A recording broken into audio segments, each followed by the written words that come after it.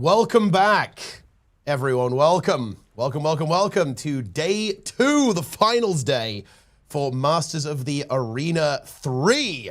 We've got some absolutely colossal matches ahead of us, of course, including the grand finals of the tournament. We're going to crown the champion of PvP in Guild Wars 2 in Visions of Eternity. I just want to set up the storyline here a little bit as well. Team USA and Rank 55 Dragons have both won a Master of the Arena previously. They're obviously looking to get themselves that 2-1 victory. But of course, those are not the only teams. Can someone else stop them? Could someone else make it a 1-1-1? Well, we're certainly about to find out. And well, we're going to be getting into the mix right the hell now. We're going to take a look at the bracket real quick. But before we do that, of course, I'm once again joined by Roy Marks of twitch.tv/Roy__. Back once again, making me look bad by being very well dressed, very sharp. It's what I have to do to compete with you, Teapot. So, yeah, no, very happy to be here again, as always. Very excited to see the rest of the matches. We got some very exciting upper bracket matches today. We had some really great matches yesterday, too. It was awesome to see all the teams that came out. Obviously, we've narrowed things down quite a bit. In terms of the teams, we started with 13. We now have 6 teams left here, so we've said goodbye to 7. And it was really great matches, really great seeing all the teams come out yesterday. I'm very excited for the matches coming up, and we got some great stuff coming. We absolutely do, and well, let's take a look exactly what that looks like. We head on over to the bracket. It will not load apparently. Hold on. Refresh the page real quick, guys, okay? There we go. Wait, it's looking a little bit scuffed. Well, okay, there we go. It fixed itself. Nice, okay. Look, technical difficulties aside, guys, we can now see that coming up right now, we have Snowfall versus Halves Heroes in the lower bracket and the French Worms versus Sugar Crush. Then we're going to be heading up to the upper bracket for Team USA versus Rank 55 Dragons. And then we're going to finish off the lower bracket with, of course, the winner of, the winner of Snowfall versus Half Heroes versus the winner of French World versus Sugar Crush, and then finally the lower bracket final, and then the grand finals. We're kicking things up a notch here, guys. We're going up to some best of 5s in the upper bracket and lower bracket finals. And of course, I love to see this. The grand finals, gamers, it is going to be an all-out best of 7, where every single map in Guild Wars 2 PvP can potentially be on the table. That is incredibly exciting, I think. We have not done that in a community tournament, or at least I haven't done that in a community tournament, so I'm really looking forward to actually getting into that very soon. And well, we're going to be getting right up to that now, as we're going to be leaping into French Worms versus Sugar Crush momentarily.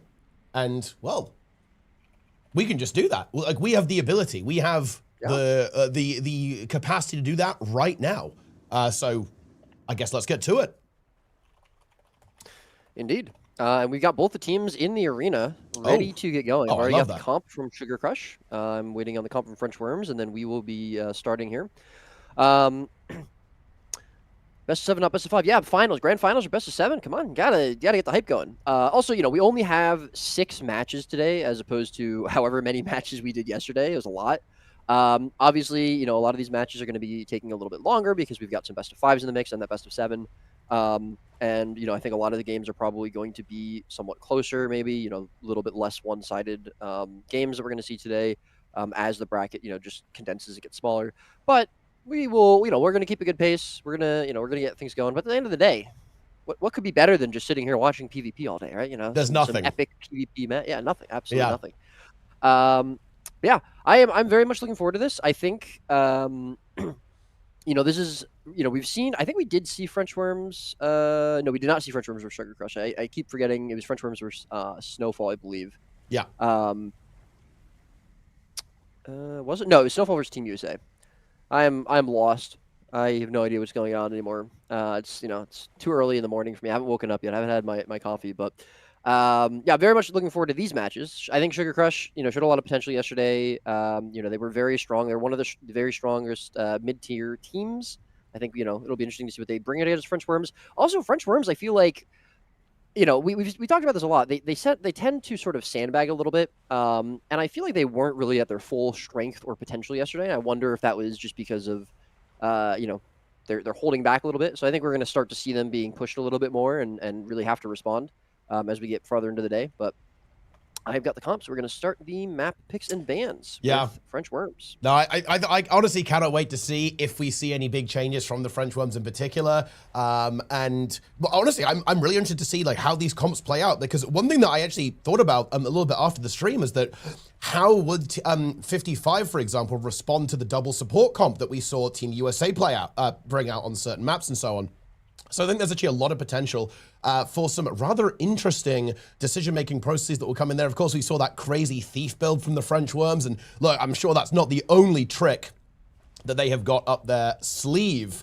And while we're getting these map picks and bans sorted out, I of course do want to bring up that we are massively powering this prize pool, and of course even raising some money for charity at the same time for Cure Rare Disease through the glorious Guild Wars 2 community. And we're already off to a good start with Falco donating $165 and Anna with 20 as well. So we're up to 4.3K right now. Remember, wait, what were you gonna do at 5,000? When are you gonna do something slightly unusual? If we get to 5,000, I will donate a Queen Bee infusion. Oh yeah, Queen Bee. Gold prize pool and $500 to the match arena. So there you have it. That is a big goal right there for sure. So thank you very much, guys, for getting us off to a good start. And look, to actually talk about the gold prize pool, I'm going to have to just go ahead and swap over to the actual stream viewer here, because we've got quite an incentive for you guys, as it turns out. So we actually have 20 legendaries to give away here.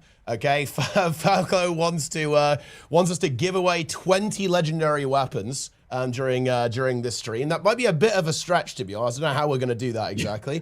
Might have to stream a little bit after today, or after the tournament is over, to actually fit all of this in. Yeah, we'd be just doing giveaways all day. Yeah. This is a PvP stream, not a giveaway stream, or at least not yet, anyway. So that's going to be going down. So stay tuned for that, guys. We've got a lot of good content, over here as well. But yeah, we will be handling stuff. You can probably win some stuff. And of course, we'll figure out some incentives perhaps, right? Like if you guys juice up the prize pool in-game, maybe there's some legendary weapons in it for you as well. So obviously a big shout out there to Falco, who is unleashing his full power, as it seems, over here. So there you have it. And yeah, we're getting the maps underway. How are the maps looking? We got them. It is going to be Legacy, Forest, Skyhammer. Okay, let's go ahead and get that set up then. Legacy, Forest, and then the Skyhammer. Okay, let's get that set up and let's get moving. The game is resetting. Let's do this. We're going to be getting into our first game here, guys. The French Worms versus Sugar Crush, starting up right now. Now, I am very curious to see if we see, do you think we're going to see the power conduit again coming out there? The power conduit. You mean for Worms? Yes. I don't know. I think. Well, I do know. I mean, I know if they're going to be playing conduit at least. I don't know if also it shouldn't be Skyhammer. I don't know if. Oh wait. Oh yes, because we were already on Forest, isn't it? Yeah, that's why. Yeah, because we were on Forest. Sorry. I'm just trying to get some account info for Plunix here. Yeah. We're chasing down PvP players. It's difficult, guys. It's tough. They can be a bit sneaky sometimes, you know. Yeah, I think they saw some success with the power conduit. I don't know if I'm convinced by it, but I definitely think it wasn't. You know, I could see it happening again. I could see them doing it. I think it depends a little bit on the map. I think it depends a little bit on if they expect the other team to go Thief, because again, I think that was kind of the plan, was for it to match Sin's Thief. That's why we saw them running it against 55. I don't know if it's necessary for them to run it if there isn't a Thief on the other team, or they don't expect it. Let me get these teams. Join. Okay. But yeah, we are getting ready for this first game.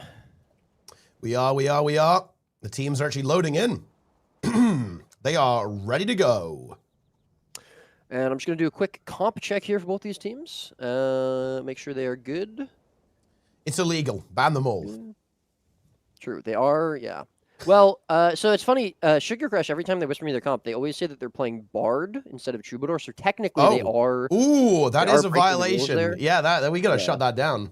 That is not good at all. I have been letting it go. Yeah. Yeah. All right, but they are good to go. I'm going to let them know they can start when they are ready. Okay. And we are ready to kick the day off already. Look at that. We are on it. Okay, we are on pace.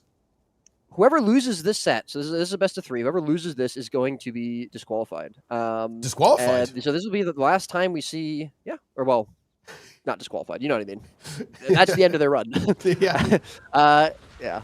I mean, I guess... Yeah, not really. Kind of disqualified. But you know what I mean. Slightly differently. Eliminated. That's the word. Eliminated. Yeah. It's still early. Yeah. Listen, I need to start like talking about the game and like casting, and then my brain juices will get flowing. And Tell me about it. And then I'll be able to be coherent. Yeah. Right now, I can't be coherent. I've got to warm up the voice as well. Okay, I've been too much yelling yesterday on some of those crazy games. So yeah, you'll have to bear with us, guys. We got more for that today. Yeah, well, yeah, exactly. Let's hope there's not too much of that. Okay, but also let's hope there's quite a bit of it as well at the same time. But anyway, the teams are kind of preparing themselves, and we see pretty similar approaches, I think, to what we've seen before. But maybe a bit of adaptation actually, as we do of course see Floor onto the conduit. Here, which is rather interesting. And it almost feels like we have adapted quite a bit. Sugar Crush maybe getting a bit sweaty. Maybe a DC of some kind. Oh, Maya said the character's invisible for her, so she's relogging. Oh, well, I mean, yeah, that's not good. That seems fair. Yeah, I mean, yeah, that's legit, yeah. Yeah, I think this is the first time we've seen Zintrax not a warrior.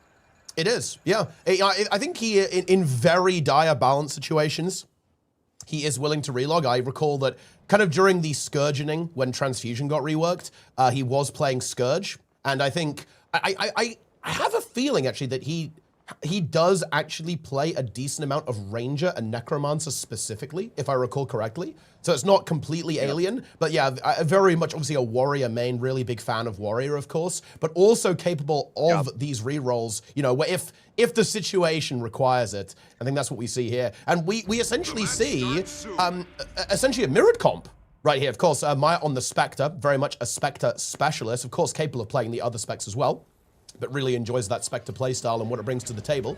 But we now have Floor, who is going to be playing the Condi Conduit, kind of similar to what we've seen before. Zintrax on that hybrid Ritualist. Mamaya's breaking out the support Troubadour. Taco Cat on the Evoker, and very similar over there for the Worms. When it is going to be Glint on the Condi again, so it's not going to be a power conduit this time around. We do of course have the Thief, a Daredevil instead, and the Paragon from Goku. And here we see it, a 3-node push coming out from Sugar Crush. Only 2 for the Worms, having the Thief kind of maybe stall with Floor over there as the main fights actually begin. Yeah, I think just trying to delay that node capture a little bit is going to be Wormvrin, but they're going to quickly rotate into middle node. We saw Team USA do something pretty similar with Anya yesterday in their first Legacy game. However, the stall actually goes the way of Sugar Crush. They're going to be able to get Corey a little bit faster than Waterfall actually gets picked up. Waterfall's still going to be in that 2 versus 2. Graveyard comes a little bit slower, but it is going to be outnumbered here for Sugar Crush for a moment until Maya comes back in. So 3 versus 3 on this node, 2 versus 2 on the other, and it's not looking good for Sugar Crush so far in this 2 versus 2. We're going to see Zintrax actually being taken out here on his new spec. So far, he's not beating the Warrior main allegations, is what I would say. Goku taking a bit of a beating, but really good support. Very nice rotation there from Reich and getting that Warrior back up to full HP. Of course, Goku also playing kind of a support-oriented build as well, able to sustain himself pretty well. And Sugar Crush getting a little bit deflected over here. Maya under pressure a little bit, getting caught, manages to teleport away, but is still in a lot of danger here. Stealth? Yeah, she's just able to sneak away for a moment, but I think maybe needs to disengage a little bit faster than that. She's going to get caught out right after the stealth end, CC'd and locked down. So she's going to be another kill picked up there and kind of starting to get a little bit staggered. I like what Floor is doing. He's moving towards their 1 node, suspecting that they should be starting to regroup. Zintrax has come off of respawn. Myers needs to be careful he doesn't get taken out by the Daredevil here, getting chased outside of their spawn. Does have Taco Cat sort of near him in his vicinity, who is also a little bit low though, but once they group up, their power level will scale. And they should be able to regroup here. So A little bit of a rocky start here for Sugar Crush, but it is first game of the day. Maya on a long bleed, so that's very unfortunate. Zintrex needs to be careful. He's almost overextending here, and very, very slow, very CC'd, and he's going to get taken out right in front of his portal. I don't know if there's potential for res. Maya just coming in off respawn. Glint going to be there just to confirm that kill. And I mean, you've got to have more patience. Zintrex dies. Maya gets taken out a little bit longer. You see that the bleed is very, very long there, and the rest of your players are kind of getting stalled out. You have to be patient. You have to be careful, because now, again, they're just stalled, and they're trying to push into these nodes. You know, they don't want to have the nodes get, the points get too far out of balance. They do a nice job of neutralizing the map state, but they have to be careful, because if they lose someone else and floor is very low, Zintrex is only just now coming out of the base. Yeah, the Worms are looking very, very strong here. Of course, there is a new comp being played here by Sugar Crush. They might kind of have a little bit of feeling that out to do, of course, because they don't typically play this approach. They didn't play this yesterday. But so far, the Worms looking very, very strong, and Sugar Crush potentially a bit shaky here in the first game. They're trying to now get this. All of their players are now back alive once again, but Floor under a good amount of pressure here. 12 Torment is now going to get cleansed away at least a little bit, but the health bar is still very, very low, and Wormvern, the Thief, arrives to go for the kill. Glint and the Thief pouncing on Floor. Ninja Warrior, can this conduit survive? A lot of tankiness there on Jalos, but I don't think it's going to be enough. Where's the help for Floor? I don't understand what's happening. He's been holding a 1 versus 2 for a while. Maya just now getting here. Taco Cat dying on Waterfall. It really feels like the synergy, the coordination is not there for Sugar Crush at the moment. And, new comp aside, they need to be playing more as a team. Worms are doing a really nice job. The points aren't crazy right now, but I don't really think that speaks to how I would say the Worms are playing as a group right now. To be fair, they haven't really been under pressure at any point so far this game. I don't think Sugar Crush has really gotten any sort of advantage or lead on any nodes or in any fights right now. We haven't really seen that happen because, again, they've basically been staggered since the start of this game. Even though no one was dead for the last couple of moments, everyone was alive, there's so many cooldowns used. Floor was in a 1 versus 2 for so long. That's why he died, because Zintrex was still coming out of base when he was on that node fighting. They have to be a lot more coordinated and grouped up as a team here and really figure out what they're trying to do as a team and get their game plan going. Yeah, you're absolutely right there. Like, they have to figure this out. And, well, it's a triple cap now. Of course, we do have the decap going through from Floor Ninja Warrior. But I think, yeah, your diagnosis is 100% accurate here. The Worms are simply playing as a team better, with Sugar Crush just looking a little bit disjointed for now. They've got to figure out some of these rotations and figure out how they want to approach this map. Otherwise, they are going to get locked out of this game very, very quickly, and potentially the tournament if they aren't careful. Worms now building up a sizable advantage, getting towards the 250 point mark. I do feel like Worms are actually playing fairly conservatively, which I think is rather interesting, actually. Absolutely. They're playing very safe. They just don't want to get eliminated. They're not really pushing for that third node. They're like, yeah, we feel good about winning these fights. We think we can just win, maybe go for a sneaky decap here and there, but just win the fights and do what we do best. I love this. I was literally just thinking to myself, this is super passive gameplay from Worms, and I think it is. I mean, it's not necessarily the flashiest or the most like, oh wow, crazy, pop-off moment.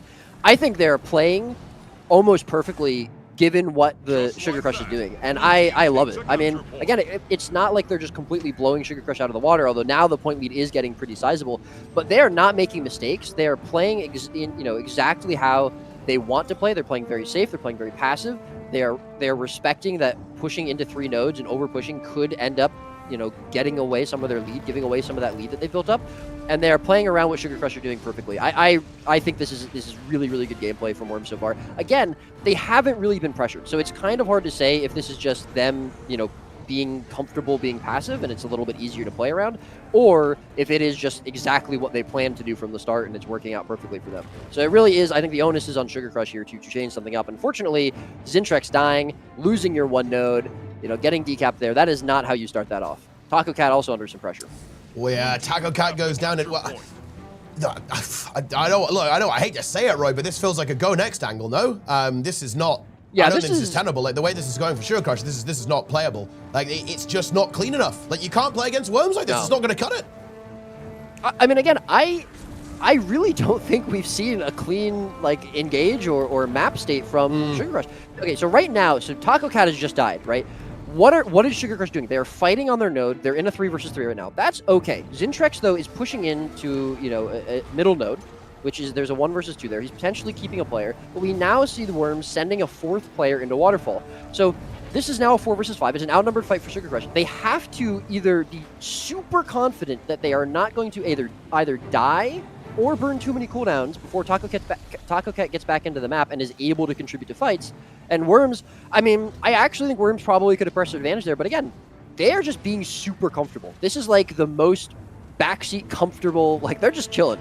And they're just having a game, you know? But they're also pushing Zintrax, who went to the opposite side of the map from his base.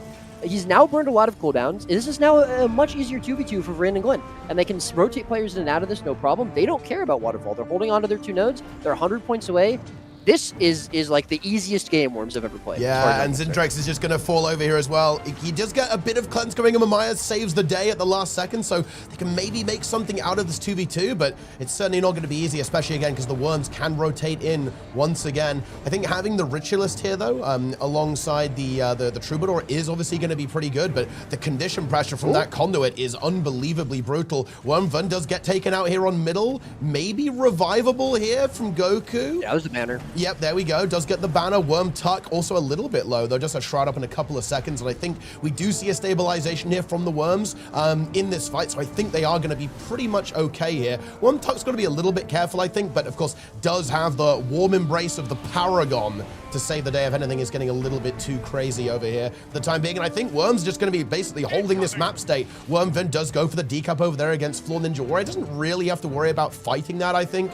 So much can just stall and be super annoying as the game ultimately simply ends.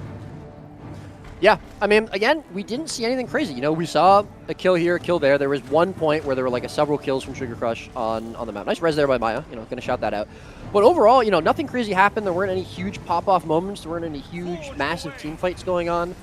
The game just progressed. And again, this is, I think, because Sugar Crush just did not do a good enough job of inserting themselves into the map and inserting themselves into fights that were winnable for them, and putting themselves in places, you know, that were okay. Worms gave them 1 node for the entire map. If they had basically, like, at the beginning of this game said, okay, Sugar Crush, you get Waterfall, we're going to take Graveyard and Quarry, the game would have looked the exact same as it looks now. Like, you know, that is just how it played out, basically. Yeah, 100%. But that's game number 1. It is indeed game number 1. This will be Sugar Crush's pick. Obviously, they have the opportunity to swap comps, so I'm going to let them know that. Whisper comps. And I really do want to see some... I don't know that this was necessarily the comp. Obviously, this is the first time... So, all of yesterday, Sugar Crush were playing 2 warriors, right? Floor and Zintrax, they're 2 warrior mains. And I think... They're, you know, obviously good players. They can definitely pick up other stuff. But this is also playing into one of the strongest teams in the game. So you're going to need to be on something you are very confident on.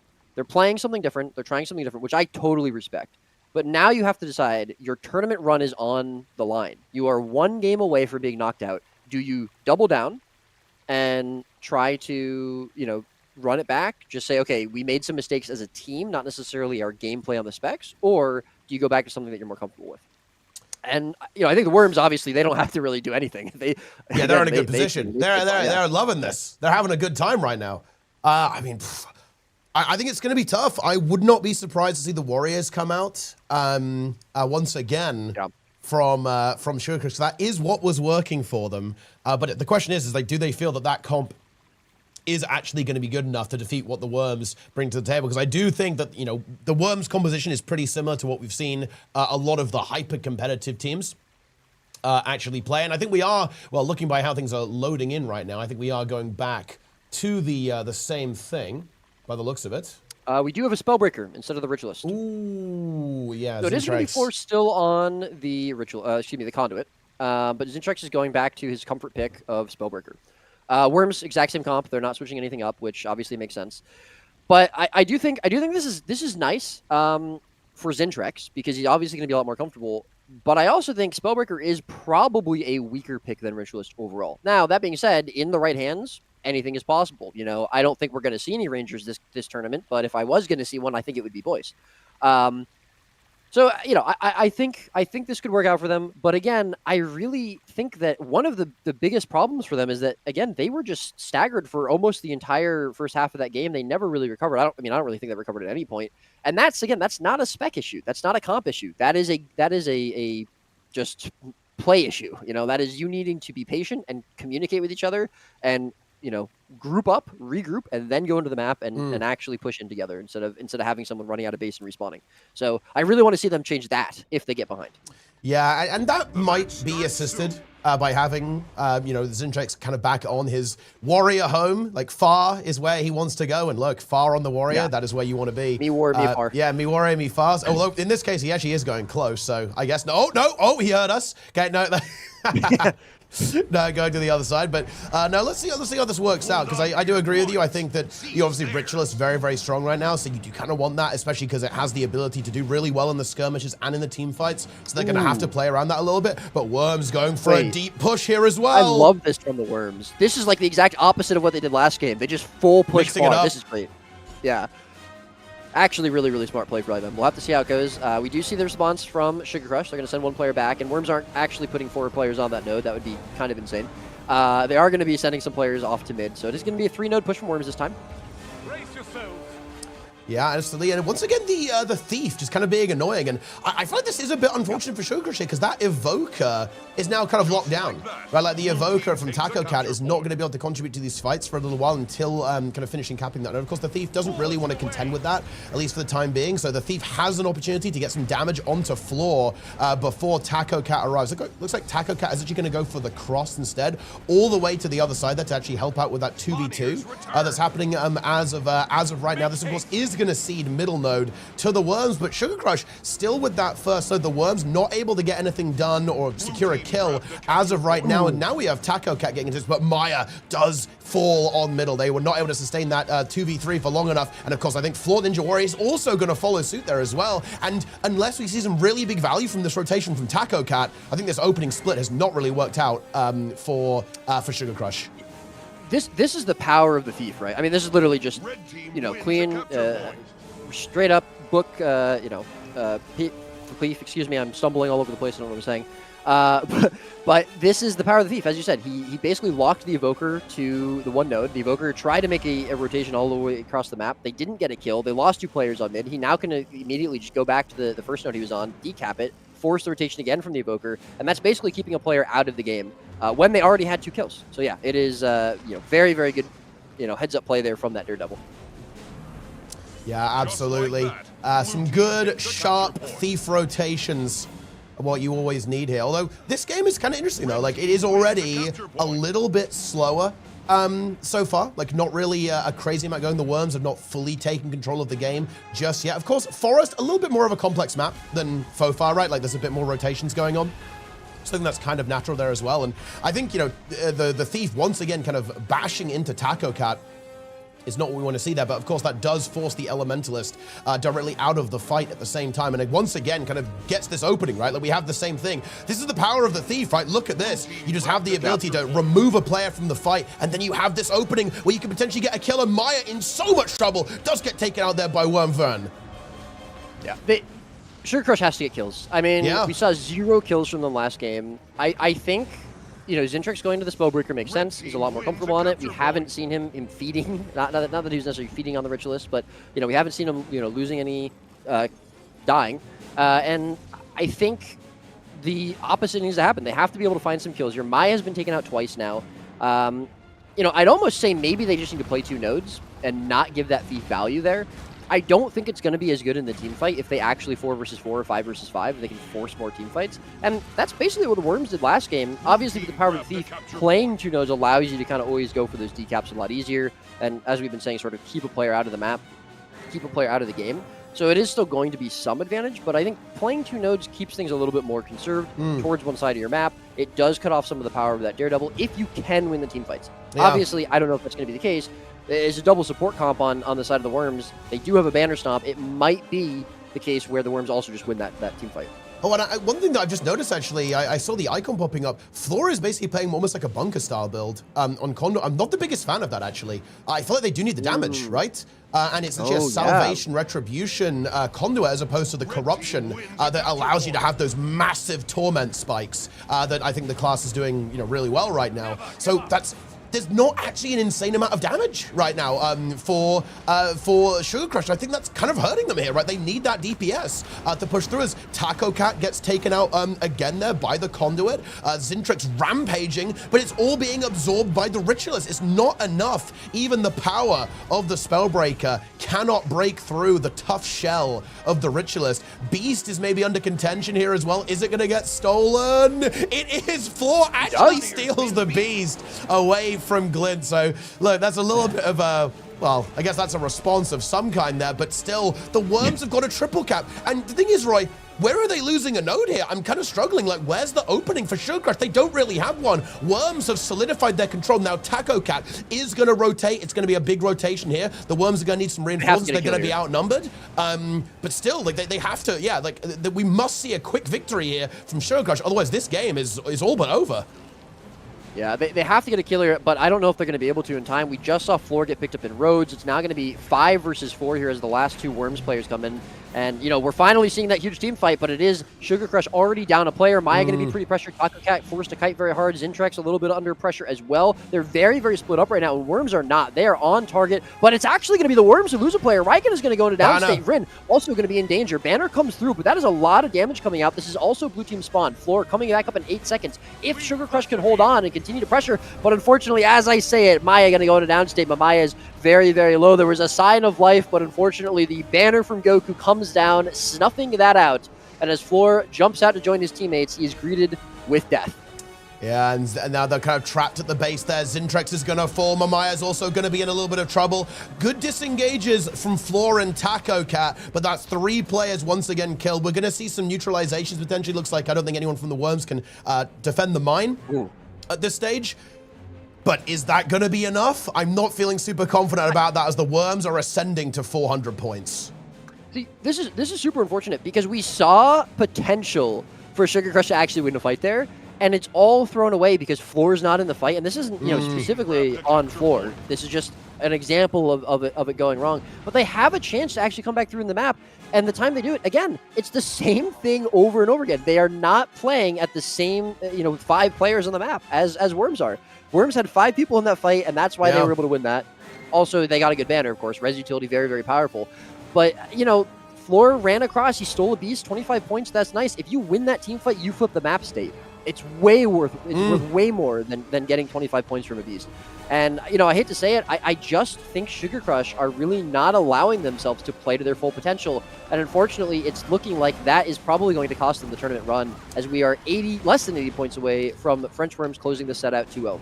Yeah, Worms looking very strong here as well. One-Tuck shoving away Zintrex. Does have to be careful about the Thief, but Riken, ever present on the map, reinforces the Necromancer, brings in that support. Thief capturing the mine at the same time. Worms playing defensively on middle. They know they're a little bit outnumbered there. The Conduit and the Paragon kind of holding the line and stalling. But look, time is ticking away here. 50 points to go for the Worms. They're looking very good. They want to continue. Worm-Tuck on the warpath, looking to eliminate the enemy Spellbreaker. Will the kill be secure? Zintrex not looking like he can hold on here for any much longer. Maya trying to defend the node, but the Spellbreaker falls, and I think the end of the game will be signaled by the defeat of the Warrior, as I do not believe there is any potential for Team Sugar Crush to recover here, and the Worms start the day with a fairly crushing victory over their opponents. They're in good form. They're rested up, Roy. They are ready to conquer this lower bracket and make their way back up to the top. My big takeaway here, I have 2 pretty much. One is that it's a little sad to see Sugar Crush go out like this. I think they are a team with a lot of potential. I think they are all 5 very strong players. And I also like that they tried something different. You know, they swapped some things up. They recognize that Warrior's not a really strong spec in general right now. I mean, Paragon obviously, you know, has potential, but that's not really what Floor and Zintrex are looking to do. They're not really looking to play a support so much. And Worms are a very strong team. You know, they wanted to try something different. It didn't work game 1. They tried to swap it up a little bit again. You know, I don't really think it ended up coming down to comp. I think that they weren't really playing as, like, I think yesterday we saw them play a lot better. But that's, you know, being said, still, it was a pleasure to watch them in this tournament. It's unfortunate it ends like this, but it is how it is. You know, that's how it goes. My other big takeaway from this is that the Worms didn't make mistakes. And I think that's really important if you're 55 or USA. The Worms did not make mistakes here, but again, they weren't really pressured by Sugar Crush. So we didn't really see a lot of situations where I feel like mistakes should be happening, where mistakes are going to be forced to happening. And that's important because Obviously, that means there's potential to, find some weaknesses in the Worms, but it also means that the Worms were very cool under any amount of pressure. They, were very collected. They didn't overextend. They didn't throw away any leads that they had, and that is a sign of a really strong team, in my opinion. So, props to the Worms for doing that, but there's obviously potential to see some cracks in the armor there when 55 and USA end up meeting them again. I completely agree, and well, we're going to be seeing that very, very soon.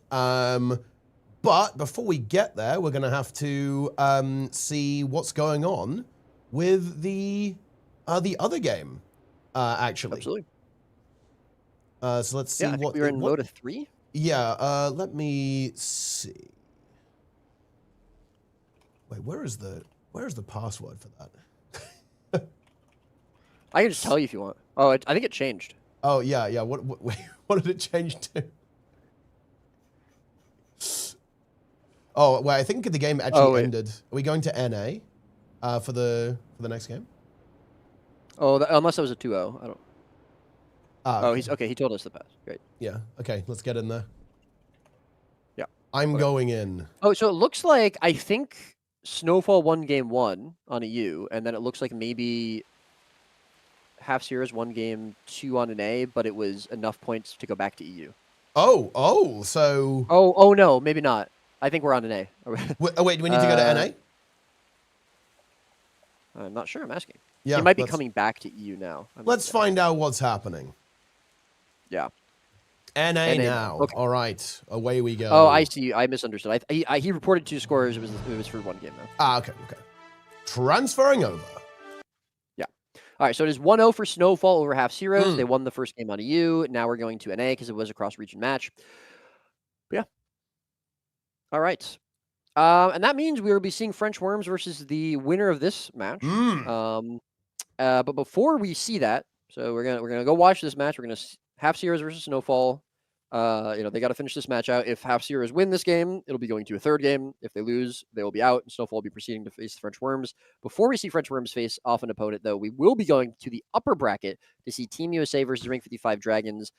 The first time that we've seen them play against each other, I think I would call this essentially full strength, because it's not like, mixed rosters anymore for either of these teams, really. Definitely 55 at full strength. You can say what you want. Maybe USA isn't quite at full strength. I think I would consider them to be, though. We haven't seen these two teams really face off against each other in a while. I'm very excited about this. Obviously, we saw Worms and 55 play yesterday, and that was a very, very exciting set. Very, very close games there. Worms only narrowly losing and getting sent down to the lower bracket. But yeah, do you have any thoughts about that matchup, Teapot? I mean, it's the matchup that I think everyone's been waiting for. I think it's one of the classics. Of course, very common to see both of those teams win their respective monthlies, right? And any kind of PvP related event that's going on there at the same time. Also, I think our call crashed. Bit weird. We'll see what we can do about that. Anyway, but yeah, this is going to be an absolutely incredible match, guys, coming up.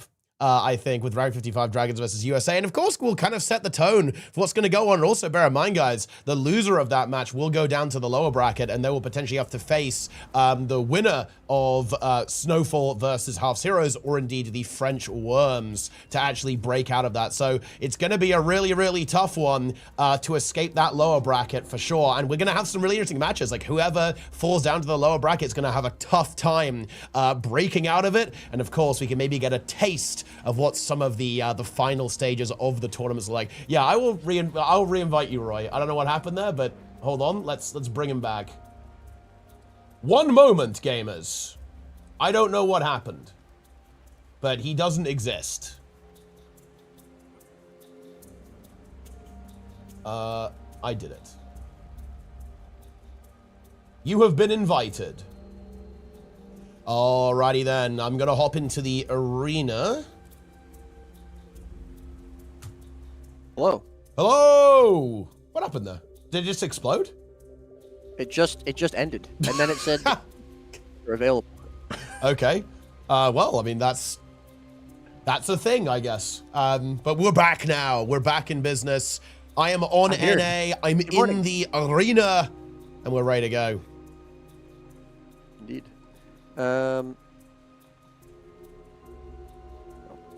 Nice. Plenix sending me the comps. Gosh, what a great admin is Plenix. I mean, Plenix is... He defines a king. Plenix, my god. That's all I can say, really. That's all I have got. And while we're kind of cooking up this match, guys, I want to say thank you to Alcar for the 68 chunks of ambergris, 200 freshwater pearls, 200 Maguma lilies, 250 mystic coins, and look, something very special related to the current expansion, 25 amalgamated draconic lodestones. Have you seen the price of those things, Roy? Ooh, it is ridiculous. I have not. Is it how expensive 31 gold a pop right now, and you need 55 for the new legendary spear. So these are pretty big. Definitely want to have those. That's a lot of gold. Damn. Yeah. Who has that kind of money? I don't. Yeah, I do. Because people just sent it to me. Oh. And that's, look, look, guys, I've got 95k gold right now. I can make a couple of legendary spears, yeah? That's what we're gonna be doing. Yes. But anyway, we are going to be on NA to see the second match here. And actually, that's convenient because I believe we're going to be staying here, right? I think for the upper bracket, at least at the start. So that actually works out pretty well for us. Is USA seed? Yes. Yeah. Well, assuming USA wants to start on NA. Yeah, of course. I seem to recall, actually, the only time... Wait, was it USA and Worms who both chose at one point to start on the away region? I think so, I think that is the case. Yeah. So it's not actually unheard of that a team would actually prefer to play on the, the server that they don't play on as their main first. But I think it is pretty uncommon to do, that's for sure. But yeah, we are basically just getting our comps sorted out, and we're going to be leaping into this game, which I believe is going to be on Kylo by the looks of that. Let me actually select the right game. That will be a bit. Yeah. And so I think, we can, I don't know if you already reported the score, but the score for game 1 was 592. So obviously a very, a somewhat one-sided game there for Snowfall, which, I think we saw Snowfall play yesterday. Very strong team. Actually, competed pretty hard with, again, who I'd say like some of the higher tier teams, Team USA. If they end up winning this set, I'm actually really excited to see them go against the French Worms. I think that could be, a pretty good matchup there. But House Heroes also, they had some pretty good sets yesterday. I think, they swapped around comps, they swapped around players a little bit. We saw that veteran leadership from Moobs coming in there and really shining a couple times. And I think, I think so. We could see some interesting things here. And of course, they're now back on North America. They might be feeling a little bit more comfortable, a little bit less ping issues. But yeah, I think it should be a good set either way. I am very excited though. Yeah, as we were kind of talking about the end right before my call dropped. Very much looking forward to that USA Dragons game. I think yeah, a lot of people have been looking forward to it. One of those teams potentially looking to be crowned the true master of the arena. Ooh. As they they win 2. Yeah, the best of 3. Best of 3, right? Yeah, I mean, obviously the Worms, as always, looking for the upset. If they win, it will be a 1-1-1. I mean, what a storyline that would be. You'd be forced to do Mota 4. I would, yeah. I'd have no choice. I'd have literally no choice to do it. Like, we would have to make it happen. If that was going to be the case, 100%. But yeah, I mean, look, it would be one hell of a storyline. I think, honestly, pretty much every outcome is pretty epic, I think. And, well, I'm just excited to see some best of 5s as well. I love it when we start, I love it when we start cranking up the match counts. We see more of the maps as well, of course, which is always cool to see because in a best of 3, obviously, a lot are getting banned, right? So you don't always see a crazy amount of variety. But now that we get to a best of 5 and eventually a best of 7, we're going to be seeing a whole lot more of what Conquest has to offer, which I think is always really, really exciting to see. But yeah, get ready. We're about to activate on Kylo here on NA in just a moment. Here we go. It's going to be Team Snowfall versus Half Heroes. Yep, and Team Snowfall coming in here 1-0. They just won a game over on EU. Now we've gone over to NA. So it is going to be game number 2 of this set. If Snowfall win this, that is going to be the end of the run for Half Heroes, and Snowfall will be moving on to face the French Worms in, I believe, the penultimate game of the lower bracket. Yeah. And that is the biggest word I'll say today. That is it. I've used basically 90% of my brain power to say that word. Many syllables. But, yeah, I think interesting to see, what happens here. I think, we saw a couple of some big Guardian plays here yesterday. Obviously, we got 2 Guardian mains on the team for half zero, so it makes sense that we would see that. It'll be interesting to see if that happens again. Although again, obviously I have the comps, so I can tell what we're going to be seeing. But yeah.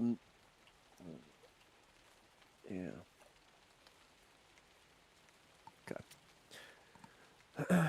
And here we go.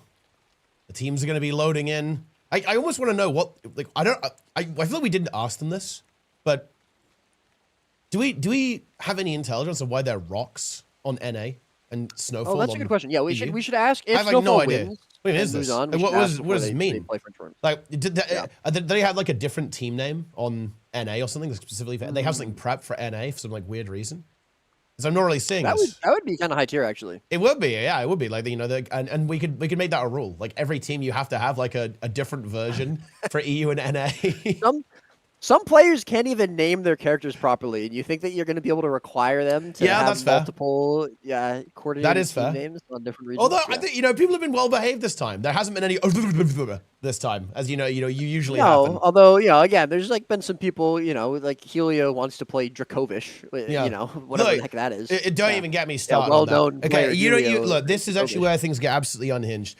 I think you recall this, didn't this happen with Mota too? Didn't he say, I want to play as Dracovish? Everyone knows me as Dracovish now. And it was like, what are you talking about? That's insane. I'm being gaslit. And then 3 years later, he says the same thing, and it's even less true. Yeah, exactly. Like, what are you talking about? Helio likes, he lives in his own world, I think. Quite possibly the case. The teams are in. On the red team, we have Snowfall with the Luminary, of course, played by Kranil Denshi. On the Troubadour, Dowd. On the Ritualist, Alex. On the Evoker, Aki. On Conduit, and then an instant DC from Denshi as well. You'd love to see that. And of course, on the blue team, it is... I mean, look... Pillar of the NA server, pillar of the NA PvP scene. It's the captain. The captain. Captain, my captain. The captain, my captain, indeed. Okay, Merp, Seacod, Mer, and Tramonex. It is funny to see, the legends, as it were, Roy. Yeah. It is the same old faces, right, who show up. They're time and time again. They're back at it. Yeah. For PvP. You gotta respect it. Yeah, I mean, you do. Yeah, you absolutely do. Wait, what happened? Did Denshi just explode? Like, what happened? That he crashed. Huh? But I mean, there have been. I think it might be the shadows. I'm not. That could be misinformation. Some people told me that there's like some instability with if you have like the shadows on or something. I don't know. Yeah. They could be making it up. He'll kill his Inspector. That's true. Wow. Wait, yeah, someone said this. The predictions are wild. 1% of people voted for Half Zero's winning. That's kind of crazy. Whoa, wow. It's potentially a big payday then. Like if they win. Yeah. Your hate only fuels their power. Moves more. Yeah. Yeah. Yeah. Okay, Denshi seems to be back. Yep. Loading screen. He's back. I like that they tell us that he's in the loading screen instead of just he's just sitting in the spectator. That's nice. I appreciate that. Shouts out to Rock Alex. And I will say also, so obviously we do see Luminaries on both teams, but I really do like the fact we've been seeing support Luminary pop up a little bit more. I'm a big fan. Obviously, I'm a little biased because I do play that build in World vs. World. I enjoy support Luminary, and also I'm just in general like I enjoy supporting. But I really think that Res Utility is just such a powerful utility. Whether it's the banner that we're seeing on Paragon, like we saw with Goku, whether it's the Mercy Signet we're seeing here. We saw a little bit of Tempest yesterday with one of the players from DT, Freyr, playing support Tempest. So obviously he has Glyph, not really something that's in the meta anymore. But whenever you have Mesmer, you're really never seeing Illusion of Life being taken, and it makes sense for Illusion of Life to not be used. It's not really a strong res utility for PvP. It's very risky. That would be interesting. I would actually be kind of fun to see Illusion of Life. It would be hype, yeah. I don't think we're going to see that. It would almost have to maybe a slightly higher duration in PvP specifically for it to be worthwhile. Maybe. So you have more potential to get the rally, because of course if you're able to get a kill, right, you do rally. If I recall correctly with that ability, but I think it's only for like 15 seconds, right? So you don't really have that long to kind of make it work in that case. Of course, it does have like the benefit of having it has a short cast time, right? So you can, it's pretty easy to kind of get it off. As well, but it would be fun if that ability could get played. But I also do think Mesmer utility skills are also highly competitive, right? Especially if we look at Troubadour. There's some banger abilities here that we have on this Mesmer right now. But anyway, enough about that. We're leaping into the game. Here we go. On Kylo, team fight coming up here as well. It looks like it is going to be a 3-node push coming out of Half Heroes, though, with the Conduit going over to face the Ritualist, at least for the time being. Let's see how this fight on middle goes. Ooh, the Rit taking some heavy fire, actually. And so far, the fight kind of defusing a little bit, but Traumadex is the one who's now in trouble. Yeah, Trauma was a little bit out pressure there for a moment, but his team is going to rotate. So it's actually rotating, taking the fight from middle node over towards that windmill, that far node. And it's now going to be a 4 versus 4 up around here. Actually, a 4 versus 5, excuse me, as all of Red Team, all of Snowfall are here. And it's actually going to be CCOD just capping. This is okay for now. I think, most of these players are going to be pretty tanky, but Mur, the Evoker, is going to be under a lot of pressure. However, the pressure actually being turned back onto Red Team, onto Rock David, the Ritualist here for Snowfall. A lot of damage. Wait a minute, huge CC choke coming up there. That's 2 players down on 1 spot. That's a huge burst coming out from Mur. Nice job. He's still under pressure on that squishy class, but the damage has been done. 2 players killed, several players low here from Snowfall, and a great fight to start off this game from Half Heroes. That's very impressive, because bear in mind, they were actually outnumbered for a good amount of time there, right? As we saw the cap coming through from CCOD on these nodes. So they secure themselves a triple cap, and Rock Alex in so much trouble here at the same time. CCOD chasing him down alongside the blue Evoker of Mur at the same time. Not ideal here. A triple cap, 0 points being scored so far by Snowfall. They're going to have to go for a full regroup here. Now, of course, we do have to see with some care for the overextension from Half Heroes. They have to be a little bit careful about that. Respawn from Cranel now coming through, so Snowfall can start to go for that push. But also, keep in mind, if Half Heroes want to keep this map on NA, I think they can't allow their opponents to get over 100 points, if I'm not mistaken, right? Or around that number. 92. So, 92. So they do have to actually crush here, but so far, they're doing that. I mean, yeah, this is literally 0. They have 0 points. Yeah. Snowfall is currently 0 points. That was a very, very impressive fight. Rock David going to be a little bit low, a little bit pressured here, doing some nice jumping puzzle shenanigans to eventually get out of danger. However, all of his Shroud is going to be depleted. Denchi on top of him, Cranel there as well to help support him, help heal for him. But, Trauma actually getting picked up here. Missed that one, but over at middle node, I think he was maybe just a little bit overextended and split from the rest of his team. They were maybe a little tunnel vision there. However, Half Heroes now going to have to be careful they don't lose any more players. Captain Bez, I believe, going to be using his renewed focus. So that's going to be his, his big sort of get out of jail card used there. And he's actually split from the rest of his team too. The support a little bit from the rest of his DPS players. Needs to be careful they don't get too separated there. Overempowering from the top. They're going to apply some heals. Denchi going to be under a little bit of pressure. Still a 4 versus 5 here for Half Heroes, but we saw this before. They're doing a good job of sustaining it. However, that might not continue as Mur is going to go into downstate. Captain Best, does he have Signet? He does not. Unfortunately, just used it previously. That might have been on Trauma, not sure. So Mur going to Vapor Form away, but only for a moment, and that'll be another kill picked up, and the stagger here on Half Heroes continues, especially now that Merp is in downstate as well. Half Heroes reeling a little bit after a very, very glorious start. Yeah, and of course now they're going to be moving to try and disengage this and slow down the rebound of their opponents. I think it's not... they haven't really lost the map yet. So they obviously a setback there and a bit of life there from Snowfall in recovering this game. And of course, I think the map is going to end up going in neutral here. But I do believe that as long as Half Heroes don't go too crazy, don't get too wacky, they should be able to recover from this position. They're smartly repushing. I'm a little bit concerned about CCOD. He is a bit isolated here on middle. He has to be very careful. There's a lot of damage coming out there from the Luminary. And of course, the Ritualist is coming in for the assistance. But it does appear that Merp is potentially going to assist CCOD as well while the rest of the team is fighting there. So I think we've actually done some pretty good rotation here from Half Heroes, but they now need to actually, Snowfall now need to actually kind of continue here and go for this rebound, while of course the Half Heroes, they need to get some nodes on the board and find a kill so they can get the map back under their control.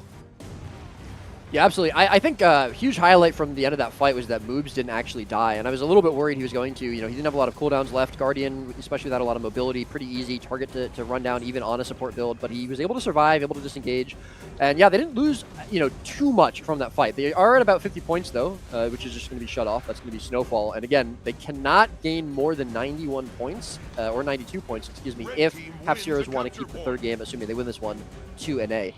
So that is going to be pretty important for them. However, so far, playing pretty well. You know, maybe if they do go back to EU, we could see them victorious there as well. So that might not be, you know, right now, the important thing for them is going to be winning. But another team fight potentially brewing here around middle node. Right now, Half Zero is doing a good job of being compact, staying together. Nice CC on top of them. We saw that happen before at Windmill, and that resulted in 2 deaths from Snowfall. But looks like the stun breaks and the damage reduction are going to be in full effect there for Snowfall, so they're not going to lose 2 players again. Crandall a little bit low. Looks like he was 1v1ing CCOD, and that's going to be the node going their way. But he's now going to be joining his team over at middle node. So again, a 4v5 situation for a moment until CCOD comes in. A little bit of damage, a lot of pressure on to Mur. Needs to be careful with this Evoker, doing what he can to kite. Has a lot of utilities to block some damage, to evade some damage, but he's used them all. He's going to be mobbed in the corner, and he's probably going to be going into downstate soon. Moves will have the signet available for him. He's going to be casting it. Not sure if there's going to be an interrupt on it. There's not. So that's going to be Evoker back up and in the fight. But can they turn the pressure around? Snowfall going so hard for this Evoker, and it looks like there's absolutely nothing stopping them so far. RF now going to be used for moves. A lot of damage to him. Mur actually dies to fall damage. So that's going to be the fight over. Snowfall again victorious. Yeah, they found their footing in this match. They absolutely have. But they do still have a pretty big point deficit. Like, they need to convert these kills into some map presence. I like the defensive posturing here from Half Zeros. We've got the Revenant and the Guardian defending the Windmill. And of course, we're not overgreeding here. CCOD and Mur not looking to, you know, to get too crazy, too overconfident, pushing into that, waiting for that respawn. Mur getting bled out is a bit painful to us. They don't have that Evoker on the field for a while, but I've got to give it to Half Zeros. I feel like they've managed this situation pretty well, but they do need to start winning again soon, otherwise they are going to be in trouble, right? Otherwise, eventually, they will lose their advantage in this game, but they've done a good job of not losing too much so far. Yeah. No, absolutely. But the problem here is that we saw them win a team fight very, very hard at the beginning, and that kind of is where their huge lead came from. The last 2 fights that they have lost, and that lead is getting slower and slower, and they're not losing everything, and that is really important. It's a really good note to highlight. They're not losing everything at the end of those 2 team fights, but if they continue to lose team fights, they will lose this game and this map. And, you know, their lead is still ticking ahead. They still are about 130 points ahead or so, but it's going to get closer and closer. However, Denshi actually falling here. Not sure how that happened. Maybe just a little bit too split from the rest of his team, overextending into Half Zeros, who are playing very compact, as we've been saying, very patient, very smart here. Really like to see this from Half Zeros. So that's going to be a really good start for them to break out into the rest of this map. At this point, though, we have crossed the point threshold, so this would be a 3rd game on EU, assuming Half Zeros wins this. However, again, important thing for Half Zeros right now is just going to be winning this game, and so far, they are in a good position to do so. They're going to neutralize the map, and it's actually really important, I think, that Windmill was the node that they had, because they were on the opposite side of the map from Windmill when they won that fight. Very easy for them now to control this side of the map and have a lot more pressure on it. And they don't need to worry about sending anyone over to Windmill, because all of Snowfall was on the side of the map as well. So really, really good map position for them. Yeah, 100%, especially now that we also have CCOD moving over there for the defense. Will be matched, of course, by the by Dowd over here on the Ritualist from Snowfall. But Snowfall struggling to recover here. They're doing well on kills. They're getting these fights, but they need to actually convert this. Tramlek's in a lot of trouble actually getting CC'd, but the Luminary support arrives in the nick of time, bringing some massive heals, some solid damage reduction protection here for the Conduit. And these fights, they are tough. They are very, very challenging fights. And Snowfall, after a very strong performance in Game 1, actually having a little bit of difficulty. Maybe NA was just warming up. Yeah, absolutely. Their power level was growing. CCOD and Rock David kind of just 1v1ing off to the side while the team fight continues. Trauma is going to go into downstate. We should see a signet. We do from Moob, so that signet is going to keep the team fight rolling. However, the big cooldown now used by Half Zeros, by Blue Team. Trauma still under pressure and is going to go down. The hand res is going to be attempted. Not sure if it's going to happen, though. A lot of pressure on that. And yeah, immediately Moobs actually leaves. He doesn't feel confident in that. And Mur going to take a lot of pressure, maybe overstaying a little bit too long there. We're going to see Murp as well, going to be trying to peel for his Evoker, but that's going to be the team fight just over. Mur might not be able to get out of this, actually. Yeah, he's going to be taken out and kind of left by the rest of his team. I think maybe Noob's Captain Best was a little bit worried about CCOD, and so he was trying to peel for him, but Mur unfortunately got left behind. Or maybe they just felt like there was no way to peel for him, just such a squishy player. They do finish Mur, so they're not going to be bleeding him. And Trauma, actually, I think he's going to get res. He gets the self-res. That's crazy. Yeah. That's an interesting one. I think the fact that they didn't bleed Mur is super important here because they're now all 5 back on the map. If they hold just a couple more seconds, Mur will be back here. There really isn't a huge stall from losing that team fight for them here. I say that, Murp goes into downstate. Crano one-shots that Troubadour. That was crazy. Mur does have the CC there. I'm not sure if he can pressure this, though. He's pretty squishy, but he is going for the res, and I don't know if Crandall's going to be able to stop him, especially with Trauma coming a lot of damage now, putting back onto this Luminary. Crandall trying to kite. Obviously, Mur doing what he can to try to keep Murp alive, but now Denshi coming in, and unfortunately for Blue Team, this might actually be bringing too many players here to get this res. I say that, though, but Trauma's on the res. He has the stab road down. Crandall in the RF is going to be forced to stop being able to pressure that, and they do get the res. They actually save it. Wow, big plays from Mur and Trauma there. Oh, but Captain Best in trouble here, actually, a lot. Is there a renewed focus available? There is. It's being used now, so I think we're actually okay, right? Because we also have Murp in the mix, so I think we should see a recovery here, but Snowfall have got themselves a double cap. If they can kill this Luminary, that could be big, big problems here for Half Series, but they're actually holding pretty well so far. The sustain is good, but look at the aggression coming through from Snowfall. They're relentless. They get the CC, they get the pull. That should be a kill onto the Guardian. It absolutely is. Traumanex and Mur are going to have to get out of here quickly. That conduit, though, not the fastest thing in the world. Is it going to be in trouble? Dower there looking for that kill, looking for the DPS. Mur trying to help as much as he possibly can, but doesn't really want to engage directly into that. And Snowfall finding a bit of ground here. They might be getting themselves to a triple cap as well, as Crannel is going to be picking up a nice pull there from Murph to evacuate the conduit out of this fight. But there's the triple cap for Snowfall. If Seacod dies, that will be a brutal stagger. It's going to happen as well. I don't think they can save that. And Snowfall, look, the four people who bet on Half Zeros, they were getting excited, but that excitement might have been a little bit too premature at this stage, as Snowfall are getting some big victories on the board right now. If they keep getting kills like this, if they find another kill now, we could be in some serious trouble if you voted on Team Blue.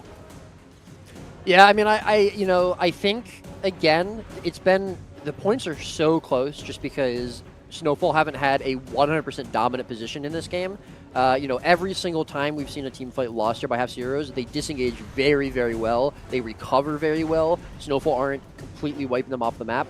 But the problem is that we have not seen them win a team fight Half Zeros except the very first fight in the beginning of that game, and that is what gave them that huge lead. They were so dominant in that fight. They swept across the map so well.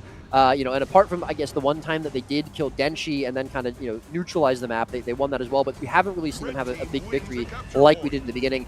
That might change here, though. David going to be a little bit low here in the beginning of this fight. The Ritualist now actually the target for Half Zeros. He's getting pressured. He's going to be on his way to try to jump away from the rest of Half Zeros. Big CC actually coming out there as well. Trauma going to be a little bit low. He's going to be stunned. He's going to get into the shield 5. He will be able to block some damage. Captain Best on top of him. Murp on top of him, trying to heal him, trying to support what they can. But now Mur going to be the target. He's going to go almost 100-0 into downstate. I don't know if the signet does come out. What a great signet into the portal from Murp. That was some really great play from both the supports on the blue team to get Mur out of danger. However, Crannel is on top of him. He's not 100% out of danger yet. And the problem is, actually, David died that whole time. So great plays from Half Zeros across the board in that fight. Yeah, that was pretty sick stuff there as well. Of course, we did see the Ritualist go down at the same time as that massive save came through there from the blue team. But Snowfall, they have handled that well. They only lose the one player they're able to get out. They obviously weren't able to win that fight, but they have now got themselves ahead in this game. It's going to come down to the wire here, but all 5 players are now back. Crannel in a little bit of trouble, though, actually taking a beating. Might have to use his renewed focus here. It's got to be very careful of getting obliterated here by the Evoker as it pushes in. Also, a lot of pressure onto Murp as well. They've got to keep those supports alive. That double support comp, hard to engage into, but if one of them goes down, the entire thing can crumble to dust very, very quickly. But all this time, Snowfall's racking up the points here. Bear that in mind. They're up to 400 now. They're still holding the double cap, and they even find the time to actually disengage and go for the decap. I actually really like that. They know that they can win this game by stalling. They don't feel super confident into the double support team fight, because that is scary. We saw that from Team USA as well, but what they can do is slow the game down, because now there's only a minute left on the clock, and that means things are very scary for Half Zeros. And in fact, this game is slipping from their grasp as we speak. They need to do something now and fast. Yeah, absolutely. And that might start with Akidyne. They do get the decap, but yeah, they're now 60 points behind. There's only just about a minute left in the game. Trauma going for the decap. David going to be on top of him, trying to stop that, trying to contest it. I mean, they need to get a couple of more kills. They will have the signet available in about 30 seconds if it comes to that, although that might be the end of the game anyways.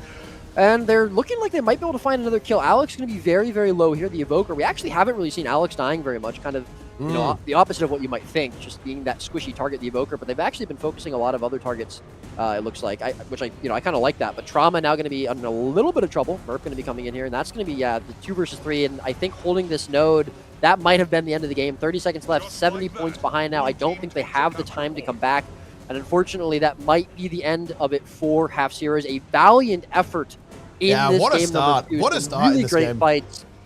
But unfortunately, yeah, just a little bit too slow in the beginning or the middle of that game. I think they lost a couple too many fights. They did a great job not losing the game off of those lost fights, but unfortunately, it did still win the game for Snowfall. So well played to Snowfall, able to recover after a huge, devastating team loss from Half Zeros in the beginning. Well played to Half Zeros, really giving it their all here. In this set. Yeah. I mean, after obviously like a tough start in that first game on EU, they come over to NA to the home ground and they went all in. But unfortunately for them, that is going to end their tournament journey, I'm afraid, here. And it's going to be Team Snowfall going on to face the French Worms in the next stage of the lower bracket. As well. We're going to be going to Team USA versus Rank 55 Dragons in just a moment. So that really is quite something. But yeah, what a crazy game there. That was very, very exciting in my opinion. There at the end. Snowfall having some difficulty, but I do say that I think one of the things I really look out for in kind of realizing how strong a team is their ability to recover. And obviously that was a tough game, but that can happen, right? Like things can just go really badly in the early game and you can get very, very far behind. The fact that they were able to recover that, I think is very impressive. And it does speak, I think, to the caliber of that team and what they could potentially do later on in this tournament as well. Very excited to see them go up against the Worms. Yeah, yeah, absolutely. I think that's a really strong team. I think they may be, I mean, it seems like they're probably the strongest EU team after 55 and Worms, and so I think it'll be really interesting to see. And again, I really want to see Worms hard pressed here by Snowfall because we didn't see that from Sugar Crush. So it'll be good to see, if what that looks like and how the Worms react to it. But before we get there, we do have 55 in USA, which obviously is potentially the match that everyone has been waiting for. We're just reaching out to the teams now, trying to figure out if we want to start in an A. I assume we probably will, but I haven't heard back from Zeromus yet. I got to say, that play where Mur was in downstate, Moob signets him, and the portal for Murpus on top of it, and he takes it, that was brilliant. I loved that. I don't think I've seen that before. That was such great synergy between the supports and their evoker. And that was, I don't know, it was just a really cool play. 2 different really strong utilities used by 2 different supports. I think that's one of the coolest things I've seen in Guild Wars 2 PvP. And, it's not like just sort of hard to execute or anything, but it was just a really, really cool bit of coordination and synergy there. Big fan of that. I also think I missed it, by the way, which is very funny. Yeah. I'm not That's trying. fine. I mean, I completely missed the ritualist died. That David died. I was like watching the Mur and what the sports are doing. You were looking at the evoker. I didn't even see it. I looked up. I was like, oh, he's dead. So yeah. Yeah, that's good. We absolutely love to see that. But we're going to be getting this sorted out pretty soon. And now, guys, we're going to be watching all of the games for the rest of the day. So don't worry, we're not going to miss any of the action. And well, yeah. That's what's going to be going on, guys. And I'll tell you what, let's get things going a little bit. This is going to be weird. I'll tell you what, guys. Seeing as we've done a good job so far with farming all these rewards for the tournament. Okay, you guys do deserve this. Okay, thanks for the $20 from Industry LOL, by the way. But I'll tell you what, guys.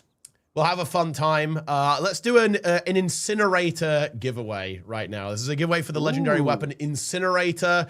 Giveaway. Okay, giveaway now. To try and win that. It's gonna be a good time, guys. It is gonna be a good time. And then we'll roll that basically when the round starts, so we can start giving away something. We have 20 legendaries, guys. That's kind of a lot. But anyway, we're going to be moving to that very, very soon. I'm sure we're getting our teams arranged. They're hopping into the area. We are indeed going to be starting on the NA server. And yeah, if you want to contribute to the prize pool, guys, and have more legendaries given away, do !mota in the chat, although it's going to be unreadable right now because everyone's going to be spamming ! giveaway, so probably don't bother with that for a while. But yeah, free legendary, guys. We've got a couple of these. I'll probably I'll stay live afterwards. We'll do a little bit more of that after the stream is over. So hang about, guys. Hang about. Very good. Nice. I can't wait to win. You rigged this one for me, right? I did, yeah. You're guaranteed to That's win. my payment. Yeah. Yeah, 20 legendaries. that you'll then RMT, right? Whoa, Teapot, please. How could you accuse me of such a thing? I am a honorable man. Not only that, but I am also a employee of Arena. I would lose my job, not just my account. Okay, but yeah. Wait, are we doing? Wait, how are we doing? Any bans yet? I'm ready. Look, we're still waiting for 55. Okay. I messaged Sind. He hasn't messaged me back. He's dead. Yet. Tell you what, I am very, very excited to get to our first best of 5. That is actually pretty exciting. Yeah, absolutely. That is very, very exciting. And of course, the winner of this match, guys, if we go over to the bracket real quick while we wait for a couple of things to get sorted out, the winner is actually going to go to the grand finals. So, as you can see from the structure, we have the Team USA versus rank 55 Dragons. The winner of this is going directly to the grand finals. And the loser, they're going to go to the lower bracket final where they're going to have to fight their way back up. So, either Team USA or 55 are going to have to fight for their lives. That is, well, I mean, that's how double elimination works, guys. I shouldn't be that surprised by that, but it is what it is. That's going to happen, and they will, of course, face the winner of Team Snowfall versus French Worms, or, to use their full name, Snowfall So Goated I Wanna Abuse, in fact, is the full team. And they should have signed up with that, actually. It wouldn't have fit properly on the bracket, but it would have been pretty content as well with that one. But yeah, that's basically the schedule. And then, of course, we have to do the lower bracket final and then the grand final. Very, very exciting indeed. So yeah, get your predictions in. I want to know what the chat thinks about this one, right? Like, because this is a match of the ages, of course. Team USA won Mota 2. That's why they're the highest seed here. Rank 55 won the first Mota. And you know what's kind of weird, right? I feel like both finals have actually been relatively one-sided almost. Like, of course, in Mota 1, 55 were very dominant, right? And I believe won 3-0. Whereas Team USA were also like they were very dominant in Mota 2, right? I think Team USA were very dominant, if I recall correctly. I thought the finals were... yeah, 55 didn't even make it. 55 didn't even make it in Mota 2. Right, yeah, sure. In regards to 55 versus USA, but I'm pretty sure the finals weren't a clean, like, 4-0 sweep, if I remember correctly. I don't even know. Someone can tell me. Someone can look it up. I mean, again, that was 3.5 years ago. Yeah. That was rough. And again, it's unfortunate because I don't remember the full script for that game. 'Cause I was only there really for the finals, I think. And I didn't have as much of a hand in writing it. So, okay, nice. We have everyone here. All right. Okay, let's see who won this legendary then, guys. Also, by the way, for best of 5s, are we doing 2 matches on the same region and 2 matches on the next? Yeah. Or do we go... It's 2-2-1. Yeah, 2-2-1. 2-2-1. Okay. Okay. So it is NA, EU, EU. NAA, EU, EU, and then, same system, right, for 5th game. Yep. Yeah. Congratulations, by the way, to ZZZXZ. XZXXO. You look, that's appropriate. You sound like a PvPer with a name like that. But anyway, yeah, shoot me a message on Discord if you can, and I'll send that over to you. Or just type your account name and I'll note it down. I'll probably send these. No, you literally won. You won, my friend. I'm not gonna send them out now, guys. I will process this after the stream, yeah? Oh, well, after we're done with the tournament. Let me just write down your account. All right, I've got the comp from 55, waiting for you to say their comp. All right. Also, so we saw yesterday, it seemed almost like NA was, if there was going to be an engineer in the team, it was going to be a Holosmith instead of an Amalgam. Do you have any more thoughts on that? Do you think that's what we're going to see? Do you think maybe it was just, because we really mostly saw Helio playing it for NA. Do you think that was just them being, trying to maybe psych some of the EU teams out? Like, oh, they're not going to play Amalgam, they're going to play Holo, and then boom, they come in with the Amalgam. Do you think there's a specific reason for that? Well, I think it might be a bit map dependent, right? Because we saw, I think Zan may well, of course, Zan more than capable of playing any NG spec, and I think it will be Holosmith or the Amalgam. Looks like they've been favoring the Amalgam so far, but I think what's interesting is that we have been seeing Draza go to the Holosmith sometimes, right, on some of the maps. I think on some of the smaller maps, some of the maps that are maybe a bit more teamfight oriented, is where we see the Holosmith kind of activate as well. So I think that's going to be interesting to see. And we also have this other really exciting dynamic, I think, where Team USA can play a double support comp as well, which we've seen from the previous game, right? Half Heroes versus Snowfall. That can be hard to contend with in the team fight. And I'm curious how 55 would respond to that, because I'm not sure if they could mirror it specifically, right? Which could be interesting to see that play out. And I actually think 55 wouldn't want to play that approach, I think. I don't think they would really want to go for the full brawl. They'd want to be nimble and kind of rotate around it. So that could also be a very exciting dynamic to see pop up as well. Oh, let me actually swap over to the picks and bans. How is it going? What's going on? So it's going to be Kylo first map. Okay. Coliseum second map. Okay. USA have banned Temple as their ban, and 55 are about to ban. Yeah, and well, I think this really says it all, right?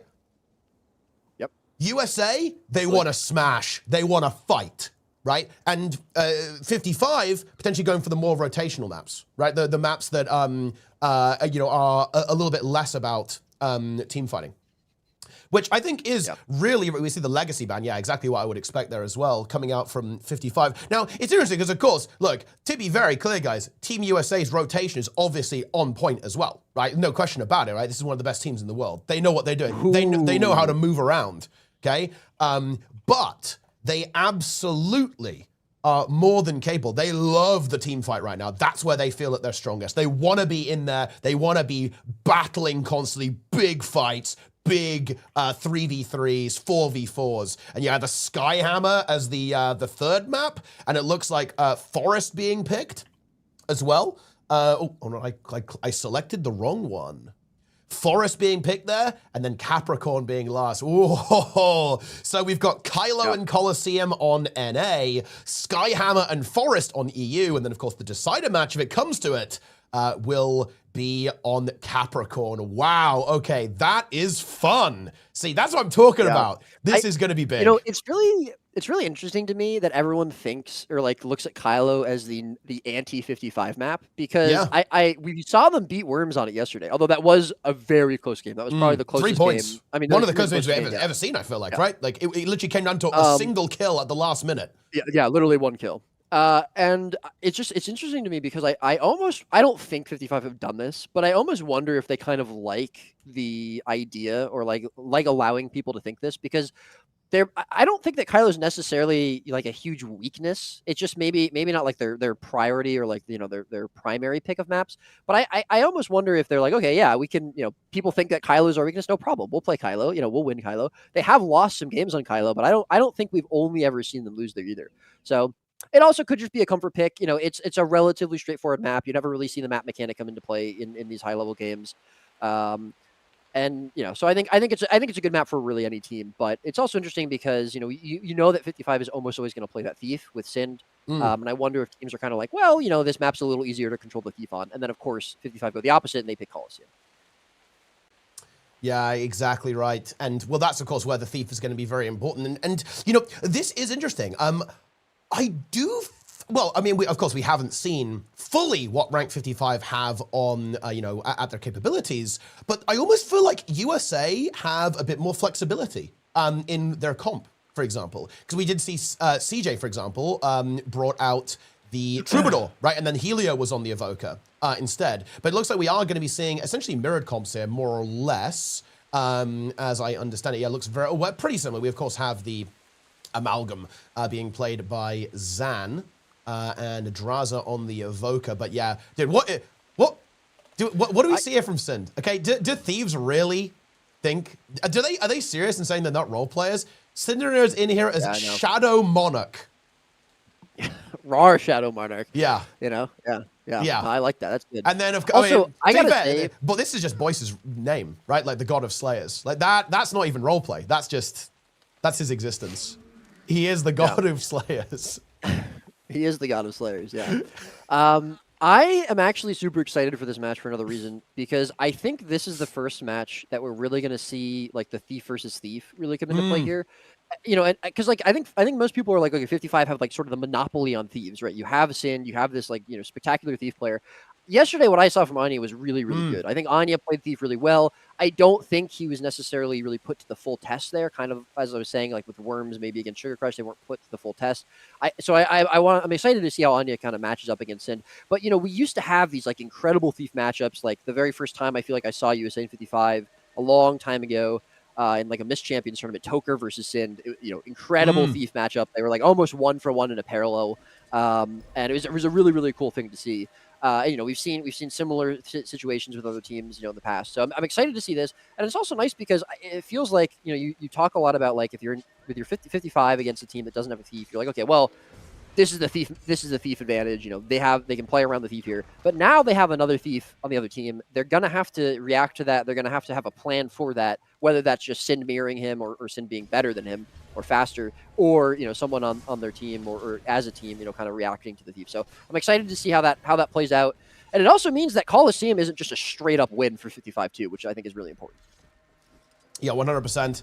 I agree. It's good to have that mirror in there. And yeah, that flexibility is going to be really, really important here as well. Yeah, like, I think we talked about this a little bit yesterday, but it's going to be so fun to watch these mini games, right? We see Zeromus, of course, on the Luminary as well. Like we were talking about that Guardian dynamic yesterday, and we're certainly going to see that play out now. And yeah, as you just mentioned, the Thief dynamic is also going to be really, really fun to watch as well at the same time. So keep an eye on these multiple mini games. Now, I think the interesting thing is how is this Amalgam going to play versus the Conduit, right? As well, both going to be condition damage dealers.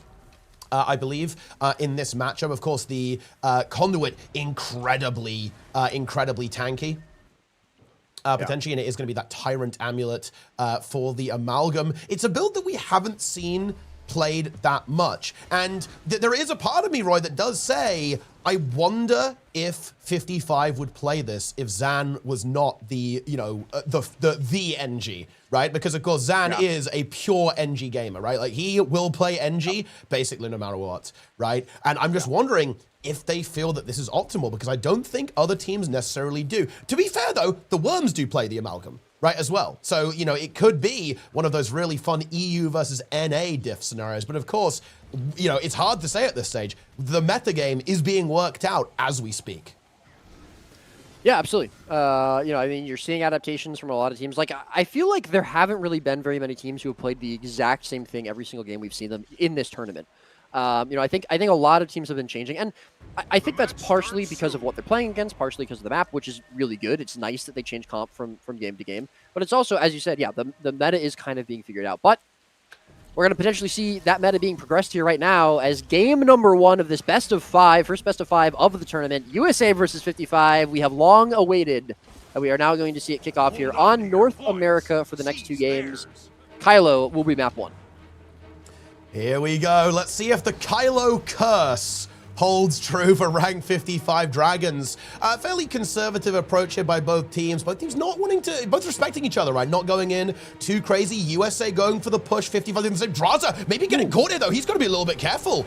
Has to burn some defenses. Yeah, immediately burning a lot of his defenses. Yeah, Hera's gone, Obsidian Flesh is gone, Arcane Shield is gone. All he has is Armor of Earth right now. But a little bit of damage put back onto Overlord, onto Naru, the ritualist there for Red Team. They're going to be pushing Boyce really hard. He's actually kind of left out alone. Draza potentially coming in to rotate to help him out. Boyce should be okay to hold on to this for a little bit longer. And it does mean that he's going to have burned some cooldowns. Anya now plussing this as well, coming in here. So this is going to be a 3 versus 2. Boyce still the target, and I don't really think Draza can do really much to help him. And I think First Blood is going to be picked off here by USA.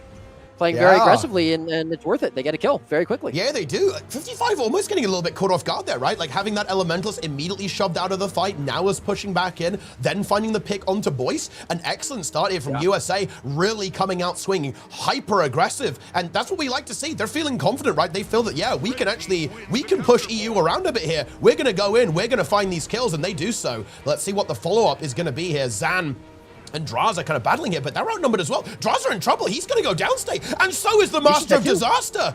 Team USA crushing so far with 3 kills, and they haven't really looked to be in a lot of danger so far this game. Yeah, absolutely. Sorry, looking at chat here. I don't think that's the case. Sorry, someone's calling something out in chat. Nonetheless, yes, I think 55 decided to stay middle node there for a little while.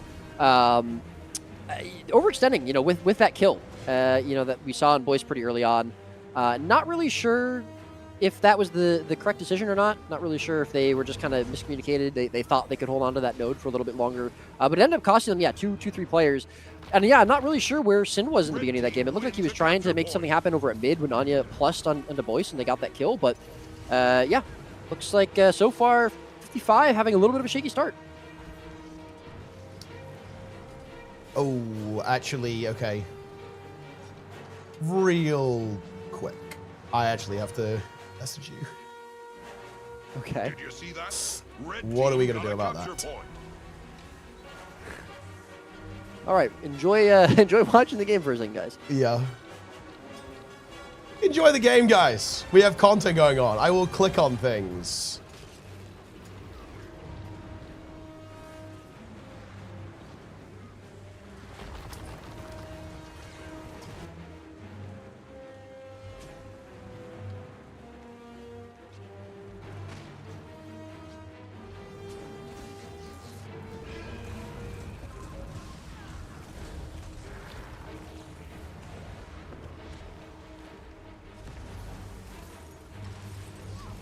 Blue team grabbed the capture point.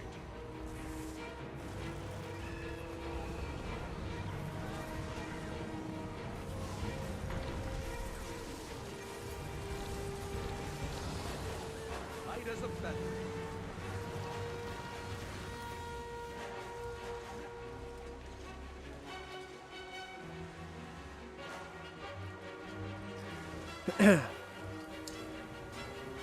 Sorry about that, gamers.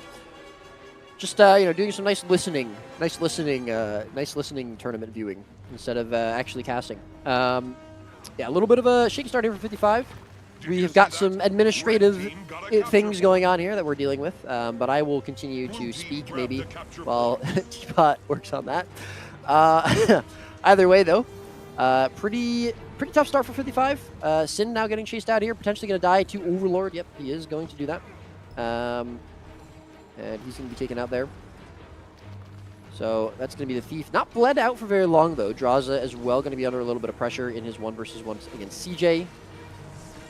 So far doing okay, though. But Overlord now, because of that kill onto the Thief, is going to be able to freely kind of rotate in there. And Draza should be, going to be taken out there. No problem whatsoever. Misha, Master Disaster coming is going to be the Mist form into the Signet. Probably good. It is going to be good. Nice communication, nice synergy there between the two players.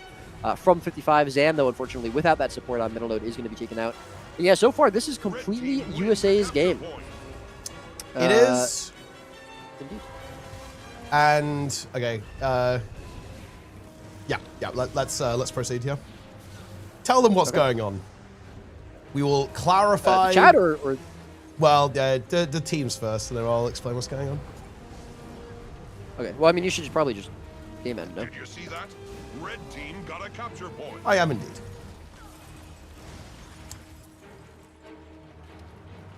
Yeah. Rule reminder. Blue team grabbed the capture point.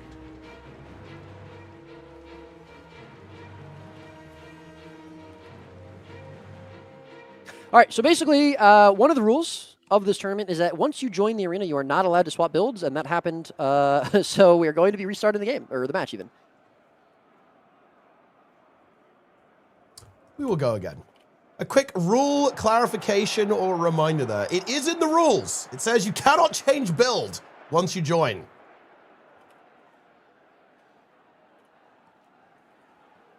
But we are going again. Yeah, so unfortunately, we're going to have to restart that match. Yeah, it happens. We saw a restart yesterday. There's some technical difficulties or whatever, People are a little bit confused about the rules. It's important to read all the rules fully when you participate in a tournament that has rules. If there are no rules in a tournament, then no problem. Yeah. No worries. So we're just going to be restarting at Kylo. We are indeed. We'll do a nice, fun, exciting. I mean, look, it happens, guys.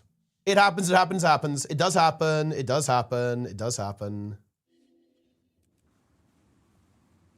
Yeah. All good. No problem. Yes. Anyways, we will be... apologies for the delay, the slight confusion there, the slight back and forth. But yeah, we will No, be underway and I want to be really clear, guys. Okay, mistakes happen. Okay, mistakes happen. Right, I have no reason to believe, and nobody has any reason to believe that there was anything weird going on, anything malicious, guys. It is a simple mistake, right? A simple mistake. Yeah, if someone changes their build by accident, or they join in and they're like, oh, I'm on the wrong build, and they swap, it can happen for sure. But we want to make sure we are following the rules of the tournament as laid out before the tournament started, that all the players agreed to. If we played out the entire match and someone was like, hey, this rule was broken, and then we'd had to redo the match, that would be even worse than just restarting it. So yeah, that is what we are going to be doing. And yeah, thank you for bearing with us. We appreciate it. Yeah. Okay. Let me just chat to the teams.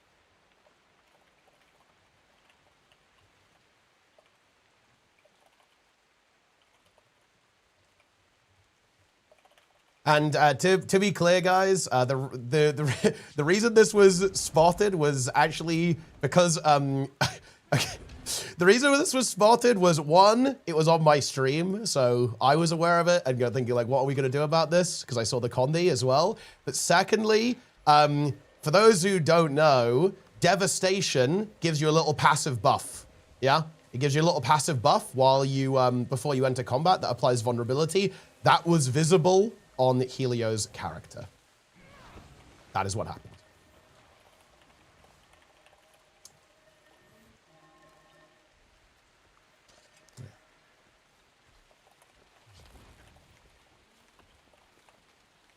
All right, I'm checking both teams are ready. I'm going to make sure that the comps are correct, just so we don't have any other issues. I don't think they would have swapped anything between the games. Okay. Yeah. Just waiting on 55 to let us know they are ready.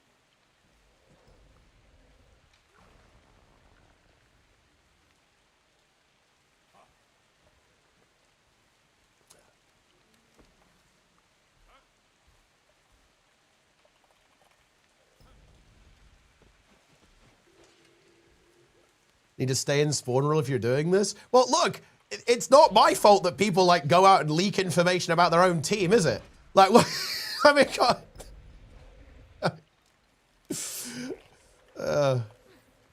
And yeah, look, to be honest, if I had it my way, people would start a lot earlier. And yeah, people should stay in their spawns. Yeah. All right. Anyways, we are, okay. Again, apologies for the delay. Appreciate everyone sticking with us. We are going to be starting very shortly. Both teams are ready. They're locked in on their builds. Everyone is good. And again, yes, like Teapot said, there's no reason to think this was anything other than just they reloaded on the wrong build. They swapped. It's all good. It happens. Yes, indeed. Anyways, here we go. Game number 1 of this set, this best of 5. First best of 5 of this tournament. Very excited to see 55 versus USA kick off.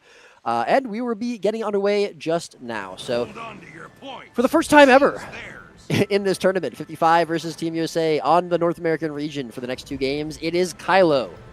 And we'll see how these teams split up. We are back into the mix here. Let's get down to business here on Kylo. First time we're being here, actually. Not definitely any deja vu whatsoever. Let's see what's going to go on here. And as we see, kind of a similar approach to the start here as well. You know, a bit of an interesting situation there, of course. Like the teams, of course, have essentially seen each other play on this map similarly. So we'll have to see how this one is going to go this time around. Here at the same time, Sin immediately going for the cap over there on the windmill. USA mixing up the rotations a little bit, looking for a kill on to Draza. At the same time, Misha, the master of disaster. Oh, Helio under pressure. Oh, and Helio is actually going to go down over here as well. The Conduit getting taken out there by the Shadow Monarch and Zans. They're almost going for the res. Is he going to get it? Yes, he absolutely is. Restabilizing Team USA. At the same time, Boyce in a 1v1 against the Overlord. Shadow Monarch also coming in for the plus at the same time. Draza pushing forwards back into the middle node as well. Zan lurking around here looking for a potential kill at the same time. Thief getting a little bit caught is Sin there on the DP Thief. Not ST this time around, at least for the time being. USA picking up the middle node. over here. Let's see how this game is developing. Everyone kind of centralized towards the middle node right now. Draza in a bit of trouble, though, actually. Burning through those defenses as we saw previously, but some good healing coming through there from Misha at the same time. Yeah, absolutely. So far, neither team really able to find a huge avenue. Obviously, we saw Helio get taken out very, very quickly, and the res signet going to be burned there from Zeromus. But so far, as I say, the CJ getting bursted down. There won't be that res signet. Helio going to put some CC on it, but I think without the signet available, that's just going to be them having to disengage and leave. And so that's going to be the first kill of the game picked up there by 55 onto USA. And they're still trying to find Helio. Zeromus doing what he can to peel for him. A little bit of CC on him, but Helio is a pretty tanky character, pretty tanky build. Still getting pulled, though. Still getting CC'd back by Draza, by Misha, by Zan, and Zeromus, actually. They're going to swap the damage onto him, but a huge knockdown, or knockback, excuse me, I think is going to bring several of those players down. Draza very low, but Zeromus is going to go to downstate. However, the health bars on 55 are looking terrible right now. Helio doing so much damage to them.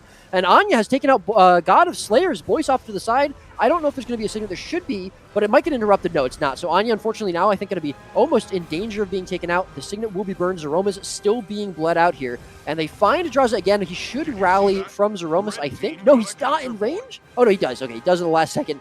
So Draza's going to be back up, but he is going to go down again. A very, very squishy character on that Evoker. And it looks like USA are going to be able to find the return kill and draw first blood for themselves onto Draza. Yeah, they absolutely are. There's a little bit of trouble here onto Zan at the same time. Some good support coming through from rank 55, though, able to negotiate away from that. Draza going to coming back in a couple of seconds there. Anya a little bit pressured at the same time here. The God of Slayers in trouble, gets the heal scope, but no, it's interrupted. That's going to be a dead Ritualist here for 55.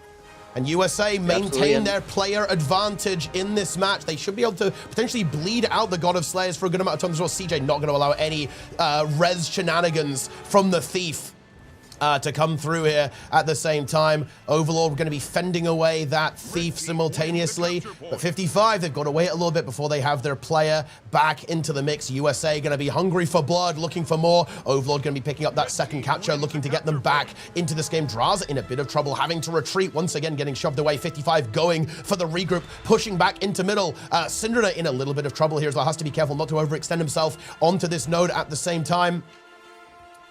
The God of Slayers going to restart that 1v1. It's going to be, I feel like, a slow 1v1 though. Ritualist into Ritualist. The Thieves are probably going to be in play here to interfere with this. Both of them rotating in. Potential decap going through, actually. Very sneaky from the Shadow Monarch. Does Overlord get to the point in time? I believe the answer to that is actually no. The decap did come through. Now the 2v2 is going to begin while the big team fight is brewing here on middle at the same time.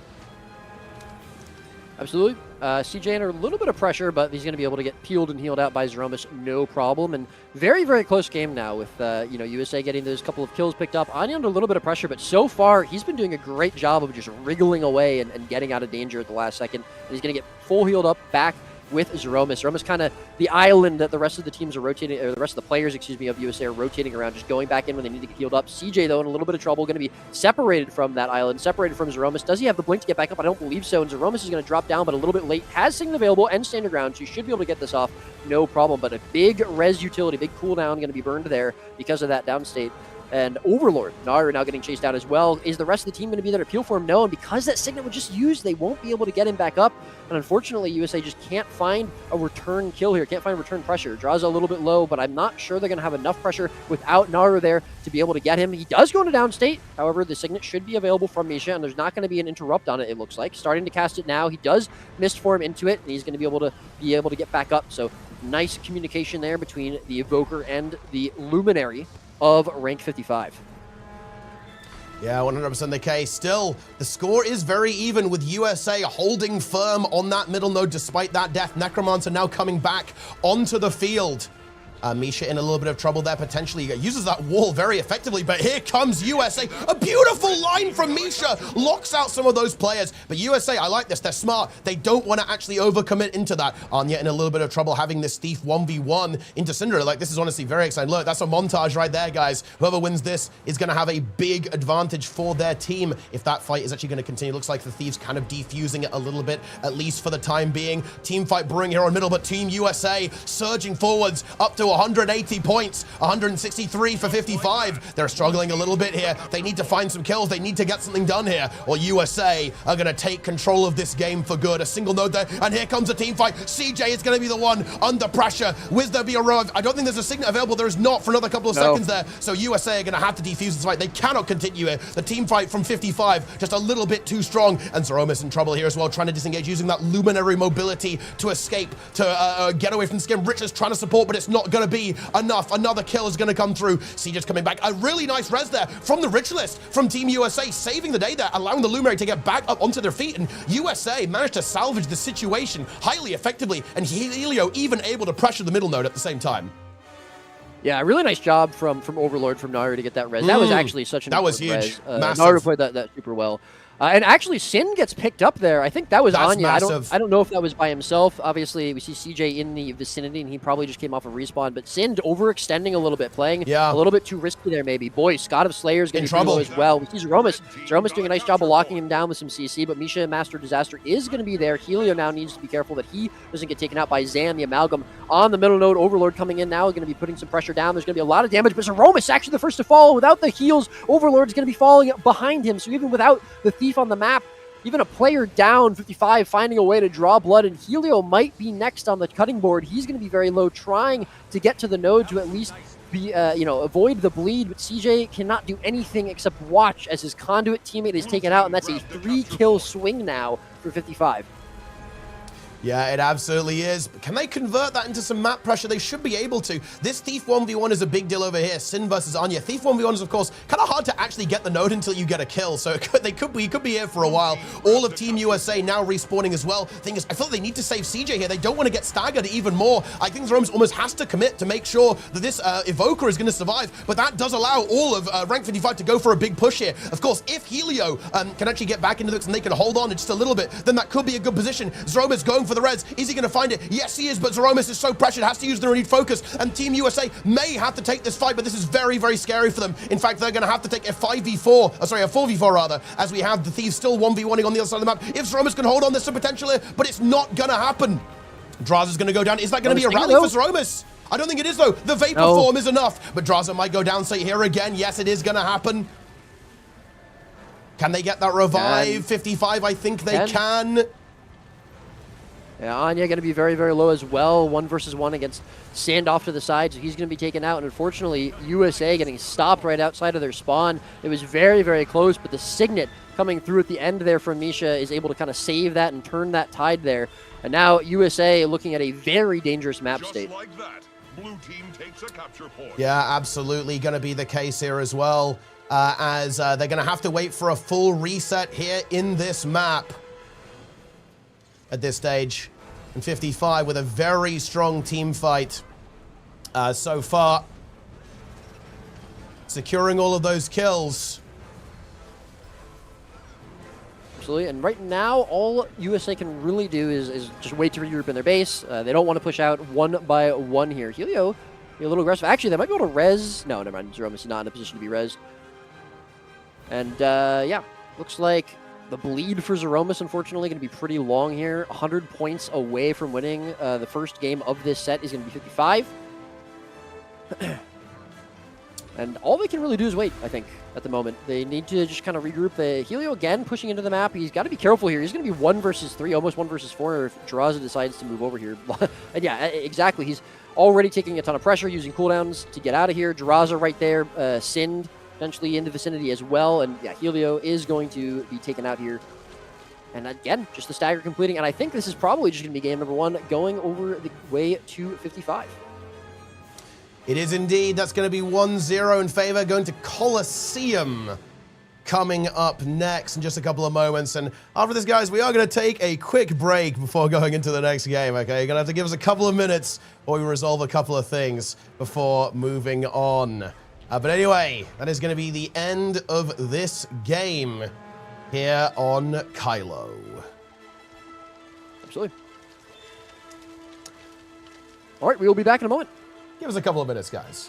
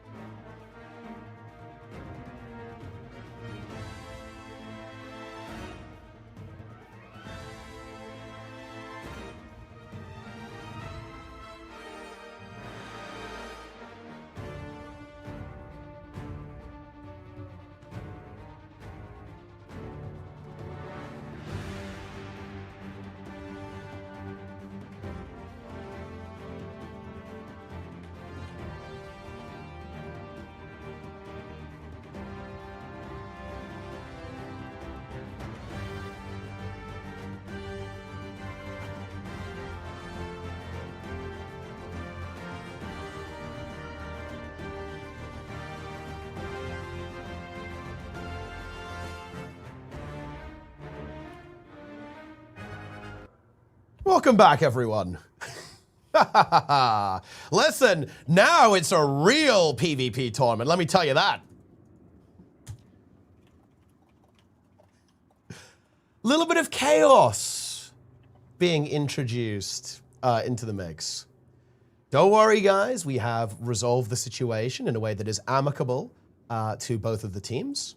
We have defused the scenario, and we're going to make sure that everyone knows what the hell is going on over the course of the next matches. Of course, it's very important.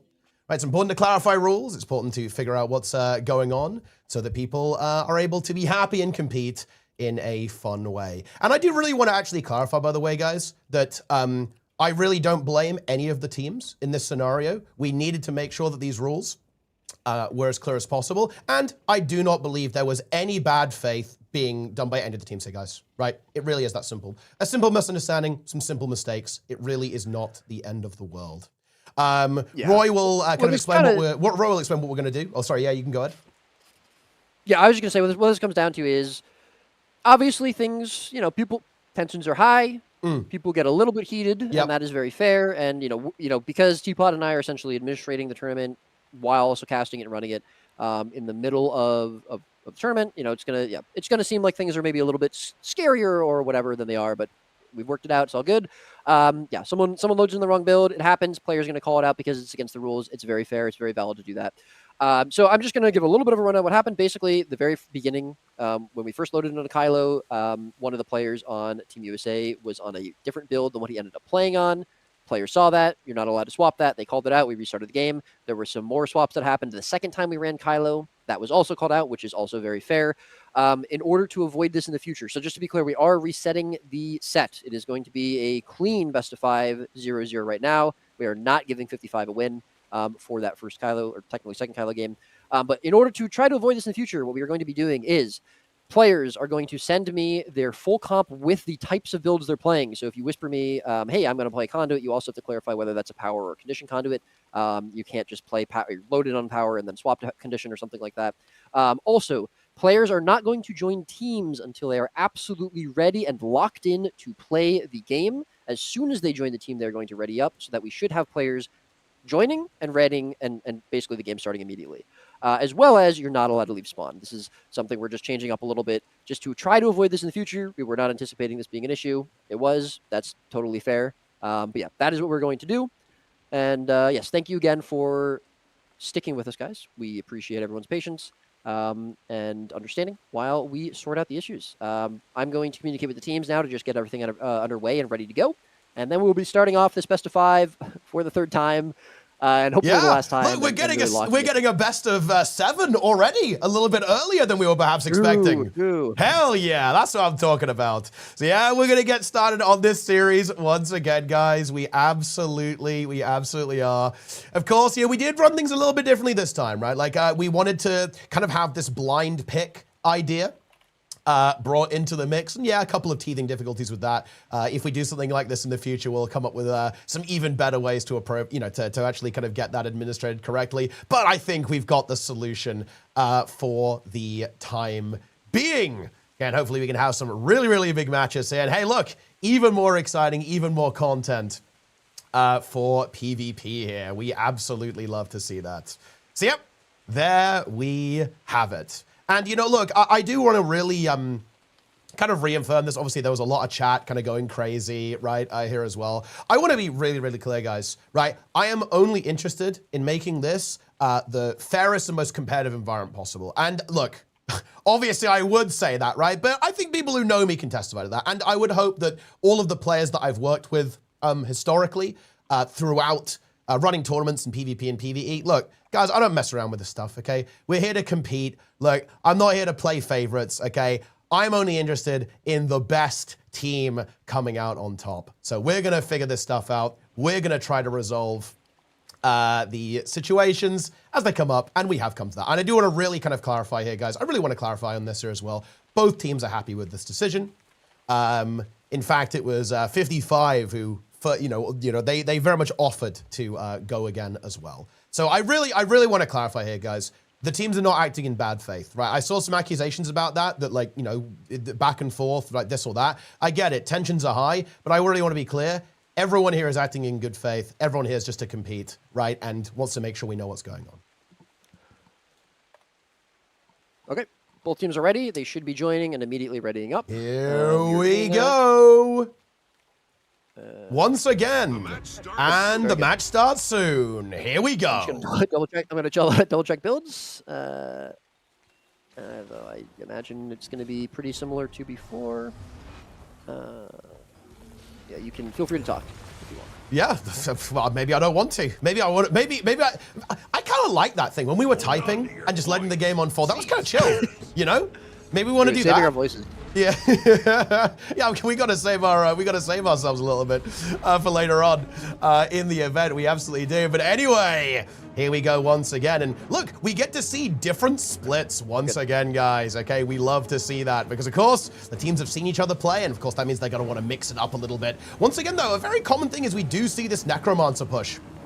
Coming out from Team USA, Overlord moving in, being a little bit deflected here by the God of Slayers, Draza, and the Master of Disaster here at the same time. Draza taking a massive beating, though. USA on the warpath. CJ has to be a little bit careful, though. The health bars of these evokers going up and down like crazy. Thief 1v1 also commencing on the other map, though. The inverse of what we saw previously. Syndra zooming around like crazy. The Shadow Portal coming through as well there from Anya. CJ is going to be the one who's going to go down first as Romus with the Signet. Is able to land it. Helio under a little bit of pressure here as well. Syndra potentially looking for a kill.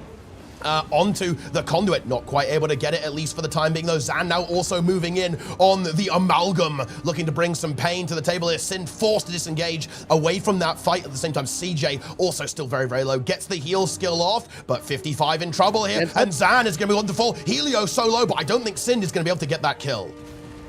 Yeah, he could try to go in and get the down state, but he doesn't have cooldown, he doesn't have health bars. Anya's there at full health. He'd be able to cover that very easily, even with Helio so low. So nice first blood drawn there by USA. A little bit of back and forth. Great job from Overlord, Naru, and CJ, I think, to keep that pressure. The very devastating combo. We saw Draza almost immediately one-shot at the gates, and really nice job from Misha as well as Boyce to keep him alive and help heal for him. But nice pull coming in from Helio now with that +1 on the map for a couple of moments. Draza going to be pressured out very hard. Misha and Boyce, again, doing what they can to heal for him. Misha does have Signet available. He's going to actually precast it a little bit, so Draza is going to go down, but right back up. Great Signet, but again, he goes to the downstate for the second time. Zan there trying to help him out off respawn, but there's nothing he can do, so 2 kills will now be on the board for USA, and they are coming up the gates, swinging yet again. Yeah, 100%. Zan now attempting that revive here. At the same time, CJ and Zeromus just guaranteeing that kill. Not revive, will not happen this time here. And 55, they're going to have to back off a little bit here. They can't really commit too much without that evoker. That is kind of like one of the key punch compositions that is a part of like how the game is played as of right now. Boyce kind of backing off. They're looking to put some pressure onto the windmill. And USA kind of consolidating their position here on middle, looking to get that node set up there, and very likely, I think, moving the Necromancer, the Ritualist Overlord, moving towards the mansion at the same time to bat away the Thief. And Zan also gets caught here on middle and goes into the downstate once again. Yeah, Zan just got fully isolated from the rest of his team and just punished very hard for it. There was no res utility available for Misha, so there was no way to really come back from that. And it looks almost like they're maybe finding not a weakness in Zan necessarily, but another target. I feel like we're almost always seeing these evokers being the targets in these fights, but it looks like they're going after Zan a little bit.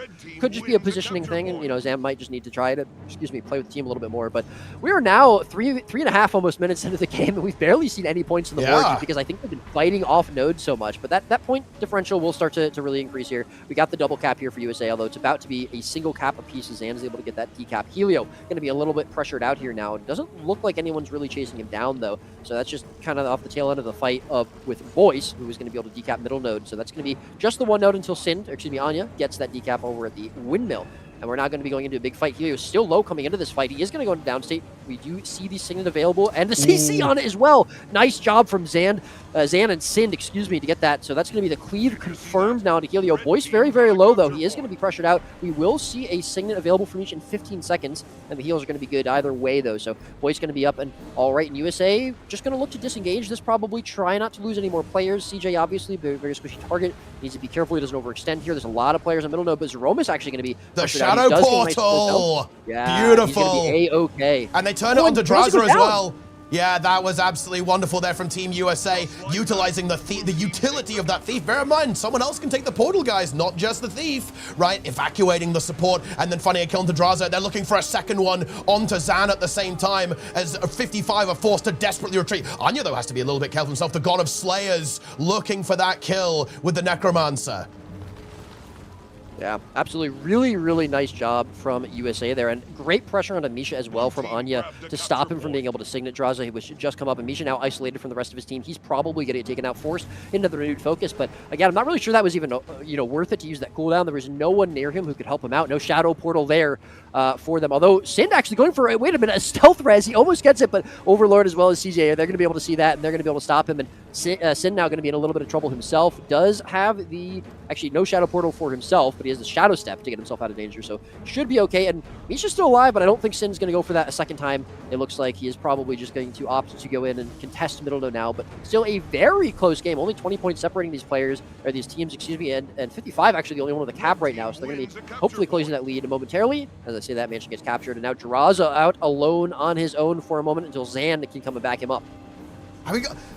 Dude, we've been talking about this game for 5 minutes, right? Look at the score. It's not even 100 points yet. And that's just these teams really going at it. Helio in a lot of trouble here. That Amalgam burst, the conditions flowing onto the conduit, but Zeromus is there to remove them immediately and provide some massive heals alongside the Ritualist from Team USA. And 55 are in retreat. The Shadow Monarch looks for a kill onto Anya, the Thief 1v1. Incredibly volatile. Who is going to come out on top here? Shadowstep still available here. Sin looks for the backstab. Can he find it? Can he find the kill? Yes, he does. He gets the 1v1. That is a massive 1v1 here for Syndrina if he's able to fully secure that and then get into the fight. No Thief on the board for USA for a little bit of time.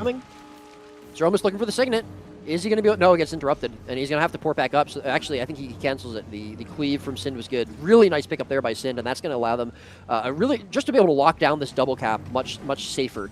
Especially because that was on the opposite side of the map. That was over at Windmill. No one now can really go over towards Windmill. And they now have the ability, as we see, to decap Mansion. So really great play by Sin. That was, less of a rotational thing. And just Sin, technical skill there, doing a really nice job being able to take that 1v1 into Anya. And now, 55 going to be pushing their advantage here. And potentially looking for another kill, another stagger. CJ and Overlord going to be a little pressured out. Zeromus doing a great job of healing them up. Helio doing a great job of counter-pressuring, and that's actually going to be Draza going into downstate. Misha, though, should have Signet available. There is going to be a Mistform coming out, but a nice Comet coming out there. That's going to interrupt him and slow it down. Is there going to be more? There is another interrupt, and they have 2 kills now with Boyce getting taken out off the back end. So 55 looked like they were a little bit weak there for a moment, but they come out swinging and take out 2 kills of their own. Yeah, they absolutely do. 55 still staying ahead in this game, despite all of that, though. At the same time, Anya kind of lurking around. Once again in this conflict with Syndrina from 55. Sind able to kind of keep a Thief from pushing onto the node. Of course, very difficult to cap the node in a Thief 1v1, of course, in these situations. 55 back on the board, but of course, those deaths, it has allowed Team USA to flip the script a little bit. Yeah, map state fully flipped in their favor. We are going to see pressure on the mansion, though. We see 55 still going for that, so it's going to be just the middle node captured for now. And USA right now, they have to be careful they don't die. They can start to put pressure back on the other side of the map. We see Anya potentially going for the windmill cap. We see CJ there as well with Zan and Sind. It's going to be a little bit of a 2v2 situation there. Sind almost low, actually almost one shot there. He is going to go to downstate. The damage from that evoker. Anya alongside that, just so good. Overlord coming in as well to make sure that Zan potentially can escape here. So you kind of see the exact opposite of what happened. Sin found the kill on Anya before, and it swung the map state in their favor, and now we're seeing Anya alongside CJ find the kill onto the Thief from 55. And USA, they're looking pretty good. They need to get some caps here, but it should be pretty easy for them to do so. Zan very pressured out. The rest of the players split from that side of the map. They're not really going to be able to aggress too hard onto this. They have to be careful. Misha porting onto the node, middle node, trying to stop that cap, but he needs to be careful he doesn't overextend and lose too much of his own health. Has RF available, has cooldown, so he should be okay. But USA definitely playing this map pretty well right now. Yeah, they absolutely are. The score still devastatingly close, but a massive CC lands onto Misha, and he goes into the downstate, combined with the devastating damage from the Evoker. Draza also in trouble, doesn't have that support anymore. Zan in a bit of trouble as well, trying to get his heal skill off. Will he be able to hold on until after the respawns come through here in just a couple of moments? Helio in hot pursuit, but yeah, not super mobile on that conduit, not able to make it happen. USA finding that decap Necromancer 1v1 happening over here on the windmill as well. That could take a little while to resolve. A Thief may have to interfere. Draza is taken out, and there's a bit of a stagger now going on against rank 55 Dragons. Team USA doing very, very well into this mid game, and 55 are going to have to kind of stop a little bit. They're going to have to catch their breath and get back into it in just a couple of moments. The Guardian is now back in the mix from rank 55 Dragons, and they're about to game hard, but they now find themselves at a big deficit. USA playing this very intelligently. They don't want to overcommit. They don't want to go for the mansion. They're looking at the timer. There's only 5 minutes left. They're expecting this to probably not go to 500 points. They're just going to play it safe. They're going to play it conservative and meet 55 on their own territory where they're comfortable to take these fights. Yeah, Draza left capping Mansion. They don't want to fall too far behind. They recognize that this could potentially go to a timer game, so, just trying to go push into the rest of the map, you don't have time to do that. So getting that cap is really important, but it means that the rest of 55 have to be careful pushing back into this. Boys, super aggressively pushing there. We do see Sind there to help peel him out. Misha coming in now as well. He had Shroud available to help peel himself out. Zan, though, again, he's found himself time after time kind of isolated from the rest of his team, and he needs to be very careful. This might be about to burn Misha's Signet. Huge heals coming out from Misha. Good self-heal coming out from Zan. But is it going to be enough? There's 3 players chasing him down. That's a lot of cooldowns getting burned here for pretty much nothing. They do find the decap onto mid, which is very important. Again, slowing that point gain down because this is probably potentially going to be a timer game. But Zan has to be super careful. They're playing with fire there, and they barely escape getting burned. Yeah, they absolutely do. But I have to say, during all of that chaos that happened there, some very good kiting coming from Zan and excellent support from Misha. They are able to slightly reestablish themselves on the map, picking up that cap and contesting middle. We do actually have an outnumber in favor of 55 for the time being, as Overlord is capping the windmill during all of this. So 55 have an opportunity. Can they make something out of this? USA holding very, very firm, though. CJ under pressure. I think we see some of these invulnerabilities now being used. The hair cooldown is still available here, and USA holding magnificently, even looking to turn it around back onto 55. Draza goes into the outside again. Is there a revive available for Misha? There is. He is able to get it, but 55 looking so low, and the team fight from Team USA just looks so robust. Yeah, absolutely, and Zan narrowly avoiding getting taken out there alongside Draza as well. That would have been a terrible situation for them to find themselves in. Great CC coming out from USA as well. They're going to continue that pressure. They do have the Signet in case any counter pressure gets turned around and someone dies, but at the moment, it's all 55 can really do to survive. However, huge CC pull coming in there from Voice, I believe. That's going to be Overlord taken out. It's going to be a bit of a rally war. Vapor Form is available there for Draza, so he's going to escape for now. Overlord getting helped out as well, but he actually rallies, and I don't think, that means, the Signet was used at the same time. I don't know if they were just worried about that, but that is going to be a very important cooldown taken out. However, the damage has been done. 55, again, losing that player, losing that huge amount of damage there. It almost looked like they had a chance. Anya is going to be pretty low. Zan does get healed back up. Draza coming in off of respawn. He's going to try to join his team as soon as he can, but Sind is very, very low. There isn't a Signet available as Anya goes into the downstate. The pressure going to be good. Sind almost low, doing what he can to survive. He gets back into stealth. The cleave is going to be good. Anya taken out. They have a chance to come back into this. Zeromus as well going to be very, very low, but there's only 2.5 minutes left in the game. They're about 60 points behind. They need to make some moves. They need to make them quick. Starting to stagger off by continuing to find the kill onto Zeromus, which is huge, but the portal yet again takes Zeromus out, I think. There does a really nice job of escaping. Still so very low. He has no cooldowns left. They're trying to find him. They do bring him down. Zan, though, on the back end over at middle node is getting very, very pressured out by Helio, and Anya joins him. That could be the kill answer there onto Zeromus, onto Zan. Wood, Sin's coming up. I don't think he can really do anything about this, not with 3 players from USA in the vicinity. So a couple of trades there. 55 finding that cap. Draza going for the full cap here as well. Looks like Overlord is going to be moving to go ahead and intercept that. Syndrome, of course, will have to try and defend this node against Anya, but he's incredibly low as well, having to deal with 2 players. The Luminary heals come through right at the right moment, sustaining the Thief back up to full HP. Meanwhile, we have the 1v1 over here. Draza going to take this 1v1 to the Necromancer. I don't know about the Evoker into Ritualist dynamics, but that feels scary for the Evoker to me. We'll have to see how that one kind of plays out at the same time. 55 trying to stay stable. Syndra so pressured here as well. Needs a little bit of help. Zan moves in to reinforce that, allowing Sind to move back onto the map. Needs to help out on mid, though, as the God of Slayers and the Master Disaster are going to be in a little bit of trouble here in just a couple of moments. As they are going to be outnumbered by 55. The 1v1 still raging. Syndra wants to interfere with it. He wants to go for the kill onto that Necromancer to hopefully get that Evoker back into some of those main fights. Here comes the Thief. Anya matches it as well instantaneously, and that means the Evoker has to be a little bit careful at the same time. The damage from the Thief is good, but is it good enough to take down the Necromancer? Where is Zeromus? Zeromus is rotating, and he can teleport through the wall to assist the Necromancer. Can he get there in time to res? I'm not... he might be able to go for it, but no. The Stomp comes through from Syndra with the Shadow Step, securing that kill, and 55 are back in the lead. Yeah, Draza does go down, but Misha has Signet, and he is in the vicinity. Should be good. Zeromus there, going to try to interrupt, but it's not going to happen. Great job for Misha to be in the right place, right time. And 55 have taken the lead. 45 seconds left in the game. Anya is going to be going into downstate. Voice as well goes into downstate, and he's going to get stomped out there, but it's not going to be a rally for Anya. Seconds. So it'll be a kill 30 seconds, right? Side nodes here for 55. I don't know if there's enough time, actually. USA, even if they get this middle node cap, they have to decap. Windmill is not going to get decapped for free. Draza is there. He potentially is going to put himself in a position where he might die. He's just sitting on no, but it's just Overlord there alone. And there's going to be Sind as well to help back up Draza. I think we are going to see game number 1 going the way of 55, but it is so close, and it was so close the entirety of this game. 10 seconds left. That is the game confirmed. 55 going to take it, but wow, what a game. What a game indeed to start off this series there. We got there at the end, guys. Maybe let's do a couple more restarts just for fun. Maybe we just play the entire series on Kylo, yeah, just for the hell of it. But there you have it. That is going to be the end. What a game. 406 back and forth, super tight the entire way. And I can't wait to see what's happening on Coliseum. And 55 take the first game in this best of 5 series. Yeah, that was crazy. Now, I will say, this is 55's map. Coliseum, definitely a map that they feel more comfortable on. Well, don't join yet.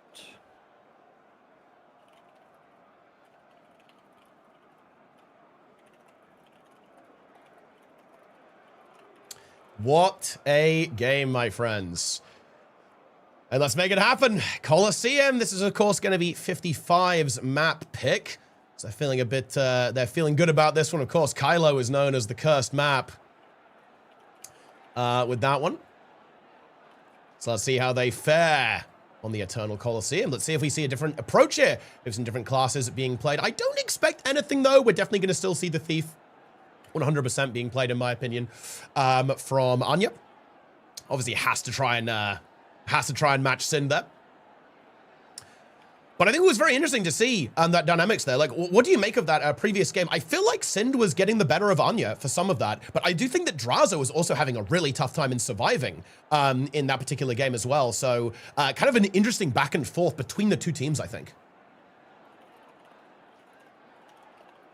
Also, wait, absolutely. Dare I look at map chat? Dare I look at it? No, yeah, you should, I think. Actually, it's pretty positive. Oh, nice. Okay, so it's 55, so they need a minute. So that is we're going to give them a minute.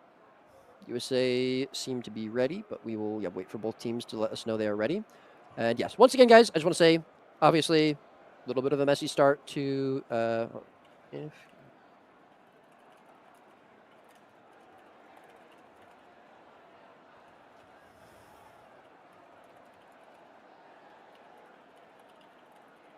Antiquary? Yeah, maybe we do need to see the Antiquary. No one runs the Troubadour. Well, you might see Troubadour actually, like on certain maps. One thing we did see from Team USA, they did try out a double support comp utilizing the Luminary and the Troubadour. So we'll have to see if that actually gets pulled out somewhere. I think that would maybe be on like a very team fight oriented map that could potentially get thrown into the mix. Meanwhile, guys, what have we got here? I'll tell you. From Mold, with a space between each letter, 50 Mystic Coins. Thank you very much, from Mold. Okay, the Perception Police actually send in another 50 Mystic Coins. Very good. I'm pretty sure these are all Awesomeness's ults here. Well, and more on that later. Dude, he has like unhinged, like I am bed often. Okay.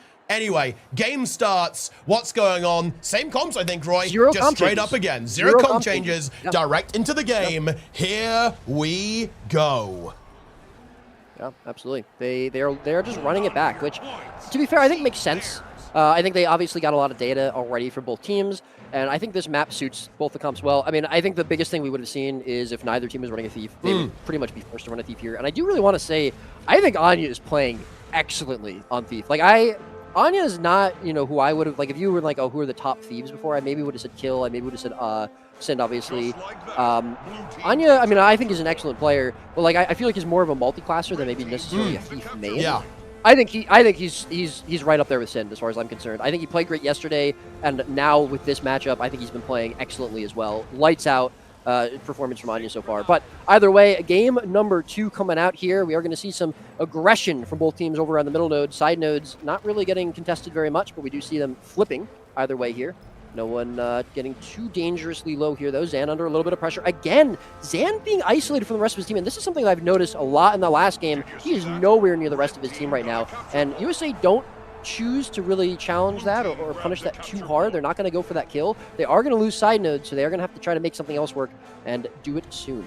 Yeah, this is what I think this is where the game is gonna get really, really interesting here, because I think this map definitely very much is in 55's comfort zone. There's a reason why they picked it, right? They want to have this kind of in and out gameplay, and I think that honestly the amalgam actually really plays into that. Like in the last game, we saw massive mobility from Zan, right? Like loads of kiting, leaping in and out of the battlefield and just surviving just barely on a sliver of HP, and I think that kind of like lends well to the way that 55 like to approach the game. Speaking of which, Draza getting beaten down a little bit, but that Luminary in the mix to save the day. And so far, USA now flip the script and take the side nodes at the same time. But so far, no first blood, no kills have been scored yet. Both teams just waiting for their opportunity, looking for a moment of weakness from their opponents to pounce upon.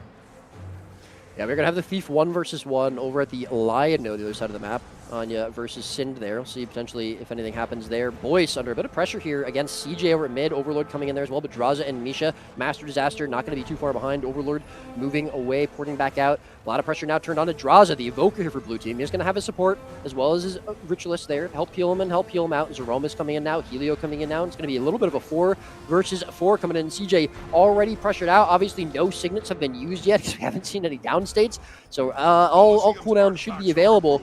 And yeah, neither team able to really find a way Sin wins the 1v1. Break the shell. Yeah, Sin wins finds the the 1v1. There we go. That's the first down state. He's going to get the kill. Anya going to be brought down by Sin, potentially, really proving his title as the Thief player. But Zeromus also falling here on the middle node, and 55 are looking very confident so far in this game. Coliseum, it's their map pick. And apparently it's showing here. CJ also probably going to be taken out, especially without the healing from Zeromus now, as he's been dead. Helio, the last survivor of this fight, going to try to get away. Buffs coming up, but it's looking good for 55.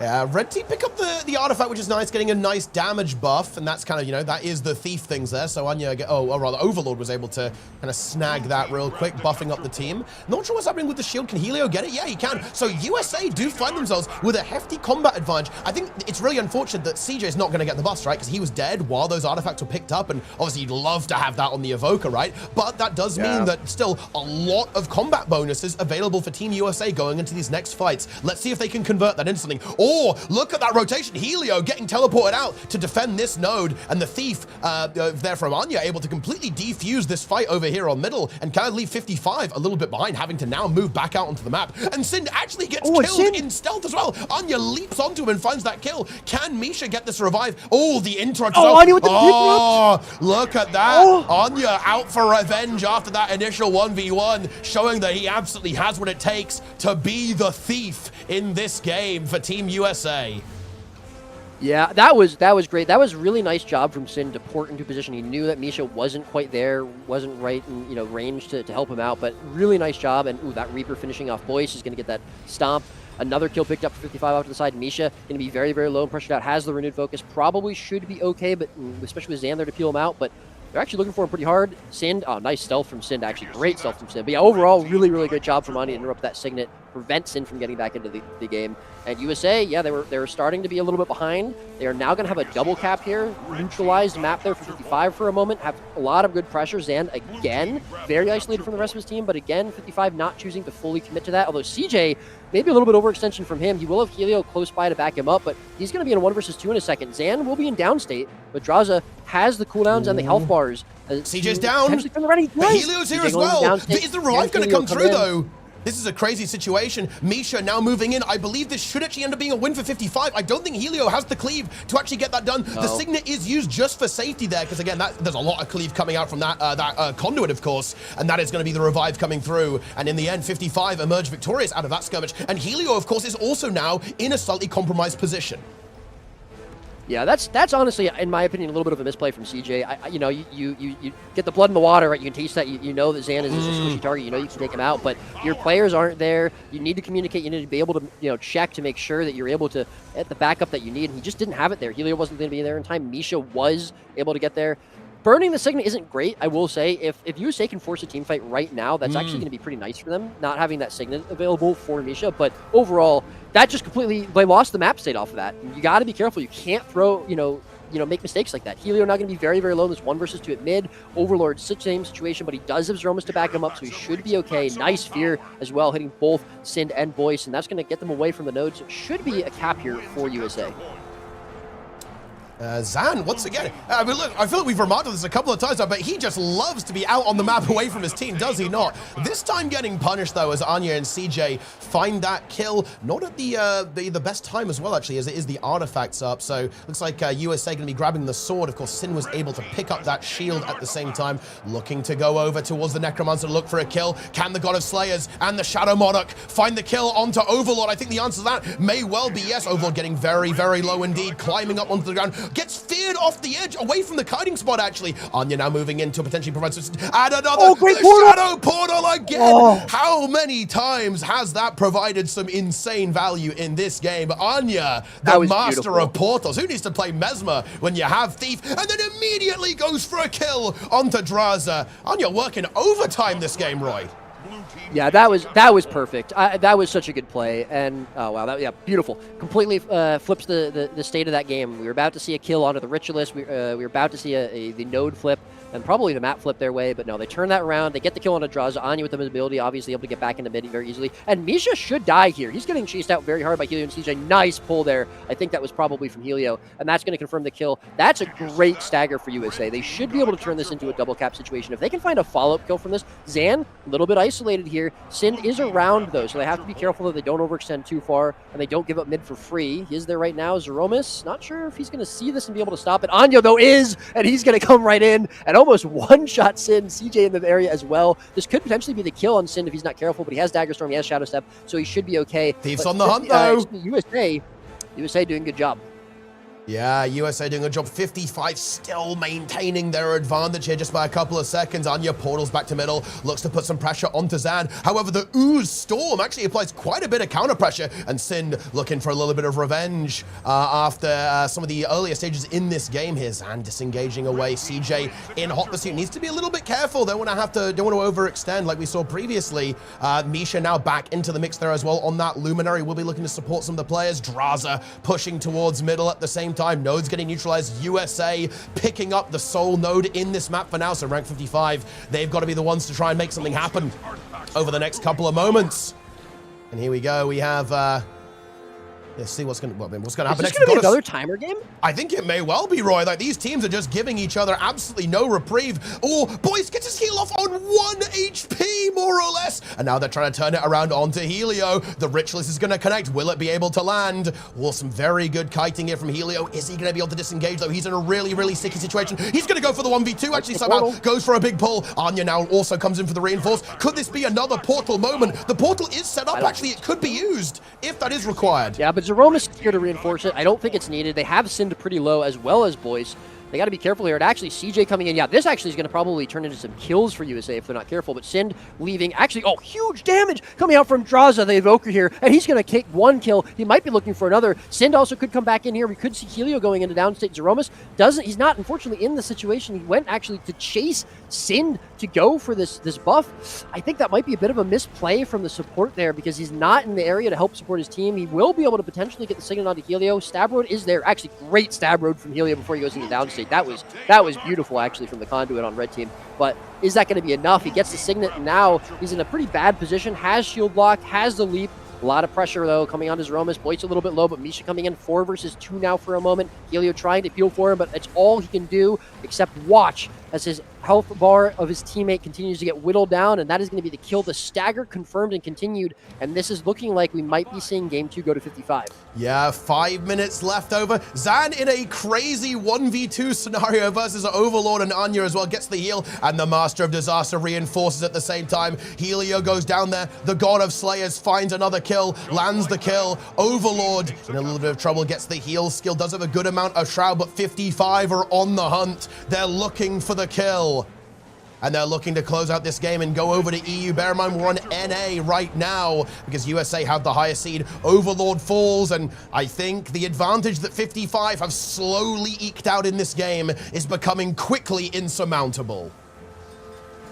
Yeah, this it was looking like a timer game, but I think given the bleed and the stagger that USA have right now, actually they get the decap on mid somehow. I'm not really sure how 55 allowed that. CJ's able to sneak in there, you know, the stealth maybe, the stealth from the Evoker.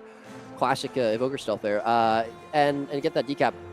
But they answer with a decap there on the other side, so it's probably the main reason for that. I think, you know, I was expecting maybe a timer game. I'm not sure it's going to happen at this point. It still could go to timer. There's about 3:45 left. 100 points shy of the win is at 55. But unless they start making some serious mistakes, you know, and throw away this advantage, I don't see USA able to come back into this, especially given the state of the game progression so far. Yeah, I completely agree with that. 400 points now, 3 minutes, as you say. I mean, it could go to timer. Like, we've seen these teams just fight each other to a standstill throughout the sim. Oh, USA finding that killing. That's a Vapor Form there. Is there a res from Misha? There is. Very nice, good coordination there from the team. But of course, the pressure is still going to be up there. But actually, Draza looking to turn it around. Is there enough sustain onto Draza? Can he hold on somehow against the aggression? Has the Arcane Shield up, the Bunny ability, the Blur in a couple of seconds. And Anya on the 2% HP. Can Zan find that? The Thief desperately trying to relay 200 health as the Thief. Can he somehow live this? The answer is yes, with a combo of portals lined up there into the disengage away from that as well. A beautiful series of movement from Anya, and actually that kind of keeps USA's dreams of winning this game alive, Roy, in my opinion. They can maybe find a comeback. If they can take out Draza, they can start to push back out onto the map and catch them out. But actually, he leaps in and gets taken out immediately. Some massive reactions, 755 identifying that target, and things are now going to get very difficult, especially as Helio has also fallen on middle. Yeah, unfortunately, I think they were just too split with Anya being forced to disengage so heavily. They were able to get a lot of cooldowns out and pressure from Zeromus, from Anya, from Zeromus again, from Overlord. And yeah, I think, unfortunately, that is probably going to be it for 55 here, or for 50 USA, 55 taking the game. Yeah, Overlord dead. He does get the signet from Zeromus. If they're going to do something, they got to do it right now. They're almost 100 points behind, 2 minutes left in the game. They have to almost shut 55 out, which is a crazy thing to say this late in the game. Draza does get taken out here, and I don't think there will be a signet back up for Misha. No, still about a minute left on that. So this should be a kill. The problem, though, is they have to sweep across the entire map. We've got CJ on the other side of the map trying to pressure out Voice right now. Doing a pretty good job in this 1v1. Does have his elite as well, so he might be able to take this. And actually, he almost might be able to find the kill on the Voice. Yeah, that's a big one, actually. Yeah, CJ doing a very good job over here. But I think I don't think they get... Wait, they need a triple cap now, Roy. That's the thing. I'm just not sure if that's going to be realistic to do. Or CJ might... Oh, yeah, he got caught. The Wanderlust locked him down at the same time. And Boyce under CC. But Anya moves in there as well. But Draza's here. I think that means this cannot be recovered here. There's no res. Oh, wait, yeah, I guess there could be some kind of, like, shadow portal stuff. But it was not available to be set up, unfortunately, I think. So that could not happen. And USA, they've got the node, but they're out of time, Roy. 90 points is all you can get every minute in Guild Wars 2, and they don't have a triple cap now. This game is no longer winnable unless 55 feed an insane amount of kills, which I'm not even sure is realistic at this stage, and they get a triple cap. So 55, they're going to be taking it to EU in a couple of moments, and Anya leaps in to try and help Zeromus, but is caught immediately by the God of Slayers and Draza. Yeah, these games are so close, but it almost feels like after a couple of minutes, 55 really stabilize. Like they kind of start to, you know, they make a couple mistakes in the beginning. We saw Zan getting caught out a couple of times. We saw Sin getting caught out a couple of times. But it really seems as though after a couple of minutes, same thing with Kylo, they super stabilize, and it's very, very difficult, I think, for USA to come back into this game. But yeah, that's going to be 2-0, and 55 win both games on North America to start off this set. We're going to be going to EU with them having a huge advantage, and I think it's likely that we're going to be seeing USA going down to the lower bracket to potentially face the French Worms or Snowfall. Yeah, that may very well could be the case. The game takes another timer game, and that's just what happens when these teams are so evenly matched. Of course, it's a 2-0 score, but the games, in my opinion, do not reflect the actual overall set score there, because these games have been absolutely razor-thin margins the entire way. Just 70 points in it in this game, and actually, let me quickly double-check. What was it in the previous game? Oh, yeah, just 60 points in it in the previous game. Let's see. So far, 55 have scored a couple more points overall, because of course we've been playing on the NA region. They did win both games. So if this does go to all 5 games, then they do have a sizable advantage to make that final game be on the EU server. But I would never count out Team USA. We're going to Skyhammer in just a couple of moments after we swap over to EU. Absolutely. And this is USA's pick. I also think it's pretty telling they didn't swap comps from Kylo. And I think that's fair for Coliseum, but I think for Skyhammer, we definitely could see some changes. We saw Helio playing a lot of Holosmith yesterday. Maybe we see him do that. A little bit of extra damage in these team fights might be something they're looking for. Although we didn't really see a lot of team fighting, obviously, in Coliseum. I think that makes sense. They're also, I think, I don't know what the kill count was. It seemed like it was less than on Kylo, certainly. And I think that makes sense for Coliseum. But yeah, I definitely, some very, very close games. I think we definitely could see the reversal. It'd be kind of funny if we saw 55 win on an A and USA win on a U, but it's definitely possible. And I think, it's going to come down to USA, if they're able to come up with some other difference. The other thing, again, is I really think USA are looking even with 55, if not even a little bit better for the first part of the game. But then they just, again, 55 seems to stabilize and come back out with the win. Where USA is just like maybe struggling slightly behind or starting to make a couple more mistakes, starting to just fall behind the pace a little bit. If they can kind of bring that second half of the game back up to 55's level, then I think it's very winnable for them. They are looking very close. This is not by any means just 55 winning. It is 2-0, and obviously 55 haven't lost yet, but I think it's just there. They're very, very close. Neck and neck. It is so close. It really is, right? It is so close. Like, it definitely could. Obviously, 55 are going to be feeling good about being on EU. They now have the latency advantage. So they're going to be feeling confident going into this game, and we could be moving to the lower bracket after this. But I could absolutely see this going to all 5 games as well. We've seen it in the past. We've seen these teams just fight each other to a standstill time and time again. And let's see if we're going to be seeing that going into, the game that is about to happen in just a couple of moments. Also, let's see. This is just awesome. Okay, awesomeness is alts are just sending me masses of mystic coins right now. I'm recording all of them in my spreadsheet. There is no escape, my friend. From Safari, I let them walk in front is the message. Morally neutral, okay, with the 50 mystic coins as well. Okay, very, very, very good. Okay, we love to see that. And then what even is this name? Go Woke, Go Voke. With another mystic, 50 mystic coins. Not even sure what that is. And I embed often, okay, with the message autoplay muted 1 pixel bottom of the page with the 50 mystic coins. And I've got to get a big one here as well to one of my favorite team leaders, I believe, Invoke Goose Stance with 500 mystic coins and 2 pristine feathers. Another big donation coming in there. From the Invoke Goose Stance. We'd love to see that. See what is our prize pool up to now. It is up to, it is up to 97,000 gold and $4,300, guys. If you want to get in on that action, guys, head on over to !mota to learn how you can contribute to this epic esports. And indeed, if you want to throw some money at me, Cure Rare Disease, and the tournament, then you can go over to the Matcherino as well and immortalize yourself in esports history. Yeah. Teapot, this is interesting. Are you looking at who's in the arena right now? Oh, wait, I am not. But also, we need to go to Skyhammer. Oh, yeah. Sorry, I forgot to reset the game again. Oops. Okay. Yeah. It is Draw, the sub for USA, and this obviously makes perfect that makes sense because he's Draw's EU, right? Replacing Anya. Yeah, he's from EU, so he will have less of a ping issue. And obviously, I think playing Thief on ping, even though we just saw Sin do a great job of it, they want to reduce that weakness. I will say, Anya was looking super That clean. was, and I think, that was sick. we saw him lose that 1v1 to Sin, but he also had Shadow Portal on his bar where Sin didn't, so he should be at a disadvantage. Anya's portals were great. I think his rotations were great. His decaps were great. His pressure in team fights was great. He negated a bunch of signets. I'm, I got to be careful. I'm turning into a little bit of a Anya simp, I think. I've been singing his praises all tournament, really. He looked great. So I do think that, replacing him makes sense because, especially if he's going to be playing on Thief, probably one of the hardest classes to pilot on ping. Draw, not having ping issues on a U. That's great. Draw is an excellent player, by the way. I'm interested to see what he's going to be playing. It is an interesting choice because I do think Anya was one of the strongest players on that team and one of the strongest showings so far. But yeah, it definitely makes sense. And I really like that they're utilizing this. I love when the teams do this. It's a cross-region tournament. Having someone who can play without ping issues when you go to the other region, when you're at a disadvantage, makes sense. But this is do or die for them because obviously they're down 2-0 in a 0-2, in a best of 5 set.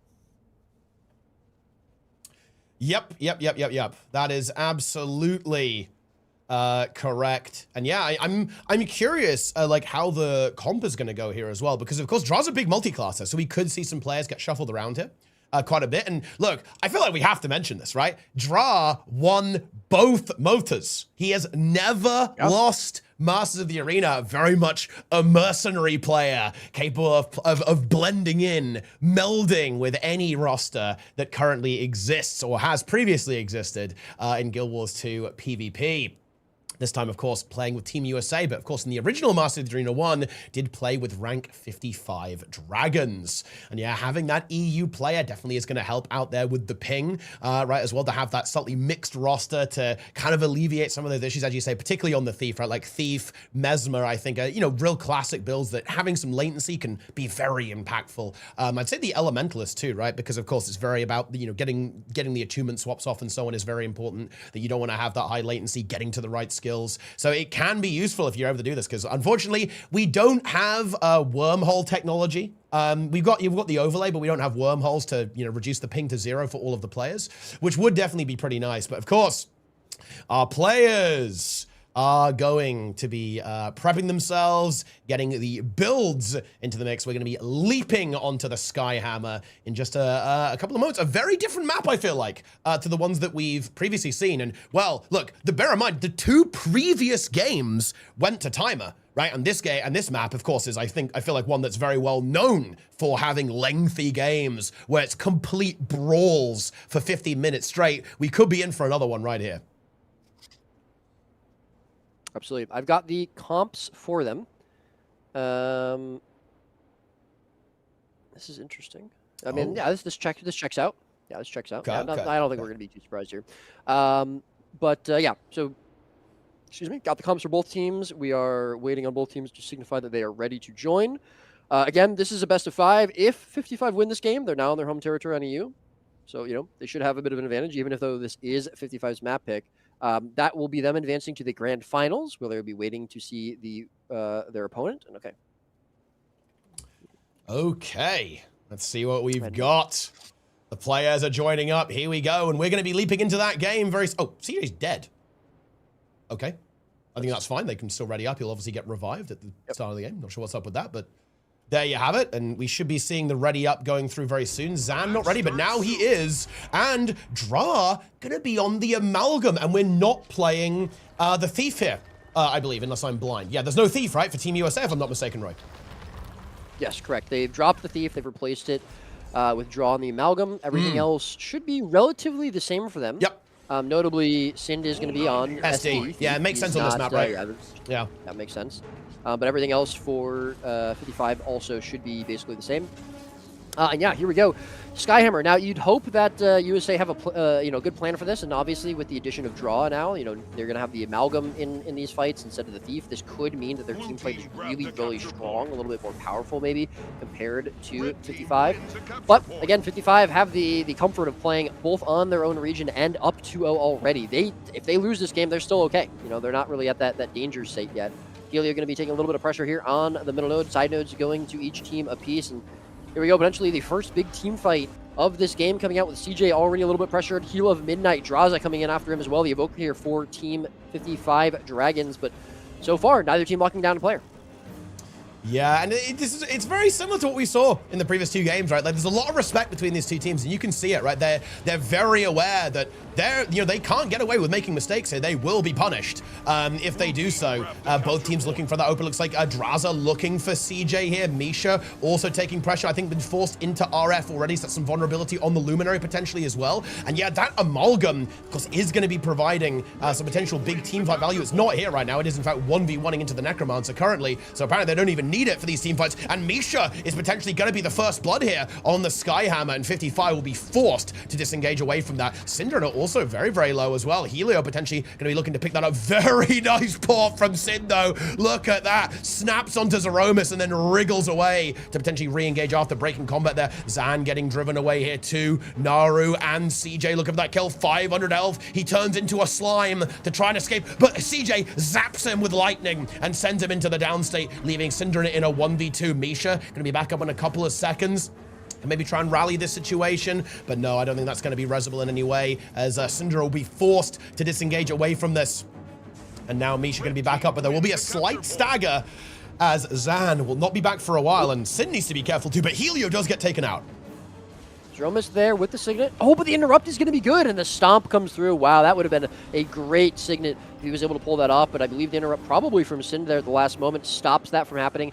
Not the end of the world there for USA. They did have a pretty decent stagger, so I don't think they would have burned too many cooldowns there, and they still are able to hold on to the double cap as well, but it is probably now going to go to, yeah, Draw, going to lose that cap, unfortunately, on the other side, and in this 1v1 against Boyce, the God of Slayers. Interestingly enough, Draw is power Amalgam. He's not running the same build as Zan, which is what the team's told me, to be clear. This is all kosher, but it is a different build than what we're used to seeing on Amalgam. Yeah, I'm wondering if this is almost, yeah, I'm looking at the build right now, and it feels like a little bit kind of in line with almost like a Prot Hollow style build, right? You've got a lot of this kind of some defensive tools with Inventions and Alchemy, so very brawly build, using Mace Shield as well, and the Elixir Gun right there as well, so very capable of just having these 1v1s, surviving, you know, some scary encounters, but also just able to just, you know, keep pumping out some pressure as well, standing toe-to-toe with the Riches. Zan getting nuked here on the Skyhammer, in fact. Naru going to go for the Stomp immediately. Misha going for the rest. Oh, he actually gets it a fraction of a second before the Stomp goes through, but he dies again. Okay. Yeah, I gotta say, the synergy between CJ and Nubu Naru has looked great so far when they're bursting targets. They line up their damage so succinctly on these targets, and draws it just because one shot twice in a row. That was really, really nice. Really great synergy from the DPS players. And so far, USA definitely in command on this map. They're looking good on Skyhammer. It's clearly a comfort pick for them. I think the addition of Draw here is really helping them out as well. Not that Anya was, Anya definitely was doing a lot of work for this team, but I think having that Amalgam to play around, having that additional potentially side note or maybe a little bit more damage in team fights, a little bit more of a solidifying force, especially on this map particularly, is really doing wonders for this team so far. And they're doing a lot, and 40 points doesn't seem like a huge lead, but on Skyhammer, especially when we've seen the last 2 games go to timer, this means a lot, I would say. Holding the other team as well to just 0 nodes is very, very important on Skyhammer, and they get the first map mechanic, so that's going to be pretty big. Naru, though, Nubu, is going to be under a little bit of pressure, gets his heal off, has some peel from Zeromus. Helio is well going to be there, but he needs to be careful. We do see God of Slayers coming in here a little bit low, chasing down CJ. CJ actually going to be the target now. He's going to be turned on. Zeromus looking potentially for a Signet soon. If CJ goes into downstate, doesn't have a lot of cooldowns left, has Arcane Shield ability, still available to get him out of danger, as well as the Lightning Flash. I think he's okay. They're turning the pressure back onto God of Slayers now. He's going to be locked down. He's going to be taken out. Is there going to be a Signet from Misha? Not sure. No, I used it before on Draza, that's right. And so that's going to be a kill picked up for USA and another fight won. This is just remarkable stuff. Dude, maybe USA should have started playing on EU, because they are looking tough to beat here, scoring kill after kill. Currently 4 kills up to just 1. Zan looking to change that though, finding a kill on the CJ. Signet coming through from Zeromus. Is it interrupted? It is not. Of course, Zeromus did take a lot of pressure during all of that, and CJ is not out of the woods yet. So very, very low, as of course the Evoker and the Amalgam converge on the Evoker. Can CJ survive this draw? Also moving in to help out with that. But CJ still under pressure, using those defensive abilities. He's able to lightning flash up to the top. Is that going to be enough though? The Thief moves in, and another player is what it takes to kill CJ apparently, after surviving pretty much the entirety of rank 55. Yeah, and that's a big kill. It's really nice. 55, it was a little while since we've seen them. I feel like get a kill and lock this down. If they can turn this into another kill onto Helio, who's looking very low, this would be a great stagger for them. But side notes, USA have split very, very well after losing that player, after losing CJ. Off to the side notes, no one actually even going towards point A from 55, kind of surprisingly. They've all kind of converged over to point C. They do get that decap, though, and I think part of that was just because of how low Helio looked. But Zeromus, as well as Nubu, doing a great job of keeping him up and keeping him healthy. And USA, I think they're still very comfortable, even after losing that kill. They did an excellent job of disengaging. They didn't give anything else up. They have a 100-point lead, which, again, is massive for Skyhammer. We're going to see Skyhammer coming up again. Decaps across the map. Neutralized state, this is fine for USA. They have no problem as long as Naru doesn't die here. He's a little bit pressured out, but Heal of Midnight, same thing, and he's an easier target as well for USA to look at. Yeah, and he's burned pretty much everything he's got. The Master Disaster in the mix, but they are able to find that kill onto the Ritualist. Cooldowns being drained on both sides, but that is going to force USA away from this. But one thing I do want to actually point out, by the way, is that USA does have an 80-point advantage, which, you know, on any other map, okay, and in a different matchup, would be like not the biggest of deals. But look at the timer. We're 7 minutes in. This is a very, very slow game. 55 do need to put some work in, especially now with Zan being taken down. I don't think Sin can stop that. No, he absolutely cannot. Hammer also maybe being taken by USA at the same time. And all of a sudden, 55, they're not in the most comfortable position here, to be honest. Even time-wise, right? They need to get something done quickly. They need to be finding kills, or they're going to find themselves out of time here on the Skyhammer. Absolutely, Zeromus. Ooh, he's going to be taking a ton of damage. Doesn't have any utilities left to himself, and he's going to be taken out here. So all Helio and Nubu can do really is try and disengage and not lose their lives themselves. But the rest of the map is, I mean, every time USA loses a player or loses a fight, the rest of the map is theirs. They are looking very, very much in control and command of this game. And I got to be honest, I don't know if this is so much, you know, 55 just being weak at this map as it is USA being really good at this map. And I think just, you know, with the change of the Thief to the Amalgam looking really good for them.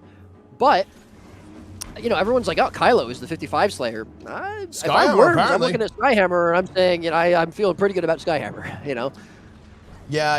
And I do think this is, I feel like the comp swap does help a little bit here, I think, because, I mean, don't get me wrong, like, SD Thief is good on this map, and Sind is putting in work, but I think it's a little bit harder to get, like, extreme value out of the Thief on this map, I feel like, because there's a lot of good places to kite against the Thief here, like, compared to other maps. Although it's a smaller map, so you can kind of, you know, the mass mobility of the Thief is potentially a little bit less relevant, and Team USA are just able to lock down the map, and, you know, having this Amalgam that's been cooked up by Dra is really helping with that, because he's just so tanky. He's very, very robust, able to hold his own against basically everything, and that is slightly neutralizing the power of the Thief.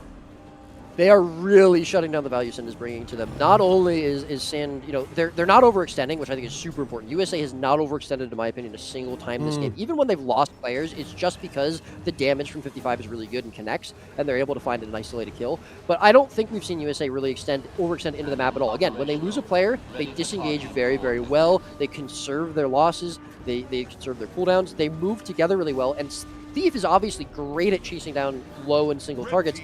They haven't presented that opportunity to Sin. When someone dies, the rest of them move off together. He's not able to just isolate, you know, a draw, and he's not going to find, you know, a free kill there. And yeah, you know, he might be able to get a decap on the map, but at the same time he's getting a decap, USA are decapping and controlling the other two objectives almost every time. We do see a double cap here for 55. They have caught up a little bit, and I think that's important to say. We've been talking about USA a lot this game so far, but 55 are slowly creeping back. They still have 5.5 minutes left. They have the double cap. They can do this, and they're heavily contesting Skyhammer for the first time in this game. CJ in a lot of trouble on Skyhammer. He does have the peel. He does have the potential to use the portal to get out of here, but so far, 55 are looking to lock this one down. Oh, and CJ getting a little bit caught, trying to kite away, is going to go down. So Zeromus does have the Signet. Will it get interrupted? Oh, doesn't feel confident to use it. Wants the stability from the F3, I think, is now going to go for it. The res is being held up by Naru, and that was nice. That was very good there. Beautiful coordination between the team, holding the res, going for the stability to guarantee that Signet. But Zeromus now in trouble as well, having burned a lot of cooldowns, and USA are going to have to deal without a support, at least for the time being. Helio tries to go in for a massive pull to try and find something in the counter, but can't do it. Is also getting very, very low, and the gap has closed. It's down to 40 points now. The Skyhammer may be taken by rank 55 Dragons. We have a downside there onto the Heal of Midnight, but it's not the end of the world. Of course, they're able to get that revive relatively easily, and Nubu is going to have to try to hold on to this, but that's going to be very, very difficult in this 1v2 with the support and the Evoker in the mix. We do have Zeromus now back off spawn, maybe able to go for a reinforce. There is no Signet available, so nothing crazy can happen there. CJ also gets caught there as well by the God of Slayers and by Zan, and will be sent back to the spawn. down, but 55, they do still need to get these points. It's only 40 points now. The gap has shrunk, but there's only 4 minutes left on the timer, and USA are picking up another point with draw while all this is happening. They are just not allowing 55 to overtake them. At the end of the day, you can win the fights, but you need the points to win the game. Yeah, at this point, USA are basically just trying to slow 55 down as much as they can. It kind of seems like the tides have turned a little bit, and I think 55 are starting to kind of gain control of this map, and USA are just trying to slow them down as much as possible and maintain that lead. And they're doing it pretty successfully. They've been still able to hold on to Skyhammer this entire time. Naru doing, Nubu doing an excellent job of contesting this node while the rest of his team kind of feeds in. Zeromus, we saw, died, came back, died again. Nubu's still alive, obviously pretty tanky on the switch list, but I don't think he's going to be able to survive it for much longer. He's kind of just going to, you know, he's consented to give his life to stop this node from getting capped. Yeah, but unfortunately, that does mean 30 points now is what separates these teams, and they're about to potentially get a cap draw now in a 1v1 against Zan over at the middle node. Neither other node's getting capped. Sind actually going to pick up point A. Now it's going to be point C if USA can potentially get that. It's almost a double cap. Oh, Helio leaves the node. Oh, right, because the Skyhammer's getting capped. Yeah. Very, very nice job from Helio to recognize the Skyhammer's going to get capped before I did. And he doesn't fully cap that, so it can't get decapped by that mechanic. Nicely done there. One Helio looking for something onto Draz there. Oh, he gets bombed by the line. That's going to be a kill onto the Evoker. It's really getting down to the wire now. Bear in mind, look at this. Helio recognized the hammer, and he instantly recaps it, because Skyhammer, guys, it doesn't reset capture progress. Wait, did that res come through? Oh, no! Yeah. They do get the node, though, and that allows them to maintain their lead by a couple of points. But how long is that going to last? Wow, this is so close. They've just now lost lead 55 for the first time, taking the lead in this game with the double cap. And again, third game in a row, we see this where I think 55 kind of start looking better and better as the game goes on. Yeah, they're scaling, they're power scaling. This team fight could be very, very much telling who wins this game. This might be the final team fight of the game. We'll see what happens. Big pull coming in from Helio is going to connect a lot of pressure. There is no Signet now available for Misha. He did have to use that on Draza earlier, so he's not going to have that cooldown available, whereas Zeromus will if he needs to use it. A lot of pressure coming out here. Decap on the other side of the map, though. That's going to be Draw picking that up, and this is where we really see, you know, Sind losing a little bit of his potential ability to help out as Draza goes down. So does CJ. Signet again available for Zeromus. It's going to be a bit of a rally war. Has CJ been performed yet? I don't know. Is he going to allow himself to... Oh, no, he gets cleaved out, and Draza actually rallies. He's not going to need to worry about the Signet because he can just find the kill. Draw on the other side of the map still hasn't captured the point. It's taking him so long, and now we see the power of the Thief come in as he's able to plush this very easily. Helio potentially going to go to downstate. We still have the Signet available from Zeromus. The double cap continues to tick. There's about a minute left in this game. There's about 15 points separating these teams, but USA can do all they can do is hold on to this node. If they can hold, they win the game, by the way. If they can do that, they are currently in a position where they will win, but they do have to hold this outnumbered fight. They are a player down. Helio getting so low, and so is CJ. Helio holding on for all he is worth in this game, standing on that point. Zeromus absolutely unleashing a torrent of healing. CJ and Naru holding on for dear life, and they've actually managed to do it. Dra, wait, is he going to get decapped? He is not. He sees the Thief moving in, and USA are back in the lead. 49 seconds left in the game. They just need to hold on. CJ's going to fall over, though. That's relevant. 5 points in the pocket for team for rank 55 Dragons. Naru starting to crumble. USA starting to crack. The Signet comes through. It does land. Helio is so low. USA is still ahead, though, and they are just holding. They are the unbreakable wall of defense here on point C, and USA, they're slowly dying, but can they hold on long enough? Naru is now in the day. All of 55 is here. The decap. I think USA have actually found their victory here. 10 seconds left. Yeah, that's it. CJ with a beautiful decap. The kill on the Helio. Is it enough? If Zeromus dies, no, it does not matter. Team USA make it happen on the hammer. 0 seconds, and we're going to a 4th game. Wow. Are these guys, did they swap regions or something? Is 55 in America? And I mean, it's just like the ping. You know, you'd think it would be coming into play more, but no. Wow, what a great game. I mean, all 3 of these games have been so close, they've all gone to timer. This is incredible. Yeah, this is absolutely remarkable. It's going to be Forest of Niflhel for match number 4. Here we go.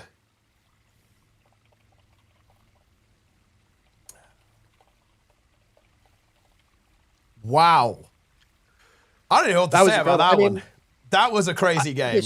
That was absolutely wild. I think is The thing that I think is super important, at least for me, is that, again, the first 2 games we saw on an A, the games, both teams looked very, very close.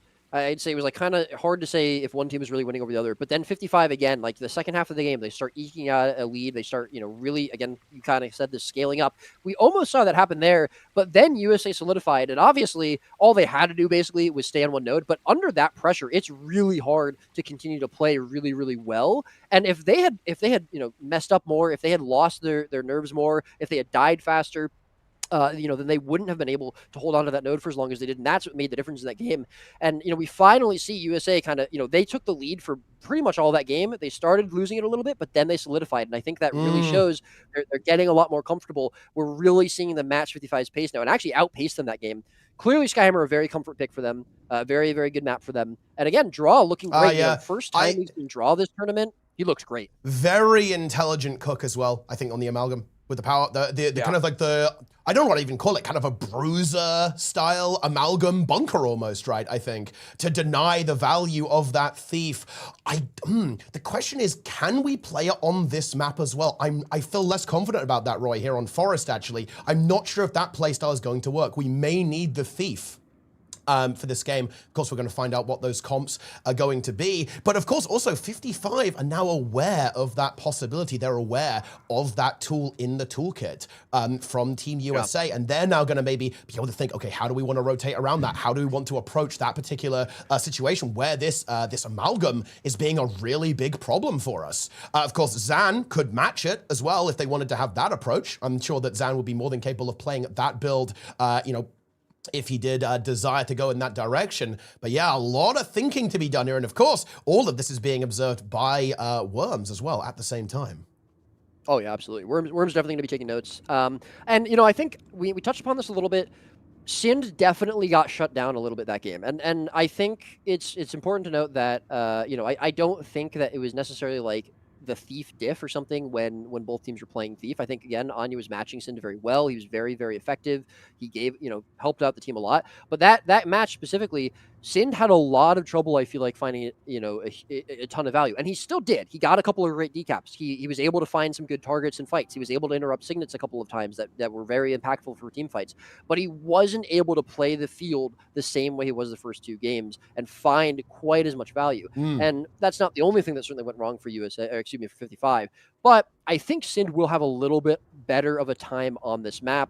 And we should see him have a little bit more of a free reign, especially if USA decide to not go back to Thief. And it seems like maybe they won't, just because they're worried about maybe the ping issues, or maybe they really think that this Amalgam cook with Draw is just the way to go. Yeah. I mean, I have to say, I'm almost just as excited to see what the response is going to be from these teams than the game itself, to be honest. Like, this is absolutely awesome. I love to see this. And to be clear, guys, this is kind of what we were trying to go for. Like, with the whole blind pick thing, we wanted teams to kind of be able to surprise each other a little bit, and teams having to kind of have a bit of reaction on the fly, and get some kind of crazy stuff going on there. Maybe some saved technology for later in the tournament, which we see here now, right? Like, that is what we wanted, and I think that really worked out very well there, creating a super exciting match there on the Skyhammer. And I honestly cannot wait to see what USA has prepared for Forest, because bear in mind, guys, they will have thought about this map as well. They're no fools. They know that they can't always play on a map where that strategy is going to be super effective. Well, they know that they're going to have to potentially, they have to be ready for this. Helio might be a little nervous about this map in particular. Oh, because the beast, right? Yeah. Because he has died to the PvE before. Yeah. I mean, do you think he's been grinding rotations for this? He's been benchmarking? If I was him, I would be. Not that I've ever lost a 1v1 to an NPC, but if I had, I would certainly be grinding out rotations against said NPC. All right, we are waiting on 55 to let us know that they are ready to go. We've received comps from the teams. Nice. USA is ready to get going here. And how is it looking, by the way, with the point score? Like, assuming USA win this, do we know how many points they would have to hold 55 to go back to NA? Oh, okay. So, although maybe they don't want to go back to NA. Maybe they want to stay yeah. EU's working out for them pretty well so far. So they would have to win by, I want to say, about 170 points, I think, to make it even. My math, but I have the numbers getting crunched automatically by code. Don't worry, guys. My math might be a little bit off. But right now, USA is 150 points behind rank 55. But of course, we're on EU right now, so they get a modifier, right? They get a 10% modifier. So it should be about 135. As long as they win by more than 135, 140, 150 points, it will guarantee that we go back to NA, because these games have been so close. Yeah. Damn, that's crazy. So yeah, 55 slightly in the advantage right now in terms of the overall aggregate score. All right, now I think the other question is, do you think we go to another timer game here? I mean, you know, I think we could. Coliseum and Skyhammer, like, you know, Skyhammer definitely, I'm like, okay, sure, timer game, that makes sense. Coliseum, I can see it as well. It's just such a big map. You have so many rotations from the Thieves. There's so many decaps going on. You know, you got the side buffs. Excuse me, Kylo. I mean, I guess we also saw a timer game with 55 and Worms yesterday on Kylo. I was not expecting it, though, with USA and 55 here. But we've seen it now 3 times in a row. Forest, you know, again, it's another map kind of similar to Kyler where I wouldn't really expect it to necessarily go to timer. But I think when you have these teams where they're so evenly matched, and a lot of times you're not really seeing full wipes, you're not really seeing many wipes in a row. You know, it's really back and forth a lot. It's a lot harder to just hold on and maintain control of the map for a really long period of time. So I think it's very, very possible we see this. Oh yeah, no, I completely agree. I'd say, you know, it's less likely here, but it could just go to a standstill every game. Like, you know, look, I'm ready for those best in 7 finals, Roy. That could be fun, right? Like, holy moly, yeah. I mean, I thought today was going to go a little bit faster. But, yeah. We might be in for a big one at the end of the day. But yeah, I guess we're just waiting for our teams to fully confirm the rate. I think we're missing some players in the arena, right? If I'm not mistaken. Looking at how many people are actually logged into the game. I had to have a look. I think we're just waiting for someone to... That's 5 for both. Oh, is it? Oh, okay. Well, never mind then. I just can't count. Fortunately, I don't need to. But anyway, well, I guess we're waiting for the teams to be fully prepared. I imagine after that last game, right, a lot of strategizing is going to be talking about. We're playing on a very different map, right? So both teams are going to want to think about how we want to approach that. And of course, similarly, like USA, USA and 55 are going to be thinking, okay, well, what if they play this? What if they play that, right? Like, how are we going to handle those scenarios? Oh, but here we go. And we are going to be playing Thiefless here. Oh, wait, what happened with 55? Do we have a DC or crash or something? Yeah, we can go ahead and reset that. Don't go back to spectate. Yeah, Zen crashed. Oh, Zen crashed, okay. Yep. Let's fix that. It's funny to see them all our response time. Yeah, it's funny to see them all like zip in and zip out, isn't it? When they join a regional. Whoop. Yep. Whoop. Okay, so we always got to wait for Zan to restart the game real quick. And well, I will say what I am definitely expecting here is for a lot of 3-node play on this map. I mean, that almost was a bit redundant because that's kind of been happening like throughout the entire tournament. But I think that's going to be like I think controlling the map and moving around is going to be the real key here. And again, like we see that there's potentially not going to be a thief in play from Team USA. And essentially how that's going to dictate this match is going to be very, very interesting indeed. Okay, we are not restarting the set, guys. Okay, look, you guys just really want more content, yeah? Is that what you want? Hey, is that what we really want, guys? But look, it doesn't even matter if this happens, guys, because they can't change from the builds they've told us anyway, right? Like, so it's whatever. But anyway, we're in the mix. Okay, here we go. Let's see what the play is going to be. Zeromus, of course, still on that support. The conduit from Helio, CJ on the Evoker, Naru on the Ritualist, Dra on that defensive. Amalgam, Zan still on Condi, by the way, going for that DPS. They feel confident they can beat it. SD Thief once again being played, of course, by Syndrana and the God of Slayers on Ritualist, and the Misha, the Master of Disaster, on Support Luminary. Yeah, absolutely. Yes. No comp changes, as you said, for USA. They were feeling very confident. What happened last game? This is a different map, though, and I think a lot of this is going to be coming down to how much value Sin feels like he can get. And, you know, if they change up their playstyle at all. Draw, I feel like, didn't really get plussed very much last game. I think Sin was, you know, not really feeling too confident about it, which is, I think, pretty fair. It's also a much harder map and a much harder side node to plus. But so far, we see 55 coming out. They're double capped on the sides, 0 points for USA. No real pressure on any of the 55 players. I think no real impactful nodes so far here for USA. So 55 controlling the beginning state of this game. Yeah, and I suppose what I expect here is that 55 are probably going to try to avoid team fights from forming, right? I think they're going to play a bit more, I guess non-committal would be the word. They're really going to utilize that thief, and I feel like that really puts pressure on USA to rotate around it, but Zeromus is going to go down here on middle, was just on the sliver of HP after renewed focus, could not get back up to a good amount of health quick enough there, and rank 55 Dragons are looking to get off to a good start in this game, picking up middle and eliminating the support. Bit of a bleed there as well to slow that down. Is CJ going to be able to get out of here as well? No cooldowns really left over on the Elementalist, desperately trying to rotate away, and Sind and Zan connect. Is that going to be the kill? I think it really should be. USA. Yeah, I can't believe he actually stayed alive that long, to be honest. Sin is a little bit low, but I don't think Naru, Nubu can really do much there. We will see a Vapor Form coming out. We do see Zeromus coming in off respawn. I don't think he's going to be able to signet, though. Yeah, no, the health bar too low there from CJ to cleave out. And I think, you know, USA's plan here probably is to try to solidify inside nodes, set draw up in this position where he can kind of control the node. But unfortunately, I think they commit a little bit too hard to middle node there. They don't have the ability to play... or excuse me, to commit to those nodes and set up really what they're trying to do there. But yeah, unfortunately, just not a good start.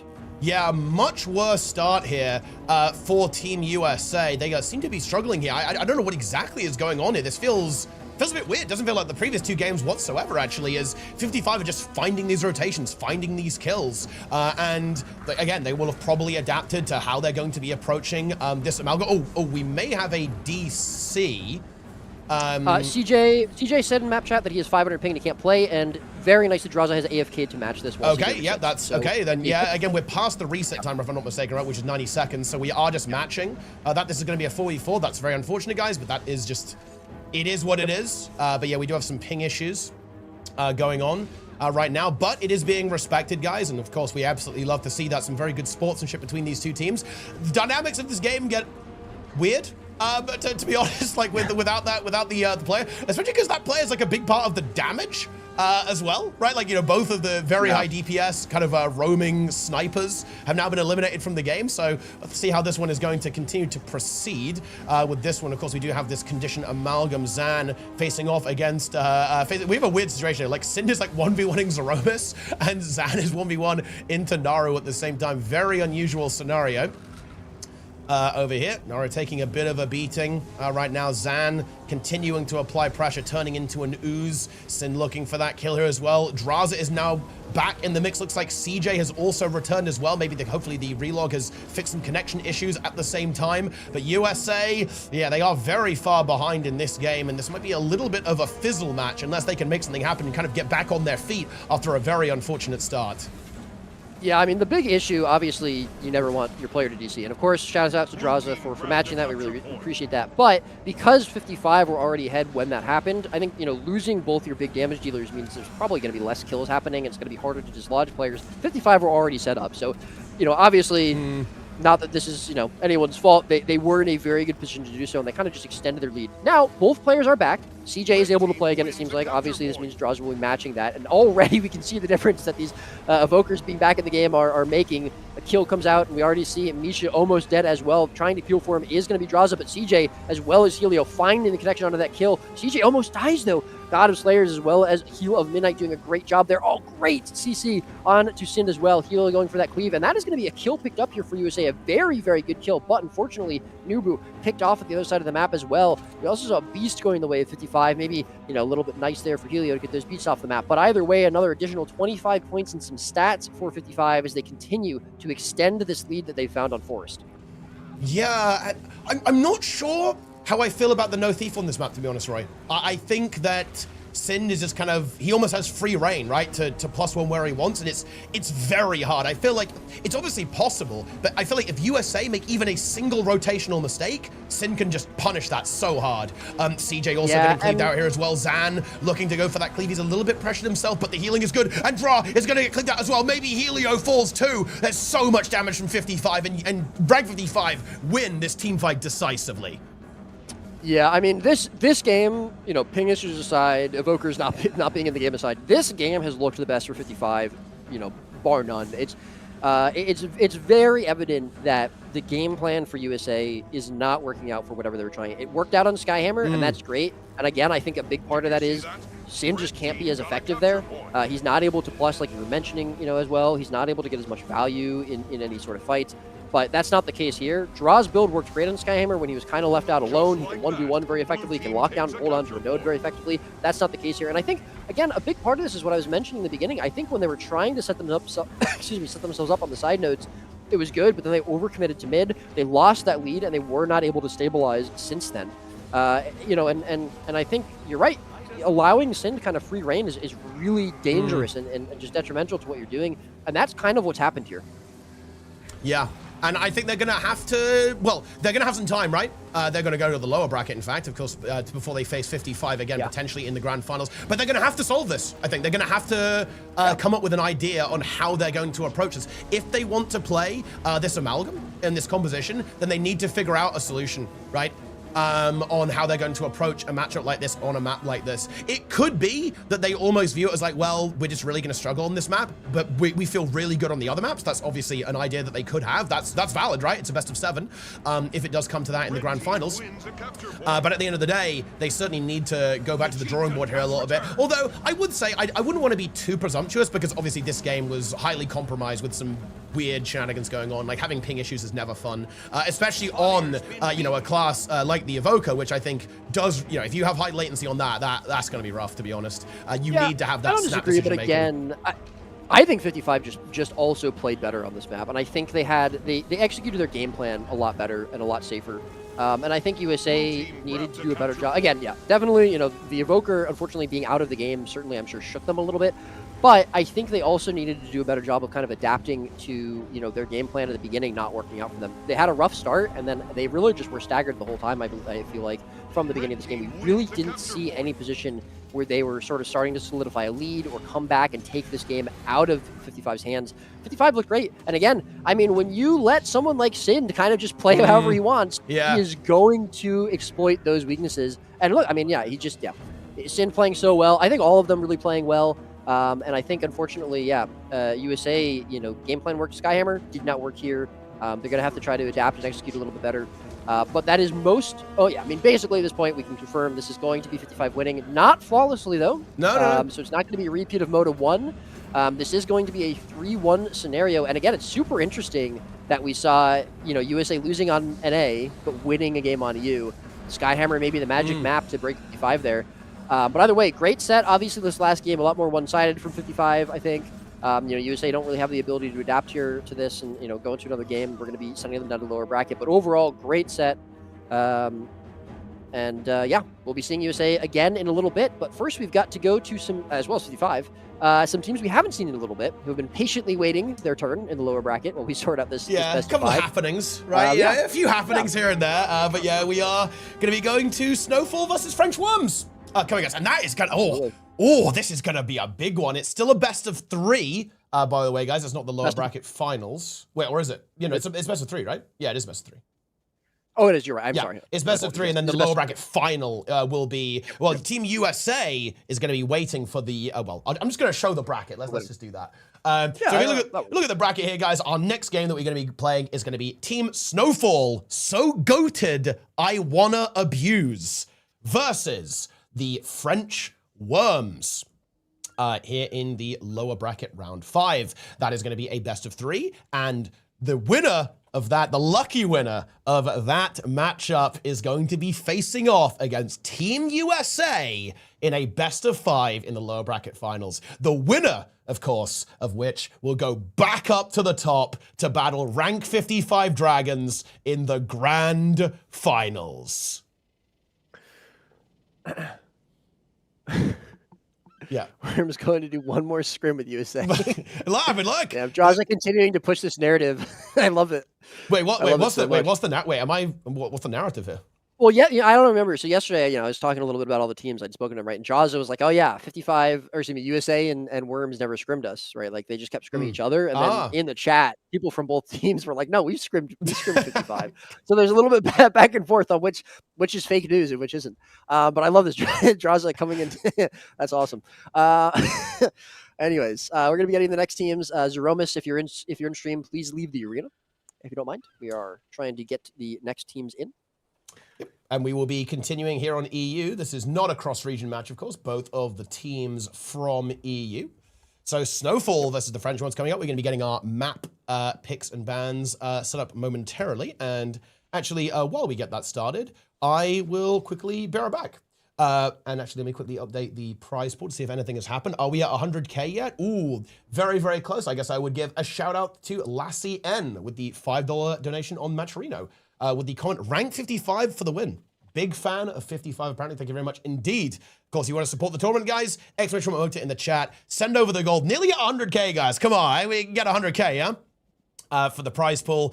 And look, we are still pushing towards that $5,000 goal as well. So check out Matcherino, get involved. And of course, we're raising money for charity at the same time. So it really is a win-win-win-win. So go check that out, guys. Learn about cure rare disease as well with !CRD and !mota. I will be right back while Roy gets these players where they need to be, gets them organized, and we can begin our matches in the lower bracket with French Worms versus Snowfall. Don't go anywhere. You certainly do not want to miss this, guys. I will see you in just a moment. I'll leave you with Roy for now. Hello, gamers. Greetings.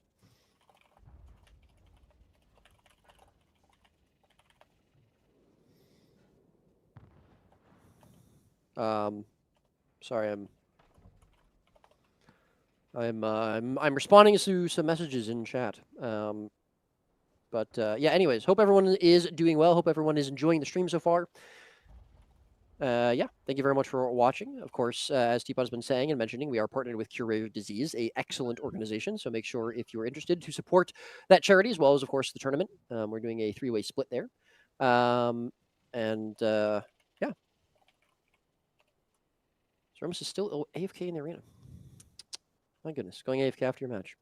But yeah, thank you all for watching. Hope you guys have been enjoying the games. And thank you very much for bearing with us while we reorganized and reshuffled some things with the last set. Hopefully we can avoid those issues moving forward.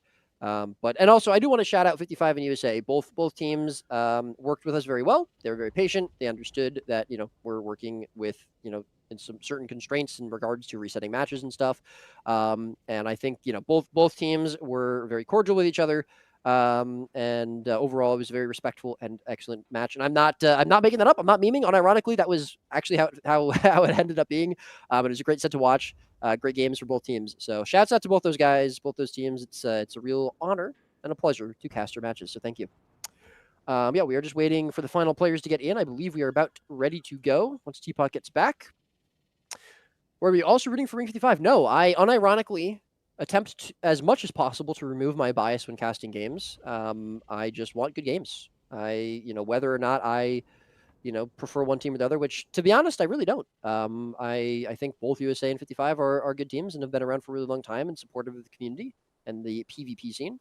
And it's always really fun and enjoyable to watch them compete. So no, I don't have a bias. I'm not rooting for one team over the other. I'm rooting for good, clean PvP fun. That's what I'm rooting for. Yeah. Still have the Guild Wars 2 toast maker. Yeah, I actually, if you notice, I have a toaster behind me as well, right there. My Ritlock plushie is sitting on top of it. That is a Guild Wars 2 toaster. It's in the box, but yeah, that is the box holding my Guild Wars 2 toaster. I have one as well. Shouts out. I got it this summer. Hello, Roy. This is the Guardian NPC. I'd like a rematch on stream. Yeah, right, Moobs. You can't fool me. I'm back. Welcome back. Teapot, would you mind removing Zeromus from the arena? I think he's gone AFK. Oh, yeah, okay. Yeah, I will do that real quick. Kick. Oh, kicking doesn't work, does it? I forgot about that. I have to ban him. I'll ban him. Yeah, but don't forget to unban him. Yeah, I'm going to ban him. Who's the twink in the suit? Excuse me, buddy. Ooh. Come on. Twink. Going to I'm huge. Him. Right. Yeah. Okay. That is done. Is that correct, Roy? I think that's worked, right? Just to double check me. Yeah, we are good. Okay. Beautiful. What maps do we need? We're working on comps first. Okay. Yeah. Perfect. Do these teams know what we want them to do as well, right? I'm telling them right now. Yeah. Okay. Perfect. Yeah. Beautiful. But anyway, gamers. While we're sorting that out, is everybody enjoying the show? It's good to see so many people out here today. Moving our way towards the grand finals of Masters of the Arena. And look, I am loving the chat right now, guys. I'm loving the hashtag French worm spam. I mean, you guys have got to get some emotes in there, right? At some point, can you get some emotes in there, please? At least, come on, this is a very ugly copy pasta. You guys can do better than that, right? At least some worms or bugs or whatever, yeah? But yeah, I love this, guys. I'm loving it. Make sure that you support your favorite team. Who do you want to win? Who do you think is going to win? Is Snowfall going to take it? Will the French worms take it? We do have copy passes available. We made a couple. Skelling very helpfully threw a couple of these together, guys. So I want to see some serious spam going in these games. Support your favorite team. Who's going to make it? Of course, well, you know, we've got plenty of teams left in the tournament. Snowfall, 55, USA, and the French worms. 4 teams, 4 copy pastas. We need to see some serious spam to support these rosters. They need your help, guys, in order to win these games. Of course, have a good fun time here in the Twitch chat as well. Got off to a slightly exciting, maybe too exciting start, but we are very much on track for some incredible gaming here. And also, Tritoffs, thanks for the massive donation here as well, with 250 Jade Runestones and 250 Globs of Ectoplasm. Keep it coming, guys. We just need a couple more thousand. We'll have 100k gold for the prize pool. Someone's first message in the chat is, why is this guy wearing a suit in his house? Well, just looking sharp. Yeah, you got this. You got to dress to impress. Yeah. Yeah. I like this. See, this is a good message. I suspect worm technology will sneak through with some surprises. Okay, let's see what we got here. Cranel's so goated, I want to abuse Luminary. Aki's so go. Oh yeah. Oh yep. What maps? Real quick. So yeah. Worms are seeded higher than Snowfall, but on challenge, Snowfall are in the higher seed position. Is it just because of, I don't know if that's just the way the bracket is structured. That's just the. Okay. So yeah, should Snowfall get first map ban? Or do we defer to the seed? I think it's the seed. Yeah, I think it's worms. Okay. Yeah, because because it's just because of the bracket flips, right? But it doesn't actually change the seed. Yep. Like it's yeah, just confirming. Yeah, for sure. Assume it was worms. But yeah, it's worms. Yeah. Yeah, we will get that going. But anyway, guys, I'm loving these copy passes, guys. Okay, Aki's so goated I want to abuse Conduit. Dowid's so goated I want to abuse Ritualist. Alex so goated I want to abuse Evoker. Denchi so goated I want to abuse Troubadour. Snowfall so goated I want to abuse Rock. Wait, is this like Zuma stuff, guys? I think this is like Zuma stuff, man. Guys, I'm 30 next year. You can't expect me to understand like what that means. Old man Teapot. Yeah, I am old. Wait. You're younger than me, aren't you? So yeah, you can call me old. No, I'm older than you by a week. Oh yeah. Oh, it's Darren's who's older than me. Actually, it's weird. We, you, me, and Darren's, we all share like a 2-week window of being born. It's nice. Crazy. Yeah. Could you believe? Like, I feel like not many people would think that Darren's is older than me. Okay, I think that would not be a common opinion, but it's true, guys. That is actually true. Yeah. Yeah. When's his birthday? I believe it is just a couple of days before mine. Oh, wait, no, maybe is he one day? He might be one day younger than me. I think it's August 4th, and I'm August 3rd. See, I'm older. Yeah, no, I am older. Yeah. So he also, is I'm pretty sure I've told you this before. You share a birthday with my sister. Whoa! I mean, 2 years difference, but yeah. Yeah, that's crazy. Yeah, yeah. I guess statistically, it's not that insane, but it's there's only so many days. There's more than 300 right? people in the world. Yeah. Yeah, that's wild Darren's stuff. Just 23. Yeah. Yeah, but anyway, keep it going, guys. Thank you. Random Q is trash. Thanks for the 10 Mystic coins. I really appreciate that. And we're going to be getting into this game shortly. We've got our bans coming through. So let's see. Ooh, what is it looking like? Legacy Capricorn so far. And we're waiting for Legacy and Capricorn. Oh, that's fun. Forest and Kylo, I believe. Ooh. So Temple was banned by the Worms. Coliseum was banned by Snowfall. And then Worms picked Legacy, Snowfall picked Capricorn, Worms banned Skyhammer, interestingly enough. That is interesting, and now Snowfall are deciding between Forest and Kylo. Okay. To decide our final map. Let's do this. Let's make it happen, guys. Get ready for content. Prepare yourselves. The final map is being decided as of right now. I'd love to see Capricorn, actually. Okay, Forest is banned, so we're going to Kylo, correct? Okay, good. Yeah, let's get that reset. So it'll be Legacy, Capricorn, Kylo. Yep. Yeah, so we're going to get to see... We've seen one Capricorn game so far this tournament. We saw, I believe it was Half's Heroes. If I'm not mistaken. I could be wrong, but there was a game where we saw Capricorn. I do love to see Capricorn. I'm a fan of Capricorn, actually. Yeah. I like the map. I like how it looks aesthetically. Yeah. It's very pleasing, that old Lion's Arch kind of look, right? Which I think is really, really cool. We see a bit of that now in Visions of Eternity as well, which is really nice, I think, in Hull Garden, in, of course, Shipwreck Strand. Oh, we're not supposed to be here, are we? Yeah, we need to reset again. Let's go to Legacy. But all right, so we've got this best of 3 to decide the top 3 teams. Whoever wins this will be moving on to face the French Worms in the losers finals. That will be a best of 5. The winner of that, well, the loser of that will be 3rd place for the tournament. The winner of that will go back up to face rank 55 in the grand finals, which should be a best of 7. Some long sets, but obviously some very exciting ones. All right, let me just confirm these guys understand the rules. Whoa, an enchanted music box from Lizzie there. That's pretty cool. This is a very rare item. You don't see this very often. I have actually no idea how much this is worth. I'm actually going to find out now. Thank you very much indeed. W mota, indeed. This is a W mota. That is 1,000 gold. Oof, a big one. Okay, just a couple more thousand. We're going to get that 100k gold. Very exciting. But anyway, Team Snowfall. Going to be loading in on the red team pretty soon. Worms on the blue team. Wait, we are supposed to be on Legacy, right? Yeah, okay. Yes. Yeah. Okay, perfect. Yeah.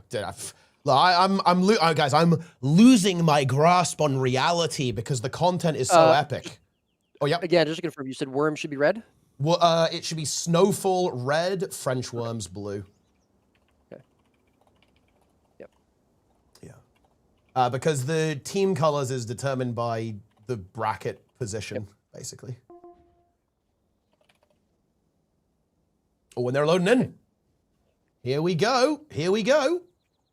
And we should be getting started momentarily. This is going to be one hell of a series, guys. Get ready. Get your copy pastas going here. Snowfall and the French Worms need your support. The game starts now. Cranel on the Luminary, ready to abuse. Denshi, ready to abuse Troubadour. Alex, ready to abuse Evoker with the Toad's Fortitude, ready to go. The Toad bonus, of course, not in play. Chocolate here is going to be the sub, the 6th player. Playing for Snowfall here, as opposed to Dowards. That's going to be a comp change there with the sub being brought into the mix. And Aki on the Conduit up against the Worms. We see what they do. They have the Ritualist. They've got the Evoker. They've got the Paragon on Goku, but a Warrior representation for the Warrior fans out there. Glint on Conduit and Riken on Troubadour. Yep. And I've just checked all the teams. We are good to go. The builds, that is. But yes, here we go. Game number 1 of this set. This is to decide 4th place. Winner will be moving on to potentially fight for 3rd, or, well, if they lose, or if they win, for the chance to go back up and face 55 in the grand finals.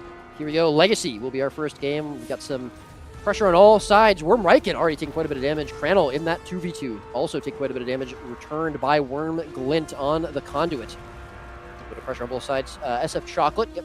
New player who we're seeing for the first time today, for this team, I should say. Obviously, they were a sub previously, but we didn't see them yesterday. Going to be tied up there with Cranel, doing what they can to support, but the heal's obviously going to be stronger there on blue team because it's an actual support in the team. Yeah. Cranel actually forced a very hard disengage here. He's very, very low, needs to wait for cooldowns to come back up potentially before he can go back in.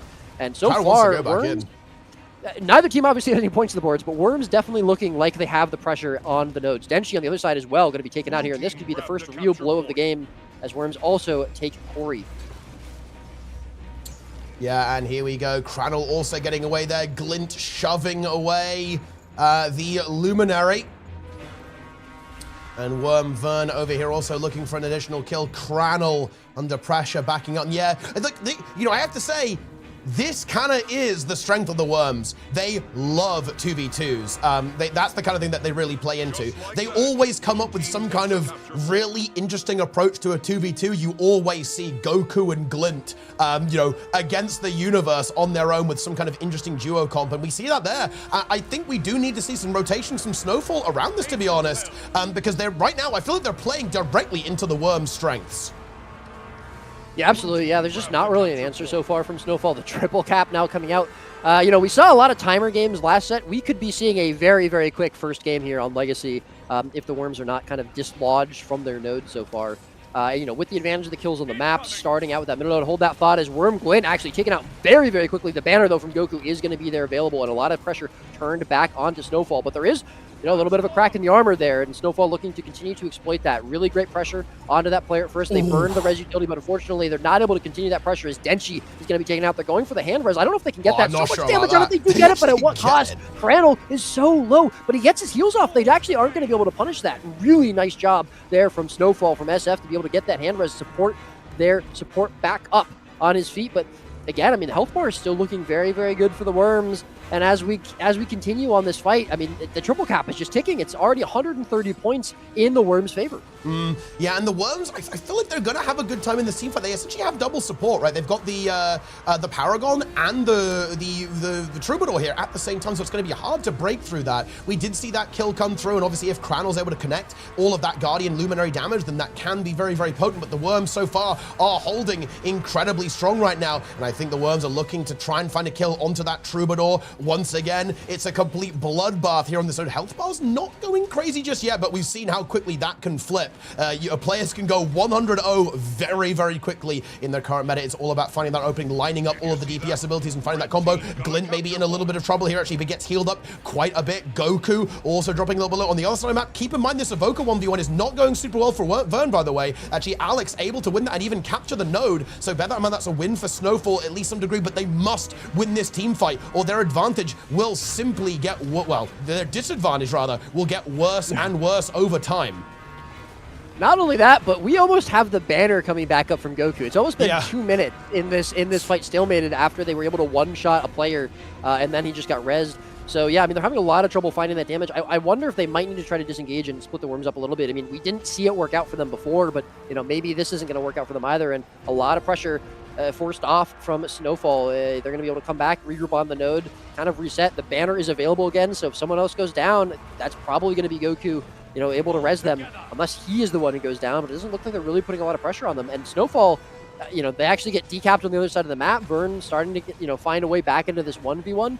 I mean, this might just end up being like a 2-kill game where Worms just hold on to the map the entire time, and Snowfall are unable to break through this wall of Worms. Denshi goes down again. I don't know if we're going to see a res this time. Yeah, I think the cleave is just there. And I got to be honest, I think this might just be game. I think Worms just... Team fight's too good. Yeah. Like, and this is interesting, right? Because what I want to point out here is that Worms are obviously winning this game very hard score-wise, but the team fights, I feel like, have not been super one-sided, right? They've taken a while to resolve, right? So that alone should tell you that they're pretty close. And this is kind of what happens when you have two teams that are just going for big fights, right? Or like they're happy to play these big fights, is that the team that wins the team fight, like, wins the game really hard, right? Like, you know, that's just kind of the way this kind of thing goes at the end of the day. And I mean, I think Snowfall is not able to win. They need to find a way to win. You know, I mean, the fact is, the Worms have a double support comp with res utility, and Snowfall do not. You know, the only reason that fight went on as long as it is because Snowfall got a hand res that they honestly probably should not have been able to get. And also because they got a kill very early on, but Goku was able to res it with banner. So I think that it is really important to know that just, again, I think the Worms, they shouldn't really be losing these team fight comps probably. But either way, it is still relatively close. Like you said, the fights are going on very long. But yeah, I think Snowfall, immediately we see like a slight adaptation from them. Crannel is going over to plus. Waterfall, he does get answered by Goku though. And unfortunately for him, it's looking like he might actually lose his life because of that. We see a little bit of peel from Alex for that. But overall, you know, I like that they're trying something different. They lost the 3-node map split at the very beginning. Oh, here we go. Goku probably will be able to banner this, though, unless Crannel or someone else can interrupt him. Bryn going to go to downstate here. Nice clean from both of them. But yeah, the banner comes out. Very nice banner there. Nice to use the charge for the quickness, by the way, too. That was very nice. And they turn it, too, and getting a kill into incredible. Sorry, go ahead, Ryan. I interrupted you. No, I was just going to say they lost. You're totally good. They lost the very early map split. They lost the team fight. They're trying something different. I respect that they're trying something, but unfortunately for them, the Worms have an answer at every turn, and they are looking flawless in this game. Yeah. Worms playing clean here as well. I think you're absolutely right to point that out, because Snowfall, a very strong team. Like, I want to be clear, guys. Snowfall is very, very good. They are really strong. And they've been performing well the entire tournament, but the Worms just seem to have their number, at least for now. Of course, we are going to be going to Snowfall's map pick next, so bear that in mind. Also, my overlay is wrong. It's showing this as a best of 5. This is, in fact, a best of 3, guys. Bear that in mind. But never mind, I've now fixed it. But yeah, we're going to be going to that next pick there, and we'll see what Snowfall can cook up there, if they can adapt to what they need to do to defeat the Worms here rotationally. But yeah, I think you could not have put it in any way better. They are currently bashing into a solid wall of writhing French Worms. Yeah, it's also interesting because I don't think this is anything different than what the Worms were playing yesterday when they lost to 55, or when we saw them in other games. So clearly, 55 are able to figure out some sort of answer for them. And also, I don't remember exactly. I know our second game was on Kylo. I don't remember what the first map was. I don't remember if it was Legacy or not, but we did see a lot of Legacy yesterday. So I don't really think it's just the map difference either. But we are going to go to Capricorn. This is going to be Snowfall's pick. They obviously have the opportunity to change comps as well. So do Worms. So we'll see if they decide to do anything there adaptation-wise. But there has to be some sort of adaptation, whether that's how you play the map, whether that's how you play the fights, whether that's what you are playing. But there has to be some sort of adaptation because, yeah, again, the Worms, there was 0 breaks in the wall there from them. They just looked basically flawless. I mean, the one thing was that Alex won the 1v1 in the beginning from Vern, but then he started losing it again. So, or it was kind of just going back and forth. But yeah, other than that, team fight, they weren't winning. The rotations, they weren't winning. So yeah, definitely got to see something different here from Snowfall. But great job from the Worms. I mean, just very, very clean. Yeah, and oh, wait, no. What do you do? Get out. Why are they joining? Oh, wait, guys, Glint has defected. Okay, well, actually, no, he hasn't. I guess they both defected by pressing red team. But yeah, that is the way it goes. But anyway, our teams are going to be here, and Capricorn. It's not really, in a way, it's a similar map to Legacy, often very teamfight focused because of that Bell objective being so potent, but it does have that 4th node, and that can cause things to slow down a bit as players get spread about all over the place, so definitely bear that in mind. And also, quick reminder, this is actually a best of 3, so Snowfall must win here. They have to win, or they are, unfortunately, going to be eliminated from the tournament, and the French Worms will be advancing to face Team USA in the lower bracket final. So let's see if Snowfall can find a way to turn things around in this series. It's going to be difficult. It's going to be challenging. Oh, thank you very much to Lillas, by the way, for the $25 donation on Matcherino. Coming back in with another 25. We'd love to see that. With the comment 6-7. Are you serious? That's insane. But also, they're in, and the match starts soon. No changes, I think. It's going to be the same comp. So, the big question to me is, what is Snowfall's plan going to be? How are they going to approach this game in a different way so they can actually win? Yeah, and so we didn't see comp changes from either team. So actually, they're just running it back, which I think is an interesting choice from Snowfall. Clearly, I think what that does say to me is that they're much more confident on this map. They feel like they have a game plan, and that's important because they obviously lost very, very hard. Nothing really went well for them last game, but we'll see if they can make it work on this map. Capricorn. Only seen this once before. Aki taking a lot of pressure very early on in this fight, but Riken, same can be said for him. He's very low, has quite a few cooldowns left, though, to keep himself alive and peel himself out. But Glyn actually also taking some damage. Damage all across the board. Crannel needs to be careful. He's very low on this Berserker Amulet, by the way, Guardian. So he is going to be running it super squishy. He needs to be careful. Does have Renewed Focus available for him. He's going to be able to have quite a couple cooldowns left. So far, no one falling as of yet. Alex getting some damage turned back onto him. Does need to be careful he doesn't go downstate. Again, we have a res utility here for the Worms, but not for Snowfall. So if someone does die from Snowfall, that is just it. They will not be able to recover unless they can pull off another miraculous hand res. And it's not looking like that's going to be the case, as Alex is going to fall. Esther Snowfall trying to get on top of him, do something with it, but the damage is just not there for them. Wait, they actually do get the res.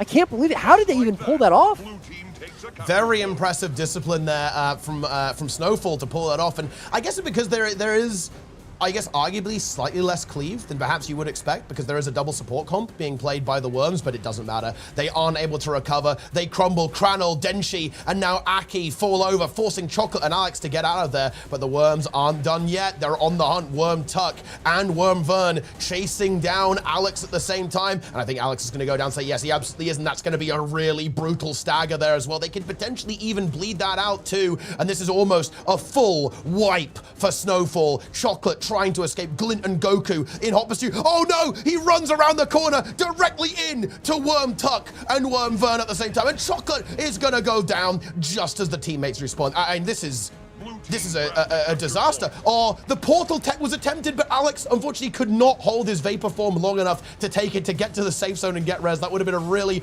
really cute play, but unfortunately it's not quite going to work out. And I mean, it's all gone wrong, right, for Snowfall. I did not expect this at all. This is a disaster. Yeah, absolutely. I mean, they don't really have, an answer. Unfortunately, I said they went for that hand res, they pulled it off, and then 3 of their players died. So I think maybe they burned a few too many cooldowns there. They really needed to just try and disengage and not recover. They just didn't have an advantage in the fight. No one from the Worms was really in danger of dying. And they are lucky that they should have time before the bell comes up, I think, to fully regroup and recover. But they need to make sure they're able to do that. Kranul now 15 seconds respawn, Bell coming up in about 15 seconds. They should have a chance to contest this Bell if they're able to get back into the map. But Worms are in a very solid place in order to do so. SF Alex moving out into the map, pulling Tuck slightly away from the rest of the team. Several players as well over by the docks going to be converging here. It's going to be Kranul coming in a little bit behind in this 3 versus 4. Outnumbered is going to be Snowfall. They can't lose anybody here. Otherwise, I think if they wipe again like that, the game is probably just over. Denshi already going to be a little bit low. Alex over at middle node also going to be a little bit low against the Ritualist of Worm Tuck. But Worm Vrin, he's going to be pretty low. Goku also getting pressured out a little bit. Has the banner though. The health bars looking healthy. The double support really coming into play there. Denshi now going to be pressured. The Troubadour there. The support on the side of the red team uses Elite, gets the distort. He's going to be okay for the time being, but not for long as the CC is going to lock him down. He can't move. He's at 1% HP, but it's not going to be enough, and he is going to fall. And I don't know, Teapot, I think that might just be it. They just can't break the defense of this Worm squad. Yeah, the Worms are too powerful. They have locked down these team fights, and just that Paragon with the Troubadour working together so well, the healing output. Look at the boons. Are they doing PvE at this point? Look at what is going on here, Roy. I'm expecting them to start talking about uptimes at this stage right now, rather than like if they have the boon or not. Are we getting 25 might all the time, guys? Have we got perma stability? Okay, like, I don't know, we're about to go do some Greer CM with the Worms right now or something like that, because yeah, they are just unstoppable. The Worms were watching the last set and they're like, okay, they stalled their games out, we're gonna go for the world record make it pace. quick. Yeah, and they fire the cannons. The Capricorn, the boat, is going to be destroyed. Actually, I don't know if that is the I don't think Capricorn's the name. Capricorn's the name of the map. But anyways, the boat is going to be shot at. Cannons fired. 25 points on the board. Snowfall, we've been saying they're a really good team. They look good. They looked great against USA yesterday. They were very, very clean in their other matches.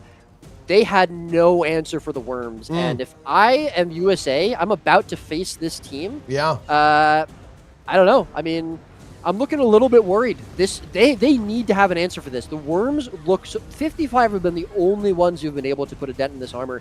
And Snowfall had absolutely no answer for this. So very, very well played for the Worms. That's the cleanest 2-0 that I've probably very clean. Especially considering this is the 4th seed of the tournament. This is not just some random team. These guys are good. Snowfall are good players. They could not. Worm goes down here, but yeah. Could not do anything pretty much to this team. Yeah, and well, that's going to be a very, very interesting matchup indeed. Now, I think what's interesting is that USA can match it. They played double support earlier in the tournament. They could match this. That is interesting. And I would say arguably a better version of that comp, right? Because they're going to be capable of playing a Troubadour and a support Luminary. And I think, especially today, if anything, the power of that res utility cannot be understated in all of these games. Like with these back-to-back signets just turning fights over and over again. Of course, there is the banner from Goku, but it does have a longer cooldown, and I would probably say I think Luminary is a little bit better overall compared to, of course, the Paragon. But, I mean, that's just game over. 2-0, clean sweep. The Worms are out for blood. An almost flawless game, and I just don't know what even happened. I was expecting this to be, you know, I was expecting to be here for quite a while, but these games just back to back, basically 5 minutes apart. Worms on fire right now in this game, and we're going to be going directly to the lower bracket final. You know, the Worms may want a little break, so the same will be true, by the way, for the team going from the lower bracket final up to the grand final. Because, of course, you're playing back-to-back, it can get pretty intense, especially because, theoretically, right, if you win the lower bracket final, let's say if Worms win lower bracket final, they would then immediately go to the grand final. So if the players want a little bit of a break, we will obviously allow that before we go into these matches. But yeah, next up, my friends, it is going to be, well, I mean, I don't want to call it too soon at this point, but it should be a big one. It's going to be Team USA versus the French Worms in the lower bracket final. That's a best of 5 here, guys. So we get to see lots of the Worm Wall versus the irresistible force that we've seen. And, well, to be frank, also the Unbreakable Wall. That hold on Skyhammer was truly remarkable from USA against 55 early on. So we'll have to see how these teams are going to interact with each other. I absolutely cannot wait for it, Roy. It's going to be a big one. We do, unfortunately, say goodbye to Snowfall. You know, very, very unfortunate to see them go, but they've had one hell of a tournament run, and they end in 4th place. Absolutely. I believe USA get to choose if we start on NA, though. They do, yes. Yep. Let's see if they want to play on NA, which I assume they do, of course. But, of course, if they want to play on EU first, that is... Well, maybe they should, judging by how the games versus 55 went. But, of course, it is entirely up to them. They are the top seed in this case. Yep. Oh, okay. And let's see. We have some... Oh... We have some other donations coming through. I'll read these off while we figure out what server we're going to be playing on. We have 38 globs of ectoplasm and 9 mystic coins from Clark Kent. Okay. Yeah, appreciate it. And then we have also, please buff Necro GS again with 250 mystic coins, 250 globs of ectoplasm, and 250 stabilizing matrices as well, which is a pretty big, hefty one. Thank you very much, gamers, indeed. And over on Matcherino, I think we might have something as well. Let me just quickly check. We do not.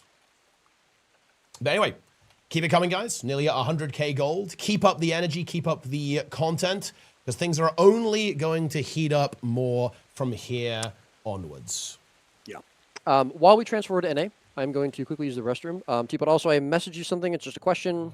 Nothing crazy, but just take a look when you can, and I'll be right back.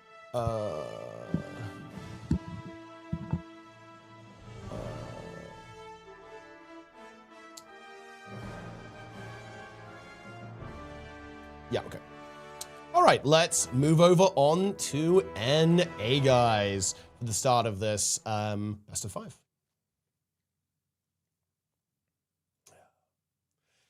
How the hell did Worms lose to 55? Their comp is the cheesiest, strongest thing you can possibly play. Wow. I mean, well, we're about to see. We're going to put that statement to the test. But anyway, gamers, once again, you're all enjoying the show. I'm having a lot of fun over here. Hope you guys are having a good time over there in Twitch chat as well. Once again, show some support, show some love over here for the French Worms and Team USA. We're actually just 2 series away from the completion of the tournament, and they are both going to be absolutely remarkable. No matter who wins here, our grand finals will be completely ridiculous. It's either going to be 55 versus USA, a rematch from the upper bracket, or indeed, it will be the Worms versus rank 55. Both matches, I think, are going to be absolutely incredible. Let's see if my transfer has gone through. Let's move over on. Let's get into the mix. Let's do it. Here we go. And we'll get our arena set up. And we will sort things out and march onwards to this game. And yeah, also, dude, I have not done this so far, but I guess I have to. Shout out to YouTube, because I am indeed, this feels very good, because one of the things that really sucked is I've actually I don't have VODs for some old tournaments, but now that I'm multi-streaming to YouTube, I can never lose my tournaments, guys. How exciting is that? We have a permanent record of them forever, which is also really, really cool. And I just love the fact that we are able to provide that multi-streaming service for those who prefer to watch on YouTube as well. Currently, we have 257 people on YouTube and 1,600 people here on Twitch. We love to see that. Hopefully, guys, come on. Like, surely we can ramp up a little bit. We can ramp up a little bit towards 2,000. By the end of the day. For the grand finals. Surely it's possible. Here we go. All right. Wait, what is this? Cream Pie Baker sends over 50 Mystic Coins. Interesting name. And Albaran. What's wrong with that? Yeah, I mean, look, there's nothing. Nothing wrong with that. And we have 100 Mystic Coins from Albaran as well. Let's see, is that 100K? Surely the trading post price fluctuation is going to carry us. Oh, 98,992, guys. It's 1,000 gold to get to 100K. Okay. Let me leap into the arena. And we can get going. Oh, this is a best of 5. Setting that up. Okay. All right. What also did you just say this, or what are the what's the cash pool looking like? The cash pool is $4,361 in total, which is going to be split 3 ways between myself, the tournament prize pool itself, and charity Cure a Disease, which is something we an organization we've partnered up multiple times before in the past that, as you might expect, is focused on coming up with treatments and indeed cures for rare genetic conditions. Okay, so you can support esports, support me, and indeed support an absolutely fantastic cause at the same time over at our match arena. You can go check that out with !mota in the chat to see what the hell is going on with that. We've got to keep up the energy, keep up the content, more games to go. Let's keep this, keep the gaming going. And yeah, we're about to get into our map picks and bans, I think, once everyone has loaded in. The arena is up, by the way. Yeah, I am on the right server. I saw people running around. So that's a good start, at the very least.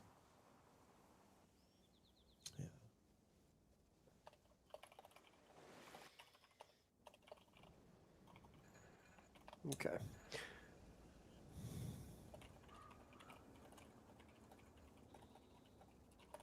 All right, I have notified the teams. They should be joining. And yeah. All right, indeed. So we have not seen these two teams face off yet. Obviously, at this tournament, we've seen them face off before. I would say, so 55 2-0'd French Worms. That was a best of 3. And then Team USA, they did lose to them. They were able to take a match that was a best of 5, so they had more opportunity to do so.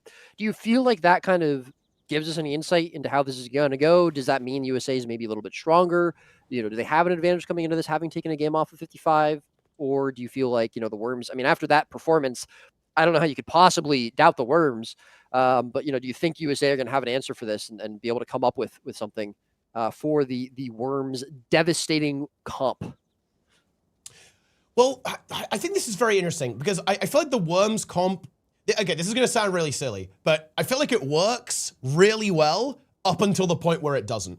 And I feel like we've seen that a couple of times. Like, if the Worms have if they can live, if they can hold, if they can sustain, then it's really hard to beat it. But, of course, if you do have that damage, if you can tip the momentum away, then I think their comp almost really struggles to generate its value, right? That's kind of how that goes. We've seen that with a couple of times when they've interacted in with rank 55 dragons, is that 55 are so aggressive, they have so much damage, almost too much for the Worms comp to sustain it, and USA could be capable of doing that. But again, likewise, they also could match it, right? They have the capacity to match that raw team fight power if they want to, and bring that double support. So it's going to be very interesting to see what approach they take and how they're going to be going into this best of 5. Absolutely. Yeah, and it's also interesting. So, with the best of 3, you have the opportunity to ban a map first. And obviously, if I'm USA, I'm probably looking at the last game. Although Capricorn and Legacy basically look the same, but I'm probably going to ban one of those maps. But you don't have that opportunity, with the best of 5. You're picking first. So Worms are guaranteed to get a map that they're comfortable on. USA can't ban it away.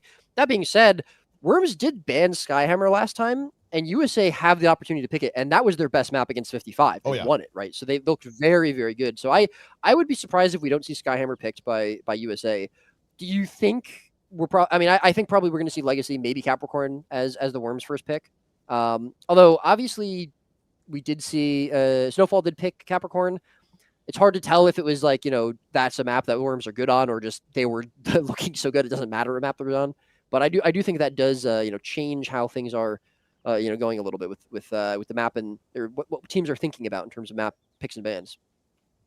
Yeah, I mean, it's going to be very, very interesting indeed. And I think that there's additional complexity here because, of course, there's also this amalgam that USA has thrown into the mix as well that I think is really interesting. And if they choose to play with that, of course, we are on NA now, so we may not see draw come into the mix. It may end up, of course, being Anya again, right? And of course, there will be that Thief. Worms also can play a Thief of their own, but they also have the option to not go for that as well. And that, combined with the blind pick nature of the tournament, it could lead to some like really, really crazy scenarios. I feel like they can have a lot of volatility.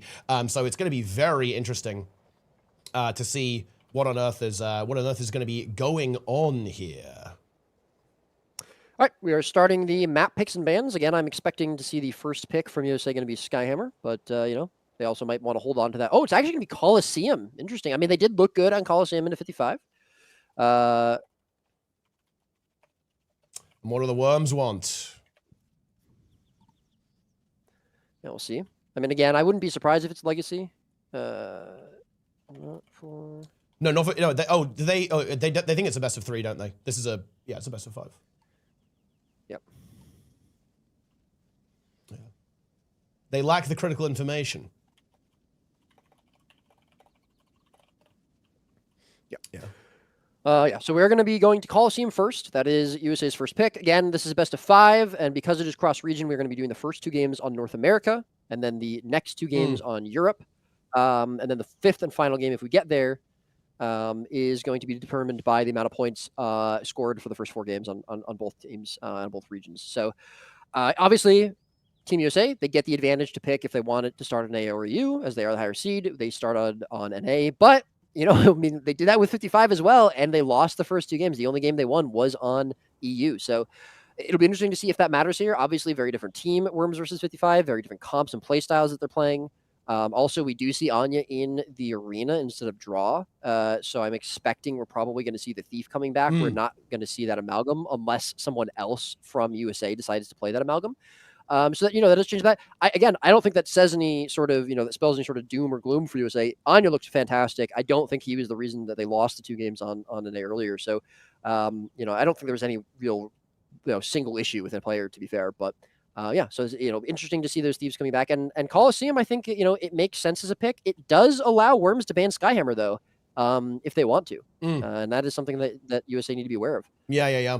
And I think the Coliseum pick makes a lot of sense because we're on NA. Because from the previous performance, I think USA is going to be feeling really confident in Anya's ability as a Thief, right? To match anything that the Worms are capable of throwing out, doing some really crazy stuff with that Shadow Portal and just delivering insane value. And of course, if there's a map where Thief can shine, it is absolutely the Eternal Coliseum. And if, of course, you're absolutely right. Like if USA could potentially find their way to have the Skyhammer on EU, then that allows them to pull out that amalgam, right, on the EU server. But as you say, the French Worms, of course, could be very savvy to that and could try to get rid of it before that is available.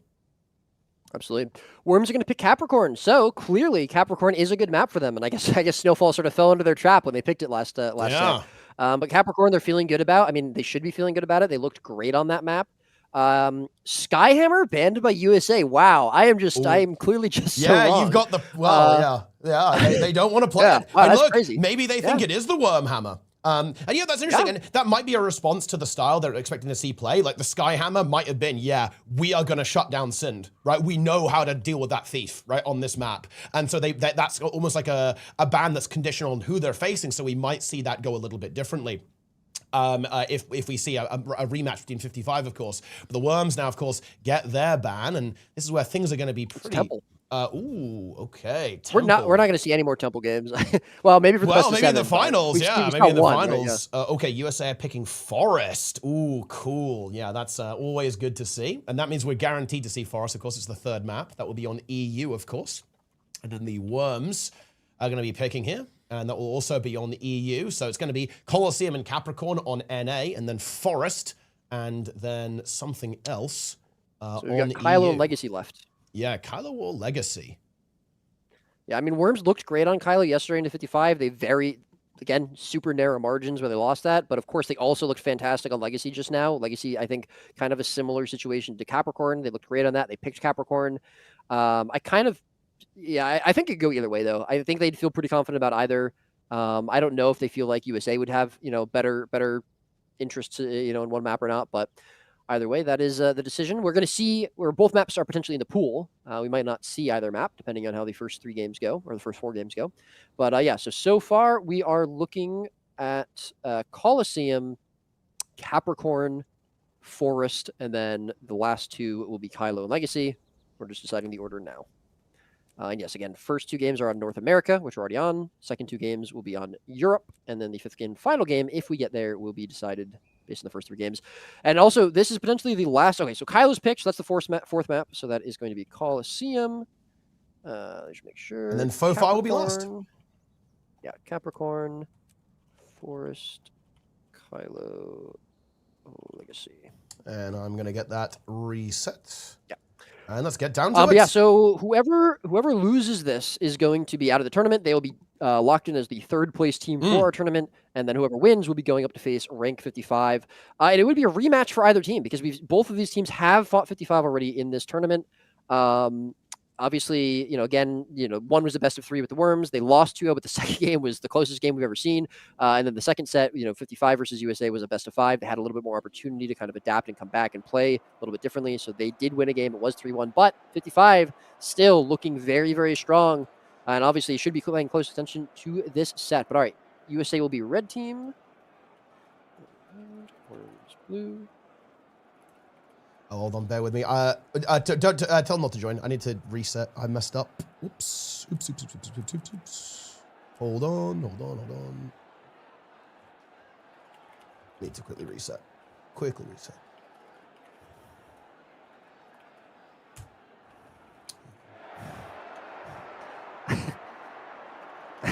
Yeah.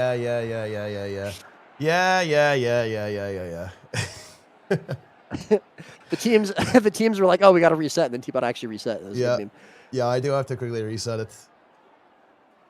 When we have to move regions, I have to press some buttons. I didn't press them. I was too locked in on the picks and bans, yeah? I didn't press my buttons to make all the stuff work. Okay. All right, it is working now. We are good to go. Yeah, well, yeah, when they're ready, obviously. Alrighty then. I mean, look, do you know what's interesting actually here, Roy? There was a prediction run for this. It was almost exactly 50-50. Yeah. Like, if I had to give it, I don't know. I don't know how to call it. I would say USA is favored because we've seen their aggression, their confidence, their assertiveness on the map. And I do think that is something that can be problematic for the French Worms playstyle. And I also love the flexibility from NA too, or from Team USA. They are so flexible with their composition. They can bring things in and get those tweaks to counter their opponents. Yep. Absolutely. The other thing, too, is I just feel like USA have had a little bit of an advantage. They played more games against 55 before. They gathered more data. Worms, all they did was they 2-0'd Snowfall in the least close games we've seen so far. And while that's got to feel good for them, right? They're coming in very confident. They're feeling very good about what they played. They also didn't really get pressured. They didn't feel they're not necessarily going to get a lot of data. I think the only really strong match they've had so far in this tournament was 55. That was the match they got the most data from. That was yesterday. USA, I agree. I think they're probably looking a little bit stronger. They were able to take, to bleed 55. Oh, Goku is asking for a restart. Oh, yeah, yep. Okay, that's fine. Oh, yep. Yeah, that's fine. No build? Yep, that's fine. What does that Oh, he doesn't have an amulet. Yeah, he doesn't have a... yeah, he has no relic. He has no relic. Okay, yeah, that's... You gotta yeah, that's gotta not pick, good. Oh, he doesn't have a relic. Yeah. Okay, And that's fine. fair, but That is fine. Obviously, just nothing, literally nothing happened in the game. Goku's just trying to fuel the fire. Does he want to go back to the start of today? Is that what he wants? Wait, no, Helio, get out of here. Like, this guy, unbelievable, he instantly joins. Right, let me actually sort the maps out as well while we're here. Unbelievable, guys. Unbelievable. Also, by the way, we went from Coliseum to Coliseum. Are the I'm fixing that now. I just hard reset it to make sure that we got back to the same map. Otherwise, I have to reset it like a bunch of times, which would be kind of boring. All right, waiting for teams to let us know when they're ready. Obviously, they've both sent me their comps. They can't change their comps from what they sent me, so it doesn't matter. What was the map order again, real quick? What was the map order, real quick? It was Coliseum, Capricorn, Forest, Kylo, I think, and then Legacy. Yeah, Coliseum, Capricorn, Forest, Kylo, Legacy. Yeah, got it. Okay, yeah, we're good. Okay, make sure. Well, yeah. Make sure you guys have the builds, okay? Double check, guys, real quick, that you have your relic equipped. And look, isn't there an in-game UI element for that? I feel like.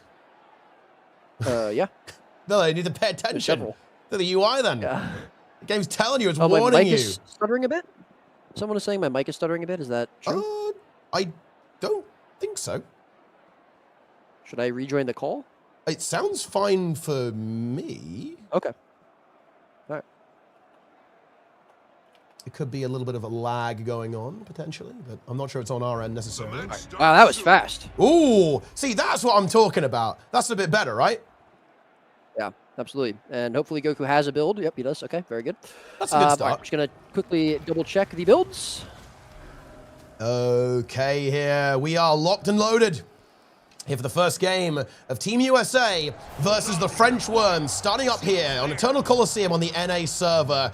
Let's see what's going to go here. How is the split going to go? Both Necros are going to be defending home, but where are the players going? Of course, both Thieves are going to have the capacity for stealth. Anya is going to be playing the Shadow Portal approach here. Let's see, is Vern going to be doing the same? No Shadow Portal here for Vern, which is an interesting difference there. That is going to give Anya that incredible potential to ferry players around that, but also, of course, extreme mobility to manage these rotations. So the splits are now out. Worms playing pretty conservatively, actually, just going for this middle fight. They want to take these team fights. They have that double support. No double support being played by Team USA. They feel confident in their ability to bust through to win these fights with just the Luminary and the Ritualist in support. Thief 1v1 going down. CJ actually splitting off to try and deal with that to get that node under control, leaving USA slightly outnumbered here on middle, at least for the time being. Can the Worms capitalize on that? They don't have crazy damage because they have the double support here. Bear that in mind. USA feel confident they can actually hold that down, at least for the time being. Vern in trouble here as well, actually getting a little bit caught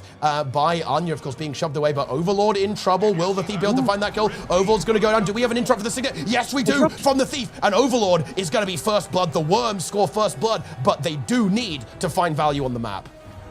Anya chasing Verm down at the end of that, though, and that should be a kill. Oh my god, the damage turned back on Anya from Verm. Might have overextended here. Verm almost has it, but the dagger storm from Anya. I think, oh my god, that was incredibly close. But Riken is coming in.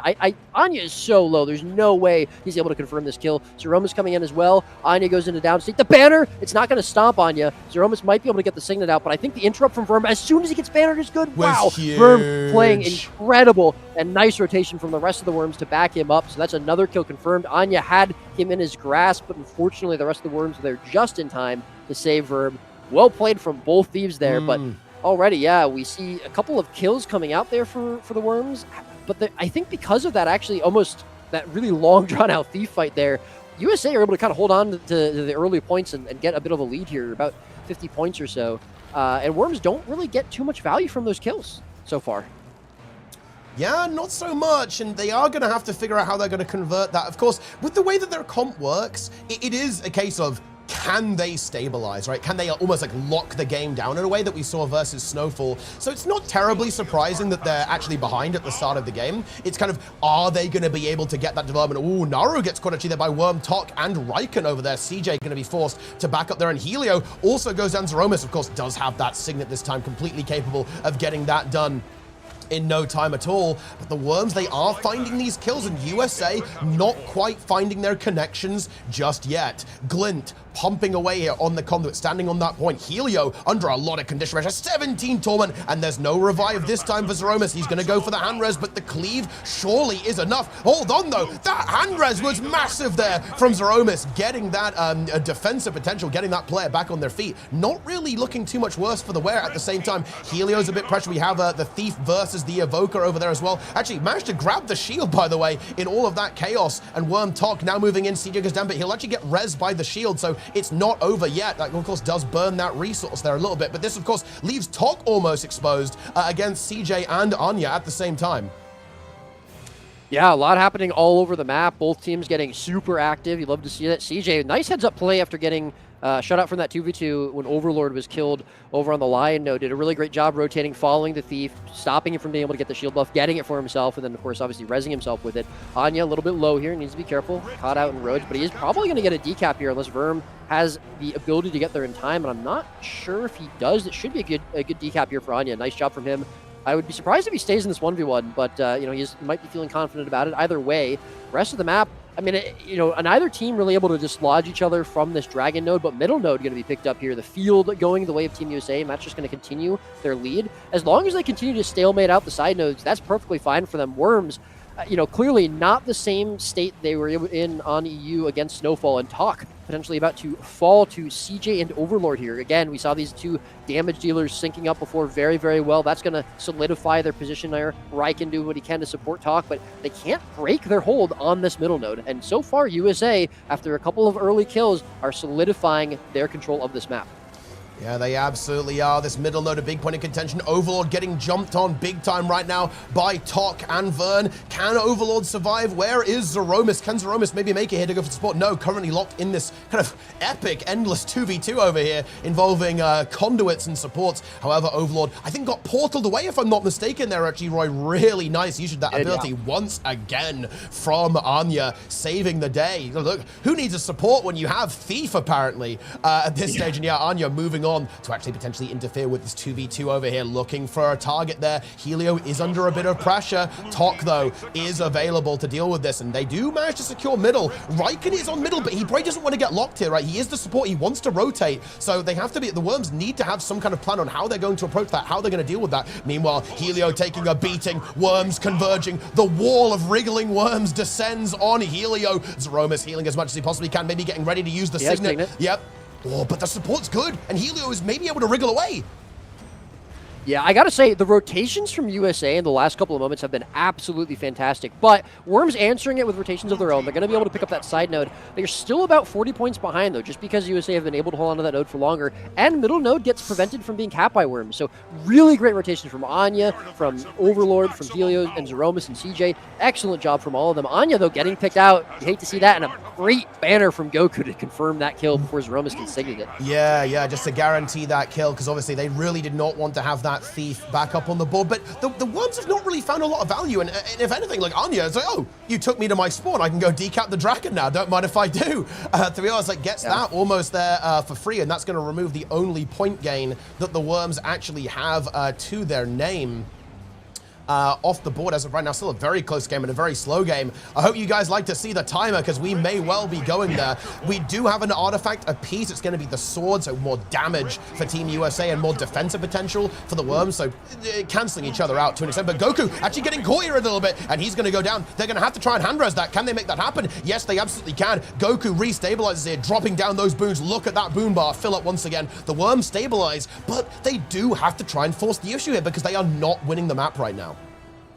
Yeah, I mean, they either need to leave this middle node and break out to the side nodes and decap and potentially find some kills there, or they have to be able to get a kill in this team fight, which so far is looking good. They've got Overlord pressured out. Zeromus, though, is there. He has the signet available if someone goes into the down state, but they've been very successful at finding the kills and the interrupts. A road coming down, though. I think that was probably from Helio to help out Zeromus confirm that Signet capture, but a great pull onto both Overlord and Zeromus, going to break them up, and they're actually getting split up here very, very well. And once again, the Worms really proving that their team fight is stronger than every other teams that we've seen other than 55 so far. Overlord, again, going to be taken out, separated from Zeromus for a very, very long time. He's almost certainly dead. This is a 4 versus 2. There's no way they can live this, and Zeromus might actually just be next. I don't know if he's going to be able to get out of here. Anya coming in, though. He might have a shadow portal available for Zeromus to leave, and it looks like that's probably what's happening. It is indeed, once again, getting him out. And we see a kill on Overlord. I actually, I was almost saying this kind of looks like a bad rotation from Overlord. He's kind of pulling all, them away. He's getting split from his support. Yeah. He pulled all the Worms over to that side of the map, and USA just flipped that side of the map. This is brilliant. They are rotating so well right now. They saw how well the Worms played into Snowfall the last 2 games, and they're like, all right, we'll just out-rotate them. Yeah, and that's what's happening. Like, to be frank, the Worms are finding kills. In fact, this is remarkable. Well, I don't know if my overlay is wrong here, but the Worms have 5 kills. USA have 0, apparently, so far. I'm not sure if that's actually quite right. But, well, it might be 1 now at the very least. Okay, here comes the kill onto Worm Talk. Is there a banner? I don't think it's available, actually. Yeah, no, I think my overlay is working correctly. But yeah, like, still, Team USA have simply rotated better, right? And the Worms have not been able to convert that map. And I think a lot of that, like, just is... the Shadow Portal and the Thief is just helping USA evade the grasp of the Worms incredibly effectively. Yeah. I mean, yeah, Anya getting some great plays. And, the thing is, I think the main difference here, I'll hold on thought in a second, actually. Anya getting pressured out here pretty hard, but they should have the player numbers to survive. No problem. Glint getting a little bit of counter pressure on him. There isn't going to be anything too much happening here. I think USA are going to be content to just battle for the side objectives, hold on to what they have. They're not going to try to overpush into that line node. I say that, but Anya actually going for the decap. Brilliant. You love to see that. However, we're going to see one of the players, I believe this is going to be Glint, going for a decap on the other side of the map. No, Worm Talk, excuse me, after he gets that top buff. So decaps on the other side node, but overall map state not really changing, as USA are still going to be in control. Zeromus potentially going to be locked out here. Helio trying to peel for him. There are 2 players on him, but yeah, I think the big difference here is that 55 were able to match a lot of the rotations of USA, and that's where we saw them not really able to maintain a lead. The Worms are not doing that, and this double support comp worked out very, very well for them. I mean, we're going to see Zeromus fall here. I don't know if Helio can res this. Yeah, the Guardian downstate interrupted the banner from Goku, denying that massive revive, and the Worms are in so much trouble now. Like, they really needed a couple of kills like that. They needed Zeromus to get finished there, because it just takes them a long time to find these kills. And Team USA simply pushing ever onwards with their score up to 300 points, a 200-point advantage at this stage. The Worms, they need to make something happen very, very quick. Only 4 minutes left in this game. To be frank, extremely difficult to win from this position. They might be able to get over, but a massive heal from Zeromus refills the health bar. But hold that thought, because it disappears again. The Signet comes through. Can Overlord get away? Maybe he can Shroud teleport up there, but no, that's not going to cut it. And the valiant effort of the support, not enough to save that Necromancer from all of the damage from the Worms. But I mean, I have to say it. I just feel like the Worms, they're fighting well. They're fighting well, but USA, to be frank, running circles around them in this game. The thing is, USA have not really engaged in a single, like, big-scale team fight. This is actually one of the best, I think, kills that they've picked up right now is on Anya here in this 2 versus 2, because it was on a node that they owned. It was in a position where, they're on the other side of the map. This is actually the best split I think we've seen from the Worms so far. They also have kills on the rest of the map. Finding multiple kills at the same time at different parts of the map, that's what they needed to do, and they've done it here, but I think it might be too late. I think the damage has been done. They're starting to rotate around. They have a very long bleed on Zeromus. Helio will probably die. I don't think CJ can do much to help him. CJ actually might be dead himself. He's almost certainly dead himself. I don't really know about this. Yeah, maybe a bit of an overcommitment there, I feel like, to try and hold on to that node.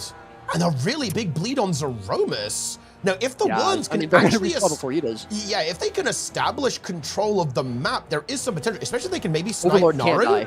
Yeah, if he dies, that's really bad. He cannot die here. He must not die. Otherwise, the game is actually in jeopardy for USA. Worms have to be careful they don't overextend themselves. They have 3 minutes to play with, about 140 160-point lead to make up. Glint taking a ton of counter pressure, and this is where you got to be careful. Talk, though, locking down that node. It's almost a triple cap, but Overlord going to pour it in. He's going to be able to stop that cap. Helio going to be here. They're confident. Zeroma's coming in off of respawn. He just came out. He was probably out of the game for about 30 seconds because of that massive bleed, but they're able to reset that node. But all the while, the double cap coming in for the Worms, they've flipped the script. They've flipped this map. They're finally bringing it back on North America. Middle node will get decapped, but it is going to be contested for now. CJ into Riken. Maybe not the best position for that support to be in, but as long as they're not losing the rest of the nodes is okay. But 2.5 minutes left, 130 points. Can they make up that difference? Yeah, it's tough. USA, I think, have done a good job recovering here. Very cool-headed, very calm. There's no signet for another couple of seconds from Romus, but I don't think he's going to need it in the next couple of moments. Thief 1v1 is actually going to be just conceding the sword buff to the Worms. So Worms have both artifacts, so if they can make anything happen, it's going to be now. That's for sure. Let's see if they can do that. We have Overlord moving to go for that decap. I like that. That forces a response. The Worms need to respond to this, but I think it's not going to happen. Wormtalk is following, but he will not be able to make it before the decap happens, especially with CJ reinforcing the map. And he goes, really crisp rotations here from Team USA. You're recovering from a very unfortunate, very, very bad situation that happened. Not over yet, though. A minute 40, but it's very hard. We need to see a triple cap from the Worms now in order to score enough points to win this game. So it's now or never for the Worms. They've got to score these kills. They've got to get these points under control if they want to go ahead in this game. Oh, but Anya's going to decap mid. Ooh, They cannot control the map enough. They had control of the map, but they were not able to solidify their hold on all 3 nodes. And I mean, it's so hard to do that on this map. I mean, it's near impossible really to triple cap on this map, I think, for any real amount of time. And again, with the way that USA are playing and rotating, I just don't see that happening. And you called it out. I mean, USA, they looked like they were in a bit of a dire state, but they held strong. They waited for respawns. They didn't overextend, and they're able to just come back and get another node. And that's all they need to win. 1 minute left, 100-point lead. They're actually finding kills on the map. Talk gonna go into downstate. Riken almost in a downstate as well, getting chased down. Anya needs to be a little bit careful. Vern is there, but I think he's fine. He's got CJ to back him up. He's got Overlord on the node. And this is looking like USA are going to be taking game number 1. A little bit of life from the Worms. It wasn't a complete shutout, but I don't think the points are really representative of how well USA played and controlled this map. I think they were in control for like 90% of this game, and the Worms did not have an answer for it. Yeah, no, 100%. It was just that one slip up, right? Like a team fight going wrong. It happens, right? Over there, and then a bit of an overcommitment to trying to hold on to that node to almost bunker it down a little bit and wait for reinforcements. Just simply didn't go USA's way. But yeah, no, I completely agree. Worms, they've got a bit of catching up to do. I think they need to figure out how they're going to play this map. Otherwise, they're going to be in trouble in the rest of the series. Still, though, a close game. It is, of course, going to end now in favor of Team USA, securing that victory with a score of 437 to 331. Worms keeping it close, though. And, of course, bear in mind that is relevant for this series as it could go to a fifth match where we have to figure out what server we're going to play on. But, yeah, a very strong performance by both teams. And, well, I really cannot wait to see what's going to happen on our next map. Capricorn. And I think it should be different here. I think, let me tell these teams to message me. But I do think we should see the Worms have a better chance here.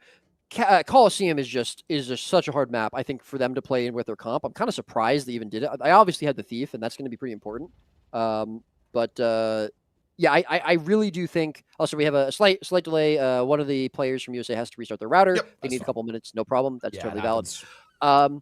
Yeah, I really think it was going to be very difficult for them to make it work on that map with their comp. And again, I think USA just out-rotated them perfectly. So I think Capricorn and Legacy, but Capricorn is going to be a different story for that. That being said, if USA out-rotates them again, even with the Bell coming in, even with potentially a slightly easier map to rotate around and get value from that double support, I think USA still have the advantage. I think if we're not going to see a comp change, we definitely need to see a split change from the Worms. Maybe not trying to control all 3 nodes. Maybe trying to control the Thief of Anya a little bit better. Get those kills on the sides instead of being locked in those stalemates, because we saw Helio and Zeromus basically never really lose that 2v2. Worms weren't either, but it didn't matter because USA had the map state advantage. And so something does need to change.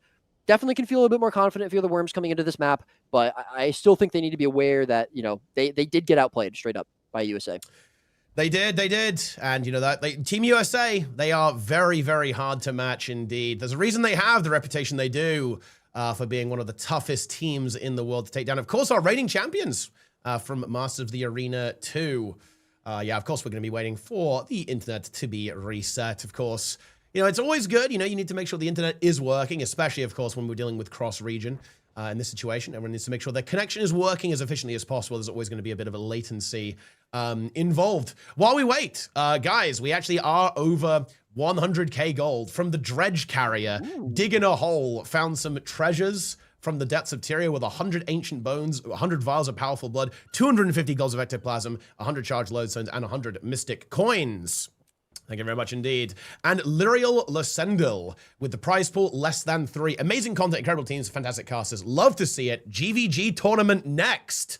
D-Face. Well, we'll see about that. I do have some I have some ideas for what I want to do, so who knows? You may get your wish. Thank you very much for the 250 ectoplasms and 50 mystic coins. And I think if I press the button, it should show over 100k.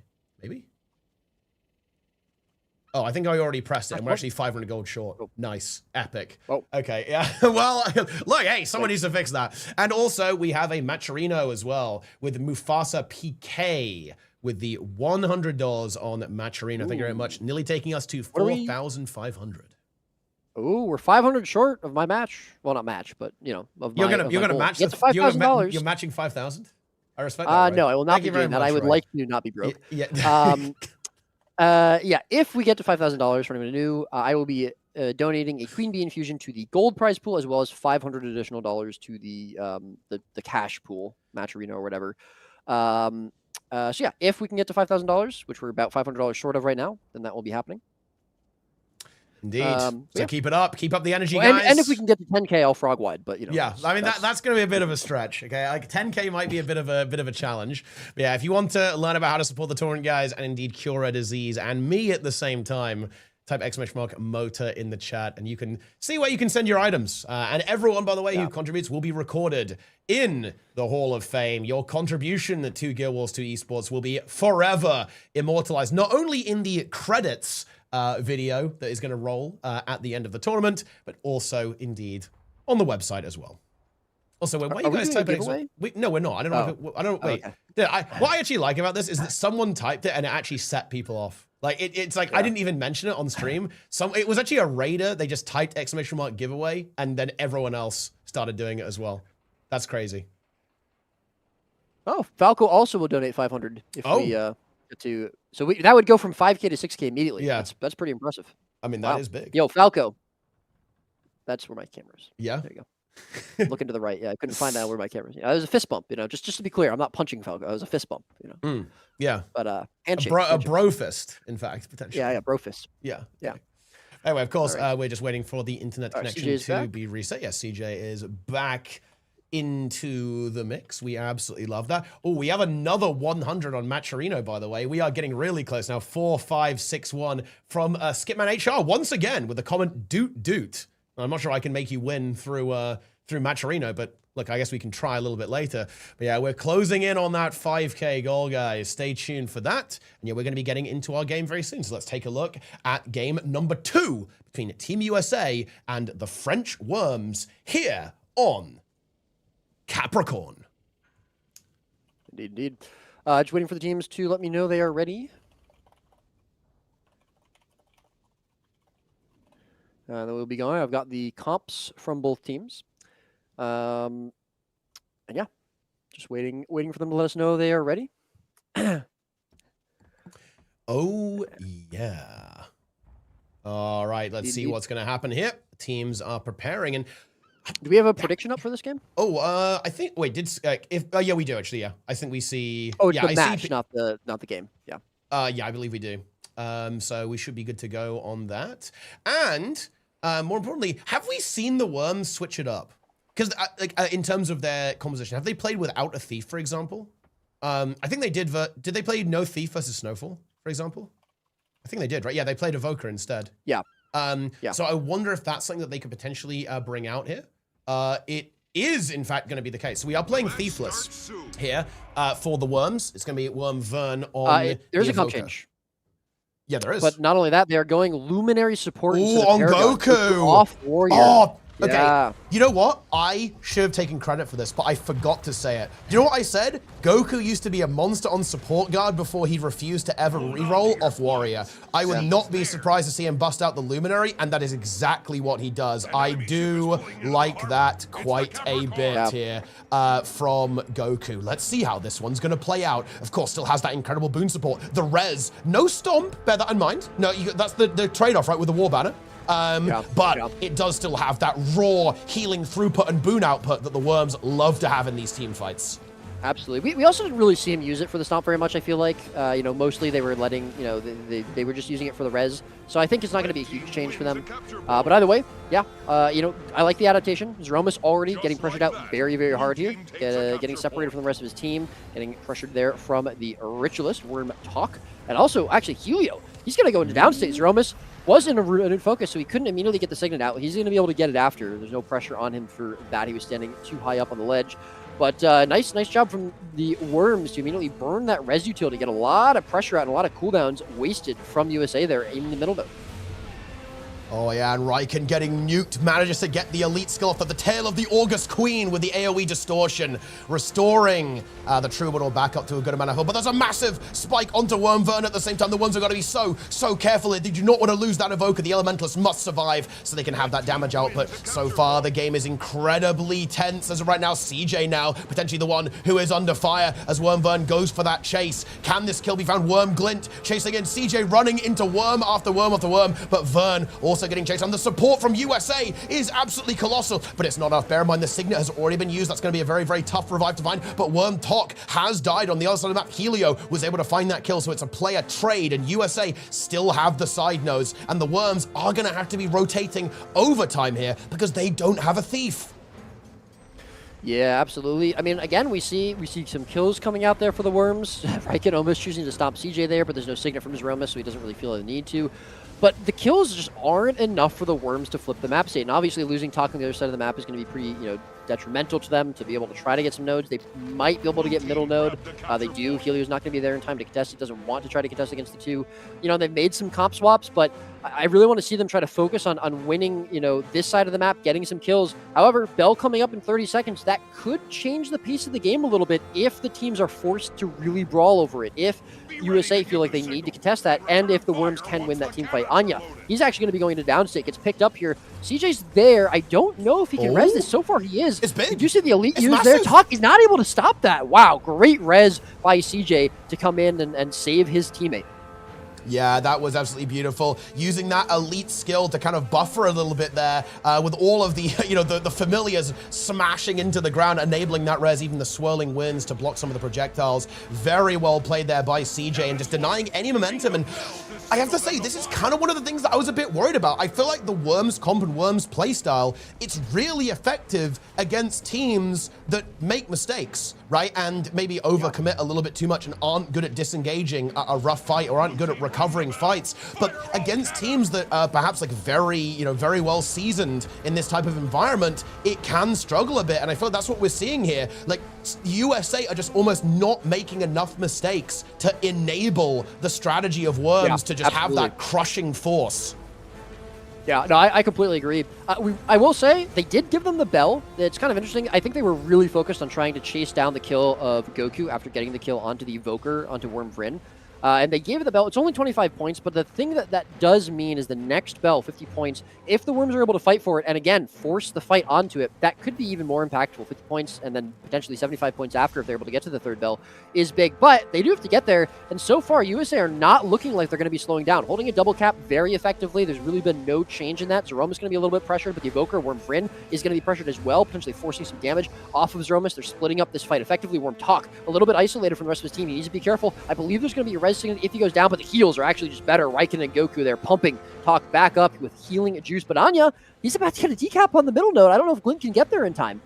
He can't. I mean, you can see the power of the Thief. The power of the Thief is so strong, and just gets, Worm Talk just got stuck in the middle here. There is a Signet, but I think there is not an interrupt available as of right now, but I don't think Talk is going to survive this. No, he is absolutely not going to. Raikkonen and Goku are just kind of left here, not really knowing what to do here, and Yeah, I feel like we are seeing a bit of a repeat of the first game here. USA are just on point with these rotations. Their comp is working, and Worms feeling like they have to adapt a little bit, feeling like they've got to mix things up. They're not quite able to connect the strategy they want to, and well, it's looking like a tough path to victory here because there's just too much mobility, too much rotational potential from that Thief coming into this game that's not allowing the Worms to stabilize. They can't find the fights they want. Yeah, and CJ takes that kill there. Basically, I think a 1v1 right into Vern at the same time. And USA, they're having it all their own way this game. In the previous match, they were, even though they were having a little bit of difficulty in the fights, they just out-rotated. But this time, they're winning the fights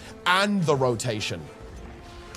Yeah, I mean, I think, if you come into this, Capricorn specifically, come into this map, you're like, okay, we have a double support comp. We can win the team fights if it does come down to like a big 4v4, 5v5 brawl. We don't need a Thief. We don't need to match the rotations. If we can slow the game down enough and just get enough points from the Bell, I think that is a valid strategy. I don't know if that's what the Worms are thinking, but I do think that is a valid strategy. Either way, if that is their strategy, it's not working. They are not slowing this game down to the point where the Bells would make enough of a difference. If they get every single Bell for free, I don't think it matters. I don't even know if we get to a third Bell. Triple cap on the map for USA right now. CJ already in the position here. Riken taking a ton of pressure. Goku a little bit low coming into this fight. Riken's actually going to die. Goku does not have the signet available. I don't know if this is Resible. This might just be USA getting a Bell here, and that completely annihilates any plan that the Worms might have here for a Bell strategy. And again, it doesn't even matter. They're 300 points up on Worms so far. USA are looking super clean, super crisp. Yeah, they absolutely are. And of course, the first game was close, right? Which of course allows Worms to have the potential to force the series back to NA, or back to EU rather, if they do well on the EU servers. But bear in mind, this is a very dominant performance by USA here on Capricorn, and that does put a bit of pressure on the Worms. If they want to actually go, get back to EU for the final game, they need to win big time on those games on EU, and well, it's going to be tough. Like, winning extremely, dominantly versus Team USA is extremely difficult. We saw that with 55, right? Those games were very narrow margins there, and the Worms are going to have to replicate that if they want to stay on EU for the entirety of the series. Yeah, I gotta say, it's actually it kind of insane that the Worms dominated the set right before this. I mean, it was not close. It was basically 500-0, two games in a row. And they are honestly getting picked apart by USA here. USA are just rotating around them almost flawlessly, 2 games in a row. This game is over. We're going to go to EU, 2-0 in hand for USA, the opposite of what they felt in the last best of 5 they played against a European team. Yeah, I mean, this was just a masterclass of out-rotations here by USA onto Worms. The eagle plucks the worm from the soil, Roy. That's all I can say right now, and it feasts upon it. That was absolutely brutal from USA. A very commanding performance here. I mean, basically a single slip-up, right, from USA in the first game. That was it. Everything else was borderline flawless from Team USA. Incredibly impressive. We're going to be going to EU, and you can see the map is going to be Forest, I believe, when we get over there. And let's see if the Worms can figure out what they could, figure out some kind of solution. It's interesting because I was really expecting almost the opposite to happen. I thought Capricorn was going to be much closer. I would still say, okay, yeah, sure, USA is playing really well. I think there's a good chance that we see them, still get this win. But I did not think that Capricorn was going to be a much harder stomp for USA than it was in Coliseum, especially given, with how both teams were playing. USA just completely proved me wrong. And, it could be the fact that there was like a bit of a comp change. There was no Thief, and I do think that's very important. But Goku, I think swapping from Paragon to Luminary, that shouldn't be a detrimental change. I mean, it's still double support. Luminary obviously still very strong, still has that res utility, a lot of stability output, a lot of boon output, some decent mobility there, maybe not quite as much, but I'm shocked that it was that one-sided for USA. It did not look like Worms were able to put up any amount of fight there. Yeah, that was a really, really rough game, and well, if the Worms want to stay in this, they've got to win 3 in a row now, and that is going to be extremely, extremely, extremely difficult. So let's see if they can pull that off. Logging on to EU, we're going to be going to Forest, of course, and that is, I believe that is, of course, going to be USA's map pick. And well, we've seen their rotations. It's a very rotation-heavy map, I feel like, and we've seen how comfortable they are at navigating the map.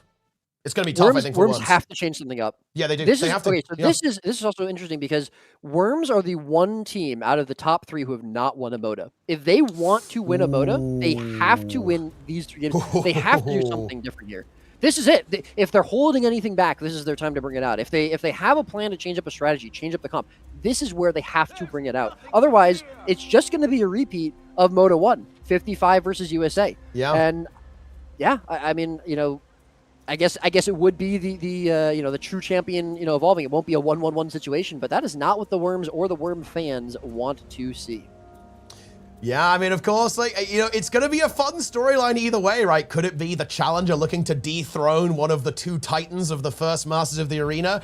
Or, you know, like, I feel like we win either way, Roy, because if, of course, we go to USA versus rank 55, that does mean that we're going to have access to the, well, there will be a true champion crown, I suppose. Wait, did I make it to EU? Actually, what server am I on? Hold on. I don't know.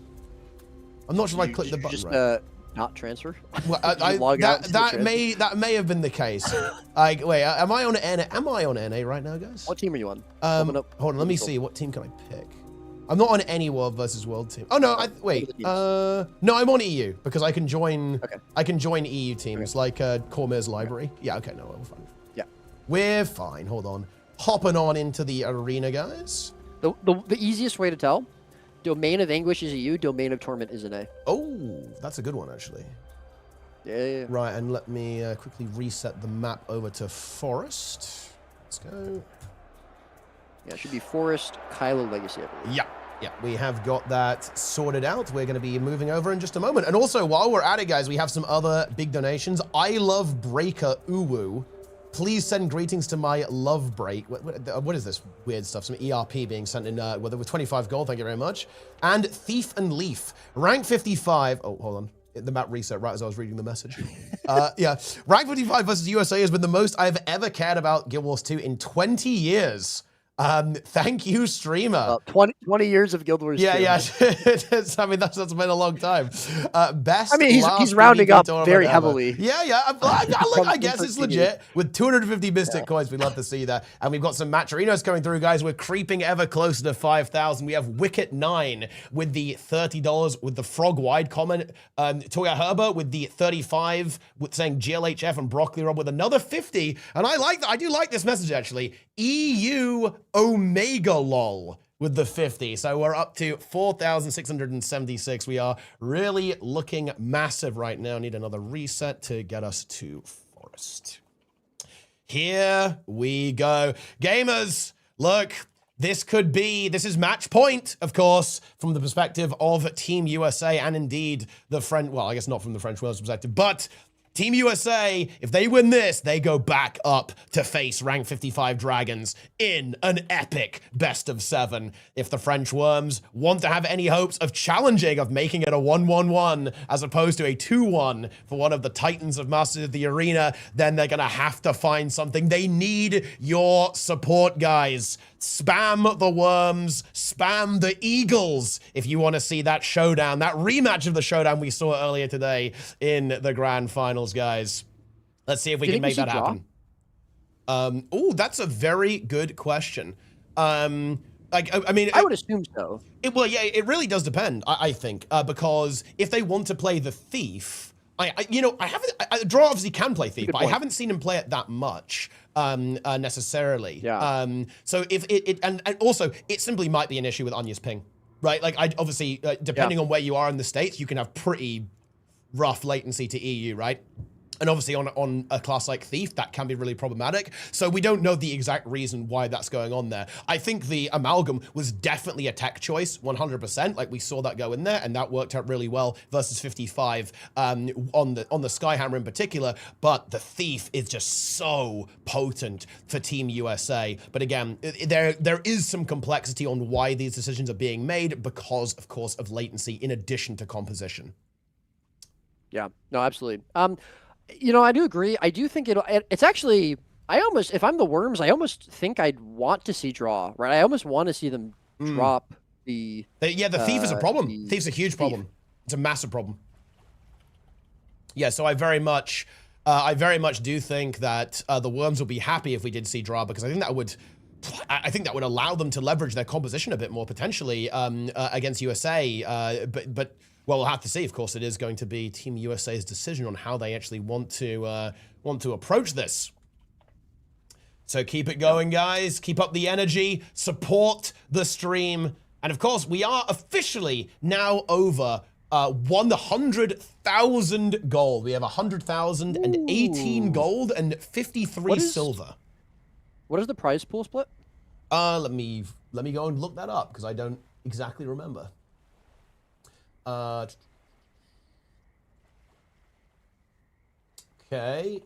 For first place, it is 35% of the gold prize pool and a bunch of gems. So 35k. So, I mean, that's pretty good. That's 7k a pop per player. Not going to complain about that. Yeah. It's pretty good. And yeah, this is a best of 5, guys. So it's USA 2-0 here is the current score. And well, I think our teams are probably getting just about ready. Here we are on the forest of Niflhel. The teams preparing themselves, getting ready to activate for what could be the grand finale of the lower bracket final. The French Worms fighting for their lives. Yeah, and I don't, Teapot, a little bit of it, I'm glad to see this, because, not necessarily because I am glad to see Goku gone, but Kill is in the arena. Oh, we are going to see a swap up potentially then. Obviously, I'm a huge Goku fan. I think Goku is an incredible player, and I love seeing him play and make Warrior look good, even when Warrior isn't maybe the best spec. But, again, like I said right before this, the Worms have to try something if they want to survive, and they are trying something, and I'm really glad to see that. Kill, excellent player. One of the best multi-class players probably in the game right now. World versus World enjoy too. Big GVG fan as well, I think. Good to see. As well, yeah. I think a lot of the Worms are. Well, this is true. I think this is true of USA as well. Actually, like a lot of these guys are into GVG too, and even have Community Warlord. I think a lot of them do, in fact, if I'm not mistaken. So it's kind of cool to see that crossover there as well within those kind of 2 different competitive game modes within the game. And yeah, comps are just being sent over right now, guys, and we are about to get into the mix here. Get ready. Get ready for some serious content. Get ready for energy, guys. We are about to activate big time. Yeah. Yeah. And obviously, you know, with Kill coming in, do you think that means it's the Thief? I think Kill is probably pretty well known as a Thief player. Again, I said he can multi-class. I think he can multi-class. But do you think we see the Thief on Kill? Do we think... I mean, Vryn is also still in this game. Is Vryn going to play Thief? We've seen him play the Evoker as well. Maybe Kill goes Evoker, actually. I think it's very hard to predict because the Frenchies, they play a lot of classes, right? Like they play a lot of different things. Yeah. So if they want to, I think they're probably going to be looking to drop the support. So yeah, they'd want to bring the Evoker into the composition because when they play the double support, they don't have it and the Thief. So it's probably Kill on, if I had to guess, Kill on Evoker and Vryn still on the Thief would be my assumption with their approach here. Also, Anya's in and no draw. So that says to me that they're feeling they're feeling really confident. I mean, assume it's a different character. It might not be a Thief, but probably it's Thief, right? We haven't really seen Anya play anything else. But also, either they're feeling super confident about it and they think that that's their key to winning, as well as Anya's ping being okay on the U, or they just don't seem to like the matchup of draw on that amalgam into Worms. But all right, the teams are ready. I'm going to tell them to get in the teams. I think it could also be a map thing as well. Like, for example, although they did play it here, didn't they, I think, right? On versus 55 on Forest, if I'm not mistaken.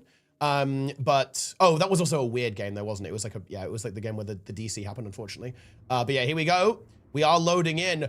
Oh, look what we have here. Now, that is an interesting one. Let's get this game going. Then we can talk about what is about to happen. The Worms are prepared.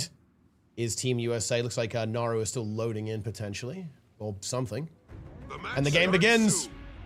Here we go. On the red team, Helio on Conduit, Zeromus still on that Luminary, CJ on the Evoker, Anya on the Thief, Naru on Rich Look at the builds of the Worms. Oh, wait. Oh, wait, what is going on here, actually? Okay, Verm is, of course, on the Evoker. Tuck on Ritualist, Riken on Troubadour. Conduit here. Oh, that is actually spicy. A little bit of a different approach to the game here, with Glint actually on the Power Conduit. Kill on the Condi Amalgam here. This could be a very interesting approach here. What I have to say though, Roy, I'm a little bit scared of this Power Conduit. It seems so vulnerable, right? It does a lot of damage, don't get me wrong. It can do some serious DPS if it connects, but it is hard to keep alive. It is not quite as tanky as some of the other options.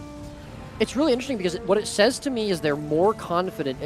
This is what it says to me. More confident in Glint's Power Conduit keeping up with the Thief than they are in the Thief of either Kill or Vryn, or they just really don't want to drop any of the specs that they're playing right now, which I think is also pretty fair. We saw it have some success against 55 yesterday. I mean, the closest game we've ever potentially seen, one of the closest certainly, was when they were playing this Power Conduit into 55 on Kylo. Either way, though, we'll have to see how this game shakes out. Worms making some cooks. Zeromus super low, and he's going to be taken out. Nubu there as well. He's at 1 HP. That might be 2 kills just picked up immediately. I don't think there's any potential res. CJ hanging around, but he takes one look at that, and he's like, no, I am out of there. I don't think he can do very much to help Nubu peel, and that's going to be the first blood of the game. Worms completely different here in this game number 3. Wow. I mean, that damage coming out there from the Power Conduit was absolutely outrageous. Worms probably going to pick up a beast here, cleaving that down with the downstate, and Worms come out swinging, taking out Zeromus and Nubu early on here, getting themselves off to a fantastic start. And just think about the aggressive potential of this comp, Roy. We have a Power Conduit, and we've also got a Power Evoker in the same game. Helio can't hold against the ruthless aggression of the Worms. No. There's no resting that. Look at that cleave. Oh, that was disgusting. Yeah, they are staggered. CJ next maybe coming out here. He's just running for his life. Zeromus, there's not enough heals in the world, I think, for him to keep him up. Anya does look like he's going to go for a decap, so doing a nice job of seeing that the fight is probably lost. He's going to find a way to help his team out a little bit. Not sure if he should be going for that full cap kill coming into the area. He's probably going to be able to challenge that. And actually, USA have kind of stabilized a little bit here. You know, props to them. They were losing a lot of players, but they are coming back in. Helio, however, is going to be pretty low. Zeromus never had a chance to use that Signet. He's still going to be able to hold on to that. Is going to be forced into the renewed focus, so that's a huge cooldown lost. And Glint actually is going to go down. He's going to be taken out here, and I don't think, there's no res utility now that they only have the Troubadour support for the Worms. So the USA, they do strike back. Tuck probably going to be taken out here. He is. Riken can do nothing but watch and now run as another player falls. They have a sizable lead, but USA, they are not completely washed on this map here by the Worms. Yeah, I think that was actually a pretty big overextension by Worms. I think they were feeling really, really good, and I understand why they did it. I do think that their composition, they really want momentum, right? They want to just be chaining kills with this Conduit and with the Evoker over and over and over again. But I think they got overconfident there. It's hard to fight into respawns, and USA were probably caught off guard a bit, right? They were like, whoa, what the hell's going on here in this game? But they've recombobulated, they're back on it, and they're ready now to try and tackle this new threat. So would you say they were discombobulated? Well, at the start, definitely. Like, if you get one shot by a Power Conduit, you probably are a bit discombobulated. Yeah. Most likely. Either way, though, yeah, double cap here now for USA. Worms still have a little bit of a lead to play with. They're not completely out here. They need to be careful, but kill now potentially getting plussed here into Nubu by Anya. That's going to obviously still be the power of the Thief for him. Glint in a lot of trouble over at middle node. He's going to be almost taken out, but Riken with the heals and Vern with the peels coming in, and they are going to be able to shove USA off of that node. No more double cap for them. Zeromus taking a little bit of pressure as the Evoker and the Ritualist are looking to pump some damage in their Glint as well. He needs to be careful, a little bit ahead of his team, but he's going to come back in. They're going to be able to regroup up now. Zeromus starting in. He's going to be low kill, putting a lot of pressure on Nubu. He's going to be coming in here very low. Zeromus, I believe, still has the Signet. He does if anyone goes down. It looks like Nubu might just being able to get into Shroud. Glint on top of him, kill, looking for that pressure as well. Nubu able to pour it out, though, for now. Zeromus still looking for the heals. We are going to see the pressure coming out immediately. Oh, he gets back up immediately. Signet still available for Zeromus. A lot of pressure on these teams. Worms need to be careful, though. If they lose a player, they don't have that res Signet available. They will be able to get swept back up, and decaps across the map mean that's just a point gain here for USA. Nubu goes into downstate. Zeromus has a Signet, but the stomp comes out first. It's so much damage. Zeromus burns the Signet there as well, which is unfortunate. Was really going for it. It was very close. Unbelievably tough to call that. And, well, I've got to say, though, like, a quick comment. I feel like if that fight had gone a little bit longer, if you had said stabilize, I would start getting worried because, again, I think when the momentum is lost, this Conduit starts to have difficulty. As long as they've got the tempo, it's great. But I still get the feeling that wasn't enough to us. I think the Worms need a bit more than that. Let's see if they can find it here on middle. And goodness me, Zeromus just dropping so low instantaneously. The aggression from the Worms is flipping this game. And I said there's no renewed focus over Zeromus. He needs to somehow hold on, but he's going to get taken out there by the damage. The Worms want more as well. Helio and Nubu also potentially under threat here. Anya lurking around, potentially looking for some kind of decap, looking for opportunity. Goes for Glint there, gets a big backstab, but it's not going to be quite enough to generate a kill just yet. Kill also looking for CJ, but CJ on a good amount of health is probably okay. But Helio does get picked up on middle, and the Worms continue on the warpath. They are ahead in this game, but I do, you know, look, it's a little bit unrelated for now, but bear in mind, guys, if they want to push this to EU on game 5, they need to win big if they want to do that. And let's see if they can pull that off. CJ in trouble going through the invulnerabilities here. Glint and Kill looking for the kill. I don't think CJ can live this. No, he absolutely cannot. Zeromus will not be back here in time to go for any kind of heroic gameplay. Anya with the decap is going to be slowing down this game, allowing Team USA to catch up a little bit, placing down that shadow portal and then moving on. But the Worms, they're looking strong. Yeah, all Anya really can do is kind of try to play a little bit of defense. Getting that decap on mid is nice. It does slow down the point game of the Worms, but the Worms have a massive stagger with those 3 kills being bled out there. Zeromus was in down state for so long. Nubu alone without his support. Anya's there, but all he can do is take a look around the corner and run straight back out as Nubu is dead. Zeromus doesn't even go to that side of the map. He's going to try to make this 1 versus 2, a 1 versus 3. Riken coming in, though. Great rotation from Riken coming from the other side of the map, realizing that the respawns were going to be coming over here, supporting Kill, making sure he doesn't get taken out for free. Love to see that from the support there of the Worms. And the Worms, great job on this map state so far. Great rotations. We were saying USA were out-rotating them last game, but with the kills coming into their pocket, the rotations are looking a lot better. They're feeling a lot more confident. They're feeling a lot more comfortable, and they're holding on to this map very, very well. Yeah. USA, though, I love this from USA. Look at this. They're like, okay, right, we need to stabilize. We need to get back together. Like, this is so, I just love to see this. I really do. They play it defensive. They hold on to their single node. They minimize the point differential, right? And now they're out for blood again. And bear in mind, Anya is actually currently kind of distracting Glint over here, so they will not have that massive punch of the power conduit in this fight. And that might be what USA is looking for. That could give them an opportunity to find a potential fight. Yeah, the real difference will just be the amalgam versus that Condi conduit in this fight, and we'll see, you know, which one can kind of make that difference if it does end up being a 4 versus 4. I kind of like Glint staying on this Thief, though. You know, he stops him from being able to, you know, do anything else in the rest of the map. As long as the 4 versus 4, the 3 versus 3 in the rest of the map is good, and Anya taking quite a bit of pressure. He does need to be careful. Kill a little bit low in this 1 versus 1 on the against the Condi conduit, but Helio actually taking quite a bit of damage on his side as well. Zeromus so far looking good in this 3 versus 3, but I mean, at the end of the day, this is fine for Worms as long as they don't die and they hold on to this map state. They don't need kills unless they are concerned about the point gain from USA, as you mentioned before. They do need to be careful they don't let USA get too many points if they want to try to drive this 5th game, final game potentially of the series, to stay on EU. And decap coming through for Worms, or for USA on the middle node, surprising and honestly a little disheartening for the Worms there. Yeah, for sure. And Kill, this is having a bit of difficulty. I think Kill's done for, because here comes the Thief. Kill has to try and survive this, but that is going to be exceptionally difficult. Can he get to some kind of no port spot to survive the Thief? I really don't think that is going to be possible. And the Worms have not resolved this fight on middle. Zeromus is incredibly low. Now with Glint unchained, securing that kill, but USA do manage to neutralize the map pretty well. Oh, I love this. I feel like CJ has been role-playing a Thief this entire tour. Like, I feel like every game he just manages to slip behind enemy lines, right? And get a brutal decap. It's super interesting because usually you see the Evokers dying in the fights. Look at this res as well. Anya, the Worms, they were overconfident. They bled right. They were too greedy. They bled out Zeromus, and the sneaky stealth res saves the day. Nubu does die, but Zeromus can signet it. The chain reaction of getting that res is insane. And USA have actually turned this game a little bit now on its head. Oh no, just a little bit of greed being mercilessly punished by Team USA.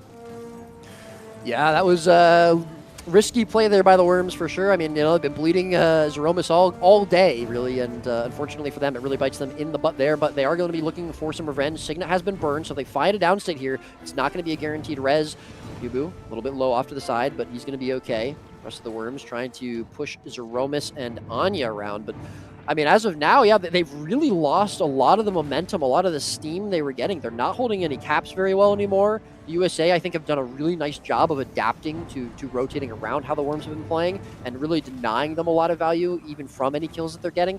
Well played by USA so far, but Worms still have a very sizable, about 90-point lead, and they've neutralized the map.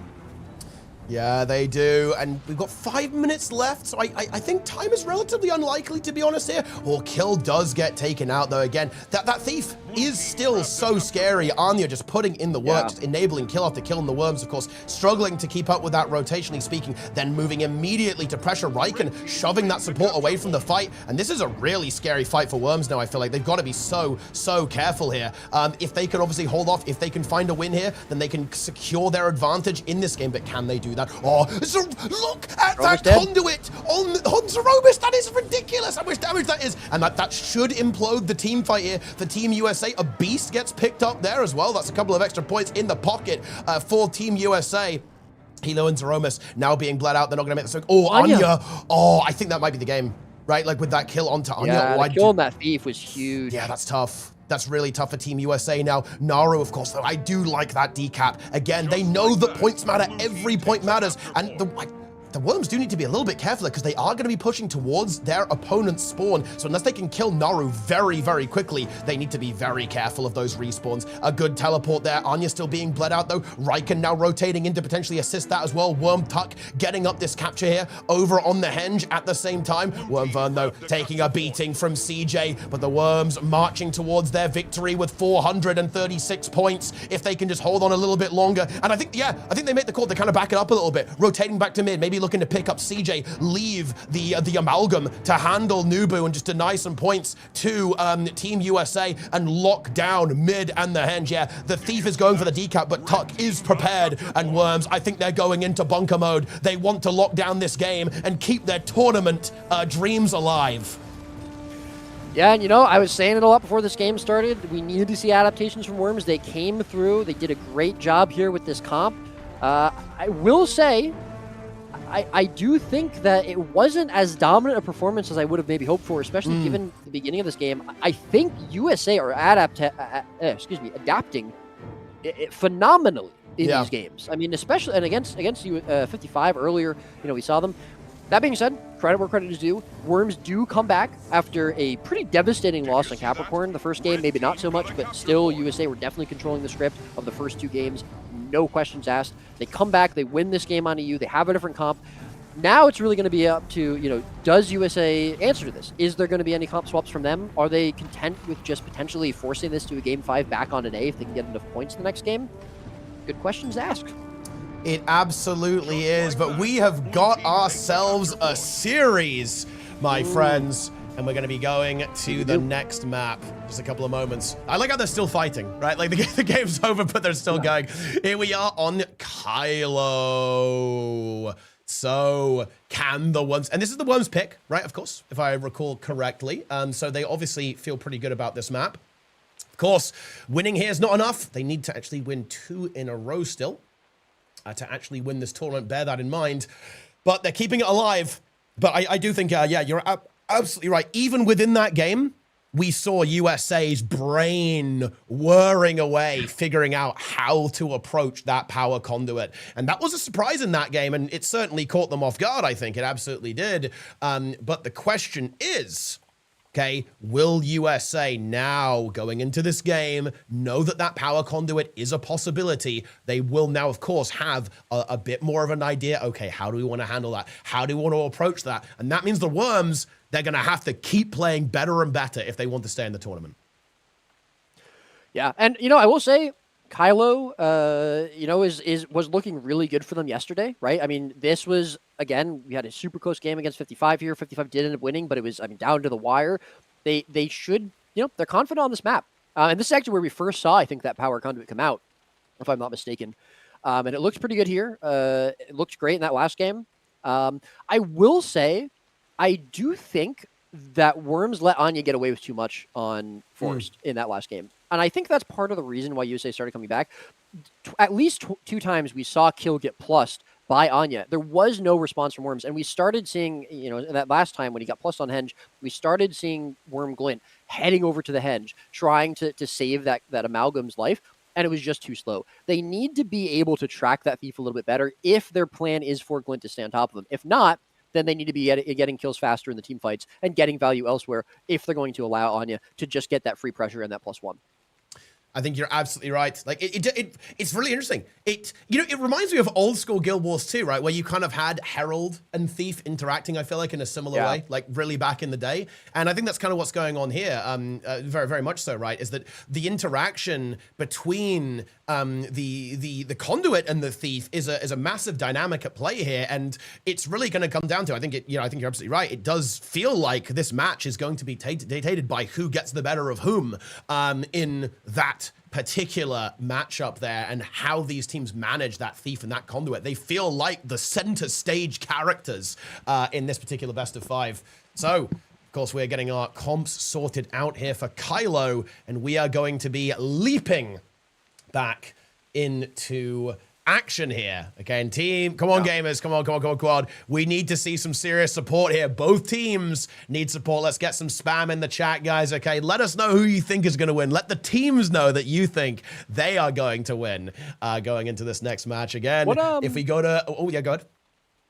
Oh, no, please finish. I was going to say, look, gamers... Do you guys want to see this go to 5 games? If the Worms can take this match, then we will be going to the decider match after this. Our first full 5-game best of 5. Do we want to see that? I think we do. I know I do. That's for sure. But also, maybe you want to see Team USA get this one done and move up to the upper bracket. Let us know, gamers. Do you want to see an all-EU finals? Do you want that cross-region showdown that Masters of the Arena is kind of known for? We've kind of like always had that, right? But here we go. The game is beginning. Let's take a look at what's going to happen here. It's still all to play for here. Team USA versus the French Worms, a 2-1 score in favor of USA. Let's get down to it. I believe we are, is it going to be the same approach from the Worms? That is going to be the big question here. It is overall, but Dra has now been activated on the Conduit over the Thief. Now that is interesting. What do you make of that, Roy?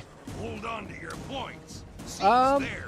Sorry, on the Thief. Do you mean the Amalgam? Oh, yeah, the Amalgam. Well, over the Thief. I was going to say, right? I hope he's not on the Thief. Well, yeah, I mean, over the Thief, right? Not only that, I really like the adaptation from Zeromus to go to Troubadour instead of Luminary. I think Luminary offers a lot, but he wasn't really getting the Signet off enough because the cleave pressure from the Worms was so intense. Not only that, the distorts are great for Troubadour into damage like that, and I think it's going to allow him to survive a little bit better in fights when he was the target a lot of the time. I really like this adaptation. I think Dra coming in makes sense. I think, Anya maybe having some ping issues. Although, again, I think Anya got a lot of value from Thief last game. So, I'm not 100% convinced about this, but they felt confident on it before. We'll see how it looks this game. He is going to be on the Condi instead of the power build that we saw him previously into P5. So a little bit of a different tactic here. But either way, Worms are going to strike first in terms of points. They're going to get Windmill up. Other 2 nodes are going to be contested, but CJ will be free to cap up that mansion. So a little bit of a 10-point differential as the fights are getting going here on middle node. USA Zeromus, even with those distorts, it's not going to be enough as he's going to go down, and so is Helio. And 2 kills picked up just like that. And Noru, I think, is in trouble here as well. Looking clean.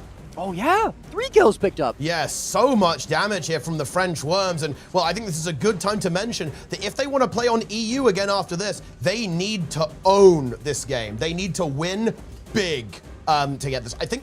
I don't think they can allow USA to get over 100 points at a rough guesstimate. Okay, again, the numbers will be crunched perfectly accurately, guys, with pinpoint precision. Nice portal rescue there by Zeromus, actually preventing another death. But I believe the Worms need to lock USA down if they want to play on EU. Yeah. Well, so far it looks like that's what they're doing. This game is looking absolutely brutal here for USA. Worms, I mean, they're just farming kills. CJ goes down now, and they get the bleed. Worms locked in. That's a nasty bleed on CJ. I mean, this is looking very, very good for them so far. Dra, I'm nothing against Dra or anything, but I'm just, I'm not 100% certain, how well this Amalgam is going to be working out. They haven't really been team fighting with it either, And it's also interesting because we saw Helio playing Hollowsmith yesterday instead of the Amalgam, so it's interesting to me that they actually see the value of the Amalgam more than it. Oh, Zeromus goes down. Yeah, they cannot allow themselves to get separated like this and lose players. I mean, this just continues the stagger. Yeah, and Nara's in trouble as well. Like, without that support, pushing in, it's so hard to live. Gonna go down. Power conduit. Yeah, Worms are just running these players down. It's just devastating. It's so much damage.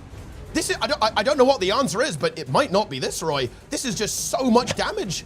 Coming out, USA just seem not able to entirely stop it. CJ once again putting in the work, and I love this from USA, trying to slow this down, trying to split the map up here as much as they possibly can to kind of get some chaos back into this matchup. But this is problematic.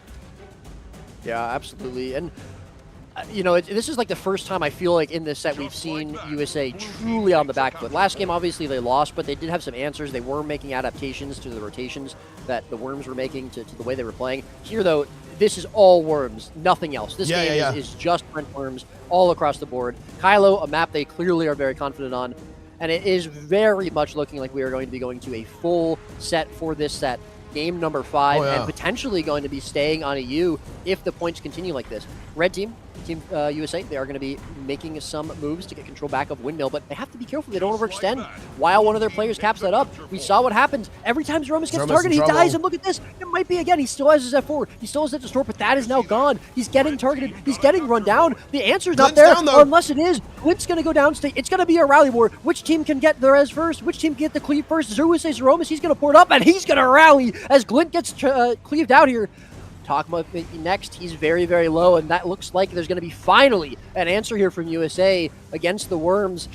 But is it going to be enough? 245 to 35. Yeah, it's going to be tough to come back from here, but that was really, really good. Really quick, clear, cool-headed thinking from Zeromus to utilize that Mesmer downstate to get out of harm's way. The Worms just were not able to get that cleave. They had to try to commit to the res, but that's so difficult to do with the amount of output that pretty much every class in the game has access to right now. Worms do get a nice intercept to try and deny USA points, because again, points are very relevant in this game. Worms are now fully back in action as well, reactivating with their players back on the map. Zeromus under pressure again. These Troubadours are having a rough one this game, right? And Zeromus does get picked off again, but the Worms, they need to lock down this map a bit more. They've got to get these decaps. They have to neutralize here. They've got to keep this momentum up, or they're going to find themselves in trouble. Helio getting chased as well. He's going to go downstate as well, but someone's got to get to the mansion, and that's going to be easier said than done. There's not a lot of time. This match is so fast-paced, but someone has to respond to it. CJ and Nuba retreating up to the mansion. They know they just have got to get a couple more points to potentially like play for that 5th match over on NA.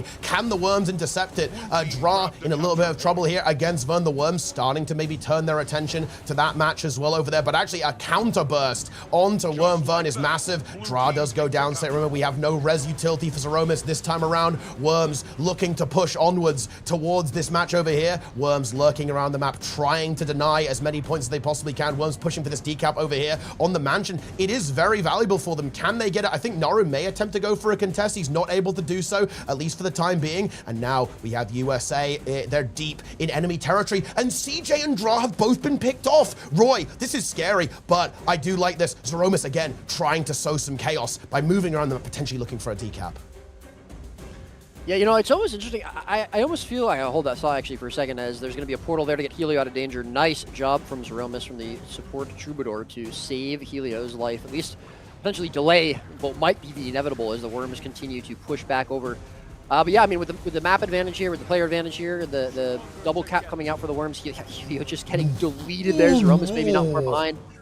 It is definitely looking like a Worms victory. And, you know, it's super interesting to me. I feel like this is kind of what we saw on an A, where the first game is a little bit close. The second game, all USA.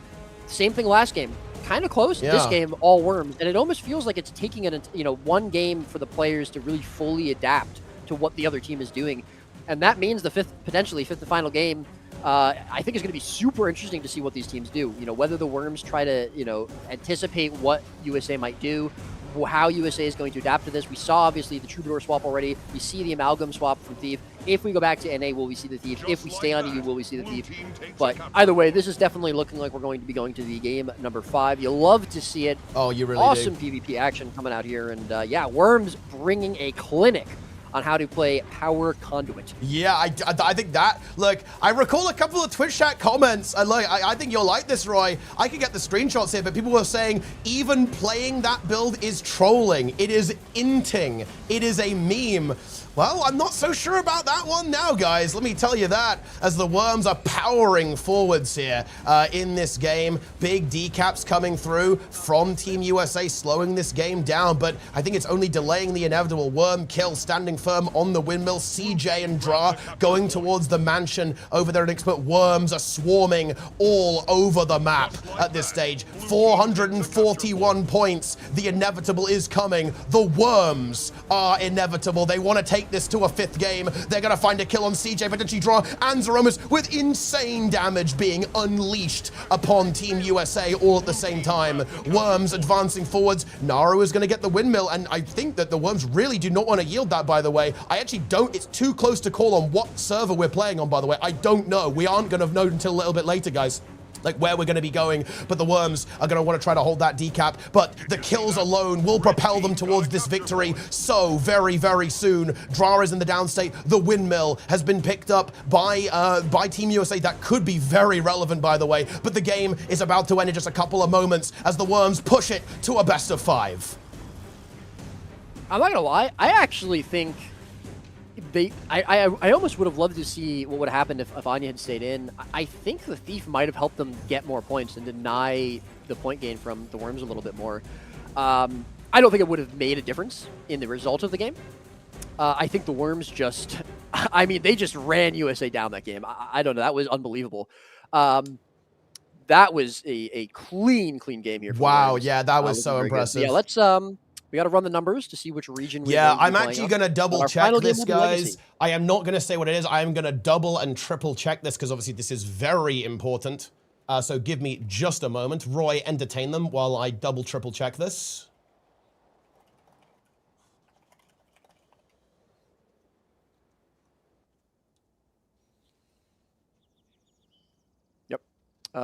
Yeah, just letting the teams know that we're just double checking the points. But yeah, so basically for anyone who's a little bit unfamiliar with what we're doing, the way that we do cross-region matches for best of 5 specifically, which is what this is, the first 2 games are on one region. This was North America because Team USA got to pick. They were the top seed. The next 2 games will be on the opposite region, in this case EU. The final and 5th game will be determined by the amount of points total gained by the teams over the course of those 4 games. So whoever got more points across the 4 games, they will get to pick the region of the final game, and most likely they would pick their own region.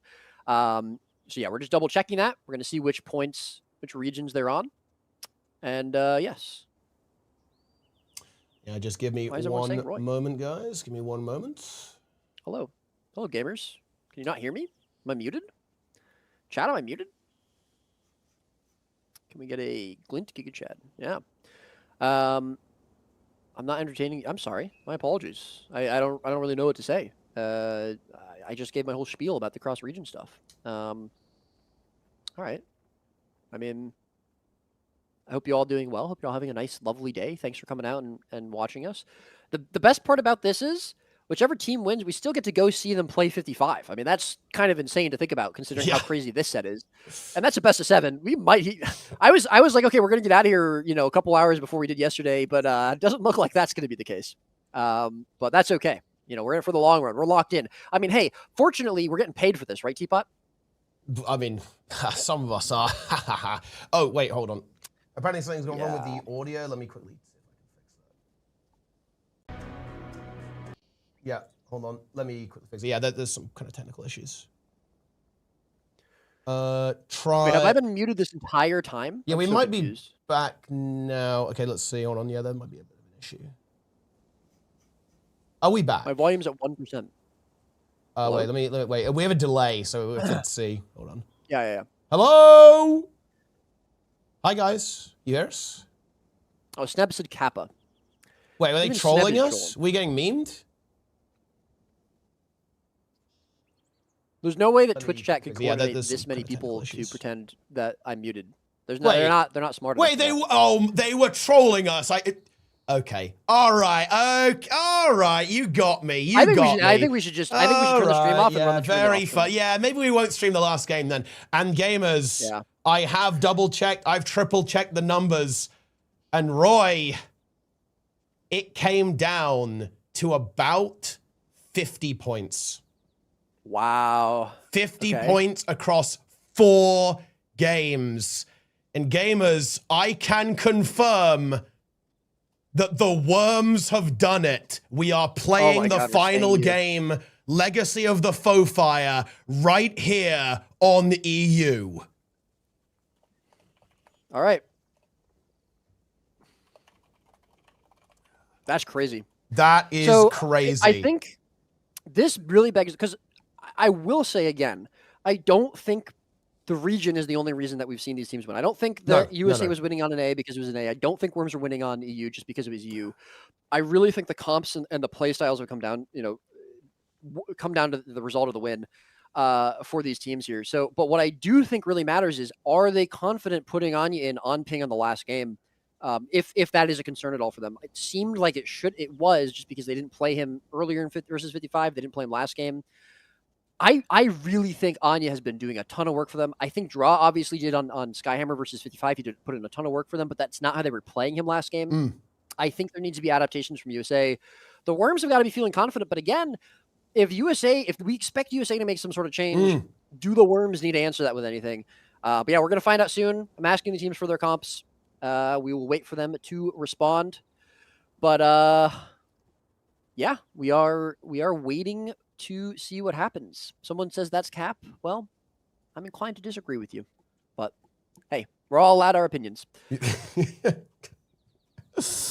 Okay, let's get this game warmed up. Can you imagine if somehow one team went for the Lord? Like, wouldn't that just be that? That would be nuts. There's no way that should happen or it should never happen. But you never know. Yeah. I mean, this is just remarkable. Like, the Worms, the first two games, Roy, they look so difficult for the Worms, right? And they've somehow found the answer. They found the solution to take it back to a 2-2. And even dominating the final game so much that they were able to secure the game on the EU server as well. I mean, this is to be frank remarkable. This is absolutely remarkable. That we're in this universe.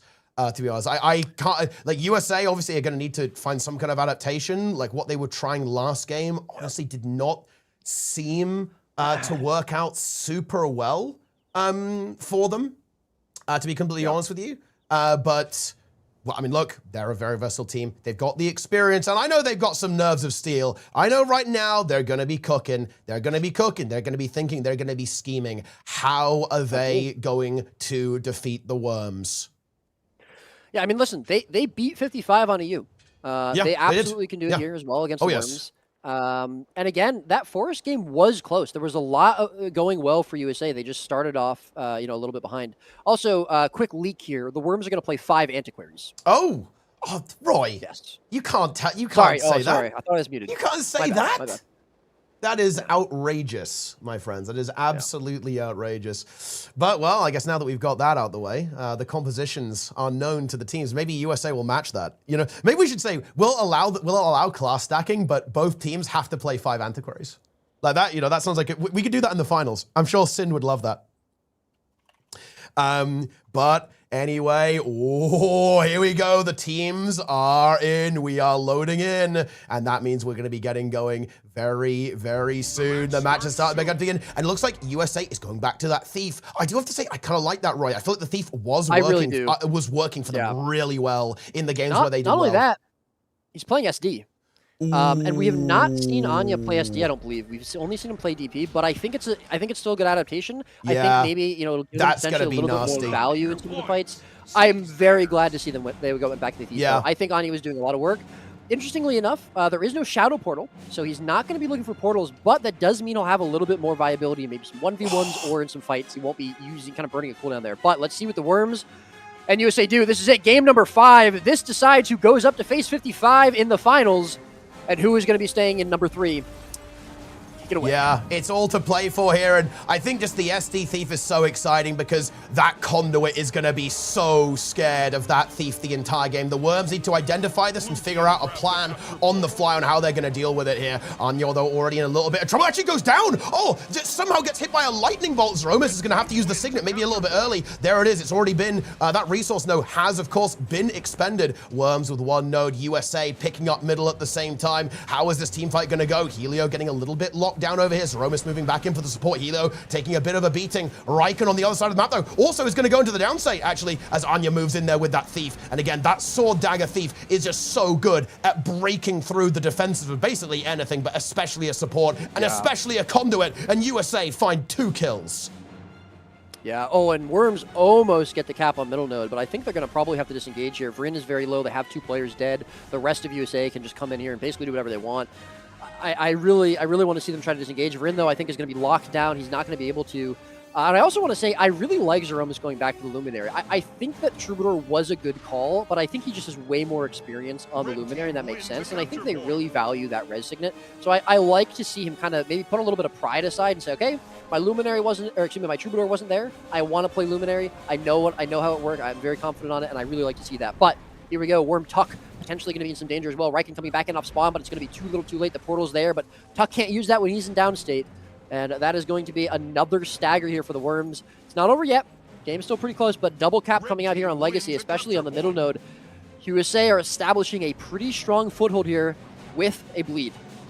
Yeah, they are. And that means the Worms, they're going to have to back off a little bit. Well, this is Fofar. This is a very swingy, very snowbally map, and we see that with the triple cap now from Team USA. Worms probably going to want to wait a little bit. They aren't going to want to overcommit here too much. Otherwise, they're going to end up throwing this game away. They're not that far behind right now. And again, this map can swing very, very quickly. So if they restabilize and get back into this, they definitely have that potential that they want to have to get back into this game. But USA, so far, I think these adaptations are really working out well for them. I think, you were talking about the Luminary. I also really like it. I feel like it can survive against the Conduit a bit better as well, actually, versus the Troubadour, right? But hold that thought as the damage is now connecting into the team fight, but Zeromus is there to provide that damage reduction. But the damage onto Wormglint is so much. The support needs to come through from the Worms. They've got to peel him out of this so he can continue to do his job of obliterating everything that stands before the Worms. Yeah, Helio playing super aggressively there and getting a ton of value from it. He does have a little bit of low health, so he does need to be careful. But Anya now actually getting a little bit of pressure. Worms have restabilized. They're looking pretty healthy here, but they are actually at a disadvantage. This is a 4 versus 5 for them. Tuck on the other side of the map. Worms have to be very careful. They recognize this, and it looks like they're going to start playing a little bit more defensively, but I don't know if it's going to be enough. Rin taking a lot of pressure, but he does have the peels and the heals there from Riken, from the rest of his team to get back off. Waterfall going to go the way of Team USA, but Tuck actually potentially holding on to that middle cap. He's like cap for the whole map. Yeah, Worms have kind of flipped the map back a little bit. Yeah. Tuck should be able to lock this down. The Worms have rotated in, and now it's going to come down to the next team fight. We will see Kill staying over by Waterfall, though. He's going to hold some pressure there from Nubu, from the Ritualist, and we might be about to see a 4 versus 4. This is going to include the STP of Anya, so there's potentially an advantage, but already Clint going to take some damage. They're going to be turning that back down onto CJ. He's going to get into the Obsidian Flesh. He has the invulns. He has the heals. He's going to blink out of that danger zone. Worms content to just hold on to this node. At this point, all that matters is getting to 500 first. The other team's points do not matter. So holding onto the nodes makes sense, but they're still at about an 80-point deficit here. And Anya, again, value of that Thief. He gets the decap onto Corey and potentially the full cap too. Worms have now to get something out of this fight on the other side of the map.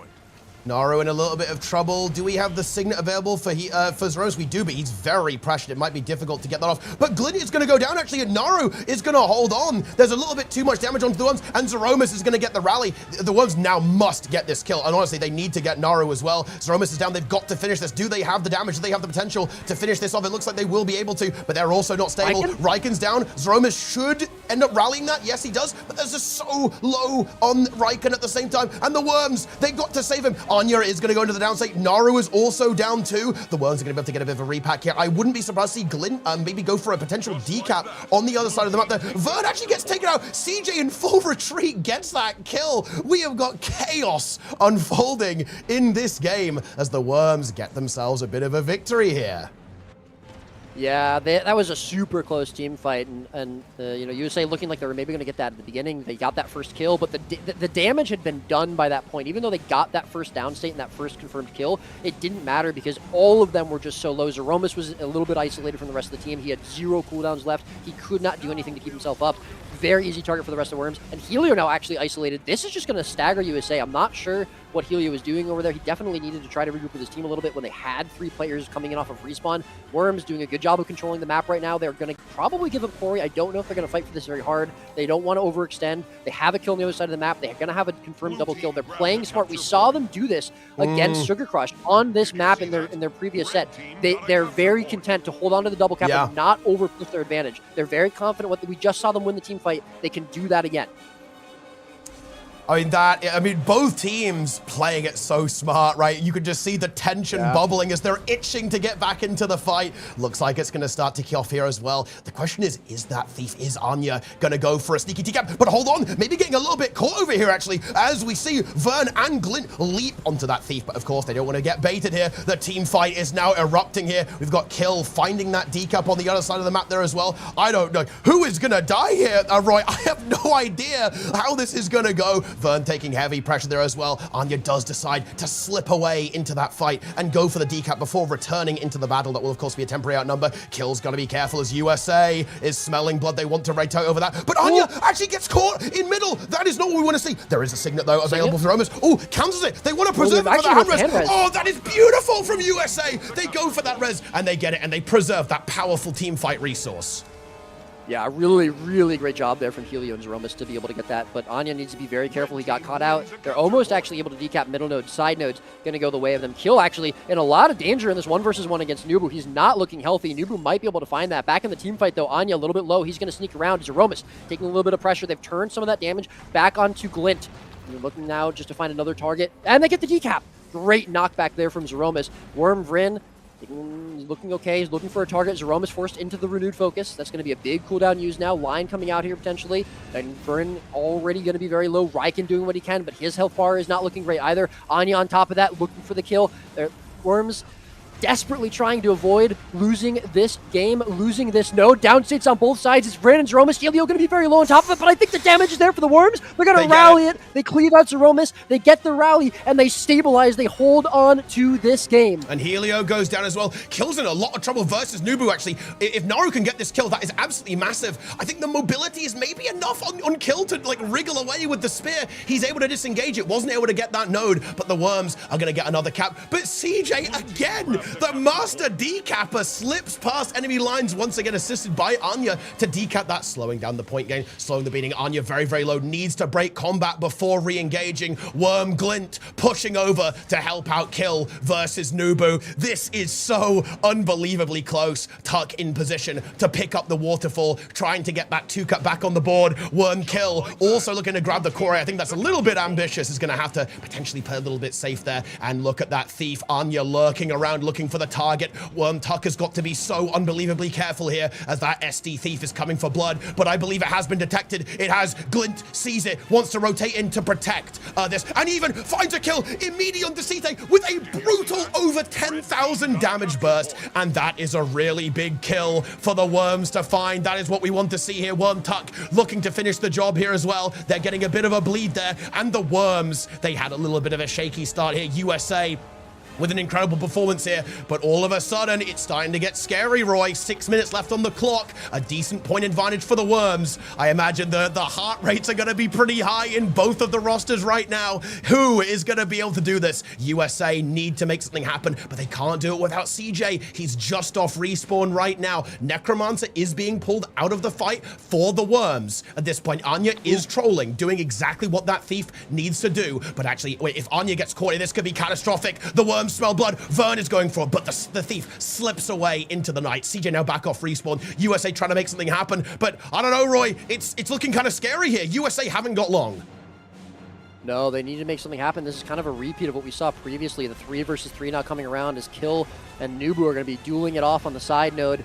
See if we can, if USA can do anything differently than before. Previously, Zeromus just didn't really get any value from that signet. He was killed before he could do anything with it. And Glint actually going to cause Zeromus to chase him out towards the side node. His kill forces Nubu away. That's going to be the decap, and that is not what USA want. 100 points left now is all the Worms need. Glint going to be able to get back into that node a lot faster. Helio very, very low. Zeromus doing what he can to keep him alive. Still has Signet available. Is healing him up. But now Zeromus potentially going to be the target. Forced into the Rude focus. Both players going to be low. Worms are looking for blood. They can taste the victory. They are so close. A couple more kills. This might be the decider for this game. Glint going to be a little bit low himself. CJ's in the mix now. He does need to be careful. He doesn't go into downstate, but CJ now going to be getting the damage turned back onto him. He has a couple of cooldowns left. Zeromus again still with that Signet. CJ so dangerously low. Has Here's Agility. Is going to be able to use it. Has Lightning Flash, but they just aren't turning the pressure back onto the Worms. Downstate goes into CJ. I'm not sure if the Signet's going to be there. He does have the Vapor Form. Do we have a precast? We do not. He's going to go into downstate. That might just be the game. Side nodes confirmed for USA, but can they hold on to them with a player down? Helio probably going to die. He almost certainly looks like he's dead. Signet potentially for Zeromus, but I'm not sure that would be doing anything other than just prolonging the inevitable. And Worms are looking good. They are looking good. I cannot believe... Wait, USA is going for the Hail Mary Lord push. Oh my God. I can't believe this. They're going for it. I summoned it. I actually summoned it. But the Worms, they are aware of this. They are trying to respond. USA trying to do everything they can to destabilize this game. Guys, a Lord kill wins the game. No, it can't possibly be the case. Actually, yeah. There's no way. Helio, Naru, and of course... Zeromus are here. It all comes down to this. The Lord is now in play. They're eliminating the castles. They heal the Lord massively. The Worms are piling in on the action. There's no... The Worms don't have all their players here. Yeah, the Worms don't have everyone here. I feel like they might be underestimating this. They're not respecting this. There was a capture that was being gone for instead of actually going for this Lord. The Lord is being healed up. I think we might see a stomp here. Zeromus is going to have the stability. The stomp's going through. I don't believe it. USA stomp the Lord and take the game. The Worms underestimate it. I don't believe it. Oh my God. Absolute cinema. What a way to end the game. Holy cow. Worms were looking so good. At USA, they make the snap decision. They go for the Lord. They take it out. Worms don't anticipate it. They weren't ready for it. They wanted to get the caps instead. And USA win with the Lord kill. You love to see it. Holy moly. Yeah, I mean, look, it just was not expected. The Worms weren't ready for it. I just think going for that cap was too greedy. Right, there was no Glint there. Glint was not present in that matchup. That was unbelievable. That was insane. I don't think we've ever seen that in Mota. And it is going to be in the grand finals. What a way to end it with a 3-2 for USA.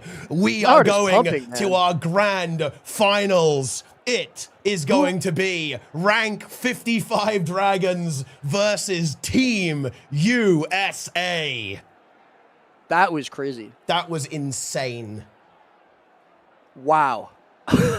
Okay, well, I do really want to say GG's to the Worms. They almost reverse sweeped Team USA, one of the longest standing, strongest teams in the game. They played out of their minds. The adaptations from them were great. I really think that they played an excellent last 3 games. Legacy was their game if USA hadn't gone for the Lord. So huge shout out to the Worms. Huge props to them. They played magnificently. This was an excellent tournament from them, and they did really, really well. But wow, congratulations to Team USA. They almost got reverse sweep, but they held it out the last second. The shot calling and the decision making to go for Lord there is insane. Wow. They knew what they had to do.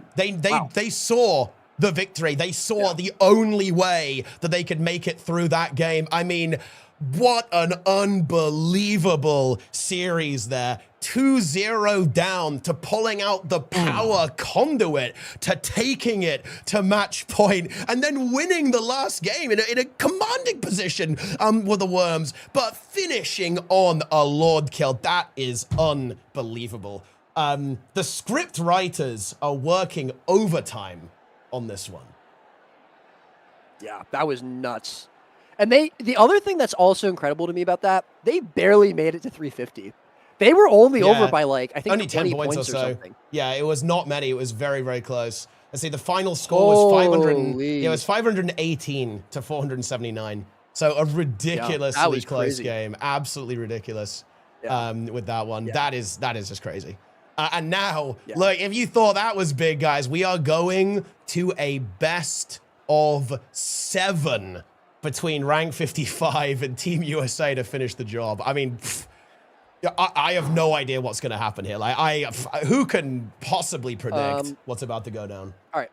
So real quick, USA is the higher seed, but 55 because they are the they have the upper bracket advantage. Yeah. Okay. So let me figure out which region we are playing on. Yeah.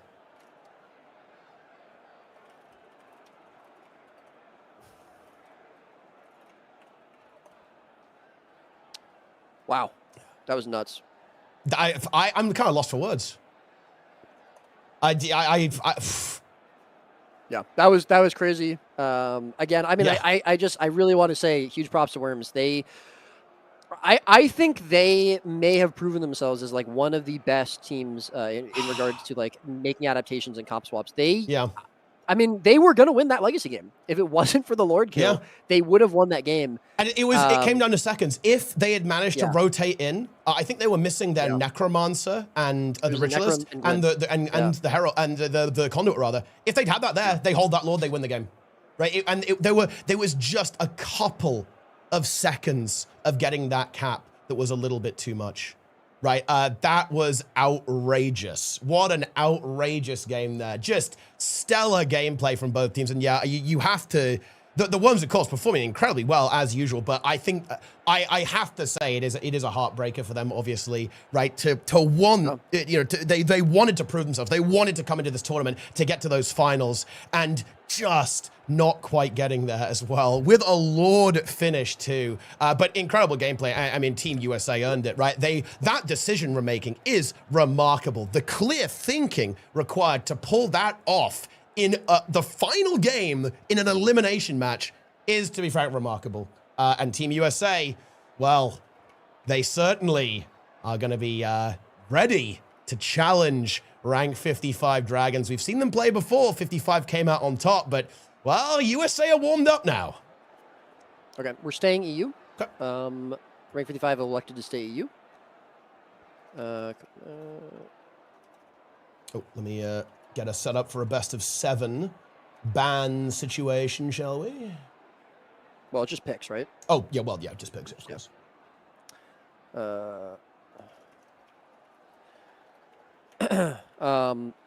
And is it still 2 games EU, 2 games NA, or is it different for best of 7?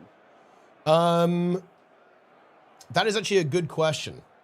Well, theoretically, I don't think it actually says in the rules, to be honest, how we should do this. I assume it's probably just the same. Yeah, I would assume it's the same. Yeah, we'll just play it the same. Yeah. I think it's yeah. So wait, when you say the same, what do you mean by that? Like 3 on both, and then 3-3, and then 1, or what? 2-2. 2-2 and then 1-1. Yeah, okay, we can do. Yeah, I think that's probably a bit better, to be honest. Yeah. Yeah, we'll go. Yeah, 2-2, 1-1. Yeah. Yeah. All right. While the players get into the arena, I've told them to get in here. I'm going to quickly use the washroom and refill my water. We will be right back with the final set of the game. Yeah, get ready for the grand finals, gamers. This is it. Rank 55 Dragons versus Team USA. Okay, listen. If that isn't enough for you guys to juice up big time, okay, get some. Look, come on, guys. Check out Mota. Support the tournament. Give these guys the gold they deserve. And, of course, help raise some money, okay, for a very good cause as well for Cure Disease. We are splitting the prize pool 3 ways between the prize pool, Cure Disease, and me as well. So check out Mota to see how all of that is going down. Go check it out, guys. Okay? Mota, go. And of course, do we actually have a confirmation on the prediction? Do we have the prediction content going down? I don't know. Make sure we do.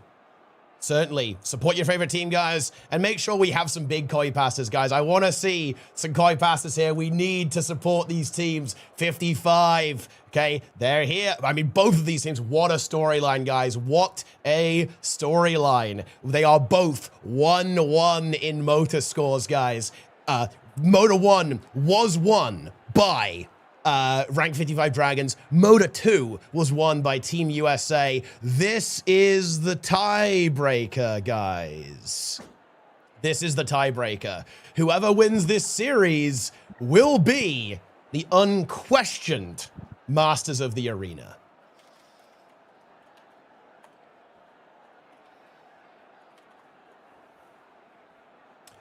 Okay. All right. Yeah, so we're just waiting, looks like, for one more player to join. Yeah, hope everyone's doing well. I want to see another Lord Rush. Can we get another Lord Rush, do you think?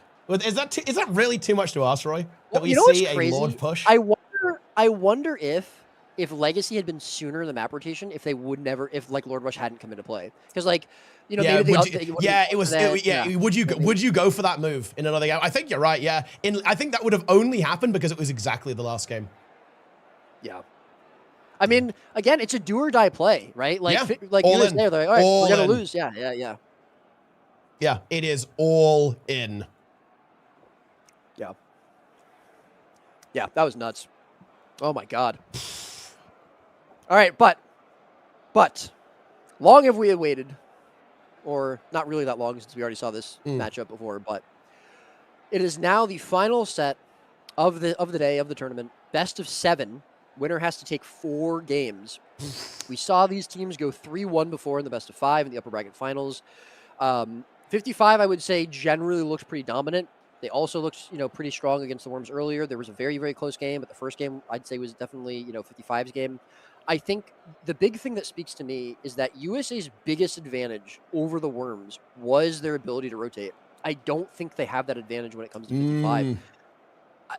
There's going to need to be something else, because I do think 55 has the inherent advantage coming in here. They're going to get earlier map picks. We're starting on EU, coming in potentially if they win both games on EU, although obviously the one game we saw 55 win was EU. I'm sure they're going to be looking for Skyhammer early, maybe for the EU games. Yeah, I don't know. It's really interesting to see, but I also think USA, they've also they got that practice against the Worms. They should be feeling very good because they had a couple of really great games against them. So yeah, we'll see what happens, but. We absolutely will. Okay, so I guess we've got to see.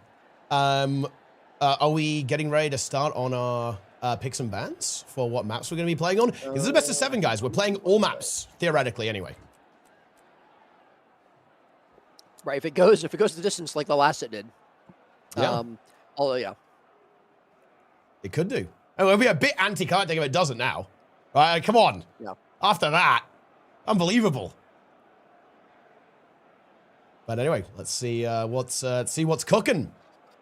The God of Slayers. You've seen this map chat here? Boyce is a fan of the meta. I did. The God of Slayers approves. Shout out to Trig. Well done, Trig.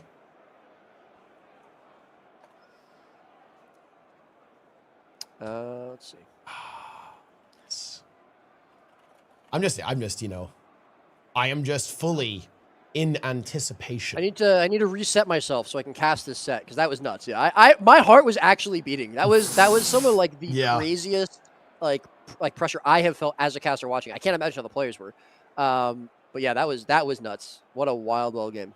Yeah, that was absolutely. We're not doing a repeat of what we did earlier today, Half. Yeah, should we just do the entire thing on Kylo, guys? Yeah, I'm not sure about that one. Let's not do that. No, we are going to be having a bit of variety, hopefully, in just a moment.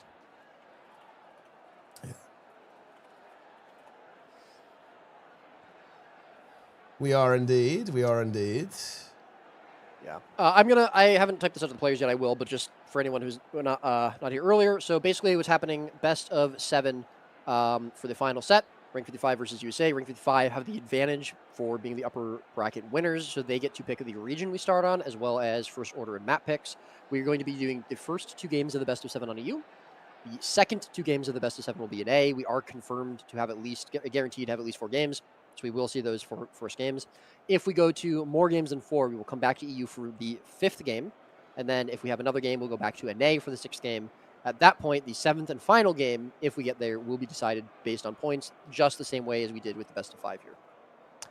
We're waiting for one more player from Team USA to join. understandably, they just need a minute after that last set. Played all 5 games. Obviously, you know, breakneck game there. So yeah, giving them some time. He's joined. All right, excellent. Yep, and we're going to be getting that started here in just a moment. Here we go.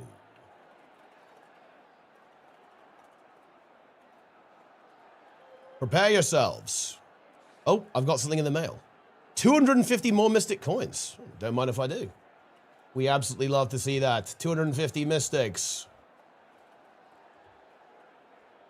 And there you have it.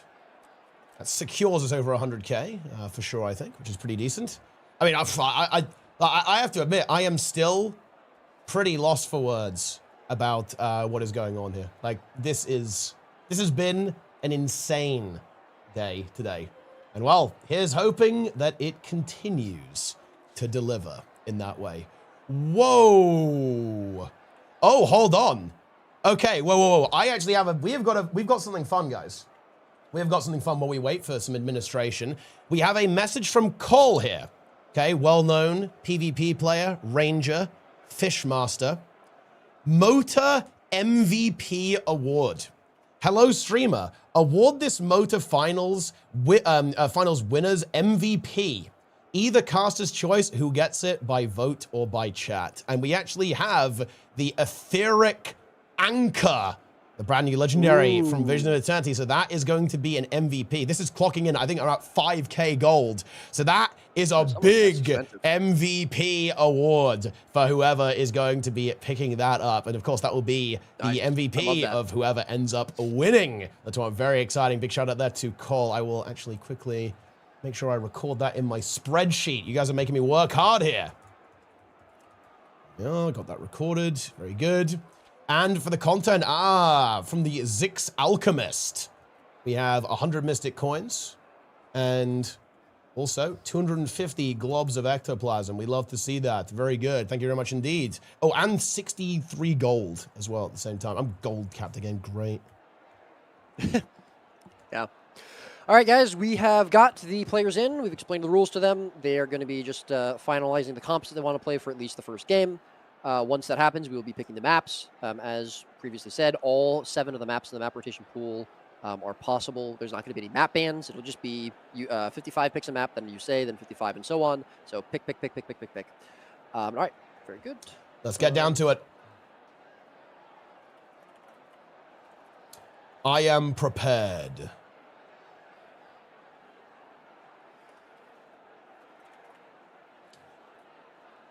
Okay, first map picked by 55 is Colosseum. Ooh, yeah, not a surprise.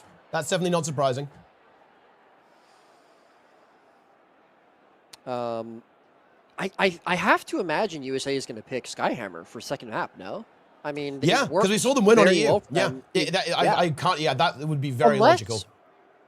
Yeah, I mean, I don't know, but they also did ban it before. They didn't feel comfortable playing it against the Worms. I think that's obviously a different team, so it makes sense.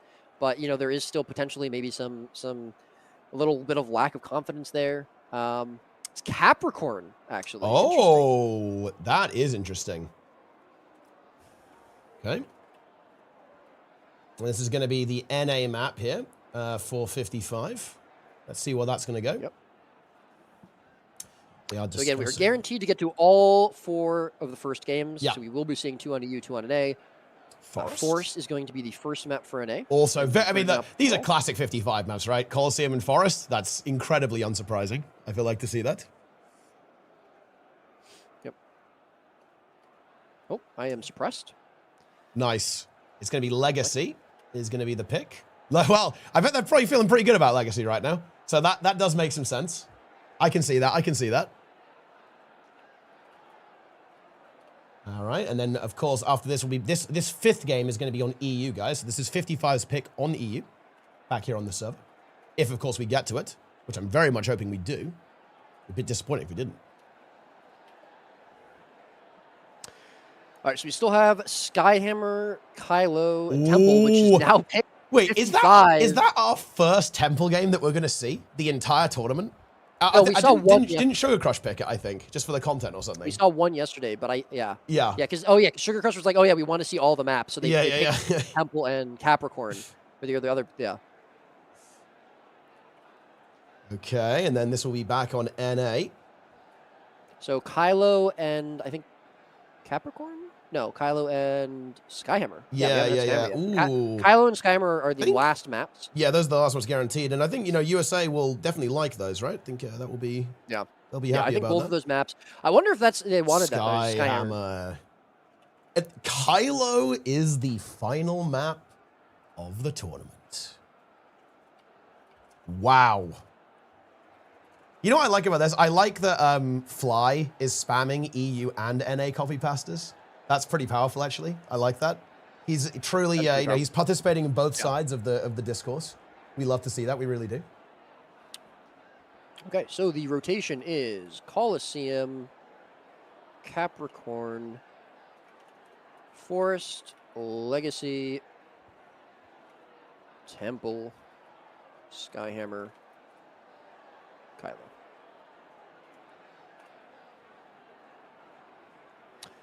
Okay. And we're starting on EU here. We are indeed, and well, we can, I will actually get that map order sorted out. Let's see, we're going to be going to Colosseum, then Capricorn, then Forest, then Legacy, then Temple, then Skyhammer, and finally Kylo. We are locked in. I will reset us. Oh, wait, we're already on Colosseum, actually, so I guess we don't need to reset. Nice. That's convenient. That is highly convenient.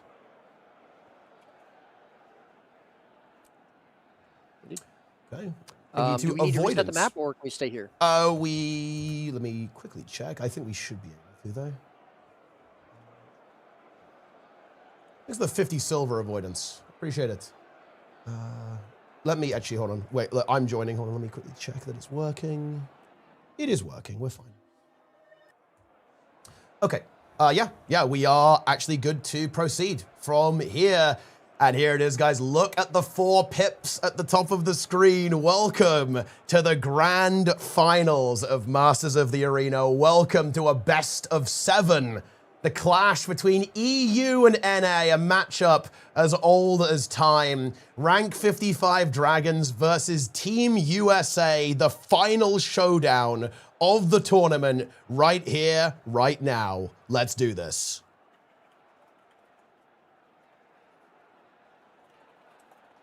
Of course, the compositions will be confirmed, and then, of course, the players will be mentally preparing themselves before leaping in to action. And we are playing on EU, guys, for now. The first 2 games are on EU, then 2 games on NA, then 1 game on EU, then 1 game on NA, and then, of course, the standard tiebreaker procedure applies for the Giga finale,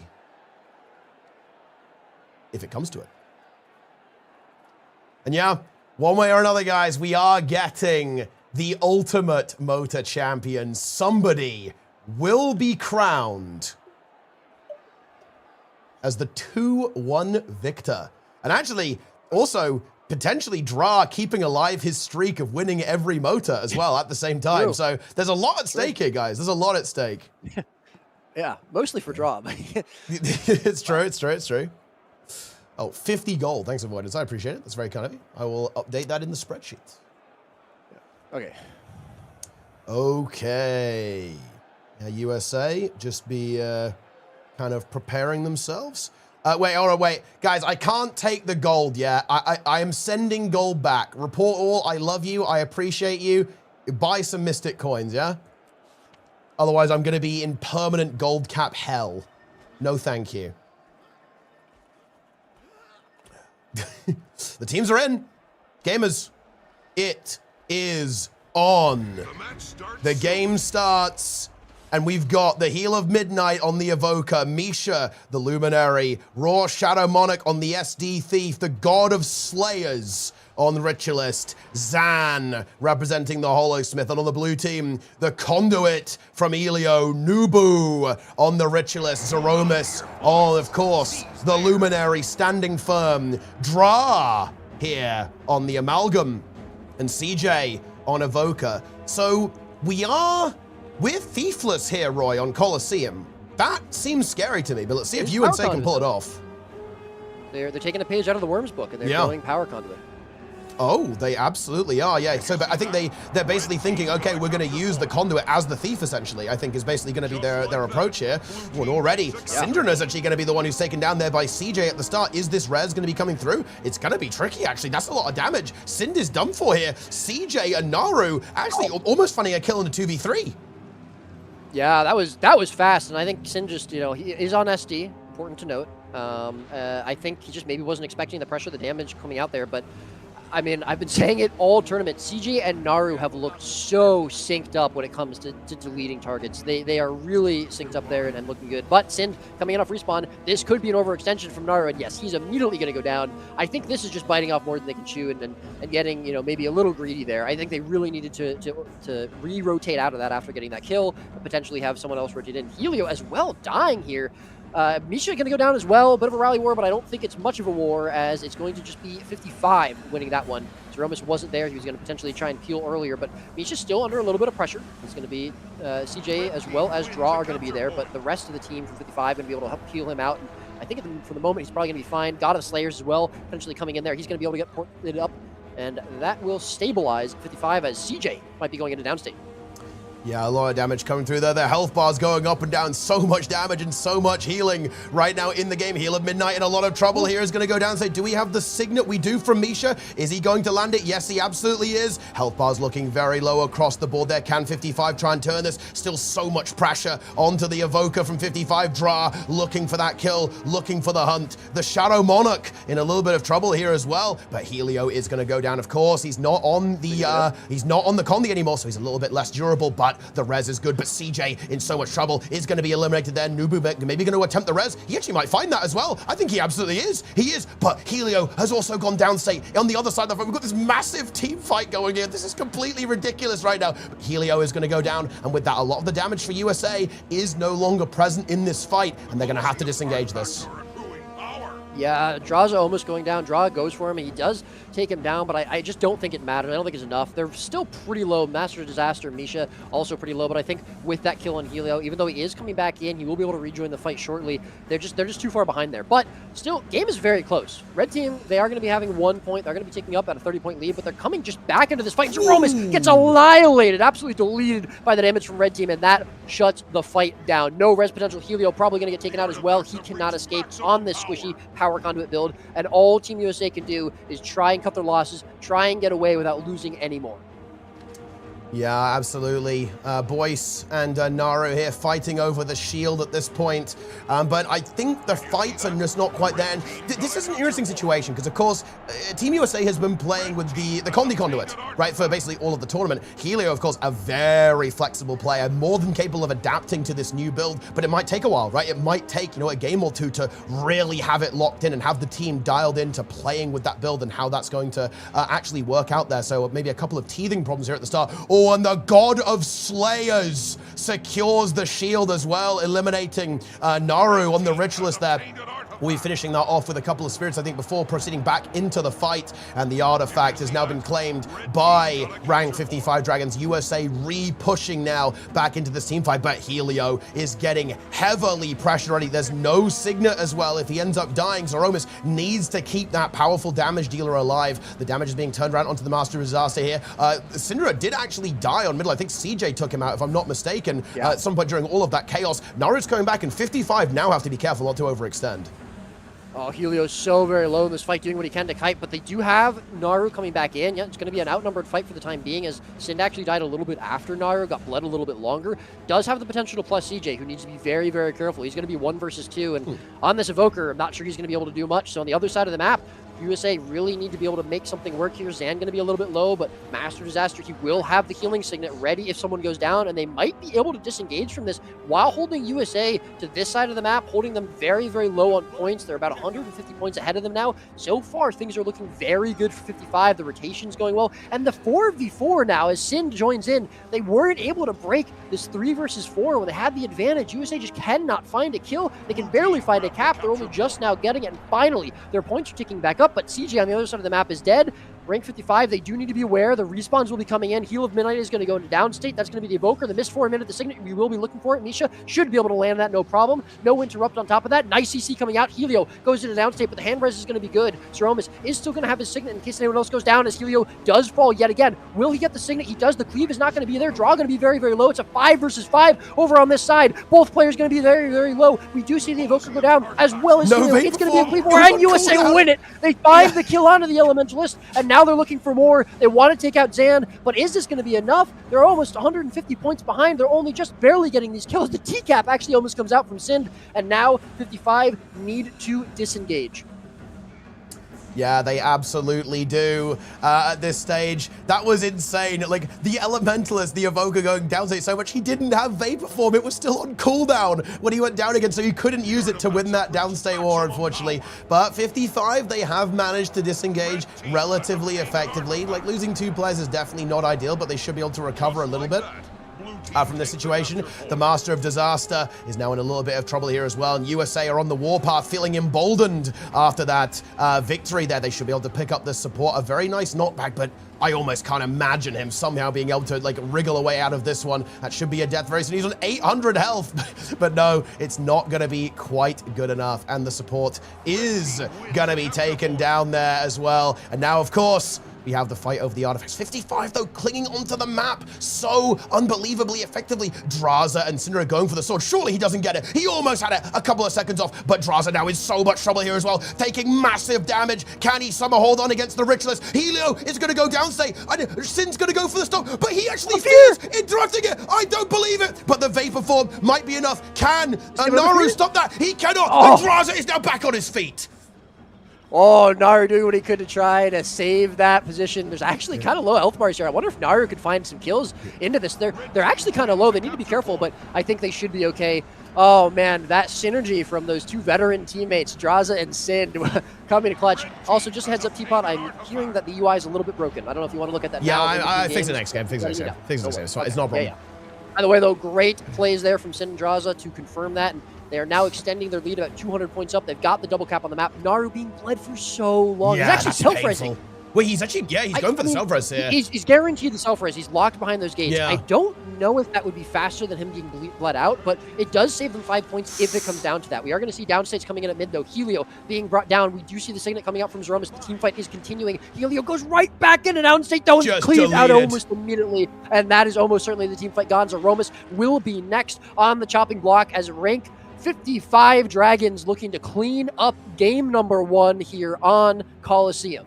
Yeah, they absolutely are. They've got that artifact as well. That sword buff giving them that extra damage is so powerful for them here. If they can find CJ, I almost feel like this game is maybe going to be lost here. He's got to get out of this. He cannot die here. Otherwise, I think it's going to be so difficult for Team USA to make a potential rebound here. He's running for his life right now, getting closer to his homes, and actually does hold on. But still, even after this escape with the assistance of the Luminary, this is a very high mountain to climb for Team USA as they all of a sudden find themselves 250 points down. Yeah, I really think that, unfortunately for them at this point, the game is for them kind of just get as many points as they can, you know, to potentially, if they get to a game 7, determine as many as they can. But yeah, I mean, Helio looking so low in this. I think the power conduit makes sense if they're really worried about Anya playing Thief on EU. But Helio's having so much trouble surviving in these fights. He's just not as experienced as we saw Glint on. I'm going to hold that thought for a second as Heal of Midnight does go into downstate. We will see a Signet not needed to Vapor Form. He goes right back down, but immediately rallies from Helio getting cleaved out. There was no Signet there available for Zeromus, so nice little rally war situation for rank 55, and that's probably going to be the fight cleaned up, even with Draza being very, very low. Heal of Midnight, but he has the heals, he has the peels, and unfortunately for Team USA, they do not have the players left alive, as we are going to see Zeromus going down, most likely the rest of the team to follow. And yeah, I like the adaptation. I like the power conduit. It worked well for Glint. It worked well for the Worms. But again, I think Helio is maybe just struggling to get quite as much value as the Worms did. It also is potentially just, you know, the damage coming out from 55 might be higher than the damage was for USA into Worms earlier. So, you know, I'm not saying it's a bad call. I'm not saying that they shouldn't stay with it, because I do think there are some good things happening here. But they will probably want to try and change something up here a little bit, because 55 looked so good this game. There were very few mistakes from them. I think there's a really interesting decision to make for USA. Are they going to continue to play this power conduit? That to me is the decision here, right? Are they going to keep playing this power conduit? So I think what it comes down to is they have to match Sind with something, right? They cannot, if they don't play Thief, I feel like they almost feel like they're forced into it, especially in Coliseum. Now the next map, that could change things up. Yeah, and this was, I think honestly, like, pretty clearly 55's biggest comfort pick, I feel like. Like, this is where they can really thrive, and obviously they do have that Thief as well. And I think playing this map, you know, like, obviously the Conduit is pretty speedy. It has Shiro, it can move around, but Thief is kind of on another level of mobility and is very difficult to match. Cinder in the down save, but the game is ending. And that is going to be game number 1.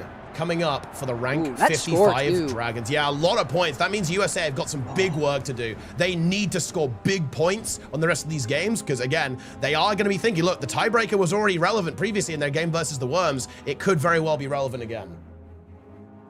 Yeah, absolutely. I mean, I think...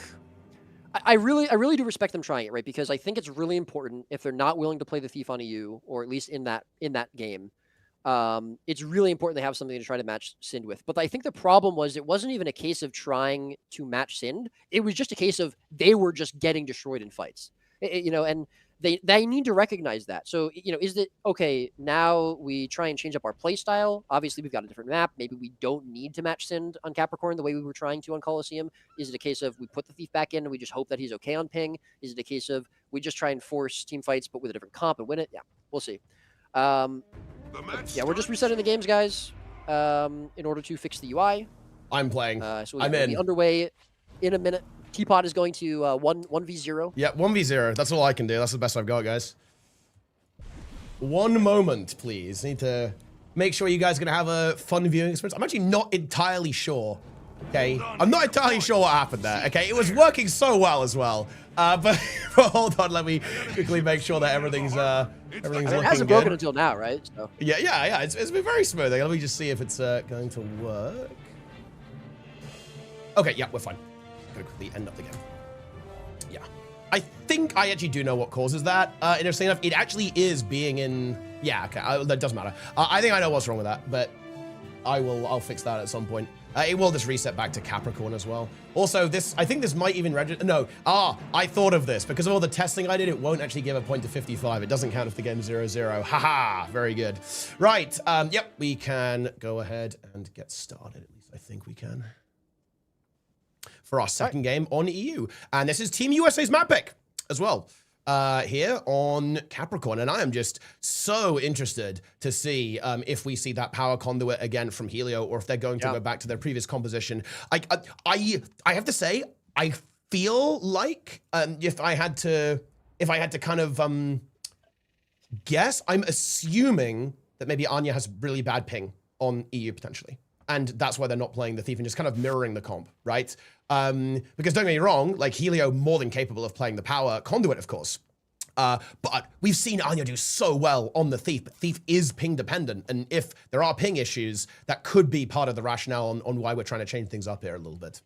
Or maybe they just think the power conduit is the way, right? It's possible. Yeah, absolutely. All right, I'm asking if teams are ready. Yeah, I mean, I do think for what it's worth that doubling down on the power conduit is a viable strat because, again, Helio might just be a little less practice on it than we saw Glint was on the Worms. And I don't think trying to run it back is necessarily the worst thing in the world, especially on a different map. But I also think that, you know, it is a risk. It's a huge risk if you do that. It didn't work out, but you also need to... sorry, just a little bit of a chat. You also need to understand, I mean, if you lose this game, you are going back to North America, right? So you are going to be potentially back on a place where you feel very comfortable running that Thief with Anya. You feel very comfortable, you know, on your region. So even if you are going into O, it's not the worst in the world. But still, we saw Rank 55 win both their games earlier in that set. You know, starting on North America, they won 2-0. So I don't think it's like, you know, any by any means any sort of guarantee. So it is definitely a risk either way, but definitely not the worst call in the world. Yeah, absolutely agreed. And yeah, I think at this level, and ultimately these teams kind of have the experience of playing cross-region matches quite a bit. So ping is obviously a factor, but I don't think it's a deciding factor, right? Unless the game was like mega close within, let's say 50 points or so. Like, these teams are very good. They're very well adjusted to playing on both regions. They have experience with this sort of thing already, and they are just very evenly matched here. It just comes down to who can find the composition, who can find the strategy that is necessary to win these games. We're already off to a flying start of the grand finals, but we've got quite a bit of content left over. The teams undergoing their final preparations as we march on forwards to the second game. Yep, still waiting for the teams to let us know if they are ready. We have received comps from them. Yeah, we still have to wait for them to be ready. Yeah, I mean, I think, again, this, obviously it's got to feel good for rank 55, right? The pressure is really on, I think, USA now to make the adaptation. But we saw them make really good adaptations, both in how they were playing and their comps versus the Worms. Ultimately, though, I do think it's important to note that, and it was probably very relevant that we stayed on EU for the 5th and final game of the last set. I do think the Worms were winning that game, and it really did come down to the Lord. So it's important to kind of keep in mind that while USA was playing really well, they were adapting really well. It still, in some ways, wasn't quite enough for them to beat the Worms, just based off of the gameplay and the rotations. They had to go for that sort of Hail Mary play, and it worked out, and that's very relevant to their shot calling and decision making ability. But I think 55 can recognize that and try to exploit it. So I still really think a lot of the onus for the match as a whole, even if USA had won this game, is on USA to continue to make changes and be able to keep up with 55 the way that they couldn't in the set they played earlier on. Well, let's see if they can figure that out. Let's see if this composition is going to be looking at sorting that out. I think couple of adjustments that are being made. I think, very understandable, I think, to have some strategy talk, especially after that first game for USA. That was a little bit rough. Things not quite connecting, I think, as they perhaps would have said. We have now got to confirm that they are ready. So let's take us into the game. And let's, guys, show your support for these teams. Rank 55 Dragons currently leading 1-0, but Team USA are going to be looking for revenge in this game and the following. We are loading in. We are ready to go. Let's see what the comp is going to be as Romus loading in that Luminary. Ooh, we see a couple of tweaks here. The players are readying up. Helio getting ready to hit the button, and it begins. And Helio on the Hollow-Smith. The Hollow-Smith over the Power Conduit and Draw on the Amalgam as well. It's not that kind of bunker-oriented build. It is going to be the Condi build. So Hilo feeling good on the Hollow, right? We did see him play Hollow earlier, I believe, if I recall correctly, right? Earlier on in the tournament. Hollow earlier. But not only that, we saw 55 do this exact strat, right? They went for the double, well, not the exact, but they did go for the double engineer instead of the evoker at one point, where they had Draza playing, I believe it was Hollow, and Zan playing the Amalgam. So I like that USA are almost taking a page out of their book, but I also like that they're kind of just deciding to go for their own play style and not try to match Sin. They're just bringing massive damage to the team fight with a little bit of extra survivability on the Hollow-Smith, but we'll hold that thought for a moment as the first big team fight of this game is coming through. We do see Sin coming in. This might make it a 5 versus 4, so USA do need to be careful as CJ is going to be coming in a little bit later than him. A little bit of pressure onto Helio now. They are looking to bring that Hollow-Smith down. Obviously, Signet's going to be available for both teams. Helio doing what he can to kite. That's not going to be enough, though. The Signet coming out here from Zeromus. Is it going to be in time? It is. Helio's going to be saved for now, but a big cooldown bursted, and they are going to be continuing to pressure out that Hollow-Smith. They just do not have the damage to put it back on. I say that as Misha goes into the downstate. There isn't going to be a res, but there is going to be a rally, so Misha going to be able to get back up and get into that renewed focus, and it looks like 55 will be taking the first team fight of this game. Yeah, and they even find Zeromus. He does die on point, so he will have to be killed off quickly, so that will kind of alleviate some of the problems with regrouping and the stagger that USA are going to be running into right now with, I think, Dra already back in the mix, or Helio rather, already back in the mix. Dra pushing across the map to try and put some pressure on, will be responded to by Boyce at the same time here as well. Zan under a little bit of pressure, trying to get away here. Naru and Helio with CJ coming back into the mix. Not a lot of points being shed so far in this game. USA did a good job with getting their Amalgam to the other side of the map there, but here comes Syndrome, and this Amalgam is very, very isolated. That's scary. This is an SD thief. It's hard to survive this. Let's see if he can do it. The kiting is incredible from Dra, utilizing that super speed. Look at that evolve. That is incredible gameplay out of Dra. Just realizing that the thief was coming. and is able to actually use his mobility to escape there. Meanwhile, Helio under a little bit of trouble here as well, actually getting battered from both sides there by Zan and the Master of Disaster, and indeed the Heel of Midnight. But the heals from Zeromus are incredibly strong, bringing him back to full health, but it's not over just yet. 55 bring the SD Thief in. The Thief is here for blood. Syndrome wants to find the kill on the Osligan. The elite skill comes out, doesn't really connect that much, but Zeromus and Helio holding firm, at least for the time being, and with the reinforcements from Naru, they're potentially looking to even turn this back onto Zan. Yeah, nice job peeling Helio out that fight, although Nubu actually getting potentially left behind a little bit, and CJ certainly is getting left behind as he's going to be completely killed. And I got to say, the value from Jaw kiting that 1v2 for a little bit, there just wasn't any value on the other side. They got the decap into the full cap on middle node, but now Zeromus is going to be taken out here. And first cannon coming up in 20 seconds. USA are still just kind of reeling. You know, they're not finding advantages when they have a player number advantage. They're actually getting forced back into their spawn. A little bit of a risky play from 55 here. They have to be careful. This is going to be USA's spawn. We are going to see the respawns coming through. CJ going to be coming out of the gate any moment, but they've done the damage. Zeromus is still going to be bled out here, and they might be okay. I think 55 can get away with this. Yeah, they disperse very well here. CJ not going to be able to come into this fight anymore. Draw now being blooded on the other side of the map. They're very, very staggered. Bell is free, but I don't know. Yeah, Sind is going to be going for that. He's going to be set up for you know, basically no problem. And yeah, 55 still looking very, very dominant in this game number 2. Boyce picks up a kill as well, finishes off Dra. Will be picking up this, and I think this is going to be a free bell. I don't think USA can contest this, right? They simply don't have the players on the map right now to get that done, and that's going to be at 25 points in the pocket. And of course, Syndrome now looking for that next opening, looking for that next potential. And look, this feels weird to say, Roy, but this looks tough without Thief, no? It looks hard without the Thief, I think. It does, but it also, the team fighting is just, I think it's lacking a little bit from USA. And, you know, this could be, you know, somewhat of a comp difference. Obviously, they're running, you know, slightly different comps.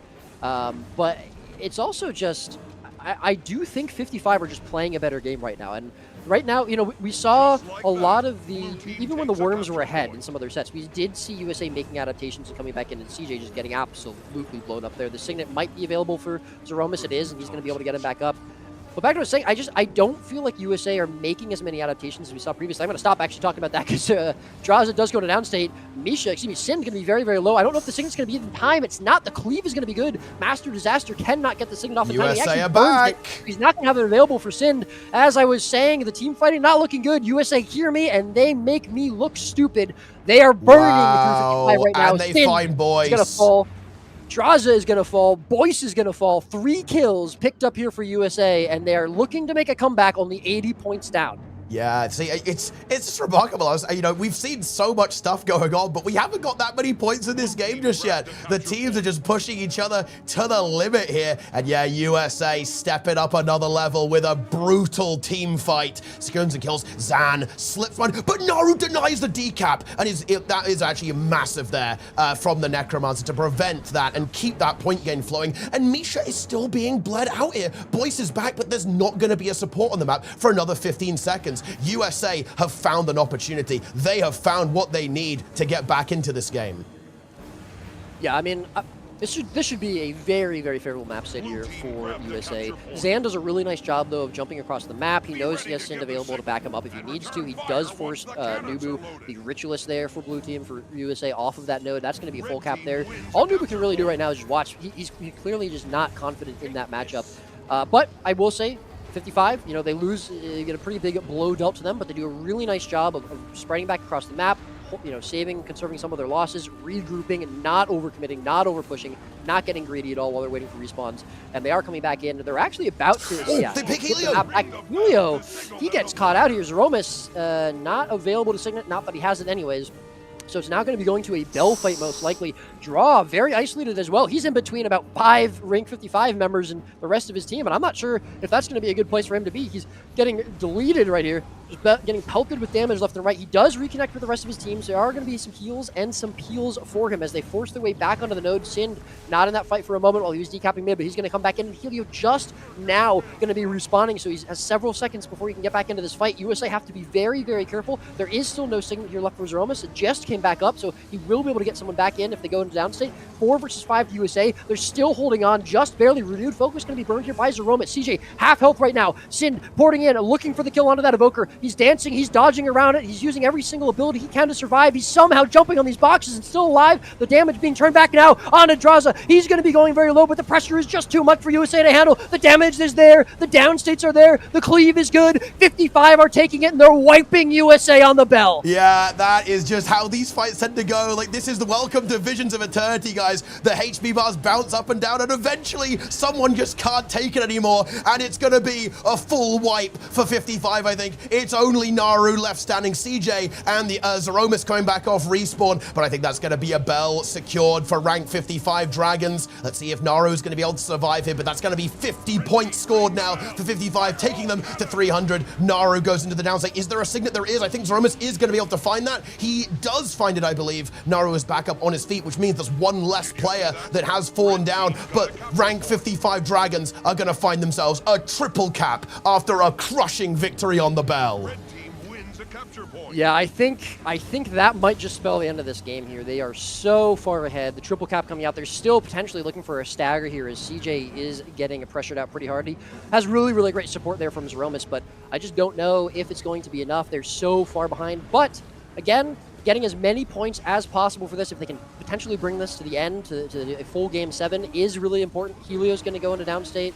Do we have a signet? We do not have a signet available, so that is just probably the kill. Master Disaster in downstate, but I just don't think the cleave rally is going to be in favor of 55, or excuse me, of USA, and 55 will get away with that. Still really low health bars, but Zeromus going to fall. The heal's now going to be gone for USA, and I think that is going to be confirming at the end of this game number 2, with 55 once again looking victorious. A little bit of signs of life here from USA. They did have a couple of decent fights. They did have some good rotations. And again, they're making adaptations. They're changing up their comp. They're trying to respond to what 55 is doing, but every step of the way, 55 is at least 1, if not 2 steps ahead of them.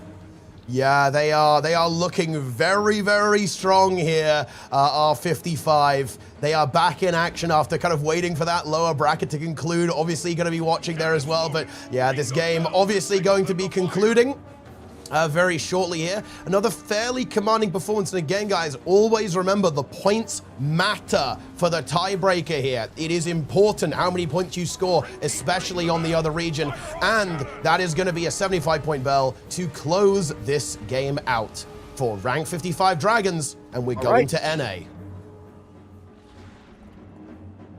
Yes, indeed. Oh, my goodness. Oof. The pace of these games is kind of crazy. Yeah, I mean, the team fights are wild. There's just so much damage and healing, and it's just a case of who can kill someone before the cooldowns start to run out, and it's so common. It's often so close, within seconds, and you just have to try and win this crazy downstate battle. I do want to say, I mean, you just mentioned how much damage there's in these fights. I want to shout out the supports a little bit. They've got a job. I mean, to be able to land signets. Yeah, well, I mean, first of all, just keeping people alive for any amount of time. To be able to land signets against the cleave in this damage, it's ridiculous. So, I mean, Misha and Zeromus, I think they are really just 2 of the absolute best, you know, really popping off. You know, unfortunately, Zeromus currently on the losing side, but yeah, both of them are just doing such a good job, you know, kind of being the center of these teams, right? You know, the supports, and, you know, yeah, really, really impressive stuff from both of them. But 55, they are in such command of the games right now. Do you think there's a chance for USA now, you know, to really have some dominant performances here back on an A? There's a really good chance maybe we see the Thief from Anya coming out. He was matching Sin very well, I think, in the earlier set they played. But again, 55 won both the games on an A. This is not a guaranteed victory for them by any means. No, it is not. And again, we obviously want to see USA do extremely well here as well. They want to get a lot of these points. And of course, if 55 are able to win 2 games here, that is actually the end of the tournament. I'm very much hoping that's not the case, because look, if I had my way, we'd be going to all 7, so we see every map in the map pool. That would be absolutely fantastic if you ask me. And look, we've got to keep people up a little bit, right? Like, if people aren't getting a bit sleep deprived, okay, by the end of the tournament, then honestly, we're not doing our job just yet. But anyway, we're loading into the NA server. Let's make this happen. Rank 55 currently leading 2-0 against Team USA. I believe our next map is gonna be Forest, if I'm not mistaken, actually. Yep, Forest and then Legacy. Yeah. Ooh, so fun you know, maps. even if rank 55 win Forest, you know, there's still a possibility we see some Lord shenanigans. We're yeah. gonna go back to Legacy. There's Can you always that imagine option. if USA won game number 4 by killing Lord again. Can you imagine if there's a Lord specialist team? That would be insane. No one could write a script that good. I mean, it's a shame that faux fire isn't last, right? Like that. We should make that a rule. That's gonna be the next rule. Yeah. Faux fire always has to be last. Yeah. Actually, that begs the question: if we get to Legacy, well, not if we get to, we will get to Legacy. When we get to Legacy, do you think Ring 55 should be going for a Lord support comp? Yeah, look, they need to. If only the Lord could take a shadow portal. You can like shadow portal the Lord out of the arenas there somehow. You know, I mean, wait, can you res the Lord actually with a signet? Would that work? Yeah, I assume you could, right? There's no reason why you couldn't. I'm not sure how that works. I'm not sure if I've seen that scenario play out. I'm very confident you used to be able to res the Lord. I don't know if it is resable after the changes that came out like 4 years ago or whatever. Yeah. That's a good question. I'm not sure about that. I know, I mean, it's a little bit weird because it used to banner the Lords in World vs. World, and that got removed a very long time ago. But the PvP Lord was not given the same treatment. I would assume it still is, but never know. Maybe someone in chat will let us know in a little bit. Okay.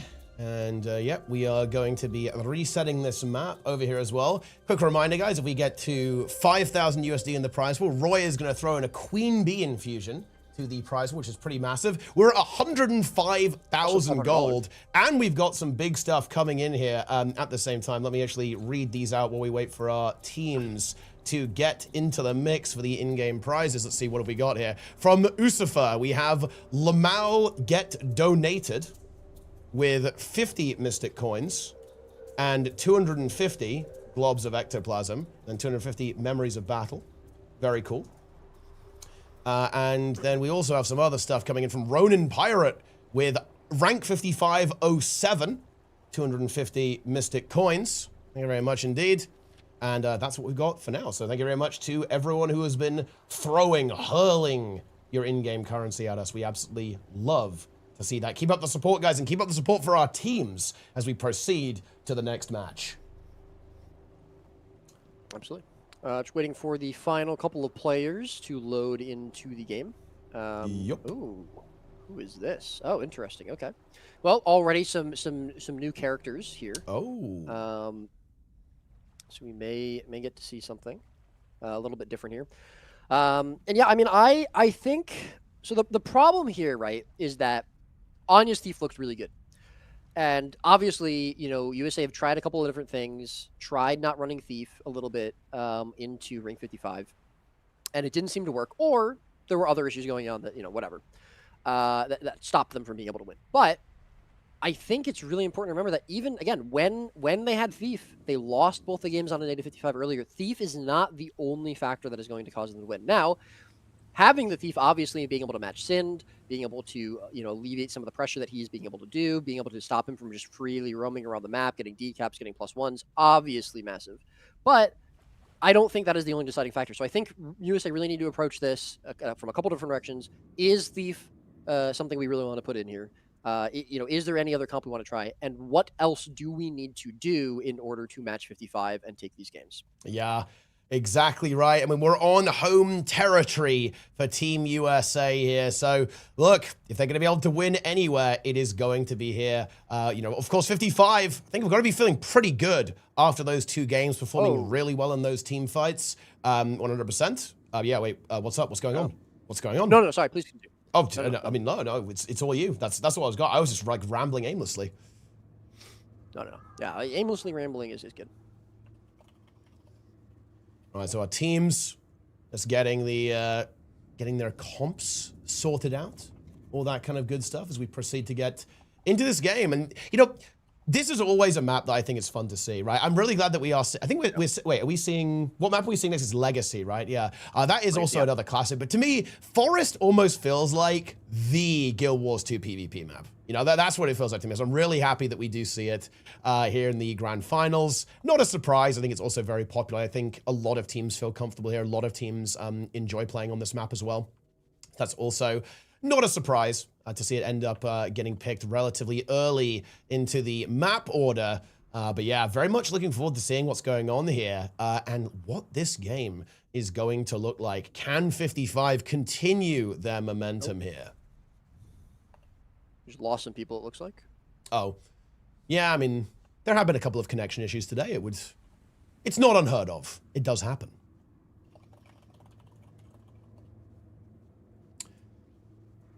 Forest is dog water.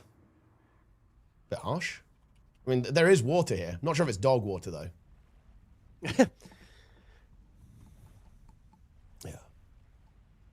Spirit Watch. Look, I'll tell you what, guys. Maybe maybe for another tournament down the line. Let's do a multi-game tournament. Yeah. Like maybe next time. What if the grand finals is push? Right? Like I just like random say, oh yeah, guys. How about a nice stronghold match or some murder ball? Okay. How about a Spirit Watch game? Throw that into the mix as well. But okay, real talk, guys. Like one of the reasons why we don't do stuff like that is when we're designing tournament rules. You might be interested in this, guys. You might have you might find this interesting while we wait for teams. We try to not deviate too much from things that people can practice easily, like doing a daily AT or even ranked, right? Like that's why we have the map pool the way it is, because Jin's Dominion is not in the monthly AT. And that's why we don't have stuff like Champion's Dusk or Push, because there aren't like regular ATs where players can realistically practice that. It's something that I'm open to in the future, but it's harder to get teams for because it's harder to like naturally practice it. The more you have to go out of your way to practice for a tournament, the harder it is to get people. That's why. Okay. USA is ready, just waiting one more moment for 55, and then we will be getting underway. Yeah, so I mean, I guess the question here is, are we going to game number 5, Teapot, at the very least? Of course we are. Forest. I think it would be. I would be so disappointed. I will be so disappointed if we are not going to a 5th game. At the very least, I do not want to see a 4-0. Okay, 4-0. Come on. I mean, sure. I guess that's kind of hype, I guess. Oh, 55, oh, they're so good. But come on, I want to see some more games. I want to see these teams sweat a bit. I want to see 55 sweat a bit. Okay, I want to be able to bully Draza a little bit after this tournament, Say, what were you doing, bro? What happened there? Well, let's see if I'm going to get my wish as the game begins. Roy, I'm going to hydrate myself. Lead us through the opening stage of this match while I roleplay as CMC. Sounds good indeed. All right, game number 3, first game on NA coming through here. We do see some changes here. The Thief is back for Team USA, as we were kind of expecting. Potentially Helio back on the standard Condi Conduit. Everything else looking pretty normal. We still got the support Luminary, so no support changes there for Team USA.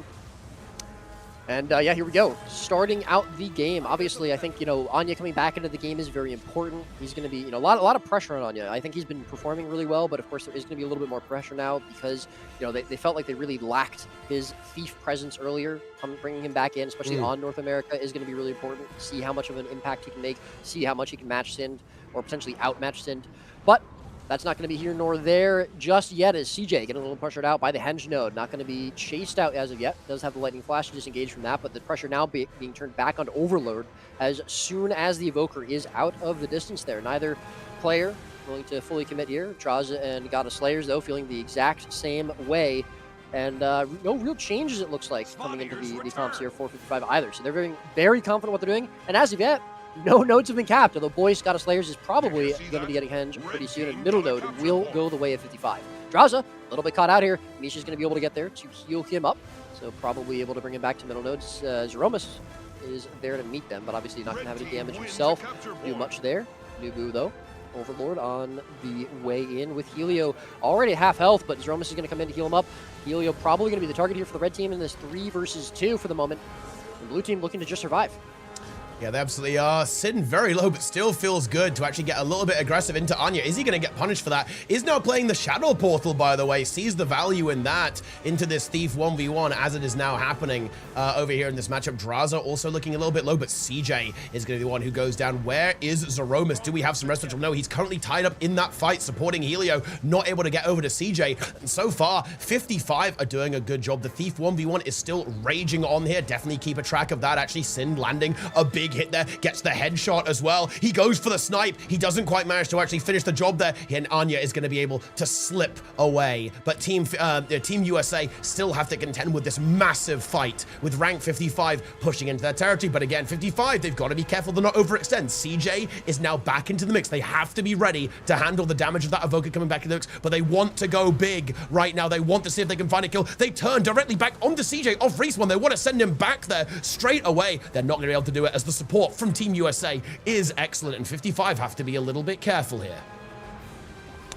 Yep, they got to make sure they're not overcommitting either. If they lose any players, the map could very much easily swing back in their favor, but holding this into a neutral state is just fine for them as they continue to take the Thief 1v1 still happening on the other side of the map, and USA unfortunately just cannot find any way to get on the board. Draza, this might be the start for them, is going to be going into downstate. We will probably see the signal from Misha, but it's going to be interrupted actually. Draza misforms, Misha getting ready to signal again, but again interrupted. Really nice job there from USA to be on top of that support, and he's not going to be able to signal it. He's going to be very low himself. God of Slayer's voice now potentially going to be going into downstate. The damage there from Helio as well as CJ, and that's 2 kills picked up. 3 kills make that as Misha is going to go down as well. Henge going to be confirmed here. Let's see what USA can do with this map state now that they have several kills on the board. They've got to do something big though, because they're already 80, 90 points behind.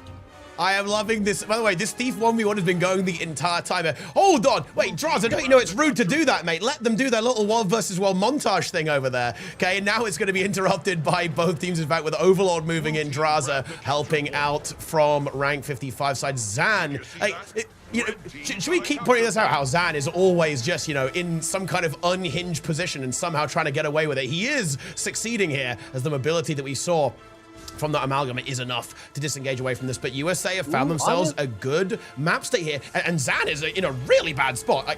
Surely he can't survive this. No, and Misha not going to be in a position, even with the Signet, I believe, to get that in time. Rink USA should recognize that he's coming.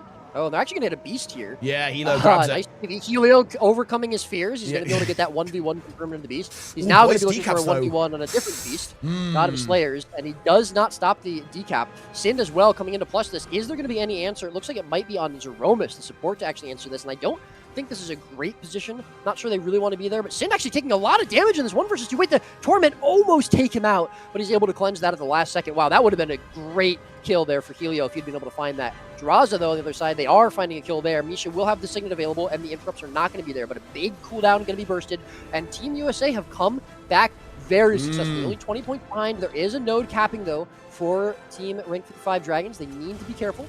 They don't let that point gain get out of control. Overlord going to be there to get that contest, or they get that decap, excuse me. And the 4 versus 4 now going to be cooking up here. Excuse me, the 3 versus 4 as USA are outnumbering rank 55 here. Misha going to go almost into downstate. Does have the rude focus to keep himself alive for a little bit longer, but not anymore. He's going to be burned out. Sind gets all the way back over to mid, so he's going to be able to get a decap there and get a little bit of value.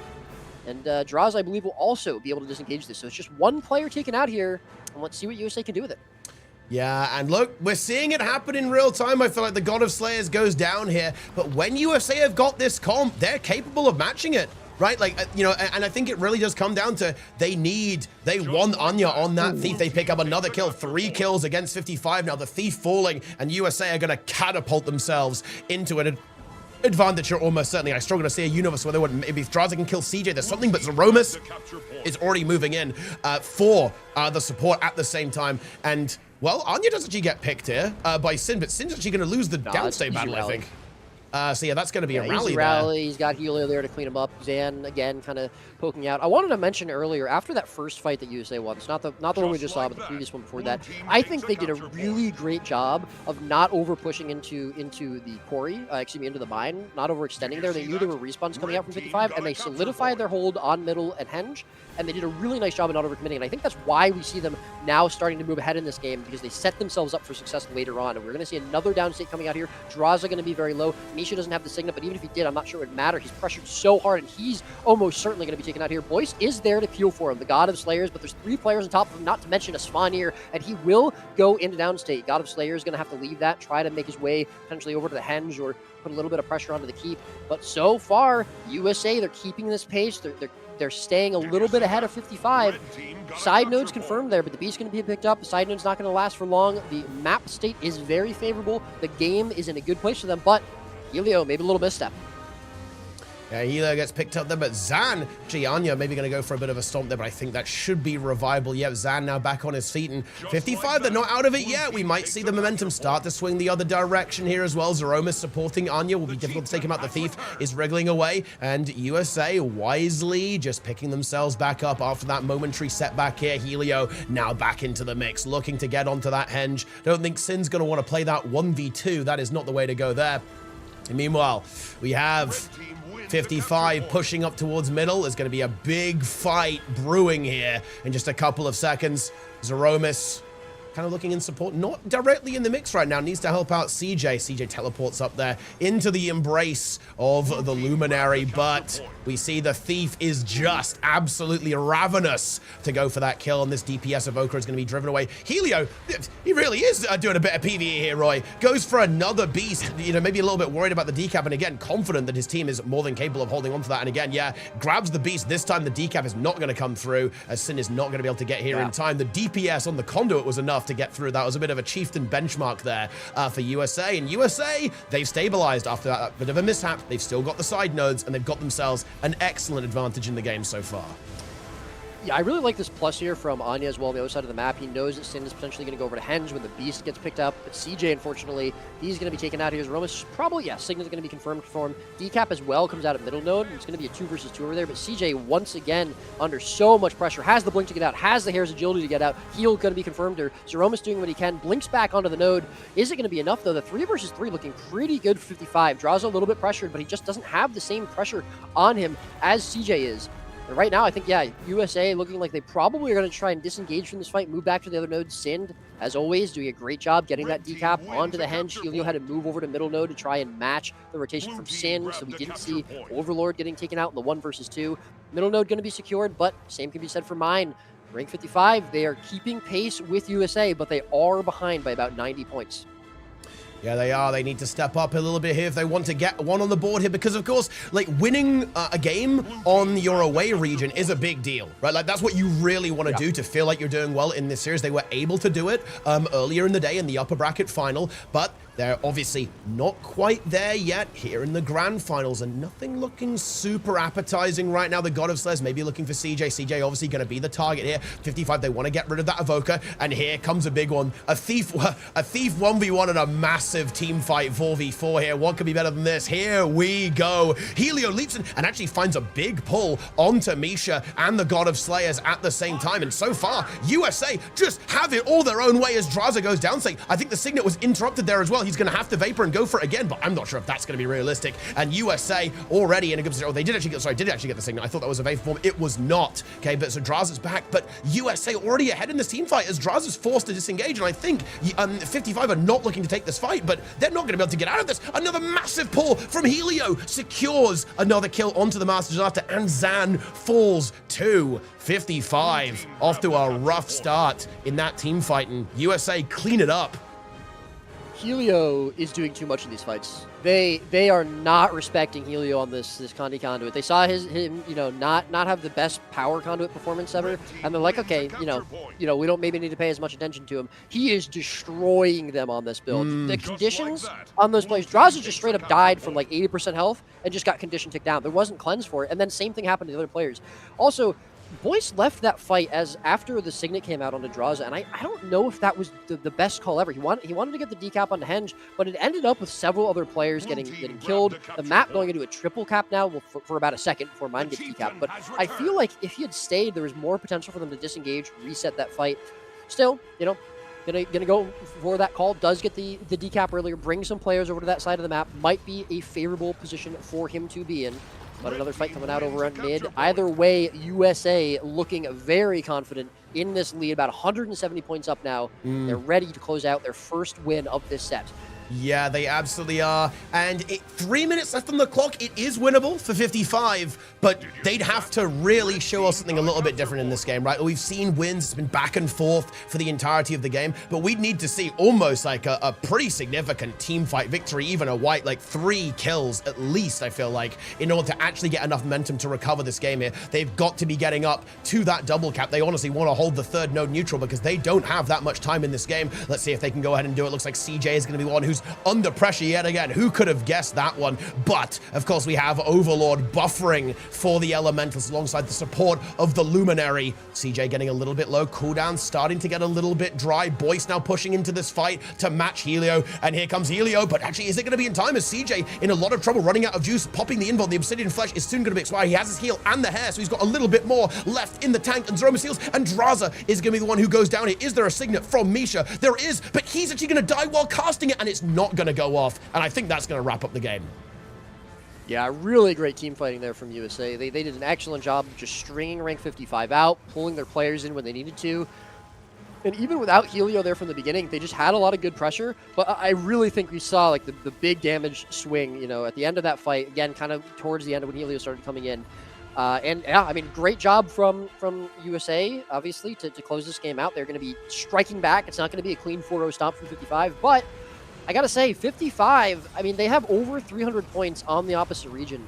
That's definitely a lot more points than we saw the last game. I don't quite remember what the score was for the first game, but they're getting a lot of point value from this. And if we end up getting to a game 7, obviously still got a while to go before we get there, but if we do, if they can continue this pace up, there's a very good chance it'll be on EU, and that's obviously, as we saw, a very big advantage for them here. We do see them actually going for the beast. Point farm. That's it's a point huge farm, play. right? Just, yeah, just to get points. Yeah, really, really nice. I love that. I love the ability for them to, you know, the awareness to be like, okay, we lost this game. Let's get a couple extra points on the board in case it comes down to what I was just talking about. But yeah, game number 3 going the way of USA. Really, really good job from them to make those adaptations, to be confident on their home region, and to not allow themselves to get clean sweep here. So it is a 2-1 now. Rank 55 have the advantage in games right now, but we will be playing our next game, our 4th game, which is going to be Legacy on North America again.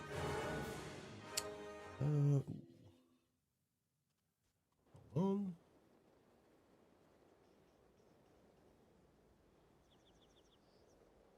right.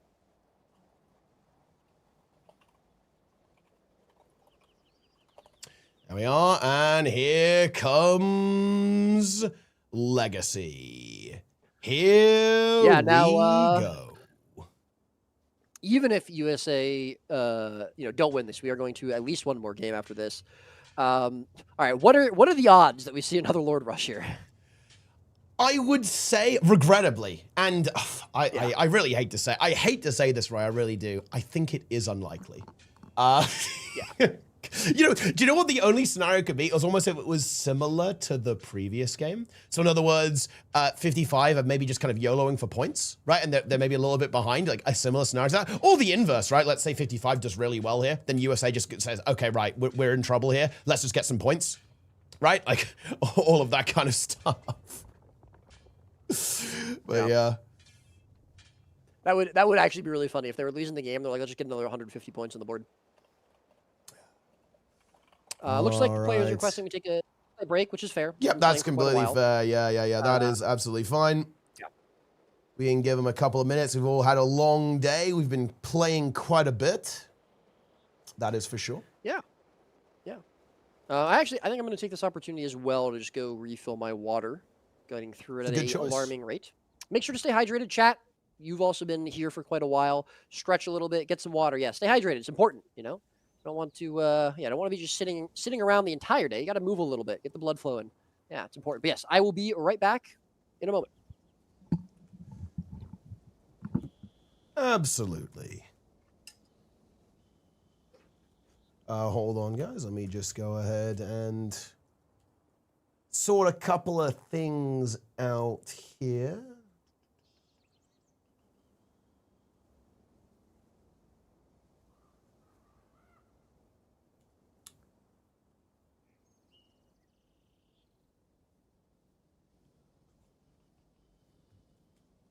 entertain yourselves or send gold for the prize or something, guys. I'm just typing. Don't mind me. Just typing in some numbers.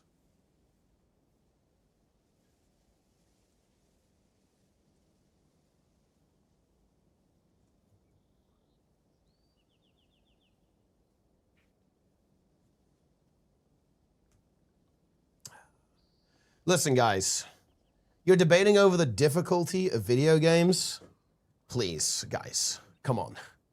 We all know the real skilled game is Tetris or Mario 64 or something, or Super Mario Bros. 2, okay? Listen, call me when you guys are like 0.1 second away from the TAS, or like 6 frames off the TAS, please. You're all a bunch of casual noobs.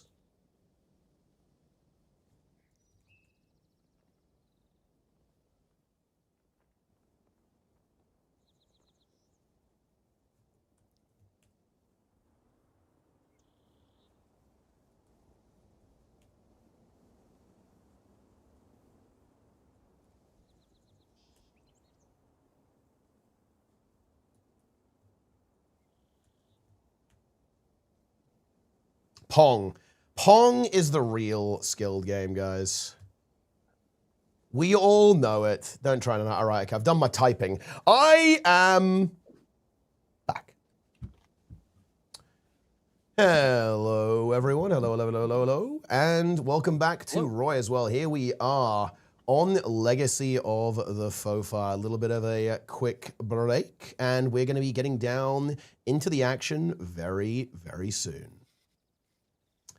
Get ready for content, guys. Get ready for gaming. Legacy of the Faux-Fire is going to be picked up here. Let's see if we see any further composition swaps. I would honestly expect both the teams to pretty much keep doing what they're doing. Like 55 have felt incredibly confident in their composition throughout the entire tournament, I believe, and I expect to see that continue. And now that USA are on NA, I think they are really going to be having a really, really good time with the Thief as well. So I don't expect any major changes there too. Use this time to send more gold for the prize pool, guys. You know what to do. Might as well, guys.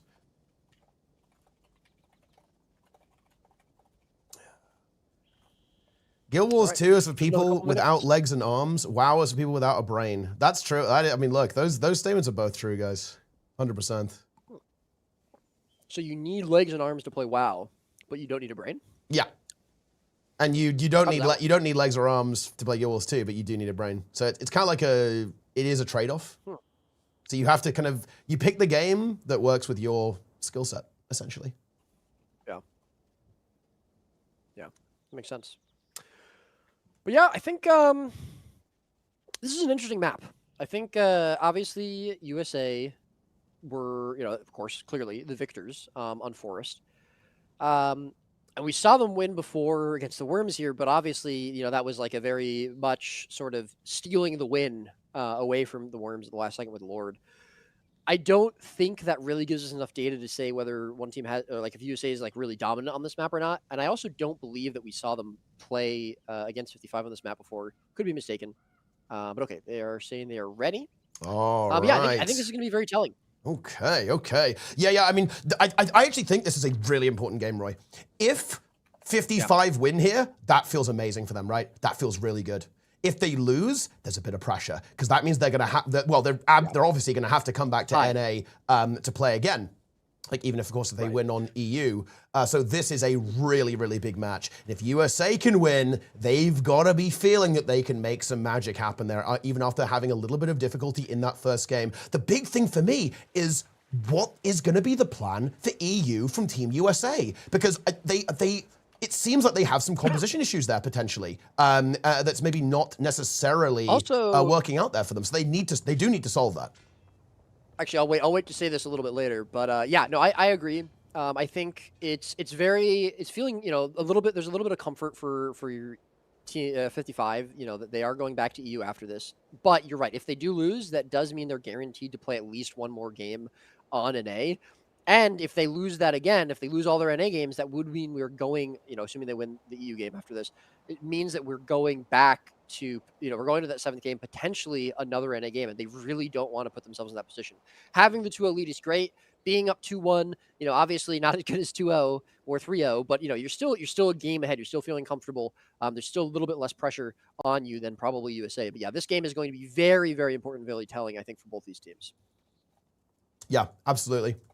And I imagine we're getting our comps sorted out now. Looks like, in fact, we are ready. In fact, we have the R from Draza and CJ, and we are going to be getting into this for our next game. The match starts soon. And here we go. Nice. Very good. Oh yeah, it's clean. Right. We like it. I'm gonna just go over the builds. You can lead us off.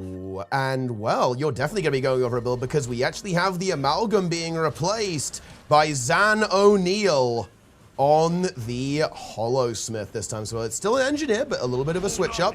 And USA are going to be playing, I think, the same approach here. Yeah, it is the same approach from Team USA. Kind of as expected. Anya is on the DP. Let's see if Cinder's as well. I believe he is. Yeah, both with the Shadow Pool. They're just going for that match, is what they're doing. And of course, the Ritualists just doing what the Ritualists do, exactly as expected. Whoa. I don't think I can call this right. I don't know where this is going to go. I don't really have any major predictions, to be honest. We're just going to have to watch it unfold before our eyes. Absolutely. I like the fact that we see USA sticking to what worked out last time. Again, I think Helio looked fantastic on the Condi Conduit, and I think he has a very good game ready for him here. But Zan on the Holo is really interesting. We have not seen Zan play Holo in this tournament yet, but of course, he is, as you mentioned before, the engineer player. They felt like the Amalgam wasn't doing it for them. They want the extra burst potential that the DPS power Holosmith brings versus this kind of hybrid Condi setup that they were using on Amalgam before. I like the change. We'll see how it works up for them. We'll see if they can make something work with it. As of now, CJ actually going to be potentially the first blood here. There isn't going to be a Signet available. As I say, that actually Zeromus rotates in. Let's see if we can get it. The precast is there, and he is going to be able to get it. No interrupt available, but already burning that Signet is going to feel very good for 55, especially because they do have the pressure on to the players. Sin, a little bit low. Does need to be careful. Looks like that might have been from the 1v1 with Anya, who I believe actually just maybe teleported himself out. Yeah, looks like he used the Shadow Portal to get back into mid to put a little bit more pressure onto the players there. Nice reveal from Zan as well, actually, and that's going to be Sin porting onto Anya with that reveal. He's not going to be able to restall for another second or two. Nice little synergy there, and a lot of damage on Anya, but really good job from Helio to help heal for his teammate. Yeah, the Conduit. Look, I think it's Sin dead here. I think he's dead. Yeah. Look at that Conduit application, right? That is absolutely insane. Like a beautiful combo there from Zan helping out Anya, but then the reverse happens there with an absolutely disgusting amount of conditions being applied, taking that thief down. Yeah, I think Helio may have heard that we had a giveaway for MVP of the tournament, and I think he's really starting to turn it up. He is looking so good the last couple of games, and that was a great play from him. Really nice synergy, I think, between, again, the Holosmith and the Thief on rank 55, but Helio doing such a great job of peeling and then applying that damage back, and we see him do it again here with Zan. He's going to go back and announce a Signet available for me. Is there going to be an interrupt, or is it going to land? It looks like it's good, and that will be the res coming through there for 55. The damage still coming through, though. Let's see if the Holosmith can make something work, make a change from the last game, but so far it's not looking like that's going to be the case. The heal's just barely keeping Zan up. Is the counter pressure going to start coming through? The Thieves 1v1ing, duking it out back over middle node, but the pressure's still going to be on Zan. The Holosmith forced away from the fight, and the damage is good enough to bring him down as well. Draza also low. The rest of 55 reeling, split up, not in a good position, and USA take a very strong lead in this game. Yeah, USA's team fight looking good, and yeah, I think you're absolutely right here, not just about Helio, because Helio is putting in the work in these games, but that Conduit, right, is so much damage. And when it's piloted by a player like Helio, it becomes a very difficult thing to deal with. It is just this blunt instrument that is cleaving through these team fights like nothing else. And 55 are having some difficulty dealing with that right now. That is absolutely lethal damage from the Conduit. Yeah, no, absolutely. It's interesting. Have we seen 55 playing the Conduit at all this game, this tournament? I don't think so, right? No, I don't think they really, and I think this is where there is some potential with the flexibility issues that 55 has maybe compared to USA. I don't know who would play that. Like, I imagine there are players that could, like Draza obviously could, I imagine Boyce as well, and Misha, but the problem is that that's hard for them to then readjust that composition around that, right? And in a way, they are a little bit locked onto the NG as well because of Zan. Yeah, absolutely.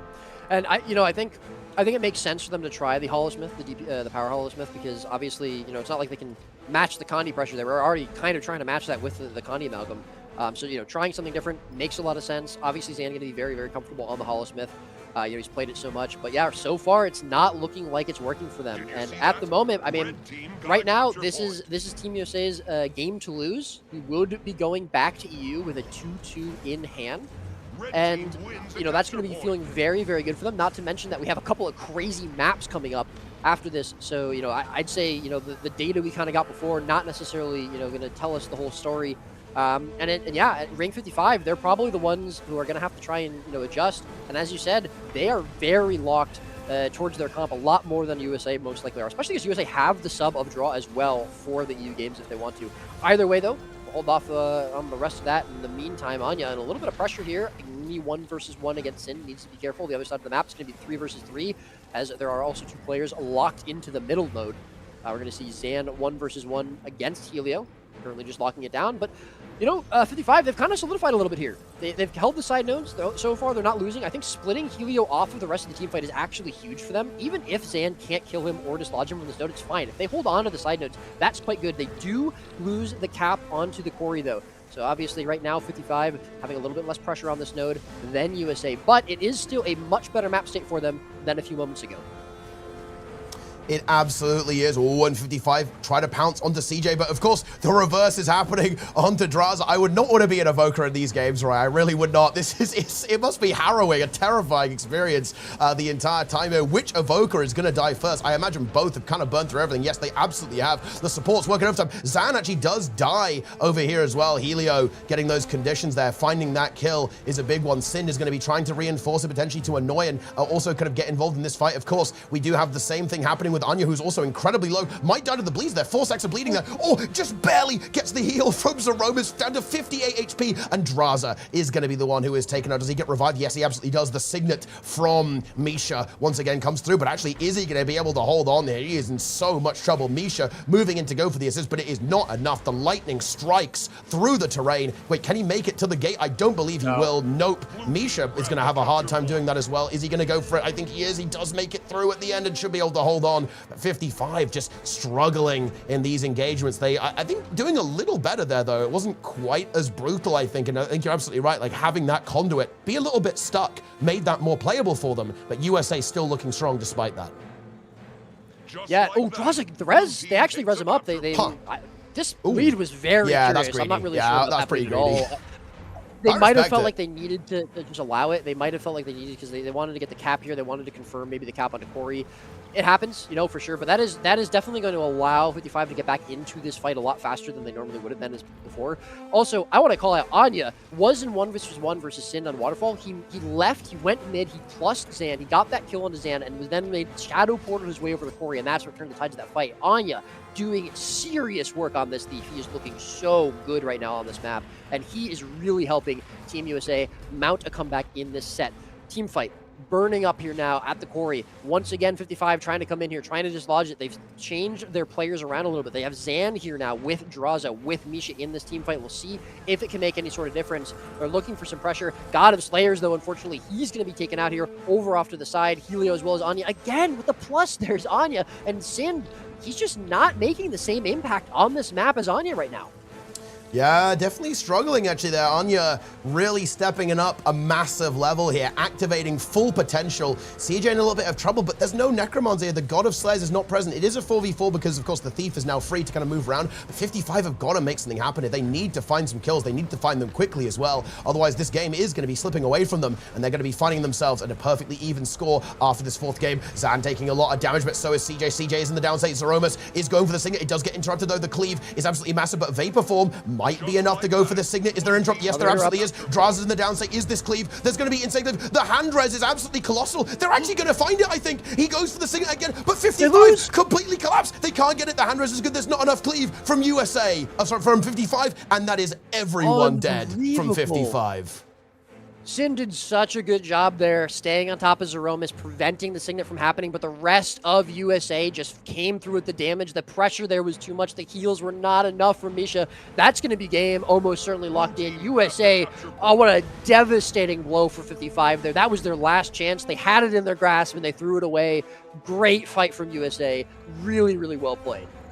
Yeah, that was very, very impressive. I mean, 55 are obviously going to play it out. They want to try and score some points like that. You know, that kind of goes without saying. But USA, they are showing something pretty special here in this fourth game. They have activated some serious power. And, well, they want to take it back to a fifth game here. Maybe they want to take it to all seven. We're about to find out. All of USA surging forwards. They want to deny the capture. They want to deny all the points they can in this matchup here. Let's see if they're going to be able to do that. I mean, is it theoretically possible for 55 to win? I'm honestly not completely confident about that, actually. I don't think they have enough time to win this team fight and find the neutralizations. 50 points to go in this game. Can 55 find a couple more in this matchup? I think it's not entirely certain they will be able to, as we've seen how powerful USA can be when it comes to just standing their ground, rotating players on and off the point and locking it down, and they are holding firm. They're looking to end this on a triple cap. The Thieves scuffling around, trying to find something. CJ maybe going into the downside there. Is there a signal? I imagine not. There actually is from Zeromus. Is he able to land it? He may well be able to, but the cleave is very high, but the game is over. So, I was going to say this earlier, but I decided to hold off. The next two maps we have, which we are now guaranteed to see both of them, even if Rank 55 win the next two, or Team USA, because now it's tied up 2-2. We have to see the next two maps. The next two maps are Temple and Skyhammer. Wow. Yeah, Temple those are weird. Is insane. And Skyhammer, we saw, and Skyhammer not only is a map that we saw USA, that was their only win earlier against 55, but it's also on NA. So I think not only is the pressure now, back on 55, because their lead is gone in this set. It is now tied up 2-2. USA did an excellent job of adjusting, of having a big advantage on EU. But not only is the pressure back on 55 because of that, if they lose this next game, I think their hopes are looking very rough, because they will be back on NA, back on Skyhammer, the only map they lost to USA before. So this is almost a do or die for them in some senses. It's not a guarantee, of course, but I think it's really, really important that they win Temple. And Temple is like is maybe the most chaotic map we have. You never know what's going to happen with that map. It's nuts. Yeah, anything could happen. Anything could happen on this map in particular, I would say. Because if you just forget about the buffs for even a moment, you let that slip your mind, all of a sudden it can all come crashing down around you. And of course, we're going to be heading over to EU as quick as we can to get this game set up. And, well, yeah, I mean, of course, if 55 win this, they do put themselves on that match point where if they're able to win on NA. But again, USA has the potential to bring out that Skyhammer comp, which was giving some problems to 55 as well, earlier on. Let's see if they've actually thought about that a little bit. Yeah. It is since then. It is worth mentioning that if they wanted to repeat their exact same comp, that does mean Draw would have to play on NA. So it almost works out in some favor for 55 that it's actually on NA instead of EU. But I also think they'd probably be willing to do it if they thought it would guarantee them to win. I think if they were very confident in that comp being really successful and 55 not having an answer for it, I think they would risk Draw playing on ping on an A for Skyhammer. It's a proven theory, basically. That being said, if it comes down to they win or lose the tournament based on that game, if they lose this next game on Temple, it's a bit of a different story. Not only that, though, I think it's really important to think about, we saw the presence of Anya. We saw the impact that Anya had on the games. We have only seen Anya, I think, play one game on EU, I'm pretty sure, if any. I'm just not sure if they're confident enough in Anya's ping on EU. So a huge amount of impact, because they tried both Helio and Power Conduit, they tried Helio on Hollow on EU, and neither one worked out for them. So either they need to try something different, they need to have Anya, play Thief on EU and hope that it can work, and hope that he can keep up that pace and keep up that impact in the game, or they have to do something else entirely different. So while I do think, we were talking about this earlier, 55 have a little bit less ability to swap up comps and a little bit less ability to adapt because of the class pools for their players being a little bit more locked. It almost might not even be up to them to have to adapt as much, because it might still just be on Team USA to be forced into the adaptations. Yeah, absolutely. We'll have to see what they can come up with here. And, well, it's getting very, very toasty in this matchup. This is actually this is the spiciest finals that I think we've basically ever seen, as far as I'm aware, for Masters of the Arena here. It's a very different feel than Mota 1. What was the score, by the way, on that previous game? Do you have that down? It was like 500 to 200, something like that. I don't remember the exact numbers. So let me actually put that in. Yeah, they're still getting into the into the arena, so. Yeah.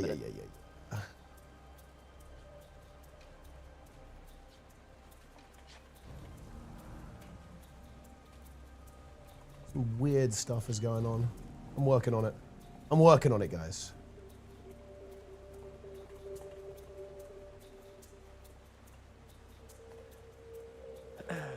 Someone tell me what the score was, guys. I think it was like 204 to 500, I think.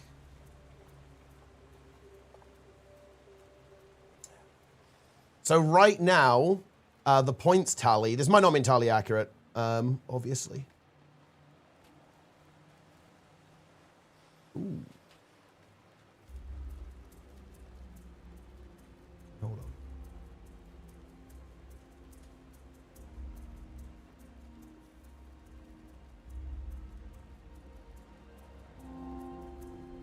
Give me just a moment. Quick maths. Teapot doing some. It's 212. Still waiting for full players. It was 212 apparently. So right now, 55 are ahead by about 300 meta points, as I tend to put it. Okay, it's a pretty big gap. Does mean that obviously, you know, this game is probably going to be really important, even if USA lose it, to get a lot of points. They're going to have to make it very close and also really starve 55 of points in the next game back on an A. But yeah, I think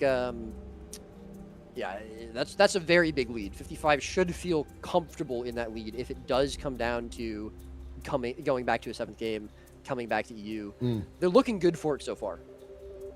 Yeah, they absolutely are. Looking very, very strong. And, you know, this is cross-region. Things do get a little bit weird when you are playing cross-region like that. So it's not unsurprising, obviously, when these teams are evenly matched that, you know, the small edge of playing on on your home region is going to give you a bit of an edge and allow you to kind of find an advantage.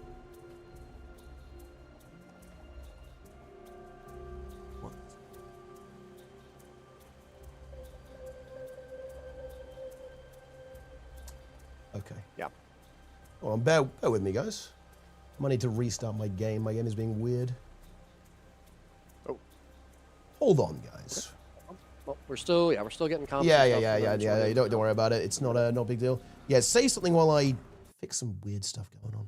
Absolutely. But yeah, guys, if you have stuck with us this whole time, then we really, really appreciate it. We are closing out. We have, at most, we have 3 games left. We have Temple here. We have Skyhammer back on North America. Those are guaranteed. If we go to a 7th and final game, it'll be Kylo. The region will be determined at that point. But we've seen a lot of PvP on the last couple of days. We actually somehow went longer today than we did yesterday. Just obviously those best of 5s and best of 7s really dragging things out. But not in a bad way. I'm very excited. We've seen a lot of really great PvP, a lot of great sets. Shout out to all the teams that have played across both days. Really, really appreciate it. And of course, thank you all for watching and supporting the streams, supporting the PvP community. As we've said a few times, we are partnering this tournament with Cure Rare Diseases. If you're interested in that, you can type ! I believe Maturino is...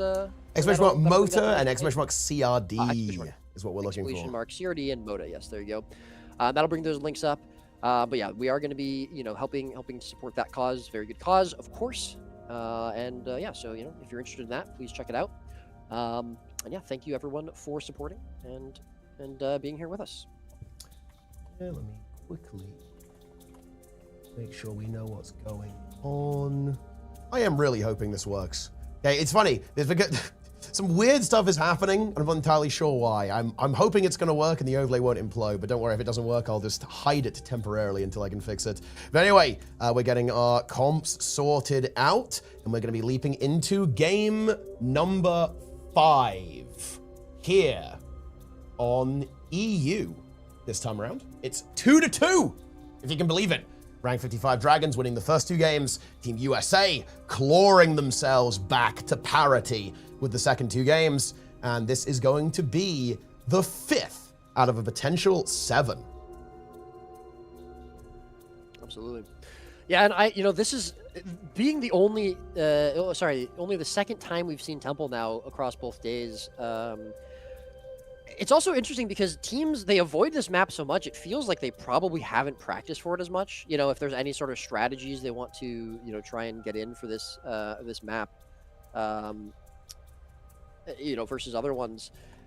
I wonder if either team is feeling more confident on Temple, and that's certainly something I plan to ask them later on, if we get the chance to. But I think Temple is just such an unknown quantity for these teams. I imagine it's really interesting to me, and we barely ever see it come play until it's forced into map rotation because of a best of 7. But all right, rank 55 is ready, waiting on Team USA to let us know they are ready. Very, very good. I do see Anya in the spectator pool, which means it's. I think it's likely that they're keeping that thief, and I think they just feel like they need it. And I agree. I think they do. On this map, and again, I think Anya's been playing great. All right. All righty. Here we go. We're ready. All right, our 5th game. Amalgam again from Zan. Potentially the penultimate game of this tournament, if we only go to 2 more. Ready up, guys. And here we go. It's going to be the DP Thief. Zan back onto the Amalgam here. I think that makes some sense, like very highly mobile, right? And I do think the Hollow, it did get, I think it got bullied a bit in that last game, right? Like, whereas the Amalgam has a bit more ability to kind of slip away out of combat a bit easier, which is something that we've seen Zan doing quite a bit, actually. But anyway, here we go. I mean, look, if USA can take this game, then they are absolutely loving life. If they can find themselves in a match, if they can find themselves an advantage. But 55, look, this was their pick. I think they're pretty happy here. We're back on the EU. The ping is in their favor. They've got to be feeling strong. And look, there's some cool customers. I'm sure they're feeling a bit of pressure, but I'm sure it's only making it all the more exciting. Was this the final map they won in Mota 1? It was, yeah. This was the shield interrupt on the glyph. Yeah. Oh, yeah, Zan just absolutely going crazy. Yeah, I mean, that might, be helpful for them. That might make them feel more confident. Let's hold off of that in a moment. CJ getting pretty pressured out here, but so is Heel of Midnight. Draws the evokers on either team in this skirmish off to the side over by the altar. Side node's going to be picked up here by either team, but a slight lead there for USA because they got the node a little bit sooner. Boy's actually getting locked down here. I think, no. Okay, that's unlucky. Boy's actually clipped into a rock. That is very unfortunate. Was not able to escape out of that, which is very, very unfortunate. You do not like to see that. So I'm not sure what happened there, but something like knocked him into the terrain. You hate to see that. So he does end up getting picked up there. Of course, Draza now trying to wriggle away in response. Over here too, of course, there will be a bit of an outnumber against EU. And by EU, I mean rank 55 Dragons, at least for the time being here. All of Europe is currently at a numbers disadvantage by 1 player. That is how it works. But yeah, Draza just taking a beating it. Can he somehow hold on? Master Disaster maybe will be going for that res. Is he going to go for it? He has the Signet available, but does he have the stability for it? Not really. The interrupt comes through. And that is going to be another kill secured. And Team USA pick up another little victory there in this game. Sin does a good job getting that decap though, and obviously a very annoying start there for 55. They're just going to have to kind of wait until they have all of their players back on the board before they start playing once again. Yeah, they've done a good job of salvaging it though. Every time they lose a player, you see them kind of wriggle away, disengage, kind of look to recuperate their losses. They're getting the side notes. They're holding on to this game. They're not far behind. They're potentially about to overtake it if they don't lose this second cap. Although CJ, I believe, is going to be in a position to decap it. But yeah, I think it's also it's important to note that we do see Anya, and I think obviously in general, I was saying I think Anya being in these fights in this team is really important, but especially on a map like Temple, you really want to have that mobility, that additional presence around the nodes to be able to jump around there. And we do see the double cap not coming out for USA. CJ locks that node down. Zan not there in time. Nubu going to be there as well. Master Disaster just kind of flitting in between the players and not going to decide to continue to contend that node. We are going to see decaps over at Temple, and right now. Team USA, the double cap, no points in the contention. CJ, Nubu down here. Nubu goes to the downstate. Where's Zeromus? Yeah, we are going to see does get the rest. Come out. But Zeromus takes a lot of pressure for that, actually. Be able to hold on to it, but yeah, a lot of pressure there for Zeromus. Rank 55 looking potentially to find a nice win, get some kills, get some map state flip back in their favor. They're going to see Stillness coming up in about 20 seconds as well, so this would be perfect timing for them if they can do it, but they've got to start doing it soon because they are starting to really bleed points. 60-point deficit now for them over USA, or under USA, I should say. Yeah, absolutely. The Thief 1v1 is kind of happening in the background as well. Naru drops down here to actually pursue after Draza. That might have been a bit ambitious here. He does end up getting picked off. They need to actually be a little bit careful as Zeromus could, of course, actually drop down there to go for that. Of course, the Guardians are in a really fun 1v1 for the buff. This is one of those classic situations where the supports are just kind of looking at each other angrily while their team rotates around them to kind of stall one of these buffs. Naru's going to fully bleed out here as well, but Sind actually in a little bit of trouble against Anya. Very, very low indeed. Just a couple of thousand health left over at this stage. He's able to get back into Stealther as well and kind of hold on. But 55, they need to find something. They haven't actually found a big advantage in this game yet. Quite to the contrary, in fact, as USA are off to an excellent start in this matchup. They do now get a kill on Helio. I think getting that Conduit off the map is a big deal for them, right? Helio has been causing so many problems for them in those previous games. They're going to be happy to see that. Yeah, absolutely. Really nice pickup onto them, continuing the stagger. They've slowed down the point gain for USA really, really well. Now they're going to start getting those points back. Anya, shouts out to him for doing a really nice job, kind of winning that 1v1 and forcing Sind away. But Sind, as he disengaged, comes back to the node. He's going to be able to get it. That'll be side nodes probably for them. But Zan actually going to go to downstate at middle node. And unfortunately, Heal of Midnight, Draza not going to be able to do anything but try to live and try to get away. I don't know if that's going to be possible against CJ, against Anya. We will see players coming in, though. We see Misha as well as Sind, potentially going to peel him out. Sind doing what he can. Misha, some heals off to the side. And the portal, actually, is going to bring Heal of Midnight back over to Temple. And he's going to stop Anya from being able to get that decap. So really nice. Was that a portal? Is that correct? Is Sind... Sind does have, he does have the Shadow Portal, yeah. He does have access to that, mirroring that utility being utilized by Anya. The Draza under some serious pressure. Can he actually hold on here? He cannot. There's no heal available. Maybe they could somehow turn this, though. Actually, they have a lot of players. Anya in a bit of trouble. Zan on the warpath finds that kill, and they do turn that. I love the ambition there from USA, but perhaps a little bit too ambitious. We do have that kill, though. Nubu helps out Helio to take out the God of Slayers. 55 kind of crawling back into this game. They pick up that kill. The Thief is off the map, but they do lose their Necromancer at the same time. It looks like that might be the solution from USA. They want to basically push the Revenant, the Conduit, with their Ritualist quite a bit, but that doesn't mean they don't have it in the team fight, which does feel a little bit spooky to me sometimes. Yeah, I thought Stillness almost got capped there for 55, but not happening. And there's still a advantage on the map for a couple more moments here for USA. Helio actually taking a lot of pressure, but he's going to get healed up, and he should be okay. Sand pulling some players over here. No way he gets this decap, although CJ does need to be careful. He's a little bit pressured. We will see Boyce coming back in now. He's going to get a decap over at middle node, but we are going to see both buffs coming up in about 20 seconds. No one captured the first Stillness. Anya now going for the decap over at Temple to completely neutralize the point gain here from 55 until Boyce is able to pick up middle node. But Zan in a lot of trouble in this 1v1 against CJ. 1 versus 2, excuse me, as Helio. He turns it though. But now Sind out of nowhere coming around the corner, and CJ unfortunately is going to be taken out. Is Zeromus in range? He is looking for the Signet. Not sure he's going to be able to get there in time. 3%. Oh, he's not unfortunately going to be able to do it. He does cancel the Signet. He was worried about the health, I believe, there, as well as the fact that bottom buff, he's now going to have to contest that into Misha, but a nice pickup onto CJ. Let's see if they can force maybe Stillness to come out here. At the very least, they can probably force more of a team fight. Naru, Nubu going to be under a lot of pressure here. He's going to be forced to jump down. This might be exactly what 55 want. If they can get Stillness, they can definitely catch up to this lead that USA have. Yeah, they certainly can. Zan going to be chasing down CJ over here. Draza going for bottom buff. Oh, actually uses the Arcane Shield, nearly manages to get it, but the interrupt comes through at the last second from Draza there. The points are completely stalled. Zan under a lot of pressure. Misha is it here. Does he have the Signet? He does. Is he going to get it? I think the answer to that is yes, but can he actually keep Zan alive? That's the big question. Zan turning into a puddle of ooze to keep himself safe, at least for the time being, but they are still a little bit outnumbered. They need some reinforcements here, but USA is rotating away from that fight. Actually, they don't want to waste too much time on this. Anya in a little bit of trouble. Actually does go into the downside. Helio moving in to actually help out with this. That is going to force the Heal of Midnight to actually confirm this kill. Zeromus also moving in. There is a res. Stillness gets capped by 55 during all of that. The kill is now confirmed there as well. Oh, and this is where things get a little bit scary as the God of Slayers is here to help out, taking out Helio. Draza starting to activate here as well. Zeromus also in the next. Signet is available if we have a downstate, and I think the support here is going to be a little bit scary over 55. They don't want to engage this too directly, otherwise they are going to end up losing that fight. I think the Luminary is very potent, but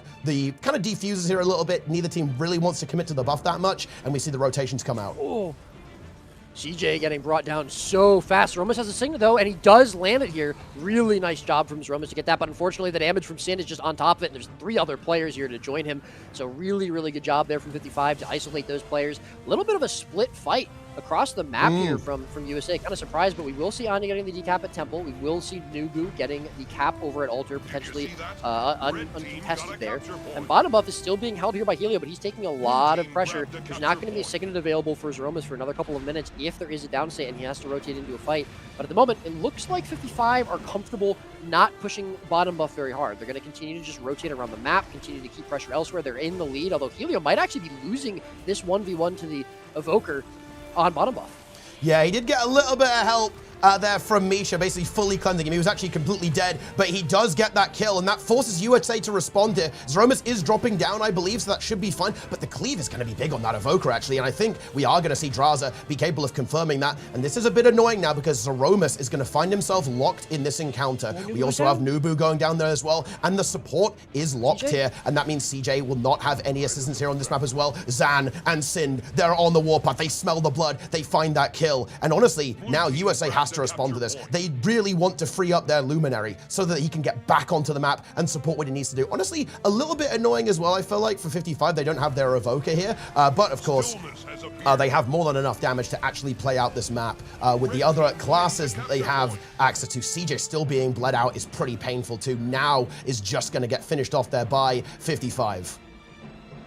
I feel like this is actually just 55 in their element. They are just out-rotating pretty much every step of the way here. You know, they don't need to win any big fights. They don't necessarily need to be just farming kills. They are just rotating slightly better, or maybe more than slightly better than USA right now. And that is, we've seen so many games where that's the case, and that's where 55 win here. And I think Temple actually ended up being perfect for them because of this. And even with Anya on the Thief, it's just not enough. I don't think Anya's having a bad game, although we do see him almost losing here now. This 1v1 against Sin, he's so very low. He's rotating in, trying to find some help here. Nubu potentially going to peel for him a little bit, but regardless of that, 55 are just looking very good. It's still a close game, though. Only 50 points separate these teams. If a mistake happens from either team, it could spell doom for the other one. Have to see what happens. Helio very low down here. Does have Zromas. Does have Anya around him, as well as CJ. It's actually looking like maybe Zan gets caught here. Out here on bottom buff. But yeah, Zan. Ooh, a little bit out of position. We've seen this happening a bit, but Stillness comes through for that, and that's going to increase this point lead for 55 by quite a bit, unless the decap can come out, and it's not going to happen with God of Slayers helping over there. Yeah, top buff as well is going to be pretty juicy. I'm not sure if Helio can make it in time to actually get the decap, and Sid might just try and stall this a little bit, just stall the decap, just to generate some points from that Stillness. 4 points per tick is pretty juicy. Zan is on his way, and I think we're going to see Sin trying to hold that, but that's going to be tough, actually. He's going for it. He's able to do it, just barely. That conduit is so formidable. When you have to fight that thing in a close, an enclosed space, it is not fun at all. And so far, yeah, it is still looking pretty good for 55 here. Boyce getting a little bit caught off guard here. Sin maybe gonna have to try and somehow peel him out there, but Anya and Naru able to get that kill. We have now the Amalgam versus the Conduit in this 1v1. 55 creeping towards their victory here, gaining a lot of points here, but it is still a very close game, and of course that is gonna be relevant later on. Boyce still bleeding out, not really revivable whatsoever, and Misha and Draza still kind of locked in this endless 2v2 in the bottom. It's almost like we have these two games going on. We have this crazy 3v3 happening at the same time as this 2v2 that will maybe never end down here on the bottom, but at the same time, Zan does actually manage to get a kill onto Helio, and that is a really, really big deal. Just getting those 5 points is good, but also, of course, taking a player off the map is even better at this stage of the game when there's only 50 points left in it. Sind slipping around the map looking for a decap is, of course, going to run into Anya here, but the God of Slayers is going to be reinforcing against Naru, who's going to find himself in a difficult position to hold on here against, like, USA at this point. I feel like they're probably in just get points mode as much as possible and defend the nodes that they have so they can get, the score that they need to continue to play, hopefully on the NA server for them at the very least. But I think we are seeing a rank 55 victory here. Damn, did Boyce just hard win that 1v1 against Nubu, God of Slayers? I think I'm not sure if Zan was in there. I think Zan was there, right? I think Zan was there. I mean, obviously, Boyce, incredibly fast. He is a monster, but I'm not sure. That might not be. He's the God of Slayers. Yeah, he is the God of Slayers. Yeah. But yeah, you can see 55 just kind of waiting for the game to end here. They're feeling pretty confident about that, and a solid victory, a rough start to be sure. but they find themselves 500 points in the pocket. But that is 387 scored by Team USA. Yeah. Not necessarily a super flashy game, but again, like I said, I think that was exactly what 55 wanted from that game. You know, they were able to control the pace of that game a lot. They were able to feel very comfortable. They just out-rotated USA. We are going to be heading back to North America now for our potentially final game of the tournament. The onus here now is on USA. They want to send us to the last, final 7th game of the set, which would essentially just be a best of 1 at that point. But obviously 55 are going to do what they can to stop that. Neither team so far has been able to beat the other in this set. Yeah, on their opposing region. On the opposite region. That is remarkable. Which is, of course, very different from what we saw in the first set, where 55 were just so dominant. But USA, again, just being very adaptive, really, I think, paying attention to what they, the previous set, what worked and what didn't work against the Worms, and having a great job, coming up and trying to match 55. And so far, they're doing it pretty well. Obviously, that game, they just lost. They are now 1 loss away from getting, from losing the tournament. But I think they should still be feeling pretty good here. I think if 55 had lost that game, it would almost certainly be over, because I think Skyhammer clearly works for them, for USA. They have now, not the ping disadvantage anymore. They're back on North America. They should still be feeling pretty confident. It's just about if 55 have come up with a plan to potentially address the comp that we saw earlier with Draw and that power amalgam. Oh, yes, because, yes, as you say, we are going to the Skyhammer next. And I guess the question that I have here is, will 55 have actually found a way to overcome that strategy? Because it looked robust, right? I feel like in the same way that I think that 55 adapted in that Temple game, they realized that we've got to deal with this conduit. We have to deal with Helio. That was the same thing that happened to 55 when USA was like, we've got to shut down Sind on EU. We've got to find some way to do this. And they were able to do that on the Skyhammer. But the question is, 55 have had some time to reflect on that. They thought, okay, how could we potentially approach this? Let's see if they've got anything up their sleeve as we go ahead and join. Oh, wait. Look, you can tell it's getting late, guys. I just joined like a random arena, I think. Nice. Okay, hold on. Let me... Is the arena even up? It should be, yep. I'm on NA. Let's see here. And we are on the Skyhammer. Yeah. Indeed. I need to be back 1 second real quick. Yep, I will be right back. Absolutely fine. Gonna quickly get everything prepared up as we go into this game. Let's do it. Here we go, gamers. This is match point for 55. They've got to be feeling some excitement. Look, it's getting late for EU, but I guarantee you the energy is going to be pretty electric there. I think they're going to be very energized, ready to go and make things happen. Yeah, I just joined a daily server by accident, guys. Like, no joke. We could host Mota there. I'm not, it's possible. Like, we could do it. I'm not sure if we want to do that, but we could. Let's check that everything is working. It is. And people are hopping on board into the game.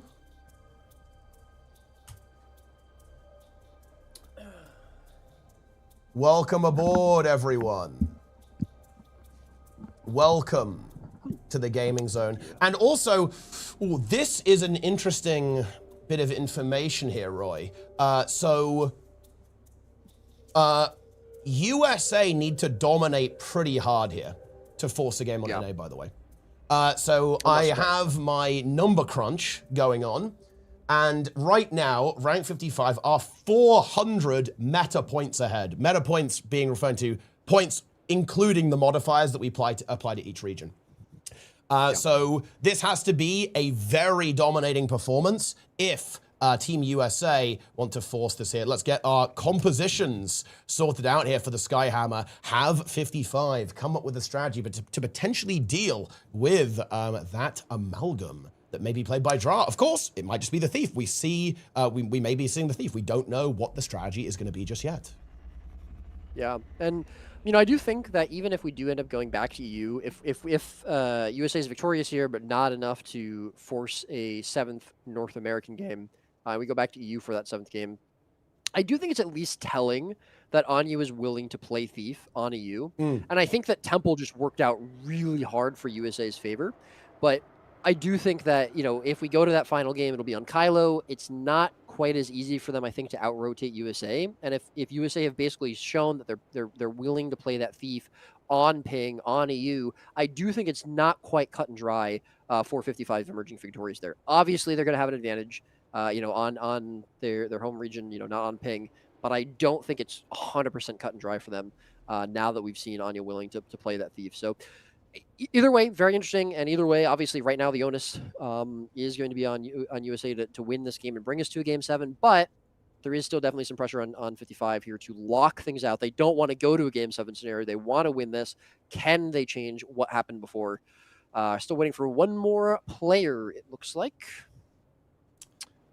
Who is our missing scamp who hasn't made it over here yet?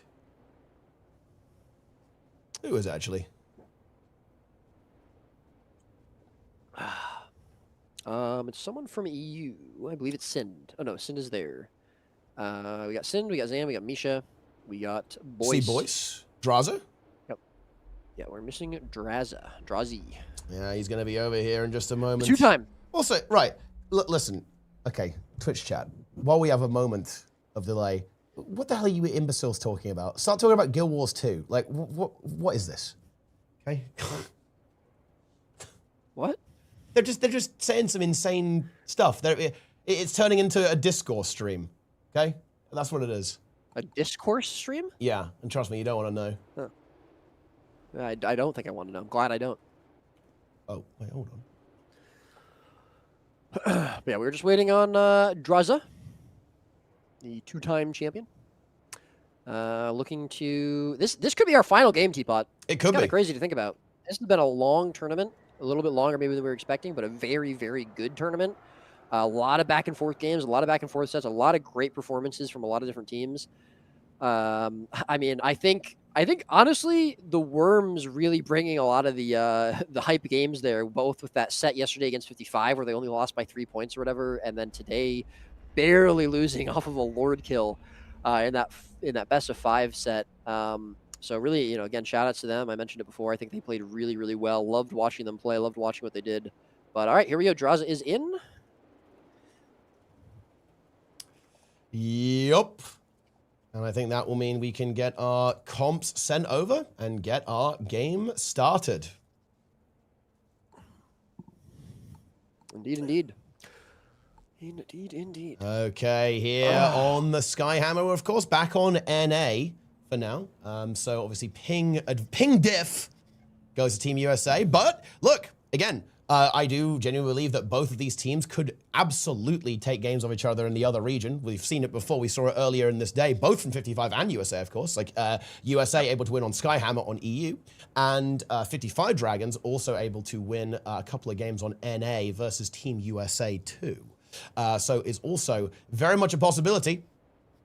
And well, we'll have to see if that's going to happen here. This could be it. Everything is to play for. I have to say, it is pretty funny to see it come down to the Skyhammer. That is unbelievably entertaining, in my opinion. This is another one of those maps, right? Roy, you were talking about this a bit earlier, right? Temple into Skyhammer. Those are that's wild, right? That is some really, really crazy stuff.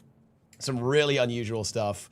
To see there. And well, what a way to kind of round off the tournament. Of course, it could not end here. And well, I think Kylo is our final map, if I'm not mistaken. It is, actually, yes. Which, well, I'm sure 55 maybe don't want to see that if they still believe in the curse. But we'll have to see if we're going to be going there because, again, I'm sure the comps are being sent over. I think the comps have been received, in fact, and that means we are waiting for the go signal. Absolutely. Just waiting for both teams to let me know they are ready so I can tell them to join. But yeah, this is a do-or-die situation, Teapot, for USA. They are looking to continue the streak of beating 55 on Skyhammer, looking to continue the streak of not losing any games on North America in this set, looking to take the title of true Mota champions. If they can beat 55 here and bring us to a Game 7, their chances continue. Their dream stays alive. 55 looking to stop things here, not bring us to game number 7, looking to reclaim their Mota 1 champion titles. Oh man, this is exciting. A lot of pressure on both these teams. Even up one game, a lot of pressure on 55. They know that this is going to be a hard game for them to win. They haven't won any games on an A this set. They haven't beaten this team on Skyhammer from the previous set. I think it's going to be tough for them. I think they can do it. I think USA knows they might have a little bit of an advantage here, but again, huge amount of pressure on them down a game in this set already. This is it. If they lose this game, they are done. The tournament is over. They are out. And 55 Dragons, will be crowned the true champions. Yeah, I mean, look, that's almost more to play for than the gold, right? Like, than the gold itself at this point. It is all about the glory at this stage. Looks like Zeromus is ready. 1 minute on 55 there by the looks of that. So a little bit of cooking, perhaps, on how they're going to be approaching this game and what are some of the thought processes are going to be. Okay, here we go. Yeah, I was really hoping they would both ready up by the time my epic monologue ended. It doesn't really have quite the same impact. Well, I was trying to stretch it out a little bit more. But, I was clearly 55 just trolling me. I was getting a bit worried that, maybe 55 is getting tired. They'd really want to get things going, right? But apparently they're fine. They're the ones delaying. Yeah, they're the ones delayed. So apparently they're all good. I mean, that makes me feel a little bit more... Seems like, it's 4 a.m. Yeah, not a big deal. I don't have a family. Yeah, he's probably whispering. He's doing ASMR into the mic, doing the calls, calling the rotations, so he doesn't wake his kid up. Like, pass me 1, 2, 3. Zan, Misha, help. Misha, I need Signet. Shadow portal ready. All right. So let's see. We're going to be waiting for the go signal. 55 still doing a couple of last minute preparations by the looks of that. Then, so it seems. And once again, I feel that this game is very hard to predict with how these teams are playing right now. Like very, very, very hard to predict currently. It's hard to make the call. Yeah. It really, really is. Like, who is going to come out on top here? It's a big question. It is a really, really big question.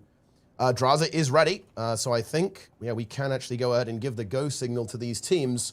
We can get to work on game number 6 of Masters of the Arena Grand Finals. Alrighty, we're ready. Let's do it. They're loading in. Here we go. And let's make it happen. Both teams in, just about readied up. Helio and Misha still need to ready. There we go. Now it's just Misha. And is he waiting for the respawn? On our way to entering. There we go. Okay, so we're not. This is it. Yeah, they're just straight up matching. They are straight up matching. Oh. We're not breaking out the conduit this time. We've got the thief into the thief. Is it going to... It's still the Shadow Portal, actually, and it's going to be Shadow Portal for both, I think. Yeah, it is. Sind on the DP, and so is Anya. Of course, we do have that difference with the Amalgam versus the Conduit there, and, well... I do feel like Conduit is going to be monstrous on this map, though. Lots of enclosed spaces, lots of potential team fights. So 55, they're going to have some kind of solution for that.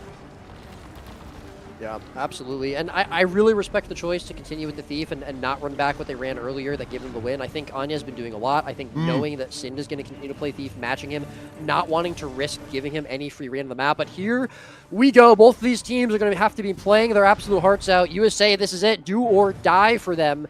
This is all their tournament dreams come down to this game. Can they stop 55? Can they bring it back to a 7th game? Draza under a little bit of pressure, a little bit split up from Misha, having a lot of trouble getting back to him, but the heals from Misha are going to be good. He's going to be able to get their God of Slayers coming in to help support some of those peels. The rest of the USA, though, coming in, it's going to be a 3 versus 4 for the moment here, as 55 will be outnumbered on this point. Going to see a plus coming out on the other side of the map. Zan actually going to go plus that 1 versus 1 from Thieves. 55 have to be very careful. They cannot lose anyone if they want to get some value out of that, but they do have the only node on the map right now, so they're going to start that lead creeping up just ever so slightly. And as of now, 55 have disengaged. They're playing very risky here, though. And I'm kind of surprised that they're actually going back in. Draza and Misha on top of each other, but they're on top of 3 players. Boyce, God of Slayers, as well as Overlord duking it out off to the side. But again, Draza and Misha need to be very careful. Yeah, they absolutely do here, because if they go down, then that's when the entire map can collapse. And well, I think they may have slightly pushed their luck here just a little bit. Draza maybe gonna go down, so you hear the signet comes through, but it gets interrupted, and I think that is going to be a kill. Is Misha maybe going to attempt some kind of shenanigans? No, looks like the signet is maybe not going to be played here. And actually the God of Slayers goes down site there on mid as well. Zan holding the fort against the Overlord. The Thieves 1v1ing on the sides. But kind of like the first scuffle, the first fight is looking good for Team USA. Yeah, I really don't understand this decision from 55 to continue to almost, I would call this an overextend and stay in. Now Zan in a bit of a bad position. We are going to see Sin continue to pressure out Anya and help peel Zan out a little bit. He's feeling confident that he can get out of this. Misha as well is going to be around. He needs to be careful that he doesn't die. We still see God of Slayers just now coming in off of respawn, but they're very scattered around. And a lot of times we see 55 having players all over the map, and it's okay, but they were a little bit out of position, and they got very hard punished from it. So credit and props to USA for recognizing that. Anya not losing his life on the other side of the map, even when he was at a player disadvantage. And they did a great job of picking up those kills. Turning this now to a double cap, they've overtaken the lead. This is where USA are going to feel very, very comfortable. We'll see how they play with this lead and what 55 can do to try to answer it. Yeah, 55 definitely still in it though. Like, I think they always do a good job of kind of sending another player to the other side of the map. In this case, it's often Zan, right? Like Zan getting over to point C. Draza in a lot of trouble, though. And I have to say, 55 finding themselves caught out a little bit in this game. They've got to be a little bit careful and tighten that up a little bit. As we go into the mid game, the Skyhammer is up. It's going to be the Engineer and the Necromancer.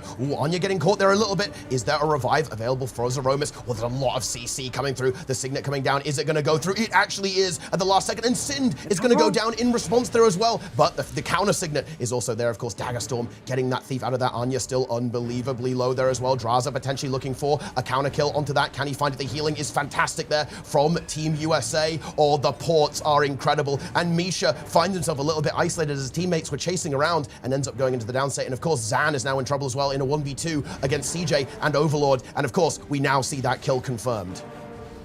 Yeah, excellent job from 55, from USA there. Just great team fighting from them. Really, really good job from Zeromus getting that Signet, keeping Anya alive, who was so very low. And a good job from 55, but just not good enough, unfortunately. They were a little bit too split. The damage wasn't there. Misha, unfortunately, didn't have the peels from his DPS. And now Skyhammer coming out. Not the end of the world here for 55, I would say, but they are really starting to fall behind in this game. Almost 100-point difference. And for a Skyhammer game this early on, that's kind of impressive here, I'd say, from USA. They're looking very confident on this map. Draza going to be picked out as well. He's going to almost certainly be taken out here. I don't believe there's a Signet left from Misha. He's not in the area as well. Zan and Misha now forced to try to kite away. And 55, they're playing from behind, and this is not a place that they're really used to being in. This is not where we're really used to seeing them. Anya does get taken out here, and actually, we might see the stomp from Sin. Zeromus trying to get the hard res here. CJ coming in as well. But that's a lot of time wasted for them, unfortunately. I just don't know if there's any value from it. Oh, Sin's going to be taken out here. He overstays his welcome. And USA doing a very, very good job in this game so far. 55 need to find a little bit of stability here and kind of get themselves back on their feet, as they're having some pretty big problems in this game so far. Draza now under pressure again. 55 will be outnumbered on the map for a little bit longer here. Master Disaster getting those big heals here as well in this 2v2. Can they potentially find a kill there? The heals from Zeromus, of course, are very, very good indeed. Boyce is just not in a good spot here. He's just outnumbered yet again, and 55 might find themselves getting staggered again here in this game, unfortunately. And they do. Yeah, nothing is going well for 55 so far this game, and I don't know if it's just a case of the ping. I don't know if it's a case of them just being super uncomfortable on this map, or maybe they weren't expecting the Thief from Anya, or maybe just not to have as much impact here.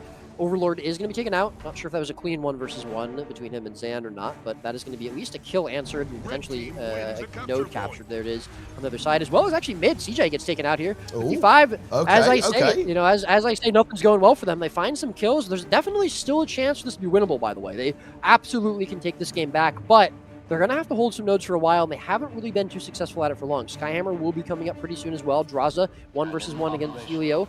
Over by that portal, we will see Sin coming in as well. Zeromus getting slowed down by Sin there, but a nice knockback is going to stop him from coming in. But a decap is really, really impactful here. The double cap comes out for 55.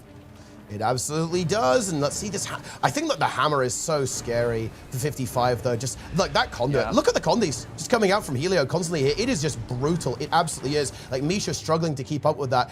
Sin going for that cap over there, but Draza is just dead here. I think 55 maybe a little bit slow there. If Zan had arrived a bit earlier, they maybe had some potential. And also the God of Slayers getting caught out over here on middle as well. They've still got that double cap, but how can they possibly hope to actually fight this hammer? Of course, we do have Draza getting rezzed up again there a little bit by Misha, so maybe they can continue to stall here, but they're going to have to concede the Skyhammer, I think, and that is going to put a bit of a dampener on their progress. But Zan kind of doing a bit of a miracle here, holding remarkably well with the assistance of Misha now as well. But look at that conduit. Whenever I see that Spear 4, Roy, I'm actually getting afraid now. Seriously, I'm starting to feel fear when I see that Spear 4. Yeah. Again, I think Helio is playing so well. He is really just putting some pressure on this team, but we now see 4 players coming into this fight as well on the hammer. It's going to be 4 versus 4 here. A lot of rotations coming through here. They really both want this. The map state 1 apiece right now. It is going to be boys coming back in off respawn, but Draza is going to go into downstate. There isn't going to be a signal available. Zan going to fall right after him, and unfortunately, what looks like there might be a bit of a stalemate here is going to be caused. 2 kills coming out here. USA taking hammer. It's only a 100-point difference now. They have closed the gap, but their points are going to be gone. There's not going to be any more gain after this hammer comes out and decaps point A, although Anya actually says, I'm going to do it myself. He's going to come in here and get it out there. And map mechanic yet again going to USA. Fight being won by USA. I think the rotation just going in a little bit too slow at the beginning of that fight. And right now, USA, again, are in control of the game. Yeah, they definitely are. 100-point lead, again, not insurmountable. It's a slow game, so it's a bit spooky, but it is, well, still not completely out of the hands of rank 55 Dragons here, but USA, they're just looking so solid in these fights. They're looking so solid in the team fights, they really, really are. And that just counts for a lot here, to be honest. We have Zan into Naru here. A lot of damage coming through from that Amalgam. If you could find some value here, find a kill there, that would be absolutely incredible. In this 1v1, is he going to be capable of doing that? Big Condi cleanse coming through there. But on the other side, Sind has been caught. He has gone into the downstate. And that means Helio and Anya are going to have free reign to actually find this 2v2 and try to finish off Boyce at the same time. Cores installed. Yeah, I think at this point, it's going to be very hard for 55 to come back. I think there was a chance after they won that fight over at middle node, but as soon as they lost the hammer fight, you know, the points again just creeping up for USA. And it really does seem like they just, 55 are just super uncomfortable on this map. I think, you know, they're almost going to be looking forward to potentially going to Kylo next game. Zan going to be dropped here now in a 3 versus 4 over middle node. We will see the signet coming out from Misha. Anya, very pressured out here, but until God of Slayers comes in here to equalize this, and actually he's going to be matched by Helio. As we see, Sin not even in this fight. It's going to be 5 versus 4 potentially here. Anya not quite engaging to this. Actually, yeah, they're going to go for the hammer instead. Maybe if they win hammer, maybe if they get a couple of kills quickly and they can hold on to a triple cap, they can come back here. But they're now under 6 minutes left, about 170 points behind. Master Disaster being pressured out very hard. Renewed focus force. He's going to use the jump pad to try and get a little bit of distance, but he's going to drop back down. Draza way too low to be able to help heal for his support. Now he's going to be in downstate. Sind trying to go into the hammer. Zeromus comes out of that looking a little bit low, but they've got the pressures. They've got the kills on the map. I think they're going to be okay. USA most likely going to be taking this fight. Actually, wait, the hand res coming through from Shadow Monarch on a Draza. I can't believe it. Master Disaster just barely making it through into that portal. He's separated himself from the rest of the team with a line. He's going to dodge back through the portal, just barely staying alive, using this portal, going back and forth and keeping himself up. Somehow 55 are clinging on to this, but they're still ever so slowly running out of time. They have to make something happen, and it might just not matter because Draza is going to go downstate. Misha, Master Disaster goes down. Once again, USA are going to take this fight. Once again, they're going to find the kills. They're going to find the win, and almost certainly looking like they find the win on Skyhammer. Yeah, looking very, very good. Another hammer comes through. Some crazy portal dancing there, but I just want to point out a little detail that USA were waiting on the other side. He ran right into them and couldn't quite get enough health to weather that storm. So very good comms, very good communication there from Team USA, and they're looking to lock this victory in here. Up to 400 points. The map is neutral, but there's 4 minutes on the clock, and a nearly 200-point advantage is going to be a very, very major obstacle to overcome. Just like that. This is unreal, Teapot. I mean, if you had asked me, are we going to see 2 back-to-back sets go all the way, I would not have expected that. This is unbelievable. I mean, this is great. This is such good PvP for both of these teams. They're just trading games back and forth. Neither one can find a 100% advantage over the other. USA looked so good on on Temple last game, rotating around USA. I can't remember if I said USA. 55 looks so good on Temple, but this whole game, other than one slip up, USA has been in command of Temple, same as last set. They are looking so good here. They won a couple of games earlier. 55 taking the early sets, or the early games on EU. This is unreal. This is unbelievable from both of these teams. It is, and they're playing out of their minds. Like I almost feel like they have both been scaling almost, right? They've just been ramping up and up and up and up and up and playing better and better and better and better. USA are going to be taking this one. That at this stage is a guarantee. There's no way out of this 55, and we're going to be going to a Game 7 in the Grand Finals.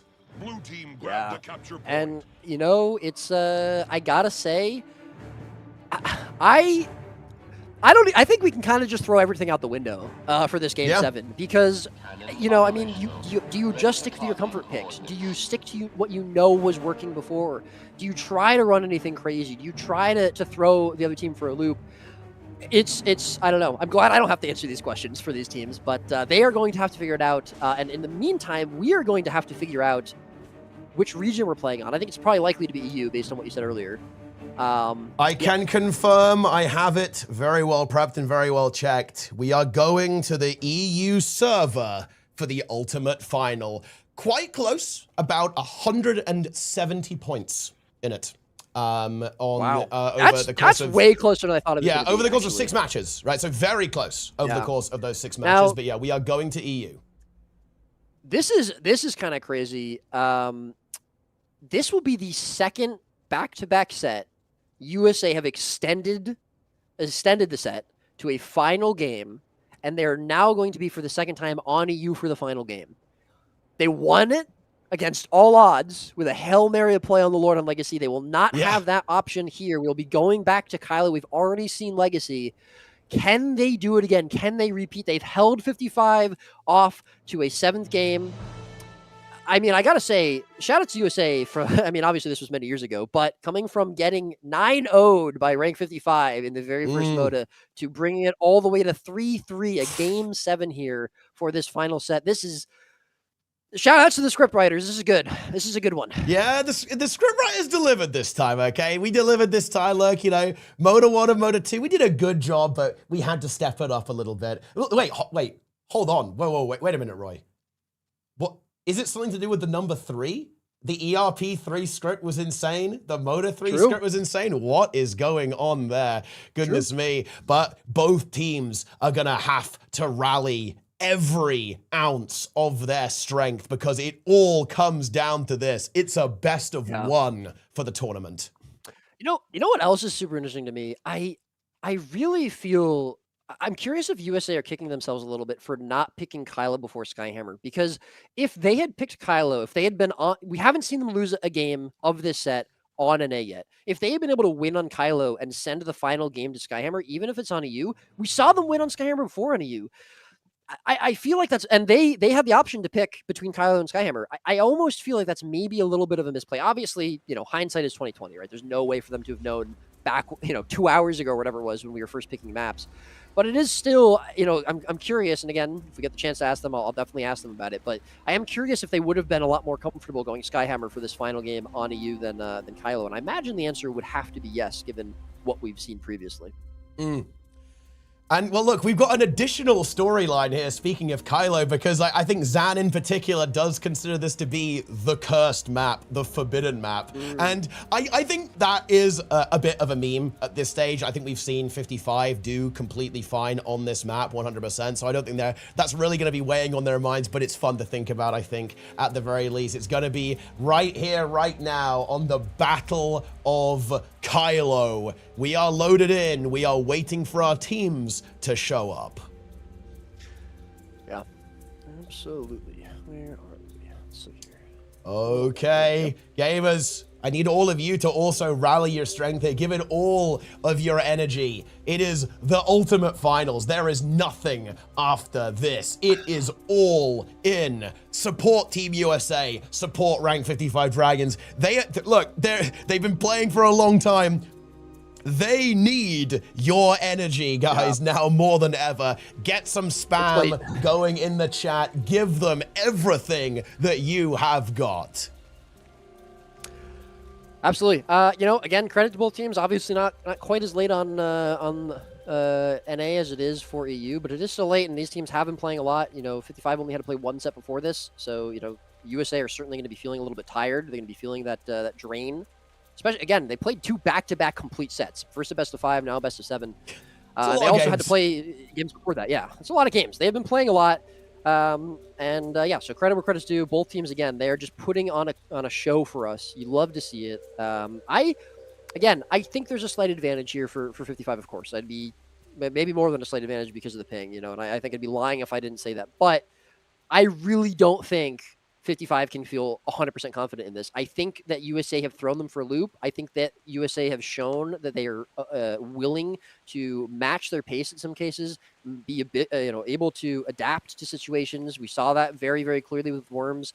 I think that, this map, curse or not curse aside, yesterday we saw 55 almost lose this game, this map to French Worms. It was about as close as it possibly could be.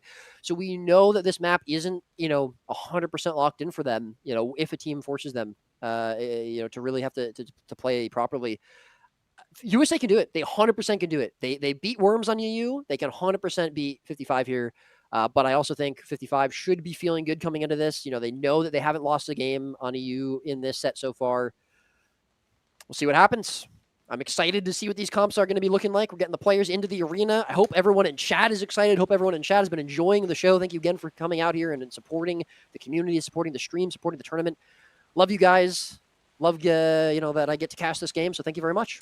It is always a pleasure. It's been far too long since we've done some PvP casting, Roy. Let me tell you that for sure. And what a way to do it. We've absolutely gone big on this one. I can see the players starting to filter in. I'm going to take us over to the game screen. And actually, while the comps are confirmed, I will quickly rehydrate because I can feel my voice starting to go. Please do. So I will be right back. All right.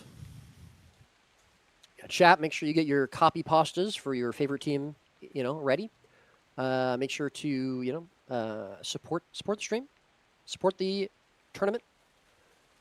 Exclamation mark CRD. As I've said, we are partnering with Cure Rare Diseases, which is just lovely and wonderful. Someone says STFU Roy. My bad. I'm sorry. I will no longer speak. I apologize for clearly upsetting you by talking.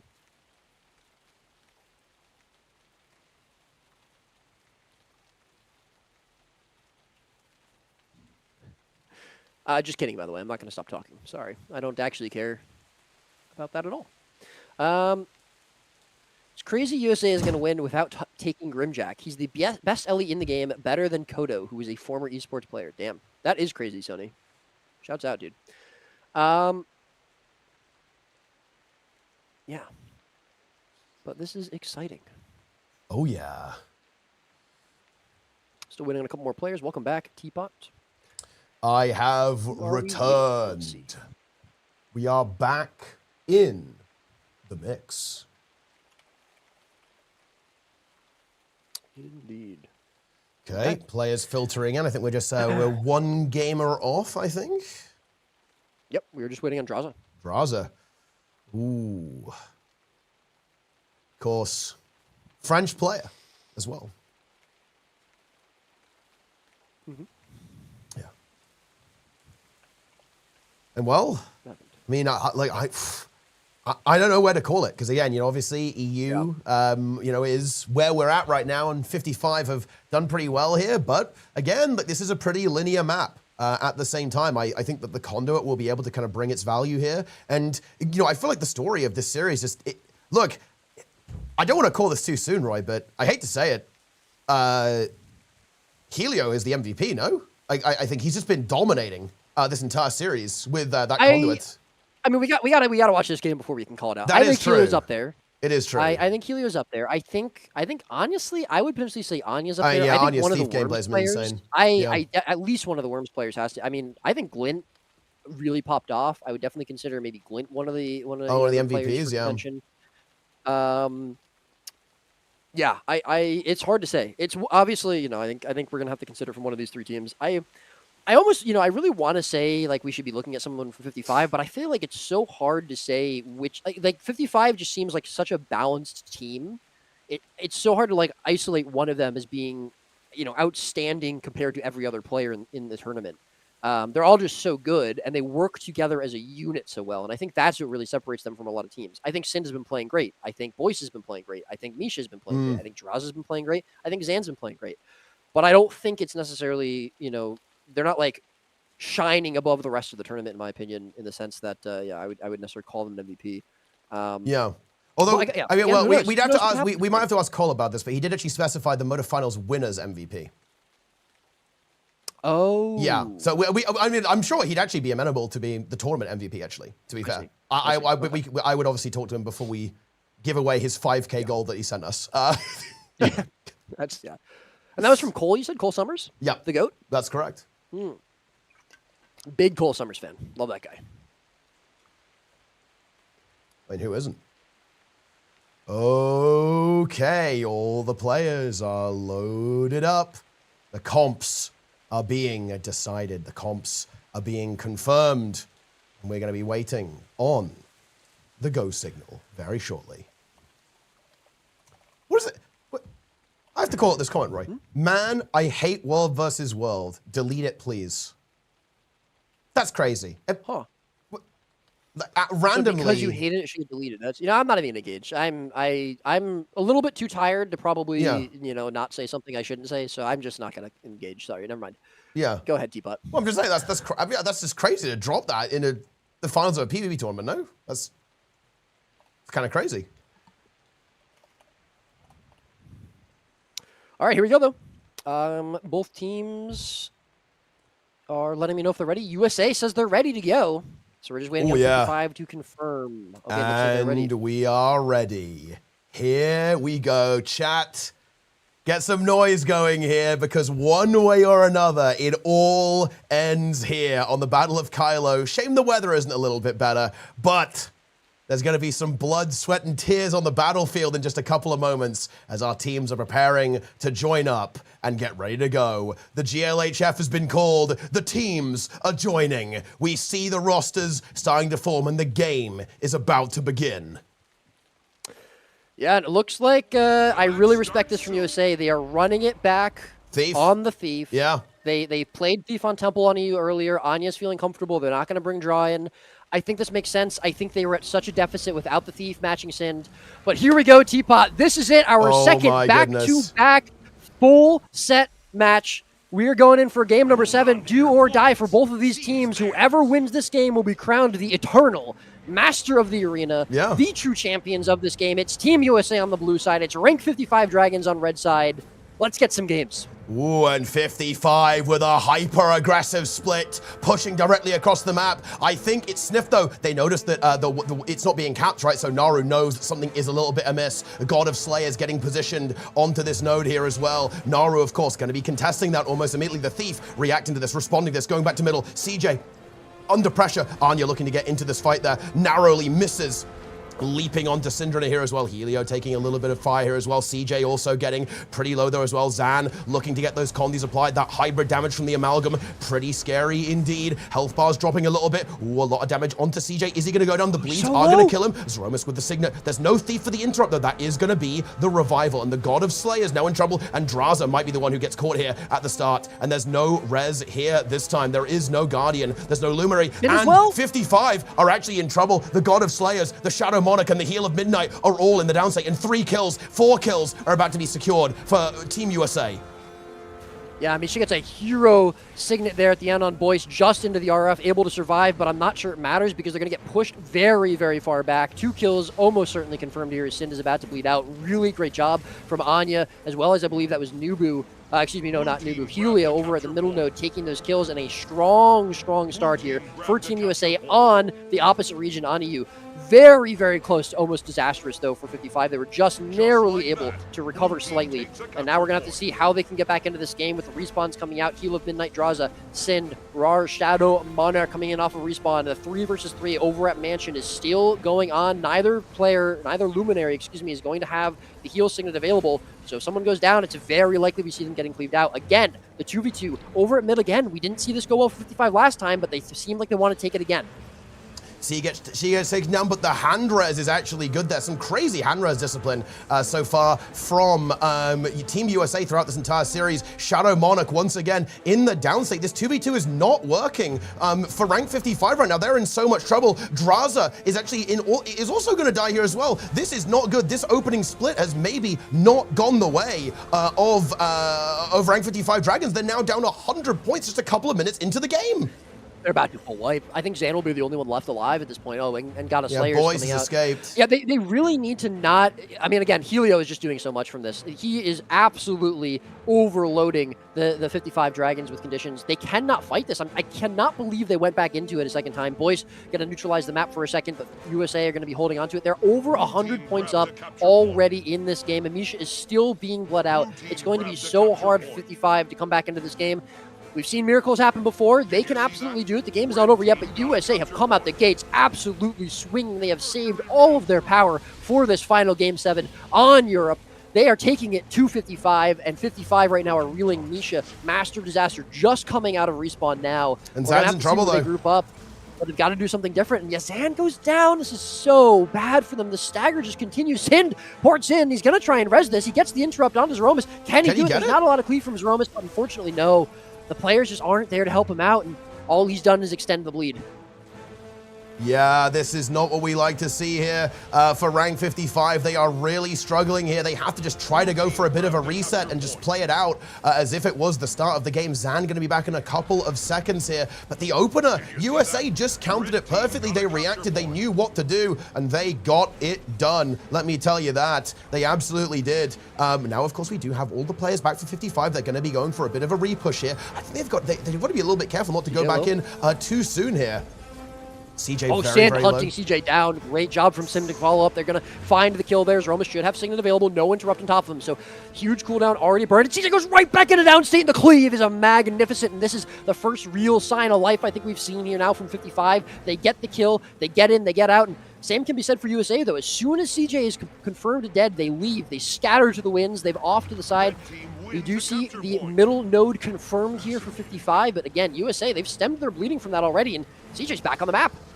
Yeah, CJ is already back in the mix, and that means Sin's got to watch out for that. 55 trying to collapse here onto the windmill. They're looking for these kills. They're looking for the Necromars. They're looking for the Ritualist. Not sure if they're going to be able to get it, though. A lot of Shroud left over there, and Zeromus in hot pursuit, supplying those heals, supplying those boons. Helio potentially under a bit of pressure here. On this side of the map, the Master of Disaster is going to be in play, but Anya does get taken down here. Not probably. I doubt that will be recoverable here. We're going to have, looks like Draza rotating in to handle over this point. But the thing is, 55 are still in this fight on the other side of the map, and they have not really made a lot of progress there. Syndrina going for the snipe, trying to harass CJ as he crosses over the map, and 55 kind of retreating a little bit, looking to consolidate their territory here in the middle there and maybe take a little bit of a really big fight. Yeah, they need to find a kill quickly, though. Otherwise, I think they are going to find themselves in a difficult situation. Yeah, I mean, great job from Sin to take Anya out at the other side, but they just haven't done much with it. Sin is going to be going for the decap now. We do see Draza, Heal of Midnight, positioning himself to confirm that node. So back on the 3v3, but it's not going well for them as Boyce is going to go to downstate. Signet coming out for Misha, but I believe it's going to be interrupted. And he's going to go into downstate. Anya chose to come in off respawn off that, and they just delete two players there from 55 and 55. Oh, they are not looking good in these fights right now. Zan, he needs to try to get out with his life. Draza, though, will be left on an island alone, to try and 1v1 Helio. We haven't seen that go very well for them previously. Zan is doing a good job of kiting out, but oh man, that was a rough couple of kills picked up there by USA. Sind obviously not going to be able to hold on to this node on Windmill. He's going to be out maneuvered there and now outgunned by the players. All he can really do, I think, is try to maybe reinforce Draza. Draza manages to kill wait a minute, Helio. he does get the 1v1 in Helio. Okay, that's huge a bit of 1v1. Yeah, that is huge, but now he does have to contend with CJ at the same time, and that's going to be quite difficult. Needs to get that kill fully confirmed here. The Thief moves into assist, but this, of course, leaves Draza very exposed. There's the Innovative Flesh. Thief is very low, but yeah, it's not going to be enough. Can we get the rally here? We do get the rally, and now Draza is back on his feet once again in this game. Boyce able to get that decap over there on the other side of the map there as well. 55 55 looking to go for a bit of a rebound in this game, looking to find some kills. They're looking for CJ. The Thief is on him. Sind is hungry, wants that kill, wants to get that Evoker off the board so they can start getting some fights and snowballing this game back under their control. The USA not letting that happening, stemming the bleeding, getting their own neutralization on the other side of the map and sending the Thief across to go for that cap. They've got to be a little bit careful not to get too greedy though. They are technically outnumbered pretty heavily around that middle node. If 55 can pick up some kills here, they can start to build that momentum that they're looking for. Yeah, we haven't really seen 55 able to take advantage of outnumbering as of yet. Sind a little bit low. He needs to be careful. He's getting kind of pressured out here, but so far, neither team getting a huge advantage. Actually, as I say that, Anya, he's actually, gets so low, but he's able to get out. He should be okay. Gets the stealth. Sind going to try and chase him down. CJ going to be pretty low. We do have signets available for both teams. Both teams going to be looking for that interrupt or that cast. Zeromus is going to be able to get it off. CJ back up alive, but the pressure's still going to be allowed. Draza is going to go into downstate, and no, the Signet is good for him as well. Misha finding that, Sin porting back in, looking for the damage, looking for the kill. Great interrupt by Zeromus, but it's not going to be enough to keep CJ alive. He's going to go into downstate. The damage is looking good. 55 looking to find another kill, another win here on Kylo. Helio probably going to be next one. Zeromus, I'm not sure if he's going to have enough heals to get him out. Nubu off to the side as well. It actually might just be one kill. Again, USA have gotten away. Anya dead on the other side of the map too, but I'm just not sure that 55 are doing enough when they find these wins to bring it back. They're still about 130 points down. Yeah, I mean, there's just the wall. Helio is just the wall. I felt like he's so annoying. He's just sticking around, slowing things down, sticking to that target, obliterating the opponents with conditions. So much damage coming through here, and it just makes it so difficult for 55 to make any meaningful progress in this match. Can Draza restabilize? Nubu is a little bit low. Here's Zeromus going through a renewed focus. There's no Signet if this player goes down. Say, what was that heal? Welcome to Visions of Eternity, guys. Back to full health instantaneously, and now Draza is the one who's going to be in trouble. There's no Signet either.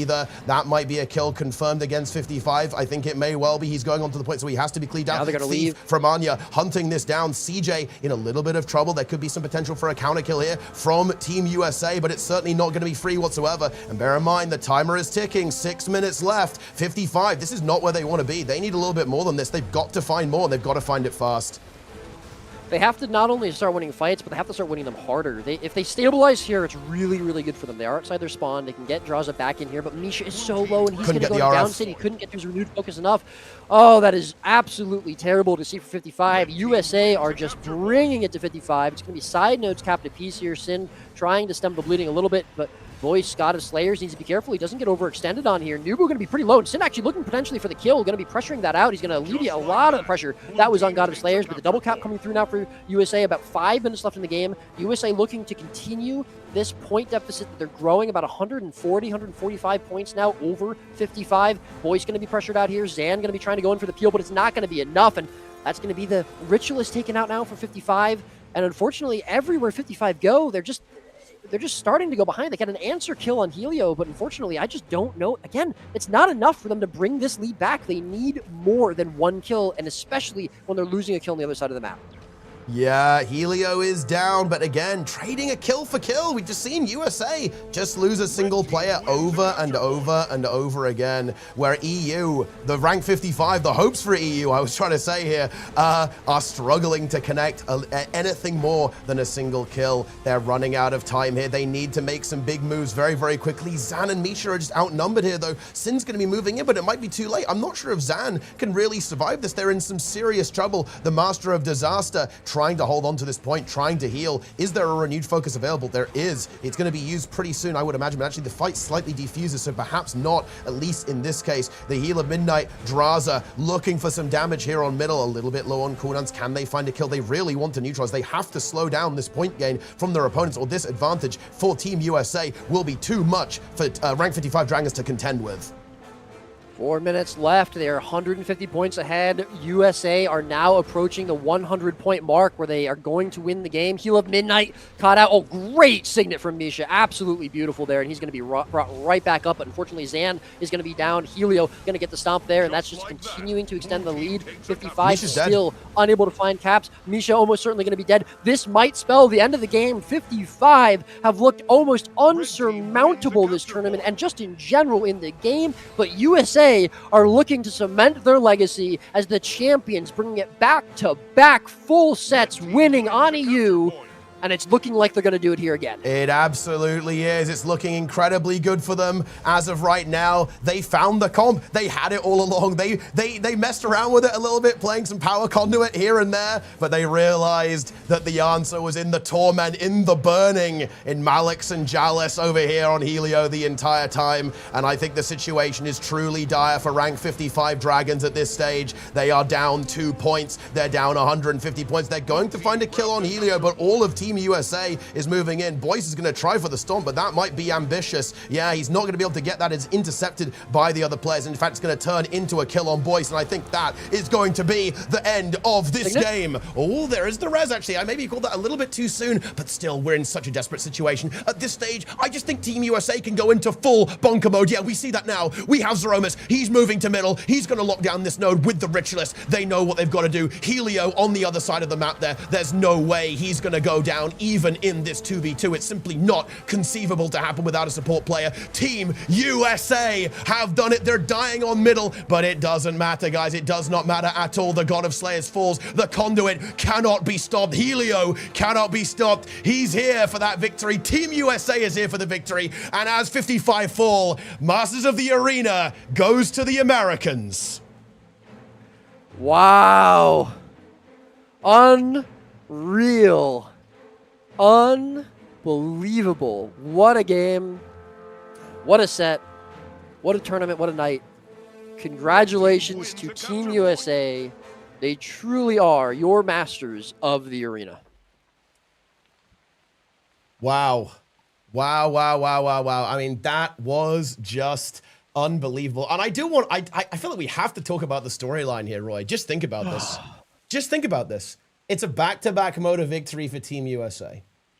Draw 3-0. Wow. Motas. He actually is able to do the three-peat, wins the third Masters of the Arena under his belt at the same time, breaking out that amalgam as well. I mean, that is absolutely wild. Incredible, incredible gameplay coming out from all these teams. And also, I've got to mention one thing, Roy.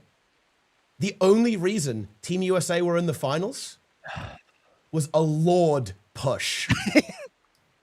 Yeah, I wonder what it would have been like if Worms were here, but I mean, there's no really reason to think about it because they weren't, and USA were, and they won it. And I gotta say, I think against all odds, really. I mean, well, the odds were 70% to 30 according to chat, and the 30% won out. I don't know. Yeah, USA. I mean, really, really well played. Big channel point wins. I think that their victory here is really just undeniable because they won on EU at the end. I mean, they took it. They took it on EU. It really is that simple. They are the world champions. They are the Master of the Arena champions. Congratulations to Team USA. It was an honor to cast the games tonight. And I don't know if we want to try to get them in here to chat with them at all. Yeah, we can. We can do it's getting a little bit late, so we probably won't go too crazy. But yeah, we can see if we can get them in here, I guess. Wait, how are we going to do that? Maybe a Discord angle. We just mute on this call, right? Yeah. I think. Yeah, let's do that. I'm going to mute here. Yeah, that's fine. Yep. Right. Let's call him up, shall we, guys? I'm going to message Naru, see if he wants to have a chat. Interview ?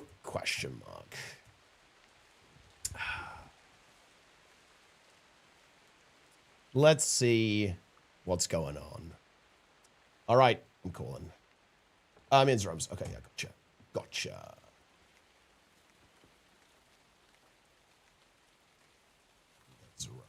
Yo. Oh yeah, I think if you add Zeromus, that should work. Yeah, I'll try to add him. Hold on, my voice is shaking. Holy shit. Yeah. Oh my fucking god. Let me get Roy. Oh, I can't believe we pulled that off. How do I add him to call? This should create a group DM, then you should be able to add him. Welcome back, Roy. Hello? Hello? Yeah. I made a group chat. Yeah, if you did add Zeromus, you should be able to, I think. I'm trying. Yeah, I got him. Yeah, oh my god. I need a second. I need to breathe. Yeah. My voice is gone. I've been up since 7 a.m. I'm dead. Oh my goodness. They went to make you work for it a little bit. Oh, they do these. I mean, I've been saying this like all week on stream. The EU teams, man, like people memed us for like almost losing to Crandall's team, and I was telling everyone, bro, not a single one of these EU teams is easy. They are fucking tough, man. Every single win they made us work for it. Every single one. We did not get shit for free. We had to earn it, and man, after that beast kill, we were just so. We didn't even care if we won. We were just like, man, we pulled the craziest comeback. Let's just have fun at this point. Let's just have fun. It doesn't matter win or lose.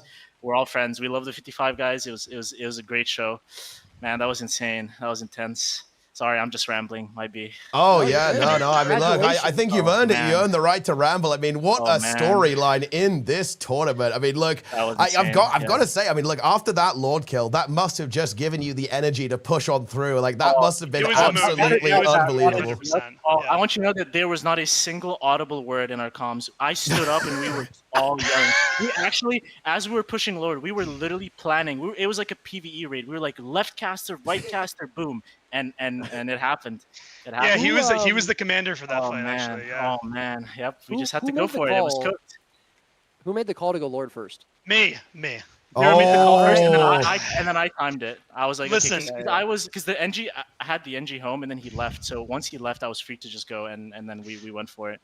Listen, I figured it's been a decade since that has been used, probably with like Chrono and stuff, or like Mez portals. Come on, just send it. Yeah. Yeah, well, I mean, it worked out. It was, man, when Teapot, before that game, too, Teapot was like, wow, it would be so crazy if we saw a Lord. And I was like, there's no way, obviously. But then when you guys start going to the gate, that was wild. And I got to say, like, I think it was pretty clear the Worms were winning that game. Great set either way. I think you both played really, really great. You both matched each other really well. But the Worms were definitely winning that last game. I think the decision to go for Lord just speaks volumes, though. Like, that's such a hard call to make because you can throw so easily and there's no chance to come back. And I really respect you guys making it such a great game to watch. So thank you. Cinematic finish. And yeah, you guys, seriously, congratulations on the win in both sets. Thank you. Obviously, in the end, thank you so much, guys. I'm so proud of everyone. Really, champions. Yep. Yeah, you should be. Yeah, congratulations. And GG's to Worms, GG's to Rank 55. Those are some of the toughest players, man. They are so good, all of them. Big GG's, man. Honestly, huge GG's to those guys. It's all love. GG's to them. Yeah, they're fucking great.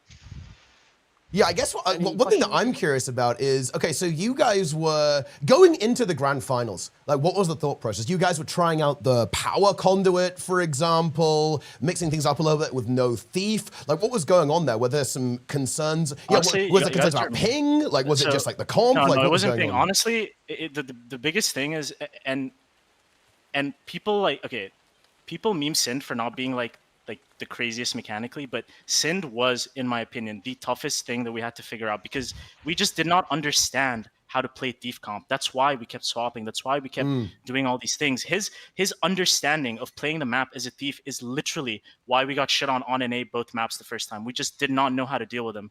We had, I mean, obviously Anya's been playing conduit for us. Like, just so you know, our comp, we swapped it literally today because Anya was our conduit. Helio was going to be playing DPS. We did not really intend to have a thief, and we had to just adapt last second. And Sin he just understands that role so well, and it made it really fucking difficult. And that's why, like, you know, we were trying Hollow, we tried power conduit, we tried everything, and nothing worked. In the end, we were just like, you know what? No.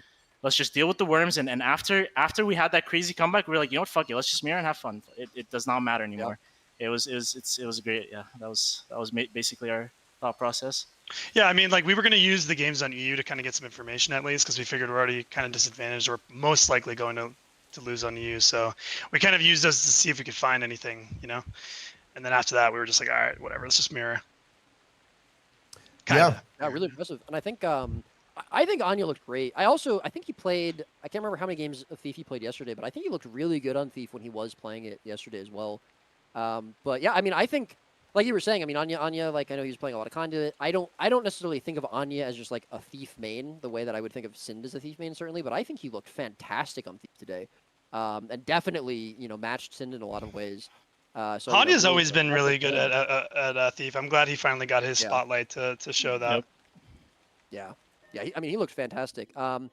What were you guys, you know, thinking? Were you thinking at all? Like, did you talk about like trying anything absolutely nuts for the final game there on Kylo, or were you just like, we're gonna keep going with what we've been doing and just lock it in and play as well as we can to win? You want to take this one or me? Yeah, I got it. So I mean, the biggest thing for us in Kylo is it was our best map, and I think the biggest difference is we had the conduit while they had the amalgam. I think the amalgam does a little bit better for 1v1 side noting, like just running around range fights, but in these like really small condensed fights where there's quite literally no space, and a Malik sleep can just yoink you from the fucking heavens and pull you down. Like that's basically what we were going for. We just had to, when we had to simplify it, it was the most like just Peepo strat. We play hard too, and Anya plays far, and then we just adapt as it happens. And fortunately for us, we had a really good start. Anya popped off, Helio popped, we all popped off honestly, and then we came out with the W. CJ was just popping off. I think CJ had like a really that last good... game especially. He just popped off. Yeah, big shout out to CJ.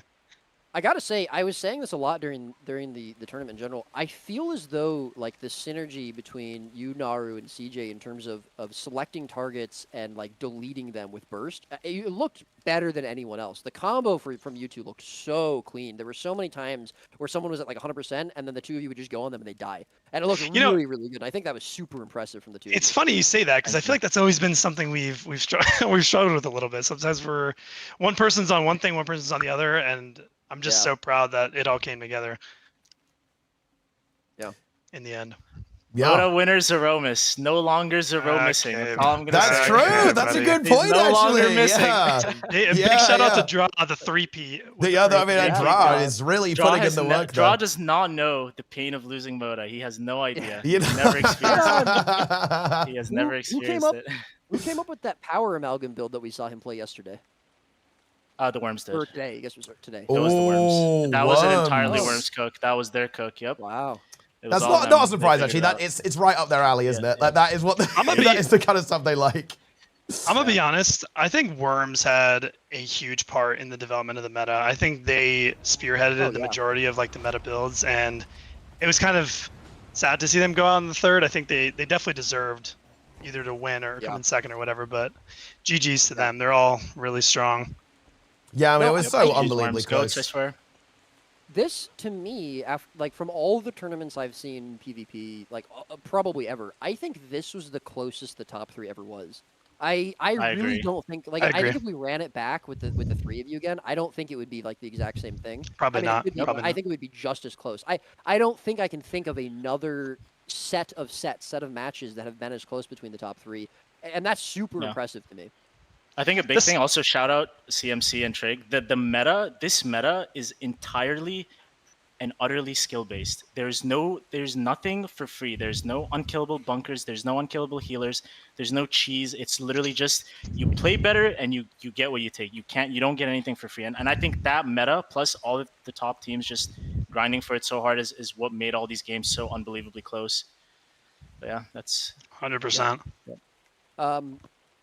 If I don't know if you guys heard us talking about this at all, but we are potentially going to be trying to decide an MVP. If you were, and I think I've asked Zeromus this before, and he always himself. If you were going to pick an MVP from your team, and you can pick yourself, and that's totally valid, who would it be? I'm gonna have to go with, I don't know about you, Nora, but I'm gonna go ahead and say I think CJ popped off. I think CJ deserves MVP. I think it was CJ too. I think CJ literally 1v3'd on EU with Ping. He was doing some crazy shit. I've never seen him this hype. I've never seen him this invested. I think for me it would be either him and Helio close second for sure. Yeah, they played out of their minds. Game, I feel like Helio kind of 1v5'd that Forest. Yeah, Helio was Helio. We just don't tell him that. Don't tell him that. Yep. It's too late. It's too late. Helio he did I. He did I. Yeah. No, he did really, really well for sure. But yeah, I agree. CJ popped off. I mean, you all popped off. I think it was really cool. Also, I have another one more maybe question. I'm curious what you guys think of the support meta. Obviously, it seems like Luminary is kind of like the top. That's what everyone ended up playing. And Zeromus, you did try Troubadour, I think, once. But do you feel like Luminary is like 100% locked in as the top meta support? Do you think Paragon has any chance? Do you think Troubadour has any chance in the matchup at all? Yeah, I think Troubadour definitely is up there. But when I was first theory crafting support builds for the expansion, I was settled on Luminary. I thought that was the best one. It has a Signet, it has cleanse, it's got solid healing output, it's got a lot of CDs. You can reset your CDs quickly. I was like dead set on Luminary being the best, and my team got an earful about it. Yeah, it ended up being the case. I mean, I really do think Luminary covers the most. I mean, in the beginning, the meta was no Condi at all. And I was always saying that when Troubadour was like first being played, I'm like, this build just does not have cleanse. It doesn't have res. So it just adds a lot of volatility to your team. Like if someone dies, it's over. You got to run, you know? And plus you just don't have cleanse for sustained fights. So yeah, I think the order is, I'm not really quite sure about Warrior. I really don't think Warrior is bad, but I don't think it's on the tier of Luminary. I would say it's probably like Luminary, Trube, and then like slightly below that, probably Warrior. Fair enough. And Temp is still somewhere lurking. In the Hopefully depths. we get another Tempest. What about meta in the Firebrand? future, Come on, yeah. how many times they got to buff it, right? Come on. We know they want to bring it back. VOE maybe halting it once again. I feel like that's what always happens with Firebrand, right? They buff it and then something else becomes even more broken and just like steals the spotlight away from it. You hate to see that. Yeah.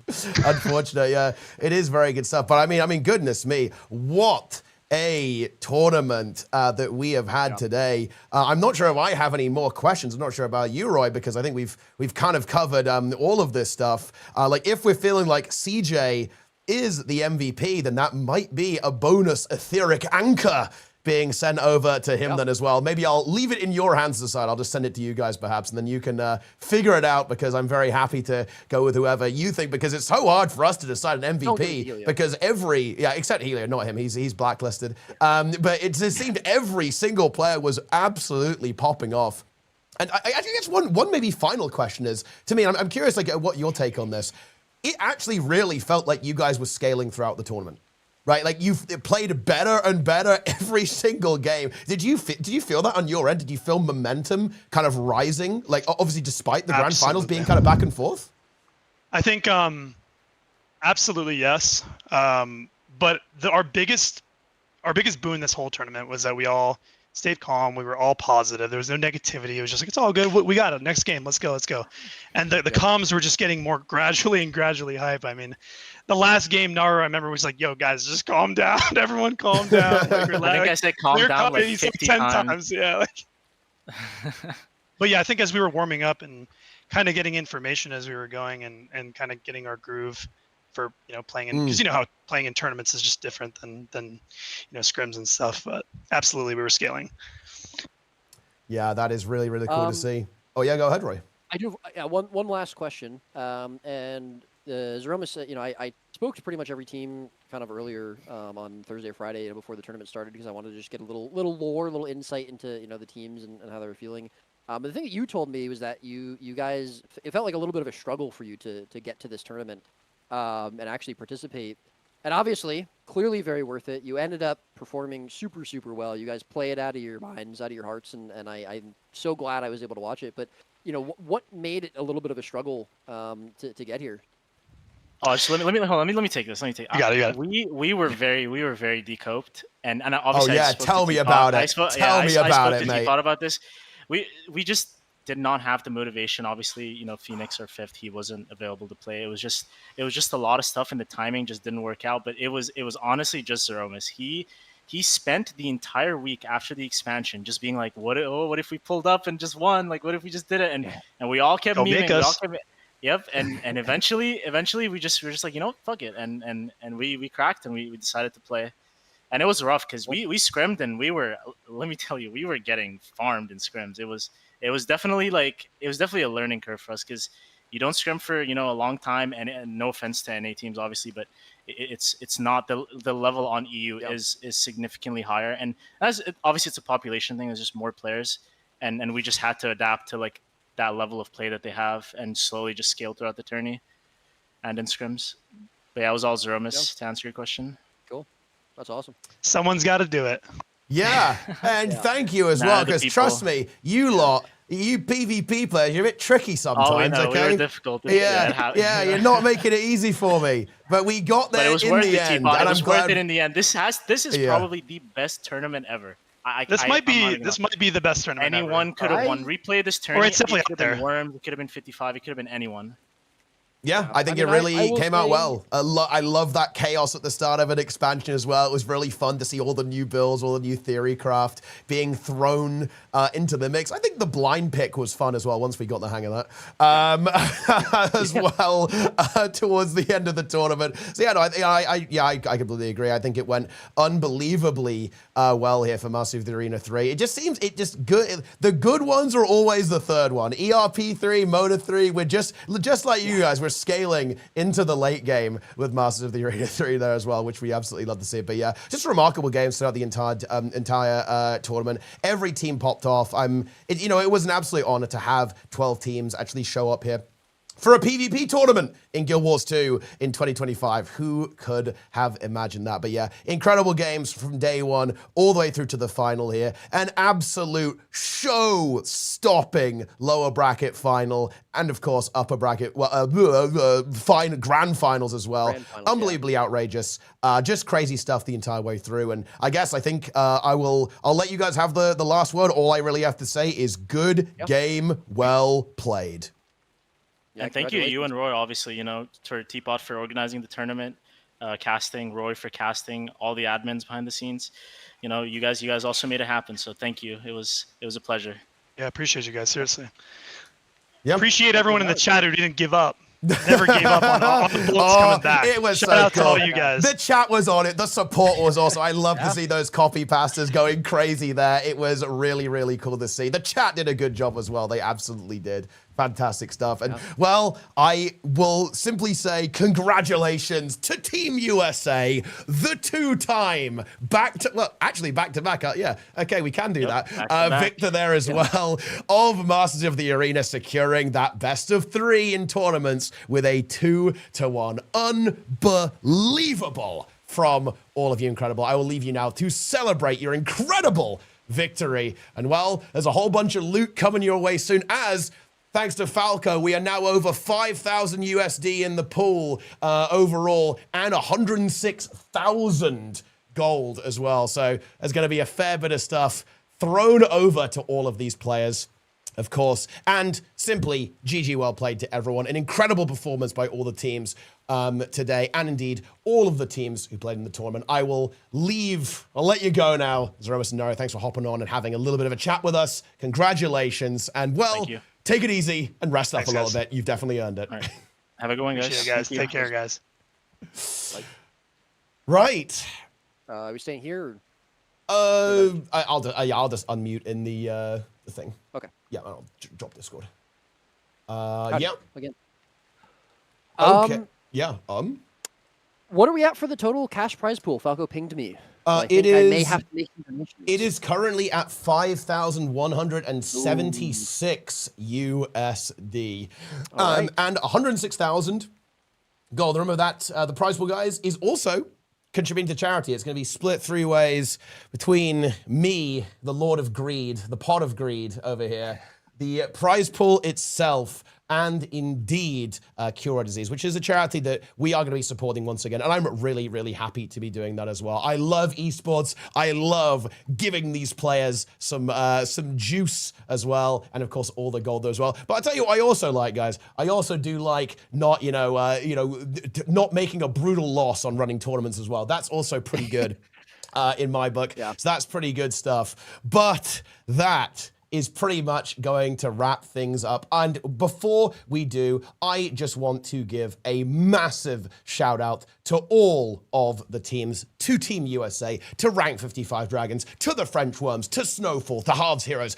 to Sugar Crush, the Exalted Quack Lords, Zero Pulse, Dehydrated and Distraught, Driven by Time, Ipebet, Smash Protocol as well, for stepping up and showing off some serious content, some serious action to us here. What a tournament. It is probably, in fact, no, I wouldn't even say probably. We don't have to use that word. This was the best PvP tournament I think we have ever run in terms of the intensity, in terms of the quality of the matches from start to finish. It's up there with Moto 1. It's challenging Moto 1. It's maybe exceeding Moto 1 there. Unbelievable games there for Masters of the Arena 3. But all good things will come to an end. I will keep the donation stuff running for a bit, guys. If you want to throw some gold over, I'll probably leave it a week because we've got to do admin stuff anyway, right? So it is what it is. But yeah, that is pretty much the situation. And well, I think that's gonna just about do it for us today. It's been a pretty long day. We've been going 9 hours. But yeah. Listen, guys, I am gonna run a credits video now that's gonna show off all of the people who have helped run the tournament, all of the people who contributed, like donors, development, artwork, right? All that kind of good stuff. So I would really appreciate it if you guys stuck around because you can see how the sausage is made, how the tournament comes together. And yeah, I do want to give a special shout out to our admins, who without them, we'd still be on day one. Okay, guys, yeah. So a massive shout out to Delta, Jester, Plenix, and of course, my very own brother, Jernut, as well, who is helping out there. And of course, to the one, the only Roy, who is stripping down right now in front of us. We love to see that. Getting a little more comfortable. Okay, as well, for once again, just doing an impeccable job casting right off the back of a massive charity marathon over there with Extra Life. Roy is back at it again, and goodness me, what a pleasure it was. Yeah, I mean, I can't say too much better than that. I want to say, yeah, a huge shout out to all the teams who played. I'm very glad we got so many. I think Teapot and I were talking about this a lot leading up to the tournament. Not just recently, but years ago or a year ago, within the last year. It's been a long time coming for this. It has, yeah. It's a bit of a labor of love, I think. We weren't 100% sure how successful this tournament was going to be.